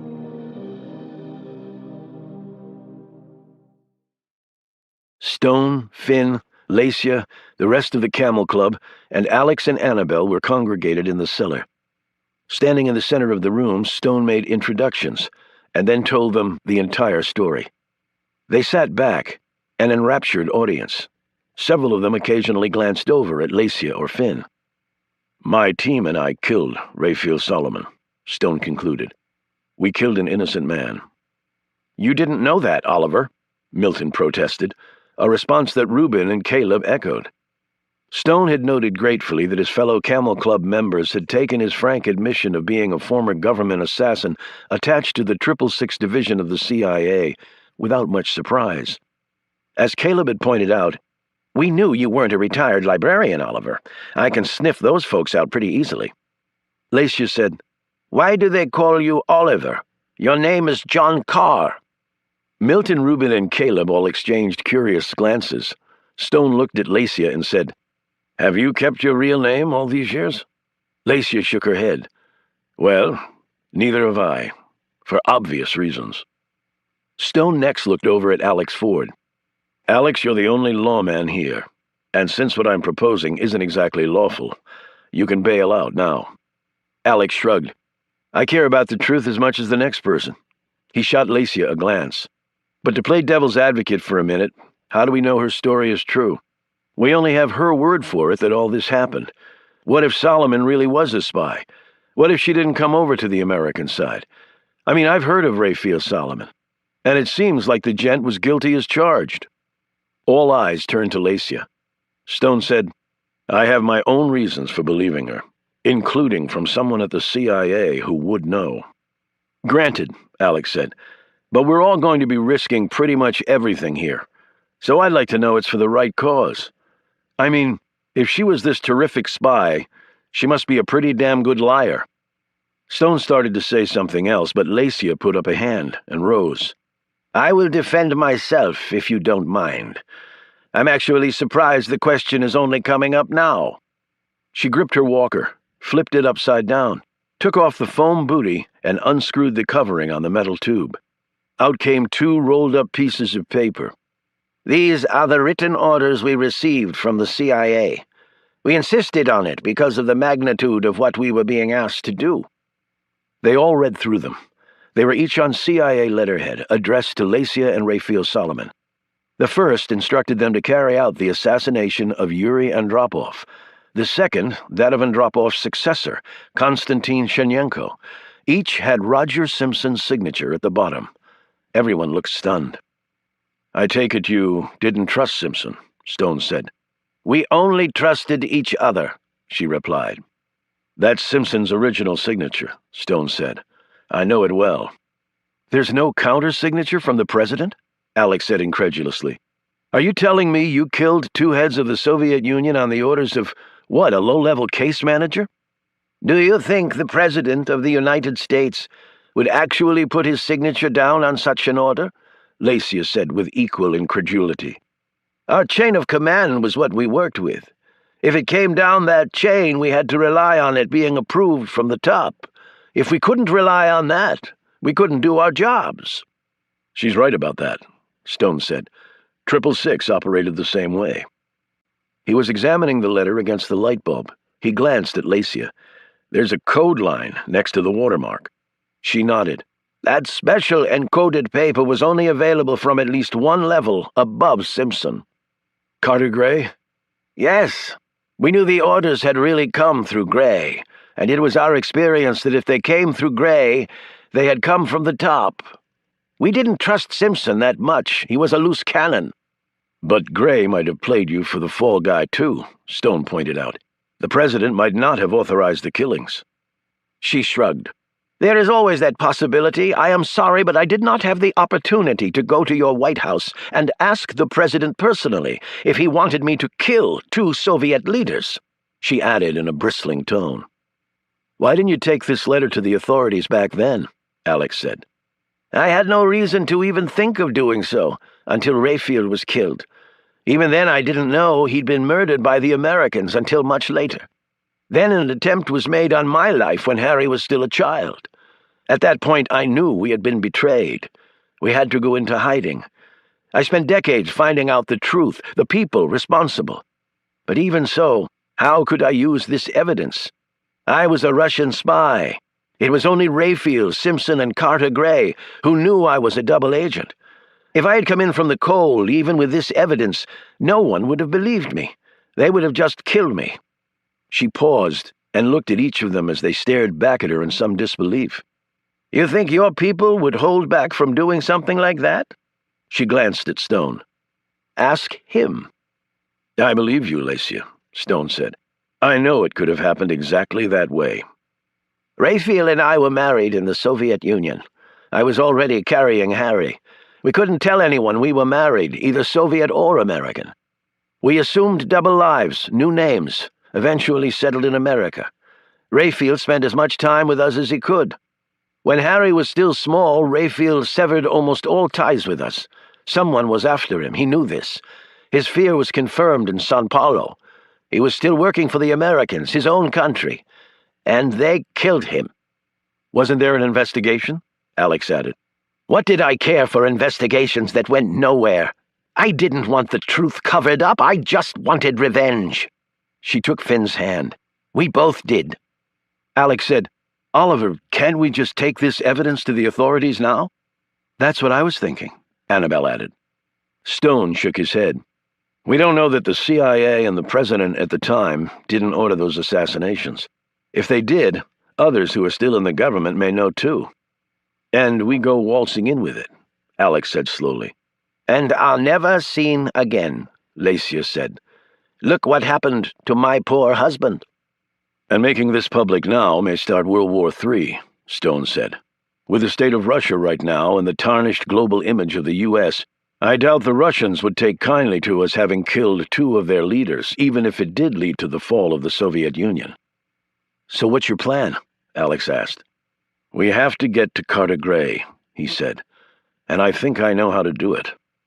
Stone had just started to lay out his plan when Finn's phone buzzed. He listened, clicked off, and looked at the others. His face had gone very pale. That was Mandy. David didn't come back from the store. Lacia said quietly, Carter Gray has taken him, as bait. Finn stood. Then it's over. I'll trade myself for my son. The only result of that will be both of you will die, Stone said. Gray never allows for leaving witnesses if he can help it. I have to get my son back, Finn snapped. We will get him back, Harry. I promise, Stone said.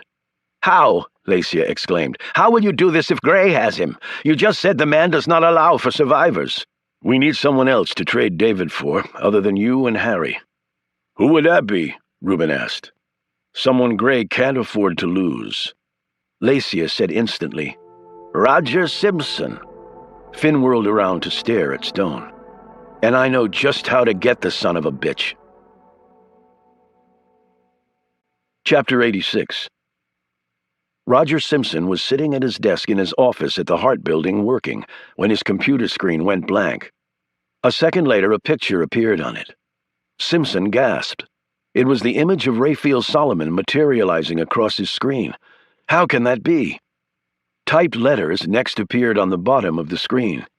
I hope you recognize your old friend. What the... Simpson said, looking around. What the hell is this? What the hell is this? A voice said, sending Simpson nearly out of his chair. It was coming from the wireless unit Finn had hidden there when he'd broken into the senator's office. Who are you? Where are you? Simpson said fearfully. What's important is that there's a bomb hidden inside your computer." "What?" Simpson exclaimed, half rising from his chair. "And if you try to leave the room, it will detonate." Simpson immediately sank back down. "But they swept my office for bombs." "Unscrew the back of your computer. There's a screwdriver in your desk drawer. I checked when I was in there." "But I—" "Do it." Hands shaking, Simpson retrieved the screwdriver, undid the back cover, and stared at the device Finn had put there. "It's designed to use the chemical and electronic components in the CPU to cause a chain reaction, and then a big boom. By the way, I can also see everything you're doing, so if you try to disarm the bomb, I'll blow you up. Understood?" Simpson slowly nodded. "Don't just nod. I want to hear you say it. Do you understand?" "I understand. For God's sakes, I understand." "A man will come to your office shortly.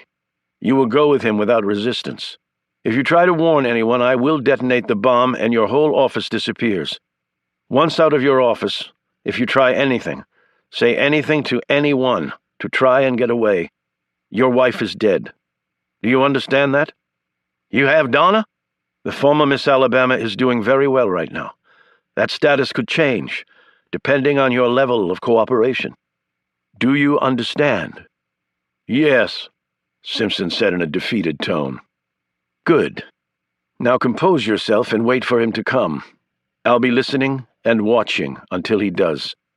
He'll explain that he's taking you to an emergency meeting at Langley to cover a crisis that just came up, one that the chairman of the Intelligence Committee needs to be in on. You will confirm to your staff that this is true. Understood?" "Yes." A few minutes later, there was a knock at Simpson's office door. Shortly after that, the pale but composed senator was escorted down the elevator by Stone, dressed in a black suit. He was also wearing sunglasses. They got into a car driven by Rubin. As the car pulled away, Stone took off his sunglasses and stared at Simpson. "Hello, Roger. It's been a long time." "Do I know you—" Simpson's breath caught in his throat as Stone's gaze bore into him. "I guess I haven't changed as much as I thought," Stone said. "Actually, I think I did all my aging while working for you and Gray." Simpson stammered. "John, please, you have to believe me. I had nothing to do with what happened to you or your wife," he added quickly. "And we took care of Jackie. We loved her very much." Stone elbowed the man hard in the ribs. "My daughter's name was Elizabeth, not Jackie. Gray gave her to us. He didn't tell us she was your daughter. He only told me the truth recently." "So who did order the hit on me?" "I have my suspicions," Simpson said. "Gray?" Simpson said slowly. "Could have been. He said you wanted to leave 666. He didn't like that one bit. That's the truth. Apparently, neither did a lot of people. You ordered the hits on Andropov and Chernyenko, didn't you?" Simpson almost choked on his own breath. "Who told you that?" "Did you?" "That's in the past. But if I did anything of that magnitude, which I'm not admitting that I did, it would have been duly authorized from the highest possible level. I'm sure you covered your ass. I talked to Max Himmerling before he died." A tic started at Simpson's left temple. "Himmerling?" "Yeah. I'm assuming Gray had him killed because he knew he'd tell me everything, and Max knew where all the skeletons were buried." "What all did he tell you?" Simpson asked nervously. "Everything I needed to know," Stone said quietly. "Like it was either you or Gray who ordered the hit on me." Simpson could barely speak now. "Are you going to kill me?" "That depends on you, doesn't it?" Stone put on his sunglasses and sat back. "And how much Carter Gray values your friendship. If he doesn't take the bait, you're of no value to me." "I could well be the next president of this country," Simpson snapped. "Like I said, no value to me at all." Chapter 87. Simpson spoke slowly into the phone. His words had been scripted. If the man had any desire to deviate from that script, Stone was holding a gun against his head to dissuade him. "They want to meet, Carter," he said in a strained voice. "I have no idea what you're talking about," Gray said. "Who are you talking about?" "You know who." Well, tell them, whoever they are, that if they're recording this conversation, I wish them luck in trying to use it against anyone. Carter, damn it, they've kidnapped me! I can call 911 if you like. Any idea where they might be holding you? They have something you want. Really? They know about David. Again, I don't know what you're talking about. They have the orders I signed. You know the ones.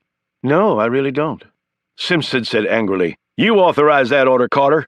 Again, without possibly knowing what you're really talking about, I can try to make a trade. Me for the boy.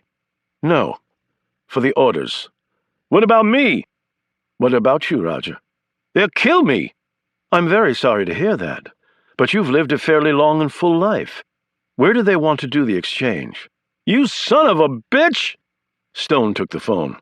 We'll call you back with the place and time, and we'll throw in Simpson for no extra charge. I have no desire to keep him.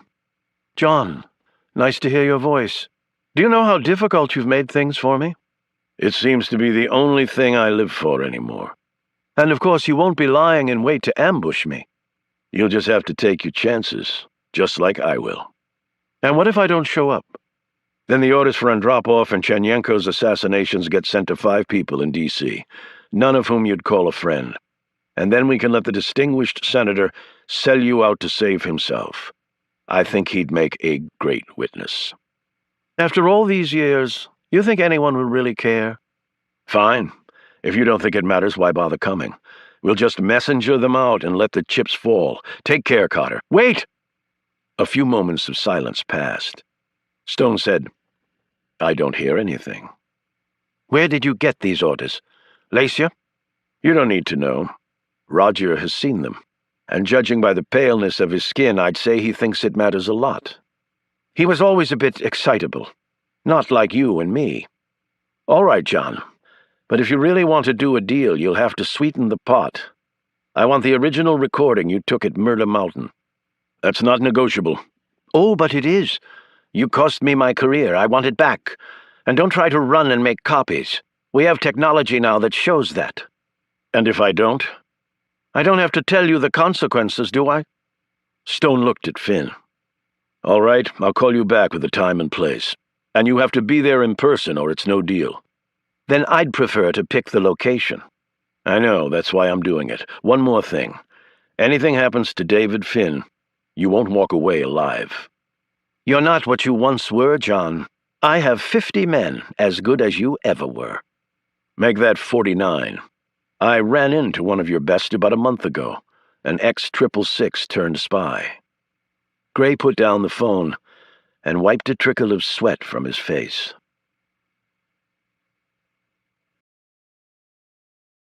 Chapter 88. Mandy and the rest of the Finn family were moved to other quarters by Reuben, Caleb, and Alex that night, after taking great precautions to make sure they weren't followed. They also brought Lacia to stay with them. Caleb was left on guard with strict instructions to phone immediately if anything seemed suspicious. Then Reuben and Alex left to help the others with the preparations for the exchange of Simpson and David Finn. Back at the cellar, Stone quickly made it clear that only he and Finn would be directly involved in the exchange. Oliver, Alex said, you have no idea how many people Gray's going to be bringing. If you remember Murder Mountain, it was a lot of guys with submachine guns. Stone said, this time we'll have the advantage. He looked at Annabelle. However, we need someone to lead David out. For a number of reasons, you fit the bill. Are you game? Alex stepped between them. Wait a minute. If anyone's going in there with you, it's going to be me, not Annabelle. She will only be involved in getting David out of the building. We have a way to do that that doesn't involve confrontation with Gray and his men. He looked at Annabelle again. I know you have a great deal of nerve, but I wouldn't ask you to do this if I could think of any other way. He added quietly, and you have no reason to help me. I certainly abandoned you in your time of need. She looked at Stone and then over at Alex. Well, your hand-picked replacement did a pretty good job, so I am game. Where is this all going to go down? Finn answered, the Capitol Visitor Center. It's not finished yet, Milton said. Which is exactly why we're using it, Stone answered. Finn explained, the company I work for has been targeting the Visitor Center for a penetration. We do that under contract to Homeland Security as a way to evaluate the security of a particular facility. We do penetrations on airports, shipping ports, nuclear reactor facilities, highly sensitive and strategic operations like that. But the visitor center isn't even open. Like Milton said, Rubin added. Why would Homeland Security want you to test its defenses now? Because that's exactly what a terrorist might think. Hit it now before it's fully up and running. But the more important reason is that the visitor center is connected by tunnel to both the Capitol building and to the Library of Congress. Terrorists might use that to attack either of those buildings from below ground. I've already done extensive reconnoiters to the visitor center. I have a way to gain access and also a way to get my son out. When is all this going to happen? Annabelle asked. Tomorrow night, Stone answered. Alex said, but that's the night of the mock terrorist attack on Capitol Hill. We got that notice a while back. The place would be total chaos, Oliver. Ambulances, police, fire trucks, casualties, total bedlam. Chaos always makes it easier to escape, Stone noted. If you escape, Annabelle said. The two of you are basically going into an unfinished building with limited exits to meet a heavily armed force of government killers led by a guy who sounds about as brilliant and ruthless as they come. You summed it up nicely, Stone said. How do you know Gray won't just kill Simpson? He might be pretending to agree to do an exchange, and then his men will just kill all of you. They all turned to stare at Milton as he finished speaking. When you've been around Oliver long enough, you do tend to get a bit paranoid. Stone smiled before answering. Milton, you're absolutely right. In fact, I don't think Gray would have any trouble killing Simpson and then blaming it on us. But I do have something he really wants, and I knew he'd ask for it. The evidence you used to make him resign, Alex said. That's really the only reason he's coming. The orders we have only tie Simpson to the assassinations of Andropov and Chernyenko. So Gray comes with a lot of firepower and the exchange is made. Once he has what he wants, how are you going to get David and yourselves out of there safely? Annabelle wanted to know. There is a way, Stone said, and we're going to need help from all of you to do it. Chapter 89. Finn's Red Cell team had prepped a tractor-trailer rig for use on its planned penetration of the visitor center. Those plans had been put on the back burner due to the incident involving Sam, yet the truck was ready to go, and when Finn told Stone about the rig's capabilities, the X-666 had bluntly replied, "Go get it." And Finn had, with very little trouble actually, since he had the keys to the tractor and access to the secure storage facility where it was housed. He was now driving the rig through the middle of the Capitol. As he pulled into the entrance to the visitor center, he could see preparations for the mock terrorist attack unfolding all around him. He brought his truck to a stop in the loading dock alley and hopped out. He wore the requisite uniform and had the proper ID, and shipping orders all phony but good enough to fool a very bored government gunslinger. He showed the manifest to the guard and then popped the back door of the truck. The guard inspected the cargo, even pulling the tops off some of the boxes and peering in before closing them back up.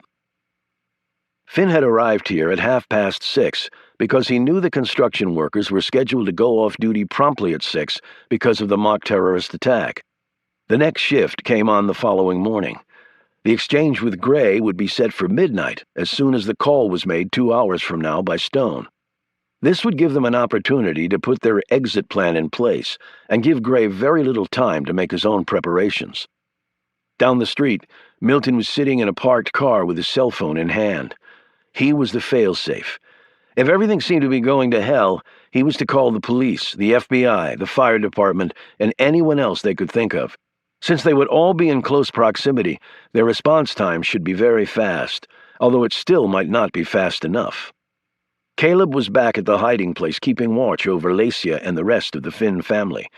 Reuben and Alex were nearby, waiting for word from Stone. "This is going to take some time," Finn told the guard. "I not only have to offload the equipment, but I have to unpack it too, and my helper called in sick." "How long is long?" the guard asked. "Probably after midnight before it's all done." "You better get to it then," the guard said, walking away without bothering to offer to help. Finn used a power-driven hand truck to offload the boxes of HVAC equipment and take it inside the visitor center. 4 of the cargo boxes had compartments cleverly concealed in the bottom. Out from one box popped Stone, and from another, Annabelle. From another box, they pulled a gagged and bound Simpson. From the fourth box, Stone and Finn retrieved their weapons, including sniper rifles that Stone had used when he worked as a 666. Finn looked at them doubtfully. "They still work just fine," Stone assured him, "despite their, vintage." "No night vision equipment?" "No. Gray's men will have them. State of the art," Finn said slowly. "I'm actually counting on that. And body armor, latest generation. I always aim for the head." They put the bound Simpson behind a crate of ceiling tiles, and Finn showed Stone and Annabelle the interior rooms, most of which were unfinished. Stone stopped at one room and looked up. "Balcony?" Finn nodded. "This is the Great Hall. It looks down on the main visitors area. There's also the atrium, the Congressional Auditorium, exhibition gallery, theaters, and dining area." "I like this room," Stone said firmly, as he stared at the waist-high concrete wall along the balcony. "High ground is always good ground. Now show me where the closest power supply is." After that was done, Finn led them through a series of doors that ended in a long hall that was closed off. "That's the underground corridor leading to the Capitol. It's totally blocked off for now." "So, how do I get David out of here?" Annabelle asked. Finn nodded and pointed overhead. "The ventilation ducts. That was going to be the focal point of our penetration. That duct will carry you directly into the Capitol. I've drawn up a map." He handed it to her and went over various points, including how the duct ended in a small storage room. "You only have to walk down a short hall and there's an exit door there. It's not guarded, and you can open it from the inside. I had an associate go through it when we made an initial penetration. It was a tight fit for him, but he was bigger than you and David. You two should have no problem. You're both very lean." Stone looked at Annabelle. "That's why you fit the bill. There's no way Reuben or Alex could have fit in there. Caleb and Milton are small enough, but—" "I know," Annabelle said. "If we run into any problems, I can try and talk my way out. Alex and Reuben will be stationed nearby the exit you'll be using. If need be, Alex can use his Secret Service credentials to get you past any security checkpoints." "So, where do you want me to be, Oliver?" Annabelle said. "Right here next to the entrance to the ductwork. We'll bring David to you." She looked at the tall and broad-shouldered Finn and Stone. "But I don't understand. Harry and you obviously can't fit in the ductwork. So how are you two going to get out?" "Let us worry about that, Annabelle," Stone said. Chapter 90. For the next 2 hours, Stone and Finn choreographed what would happen later that night. Finn was highly experienced when it came to work like this, but he finally had to admit to himself that when it came to killing other people while putting oneself in the best possible position to survive, Oliver Stone was his clear superior. And then they were as ready as they were going to be. Stone made the call to Gray, and then they both took up their positions and waited. Stone knew that Gray would send in an advance guard to recon the place. Sure enough, 2 hours later, men came sniffing and poking around with the security guards out front no doubt either tied up or suitably intimidated by the men's badges. Then the man himself appeared. Carter Gray was looking chunkier than usual. From his sniper's post, Stone instantly discerned why. Body armor. That didn't bother Stone in the slightest, since, as he told Finn, he always aimed for the head. People couldn't survive without a brain, although it did seem that more than a few people in Washington managed to do so quite nicely. Next to Gray was a man pushing a hand truck with a bag on it. He unzipped the bag and helped the boy out. David Finn was blindfolded and had sound mufflers over his ears. Wobbling, he stood next to Gray, who looked around the vast interior of the uncompleted Great Hall. "Well," Gray said to the emptiness, "we're here." Harry Finn walked out into the room, a gagged Simpson in hand. "Give me the boy." Gray looked mildly annoyed at being talked to in such a manner. "Harry Finn, Lacia and Raphael's son. You take after your mother more than your father. Let me have my son. Where are the orders? And where is my recording?" Finn pulled a set of papers and a cell phone from his jacket pocket. He held them up. "I want David next to me." Finn pushed Simpson toward Gray. The senator jogged the last few steps. When he reached Gray, the intelligence chief immediately had the gag and hand bindings removed. The guard pushed David toward his father. Finn hugged his son. It's okay, Davy, I got you. He took off the blindfold and sound mufflers. Dad, David said in a trembling voice as he squeezed his father's hand. Gray held out his hand. Give them to me. Now! Finn tossed the items to him. Gray looked at the orders. It's hard to believe these have survived all these years. Lots of things have survived all these years, including my mother, Finn said, as he edged David behind him. He could sense everyone's fingers edging toward triggers. Gray listened to the recording on the cell phone, then handed it to a man next to him, who placed it in a small electronic device and played it again. He read off the result, displayed on an LED screen on the side of the device. It's the original, copied once. Stone had given one copy to Gray previously. Gray smiled, pocketed the cell phone, and looked at Finn. And how is your mother? A widow, thanks to you. Gray looked around. John, I know you're out there. Perhaps you have your little ragtag regiment with you. But just so you understand the playing field, I have this place surrounded and sealed shut, and it has been placed off-limits to the police, FBI, Secret Service, and anyone else you might be counting on. I'm sure you know there is a mock terrorist attack going on outside right now. That's probably why you selected this place tonight. You no doubt hoped it would help you to escape. But what it does, instead, is ensure that if there is any shooting in here, no one outside will hear it. Or if they do, they won't bother to investigate. As they listened, the sounds of staged sirens, gunfire, and bombs exploding, all part of the drill, reached them. Gray glanced back at Finn. And you might want to thank this young man, John. He killed Bingham, Cincetti, and Cole. You have no way of knowing this, but it was your 3 former colleagues who were part of the team sent to kill you. They missed, of course, but they did get your wife. Cole claimed he was the one who killed her, but Bingham disputed that. They actually volunteered for the job. I guess you weren't too popular with them. Only silence greeted this verbal right cross from Gray. Gray waited a moment and then added, You also might want to see who else I stumbled on while I was on my way here. Chapter 91. Finn's heart sank as he saw Milton being marched in between 2 of Gray's men. From behind the concrete parapet on the balcony, Stone's finger eased near the trigger of his rifle. He could take both men out before they could harm Milton. The only problem was he didn't know where the rest of Gray's strike team was. He needed to flush them out. Finn said quietly, I think that concludes the exchange. Gray shook his head. Actually, Harry, it's just starting. He nodded to his men as he backed out with Simpson. When they reached safety, Simpson called out, By the way, John, I was the one who ordered the hit on you. No one leaves 666 voluntarily. My only regret was we didn't get you then, but good things come to those who wait. From the balcony, Stone stared down at the spot where Simpson was speaking from. The senator was smart enough to have put a thick wall between them. For an instant, Stone's mind went blank. Then everything clicked back on. He had a job to do, and nothing Simpson could say would interfere with that. He raced over to a large, powered winch they had set up earlier. On cue, Finn grabbed his son and flung him down, pulling a gun from his waistband and shielding David with his body. The next instant, a large object dropped from the rafters. It was a heavy Jersey wall they'd hoisted up earlier. Stone had just let it go and hustled back to his shooting position. The barrier hit its mark perfectly, landing a foot in front of Finn and his son. The impact nearly broke it in half, but they immediately took cover behind it.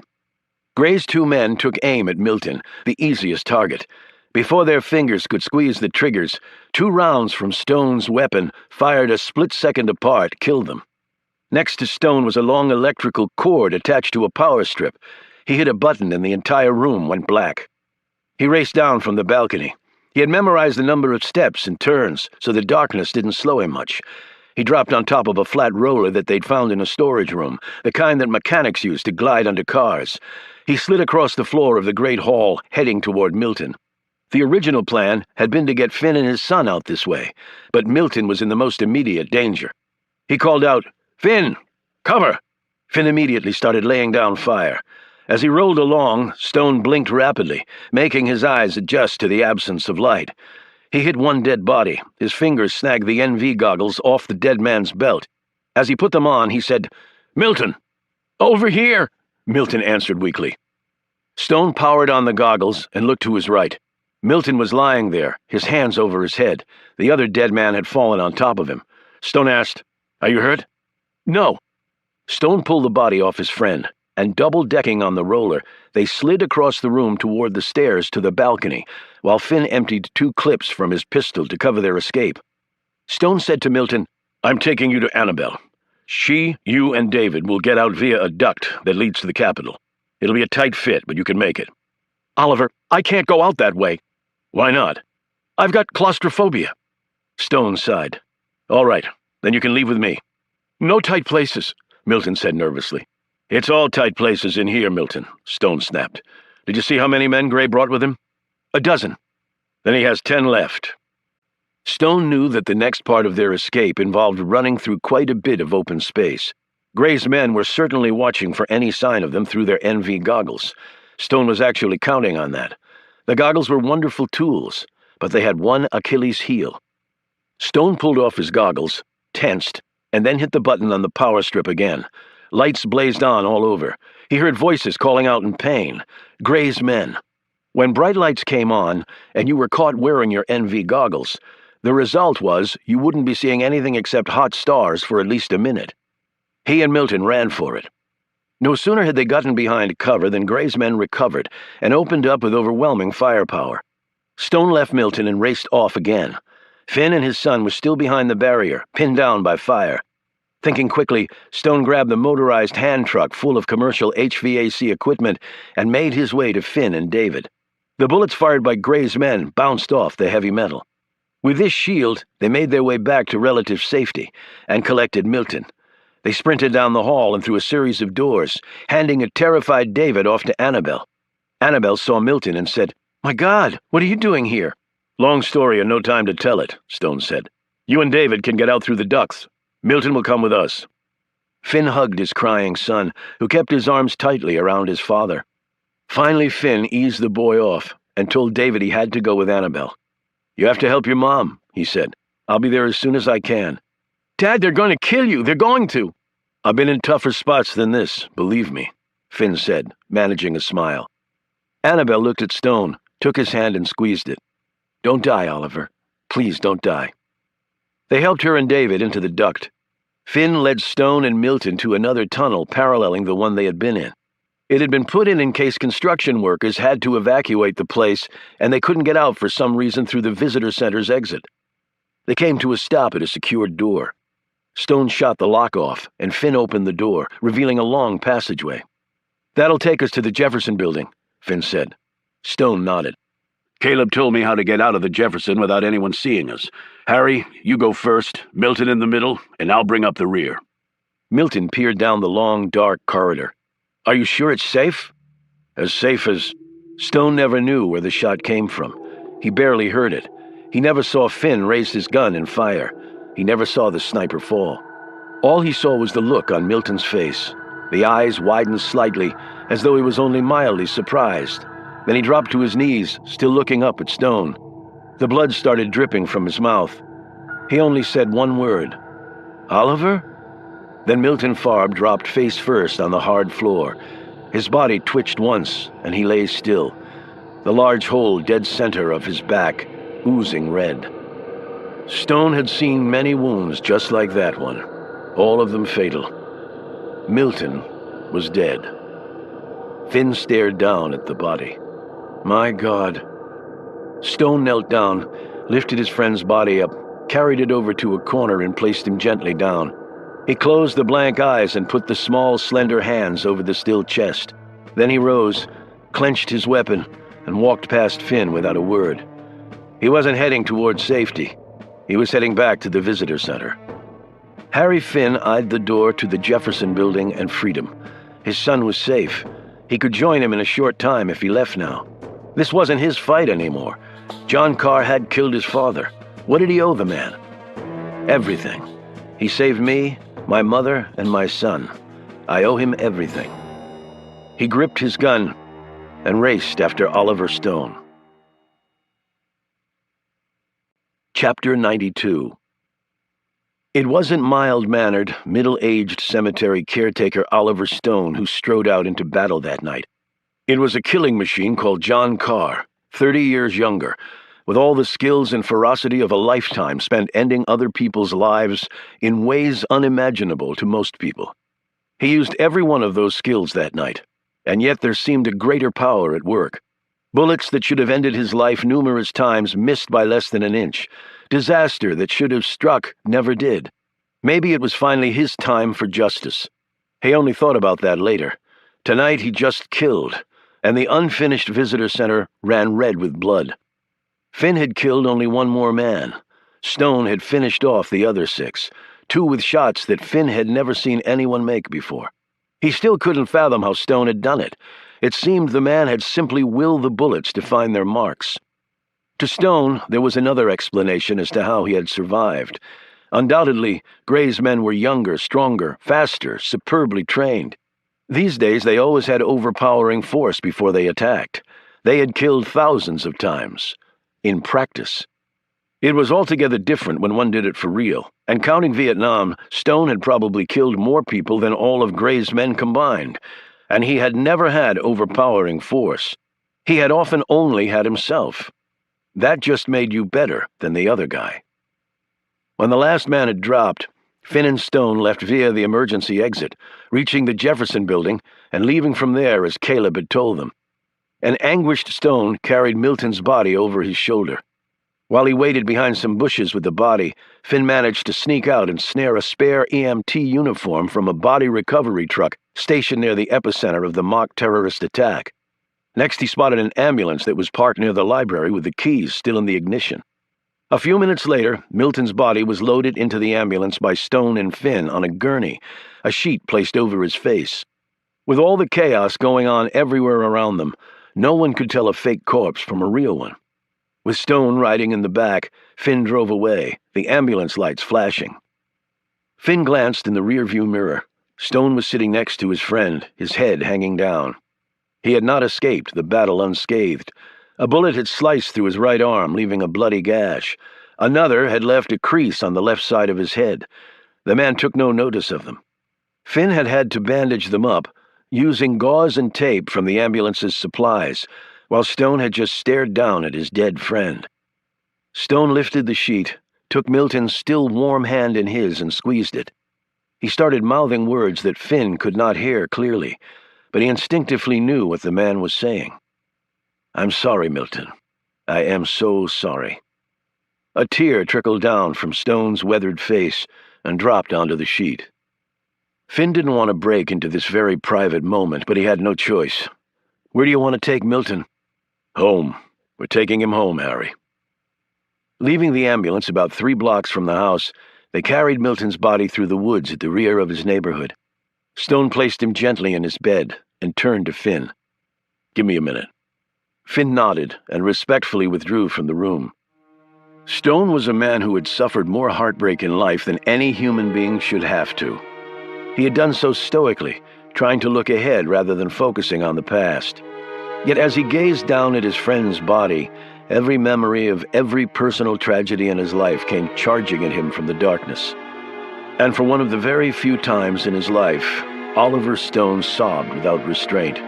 He cried so hard his knees buckled, and he ended up on the floor, his body curled tight like a child in distress, suffering the anguish of a million nightmares that had collected inside him all these decades.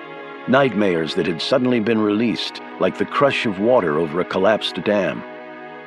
30 minutes later, he had no more tears left to shed. Stone rose and touched his friend's face with his hand. "Goodbye, Milton." Chapter 93. After the exchange, Gray and Simpson had left the capital area quickly. Simpson said, "How soon will you know when Carr and Lacia's son are dead?" "Any time now. You know, it was quite ballsy of you to confess to Carr that you were the one who ordered his execution. I didn't want him to die without knowing. It would have left me unfulfilled." "Still, I wouldn't have done it," Gray said. Simpson took the old orders from Gray and studied them. "The world is better off because of what we did." "I agree. 2 dead Soviet leaders. We cleared the way for peace." "We never got the credit we deserve, though. Gray said, "That's because it wasn't authorized. We took matters into our own hands. Patriots have to do what they have to do. So, what now?" "The orders and the cell phone will be destroyed." He took the papers back from Simpson. "What's on the cell phone? I couldn't hear." "Be glad you couldn't, Roger. Otherwise, I would have had to kill you, too." Simpson stared at him with an incredulous expression. "You're joking." "Of course I am," Gray lied. At 4 o'clock in the morning, Carter Gray received the news. His men had been wiped out. Carr and Finn had escaped. Carr, the killing machine, obviously hadn't lost his touch. He immediately called Simpson. "Well?" Simpson asked. "Just like we planned, Roger. Carr and Finn are dead. There'll be nothing in the news. We'll cover it all up." "Excellent. Now we can finally put this behind us." Gray hung up. Right. He met with the president later that day after he had taken care of sanitizing the visitor center. The commander-in-chief was not particularly happy about these events. "What the hell happened there last night? I was told they found blood in there and evidence of a gun battle." "Sir, we were able to track down John Carr and Lacia's son at the visitor center." "My God, in the middle of the Capitol? I have no idea how they got in there, but they did. We received a tip, went down there with a detachment of paramilitary, and had a very intense shootout." "And what the hell happened?" "The appropriate people were terminated," Gray said vaguely. "Did we take any casualties?" "Yes, unfortunately. Families are being notified." "Where are the bodies?" "We're having them flown overseas for discreet disposal. We have to keep this hush-hush, sir. The press would have a field day with all this." "Look, Carter, I am the president. I want to know what all this is, and I want to know right now." Gray sat back. He had, of course, been expecting this. He pulled the orders from his pocket. He'd destroyed the cell phone, but these orders were too valuable. Valuable principally because they didn't have his name on them. The president read through the documents. "Roger Simpson?" Gray nodded. "Let me tell you the entire story, sir." It was mostly fabrication, but Gray delivered it with such authority and assurance that when the president sat back, it was clear he accepted all of it as truth. "And Lacia and Raphael Solomon's involvement?" the president asked. "Solomon has been labeled a traitor to this country. Was he? If not, we have to make this right somehow." Gray hesitated. "I cannot say with assurance that he was a traitor, sir." "But you said he was terminated. You said he was a traitor." "Back then it seemed clear that he was. Now perhaps less so. I have to investigate further." "You do that, Carter, you do that. And if the truth is that this man was innocent, we will make it right. Do you understand?" "I'd have it no other way. Ray Solomon was my friend." "My God. 2 Soviet leaders assassinated by this country? I can't believe it." "Not many of us could, sir." "You're saying you didn't know?" the president asked sharply. Gray chose his words carefully. "Things operated differently back then. We had evidence of Soviet plots to kill U.S. presidents from time to time, but we took measures to counter them. The truth couldn't come out because it might have led to nuclear war. They were never official plots of the Soviet leadership, you have to understand, but the Cold War was played for all it was worth." "So who the hell ordered the assassinations of Andropov and Cheryenko?" "The orders didn't come through me." "Are you telling me that Roger Simpson, who, if I recall, was merely a case agent, did this on his own?" "No, not at all. He never would have done something like that by himself. He must have received authorization from higher channels. Channels that circumvented you. Why? You were his superior, were you not?" "Not for all matters, sir. And my feelings on assassinations of foreign leaders was clear. There was an executive order making it illegal, and that was where I drew the line." "Well, perhaps I should talk to Roger about this directly." "I'm not sure that's wise, sir. He's going to make his own run for the White House. He's a fellow party member of yours. You start making inquiries, then there are leaks to the press, and eventually everything comes out. As you know, it's much harder these days to keep secrets." "Damn whistleblowers. Yes, I know." "And what would Senator Simpson say? His signatures are on these orders. He will claim that higher-ups ordered the killings. He might even say I knew about it. You can hardly blame him for trying to cover his tracks, but the matter is over. 2 men were killed, illegally, probably. Did the result justify the means? I think humanity would judge that it did. I say we let sleeping dogs lie, Mr. President. Just let sleeping dogs lie." "I'll think about it, Carter. but keep me informed of further developments. One more thing, sir. Yes? I'd like to come back to work, as the intelligence chief. I want to serve my country again. Well, as you know, that slot is presently unfilled, so it's yours if you really want it. I doubt the Senate will have any problem confirming a Medal of Freedom winner. I really want it, Mr. President. He shook Gray's hand. I appreciate your frankness today, Carter. You're a true patriot. Wish we had more like you. I'm only doing my job, sir. Actually, Gray was thinking that with Carr still out there, he wanted to be surrounded by as many heavily armed men as possible. You know, I believe you'd make a good president. Gray laughed. Thank you, sir, but I don't think I have the right qualifications. What Gray left unsaid was he believed he was overqualified for the job. Plus, he wanted a position with real power. All a president could really do was start wars, and those came along all too infrequently. Other than that, the office was fairly impotent, Gray felt. He left the White House and climbed into his chopper. As it rose into the air, he knew he should feel good, victorious. Yet he didn't. In fact, he had rarely felt this depressed in his life. Chapter 94. Oliver Stone didn't attend Milton's funeral, though most of the others were present and grief-stricken. Caleb was so distraught at his friend's death that Alex and Annabelle had to hold him upright. Harry Finn had wanted to come, but he was still in hiding with his family. Alex had checked in with his supervisor and had found that all of his problems had gone away. I don't know what the hell it was all about, the supervisor said, and I don't think I want to know. They all gathered a week later at Caleb's condo to honor Milton's memory. This time, Finn came with Lacia.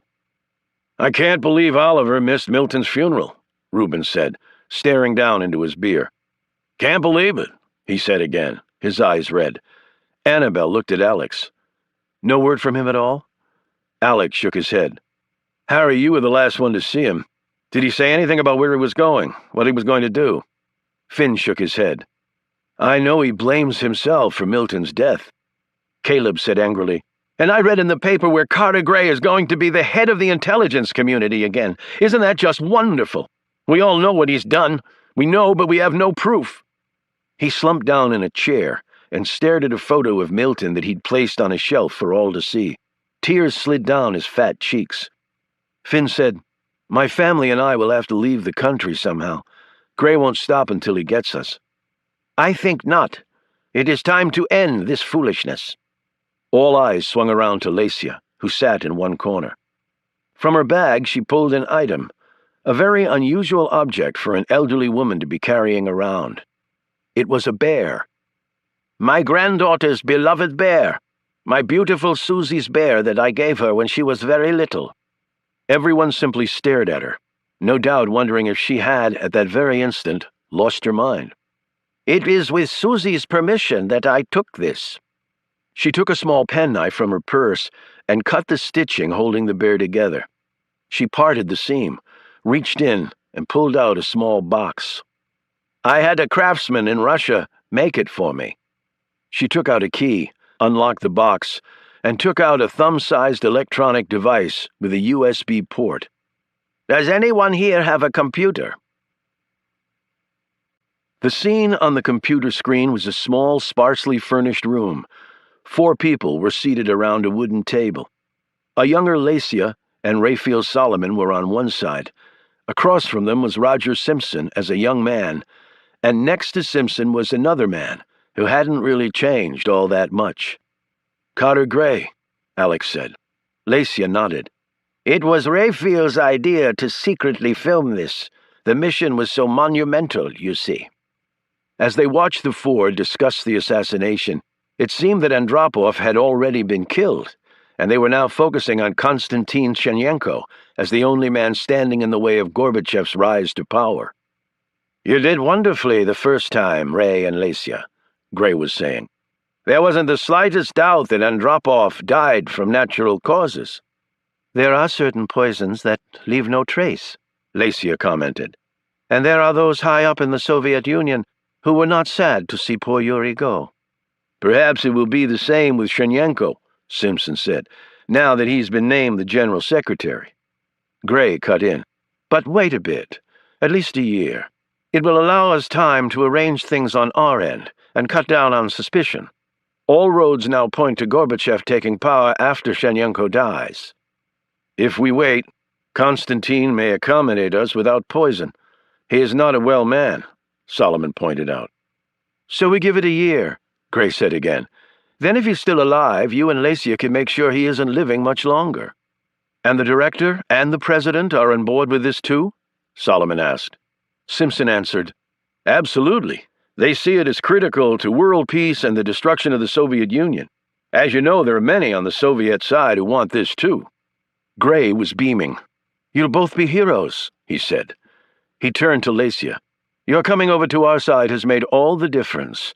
If there is peace between the U.S. and what's left of the Soviet Union, it will be in large measure because of you. And though it can never be made public, you will have earned the eternal gratitude of your adopted nation. You and Ray have risked your lives countless times on behalf of this country, and I bring a message directly from the President that he expresses his heartfelt gratitude for all that you've done for America. The film ran for a few more minutes and then stopped. Lacia said, I have never seen any human beings who could lie as well as your Carter Gray and Roger Simpson. Next to them, I was but a rank amateur. Why the hell didn't you show us this before? Alex demanded. When you gave us the written orders, Finn added. Only fools give up all they have on the first go-round. You keep something back always.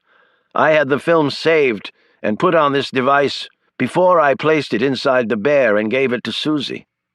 My God, people died. Milton died, Caleb said in a hushed tone. I could do nothing about that, she said simply. If we had given them this too, where would we be? People would still be dead. Your friend would still be dead, and we would have nothing. But what do we do with this? Alex said. I want to meet with Carter Gray. What? Finn exclaimed. Gray and I must sit down, face to face. What if he won't? Alex said. Lacia smiled. Let me talk to him on the phone. Then he will see me. Chapter 95. It's been a long time, Lacia, Gray said, as the two sat across from each other. They were in a motel room in Fredericksburg, Virginia. You've changed quite a bit, he added politely. Given recent events, it is clear that you haven't changed at all. You said on the phone that you had something I needed to see? I know you have men outside. You always have men outside, Carter. Yes, in my line of work, one has to take precautions. The thing you wanted to show me. I don't have a lot of time. Lacia opened the laptop computer she'd brought with her. Gray sat watching it until the screen went dark. He looked over at her. Was the film Rayfield's idea? Yes. If he suspected the truth, why did he carry out the plan? He was loyal. You were not. But he really did it to protect me. He knew how vulnerable I would be. He at least had the cover of the Americans. I had nothing. What happened to you and Rayfield was something that I've always deeply regretted, Lacia. In many ways, he was the best friend I ever had. He trusted you, Carter. I did not, but he did. It was Simpson he was always wary of. He was a good judge of character. Gray sat forward, seeming eager to finally tell the truth. Lacia, I did not order his death. That was Roger's doing. I never would have done that to Ray, never. I was furious when I found out, but there was nothing I could do, and I tried with all my might to have Ray's name removed from the wall of shame at CIA. But Roger had fixed that up too neatly. He had built a very convincing story of Ray's treason, and with Ray dead and unable to defend himself, there was nothing I could do. I don't want your explanations, Carter. What's done is done. Nothing can bring my husband back. But the right result was achieved. You, of all people, understand what it meant for the world. Ray would have understood that. Oh, yes, he would. But my husband died, and his name is now synonymous with traitor in the country of his birth. He died for his country, and they call him a traitor. This I cannot live with. If there had been anything I could do about that, I would have. But my hands were tied. If I exposed Roger, I would have exposed myself. He knew that. He may be dishonorable, but he's not stupid. So you would not expose yourself to save the reputation of your best friend? You would not give up your career to do that? Rayfield might have been your best friend, but you were clearly not his friend.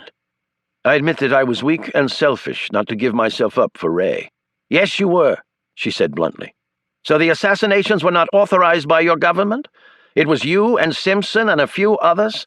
None in political leadership positions? I know you won't answer my question, but it is the truth. I've had many decades to think about it. She sat back and studied him. Gray's normally confident demeanor had faded markedly. He said, Roger was afraid that if Ray found out the plan wasn't authorized, he would have exposed him. And the truth is Ray would have, regardless of the damage it would have done to him personally. That is exactly right. My husband was an honorable man, and yet he was murdered, and Roger Simpson has a fine career as a senator in this country. Lacia, you know how things were back then. With a wave of her hand, she cut him off. Things back then were exactly the same as they are today. Nothing has changed except the people, and the people who play these games are all the same. They talk of doing good, of making the world a better place. That is all bullshit. It is about power and about protecting their interests. That is all it is ever about, always. Gray sat back. So what do you want? I'm sure you've thought about that too over all these decades. Oh yes, I've thought about it, and I know exactly what I want. And I have been waiting to tell you for 30 years, you son of a bitch. And you're going to sit there and listen, and then you're going to do exactly as I say. When she had finished, Gray rose to go.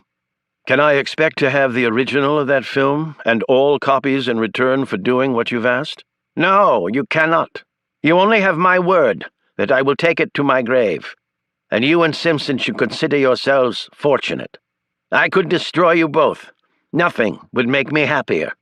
But I am a person who actually thinks of things besides my own happiness. And that is the only thing that has saved you and the miserable Simpson. Now leave me. I do not want to see you again. Oh, but you can tell the good senator something for me. What's that? I've heard he wants to be president. Yes, he intends on running. Well, you can tell him to rethink his plans, unless he wants to explain the contents of that film to the American people. You will tell him that. I will. Goodbye, Lacia. And for what it's worth, I'm sorry. With another wave of her hand, she dismissed a man who would shortly be running America's intelligence empire once more. Raphael Solomon's picture was taken down from the Wall of Shame at CIA. A bogus reason was given for his revised history. It was hidden under the rubric, New Evidence Coming to Light. And then the CIA classified the evidence. Scholars might get a shot at it in 100 years or so. Solomon was then posthumously given the CIA's highest award for fieldwork. Never again would his name be spoken in the same sentence as traitor. Lacia Solomon was awarded the Medal of Freedom, the first time it had been given to a former Russian spy. Again, the reasons for this were classified, but it still made the national news. She even gave an interview praising the progress in American-Russian relations. She finished by saying that she wished her heroic husband, who did so much to end the Cold War, could have lived to see it. She refused all other interviews and once more disappeared. Not surprisingly, Gray's nomination to be the intelligence chief sailed through the Senate. A chopper flew him from his highly secure Maryland retreat to his office in Virginia every day. His life was once again filled with clandestine activities, hard decisions that influenced the entire world. One word from Carter Gray and nations trembled, it was said. The man was in his element once more. But for those who knew him well, he had changed. The overpowering personality, the absolute intolerance for the smallest mistake, the stunning confidence front and center all these years had diminished. He was seen sitting in his office from time to time staring at the wall, an old photo in his hands. No one had ever seen what the picture was, because he kept it locked in a safe. In the photo, Lacia, Raphael Solomon, and Carter Gray were decades younger and looked happy and full of life. They were doing exciting work, risking their lives so that billions could live in peace. In those countenances, one could see the friendship, even the love that had formed among them. Sitting there staring at that photo, Carter Gray would occasionally cry. Chapter 96. 6 months passed, and no one had heard a word from Oliver Stone. Caleb returned to work at the library, but the old books that had given him so much pleasure now seemed just like, well, old books. Reuben went back to work at the loading dock, and then came home and sat on his couch, beer in hand, and yet he never drank any of it. He would pour it down the sink and go to bed. With one member dead and its leader having disappeared, the Camel Club seemed officially disbanded. Harry Finn rejoined his Red Cell team and started doing work for Homeland Security again.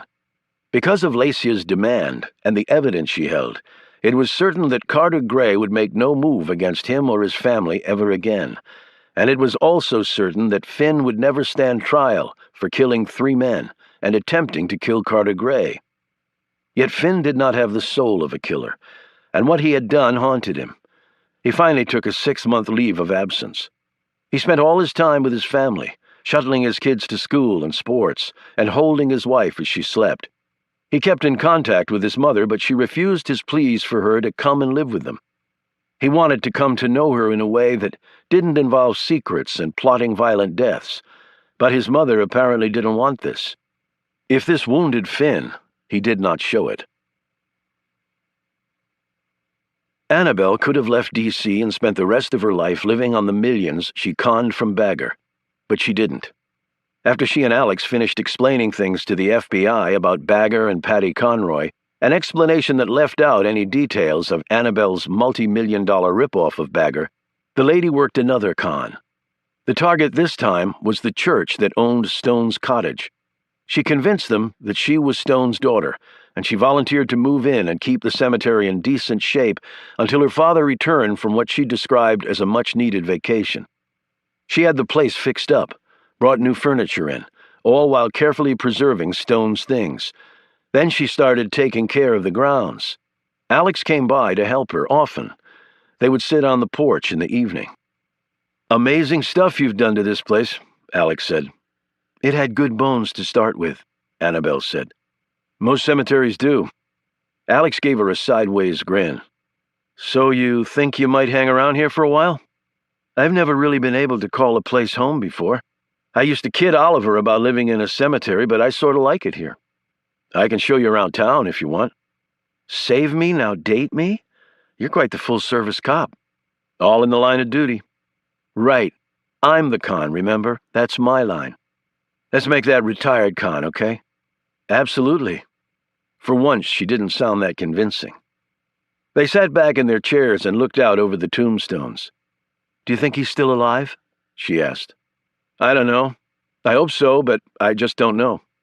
"Will he come back, Alex?" He said nothing, because only Oliver Stone could make that decision. He had to want to come back, and with each passing day, Alex was growing more certain that he would never see his old friend again. Chapter 97. When Carter Gray had informed Roger Simpson of Lacia's demand, the senator's initial response had been predictable. "There must be something we can do," Simpson had wailed. "I've worked my whole life to make this run for the White House." He eyed Gray hopefully. "I don't see what can be done," Gray replied. "You know where she is? If we can—" "No, Roger. Lacia has suffered enough. This is about more than you or me. She gets to live out what's left of her life in peace." It was clear from Simpson's expression that he was not in agreement with this. Gray gave him one more warning to leave it alone, and then left. Months passed, and still Simpson brooded. Solomon's name was cleared, Lacia given a medal. Gray was back in power.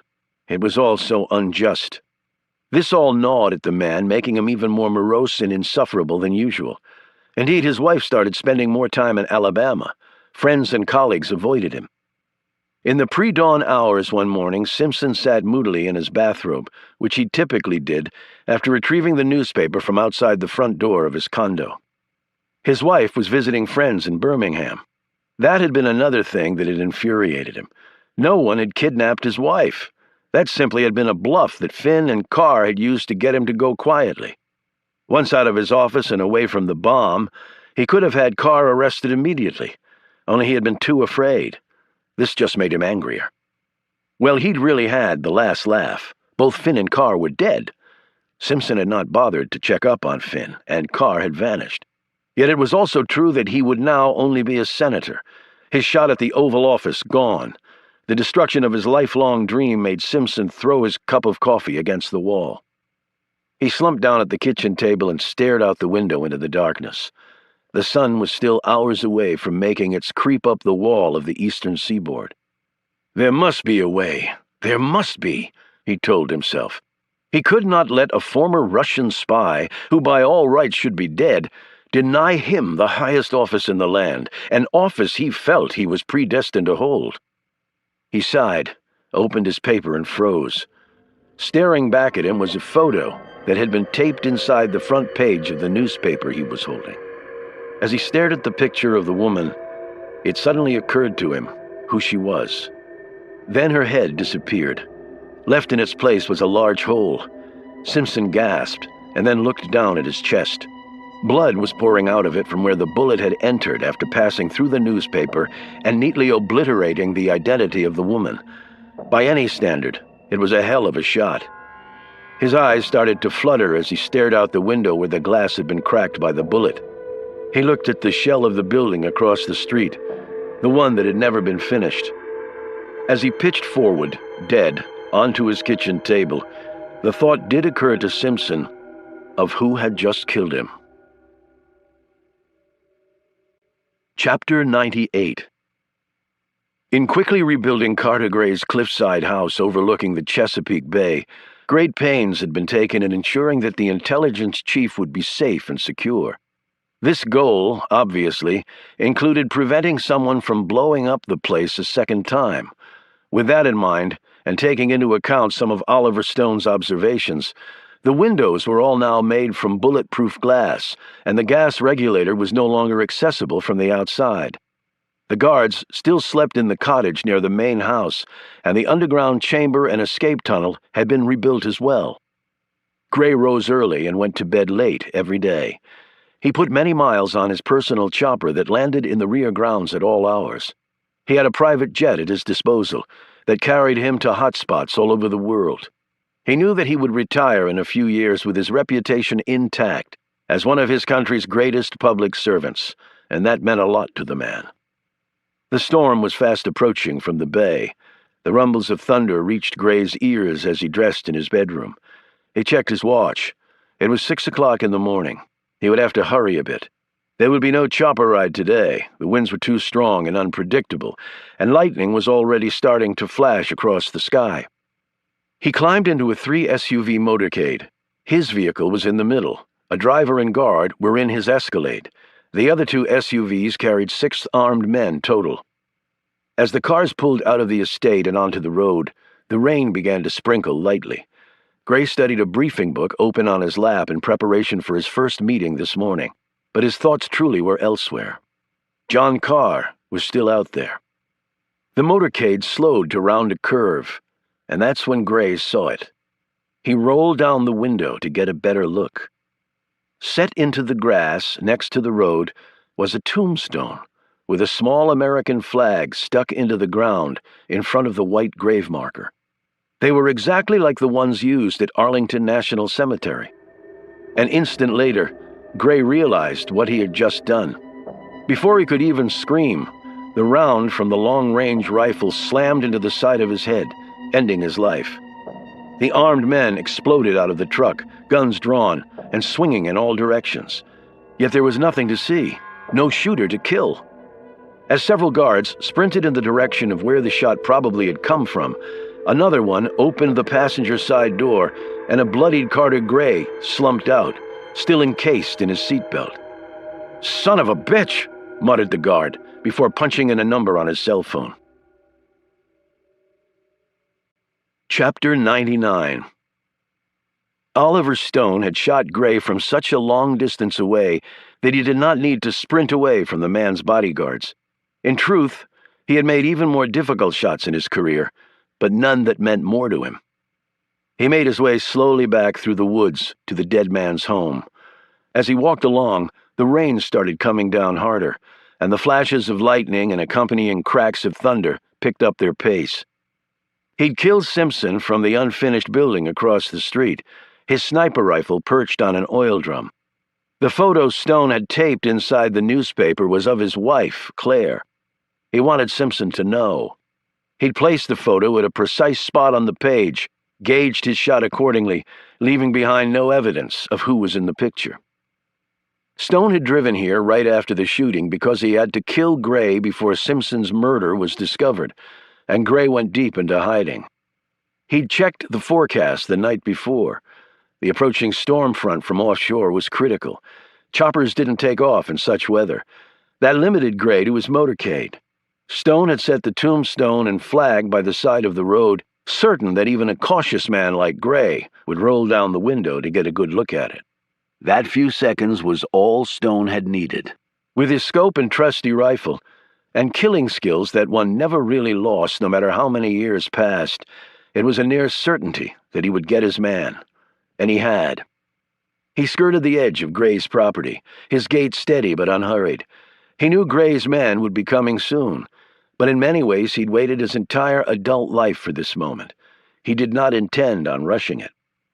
He reached the edge of the cliff and looked down at the dark water far below. Racing through his mind was the image of a young man very much in love, holding his wife in one arm, his baby girl in the other. The world seemed to be theirs. Their potential seemed unlimited. And yet how very limited it had all become. Because the next mental image was one of John Carr killing as he ran from one brutal murder to the next over a span of a decade. He had built his life on lies, deception, and swift, violent death, with government authorization as his sole justification. In the end, it had cost him everything. He had lied to Harry Finn that day in the nursing home. He'd told Finn that he, John Carr, was different from the likes of Bingham, Cincetti, and Cole. Yet he really wasn't. In many ways, he was just like them. He turned and walked away from the edge. Then John Carr whipped around and ran straight toward the edge and over it. He sailed out into space with his arms spread wide, his legs splayed. It was 30 years ago, and he had just killed another man. It was a successful hit, only there were dozens of men intent on killing him. He had run like the wind. No one could catch him. Faster than a deer, he was. He had run straight to the edge of a cliff 3 times as high as this one, and without a second thought had jumped into nothing but air. He had plummeted down, bullets raining all around him. He'd hit the water cleanly, come up, and lived to kill another day.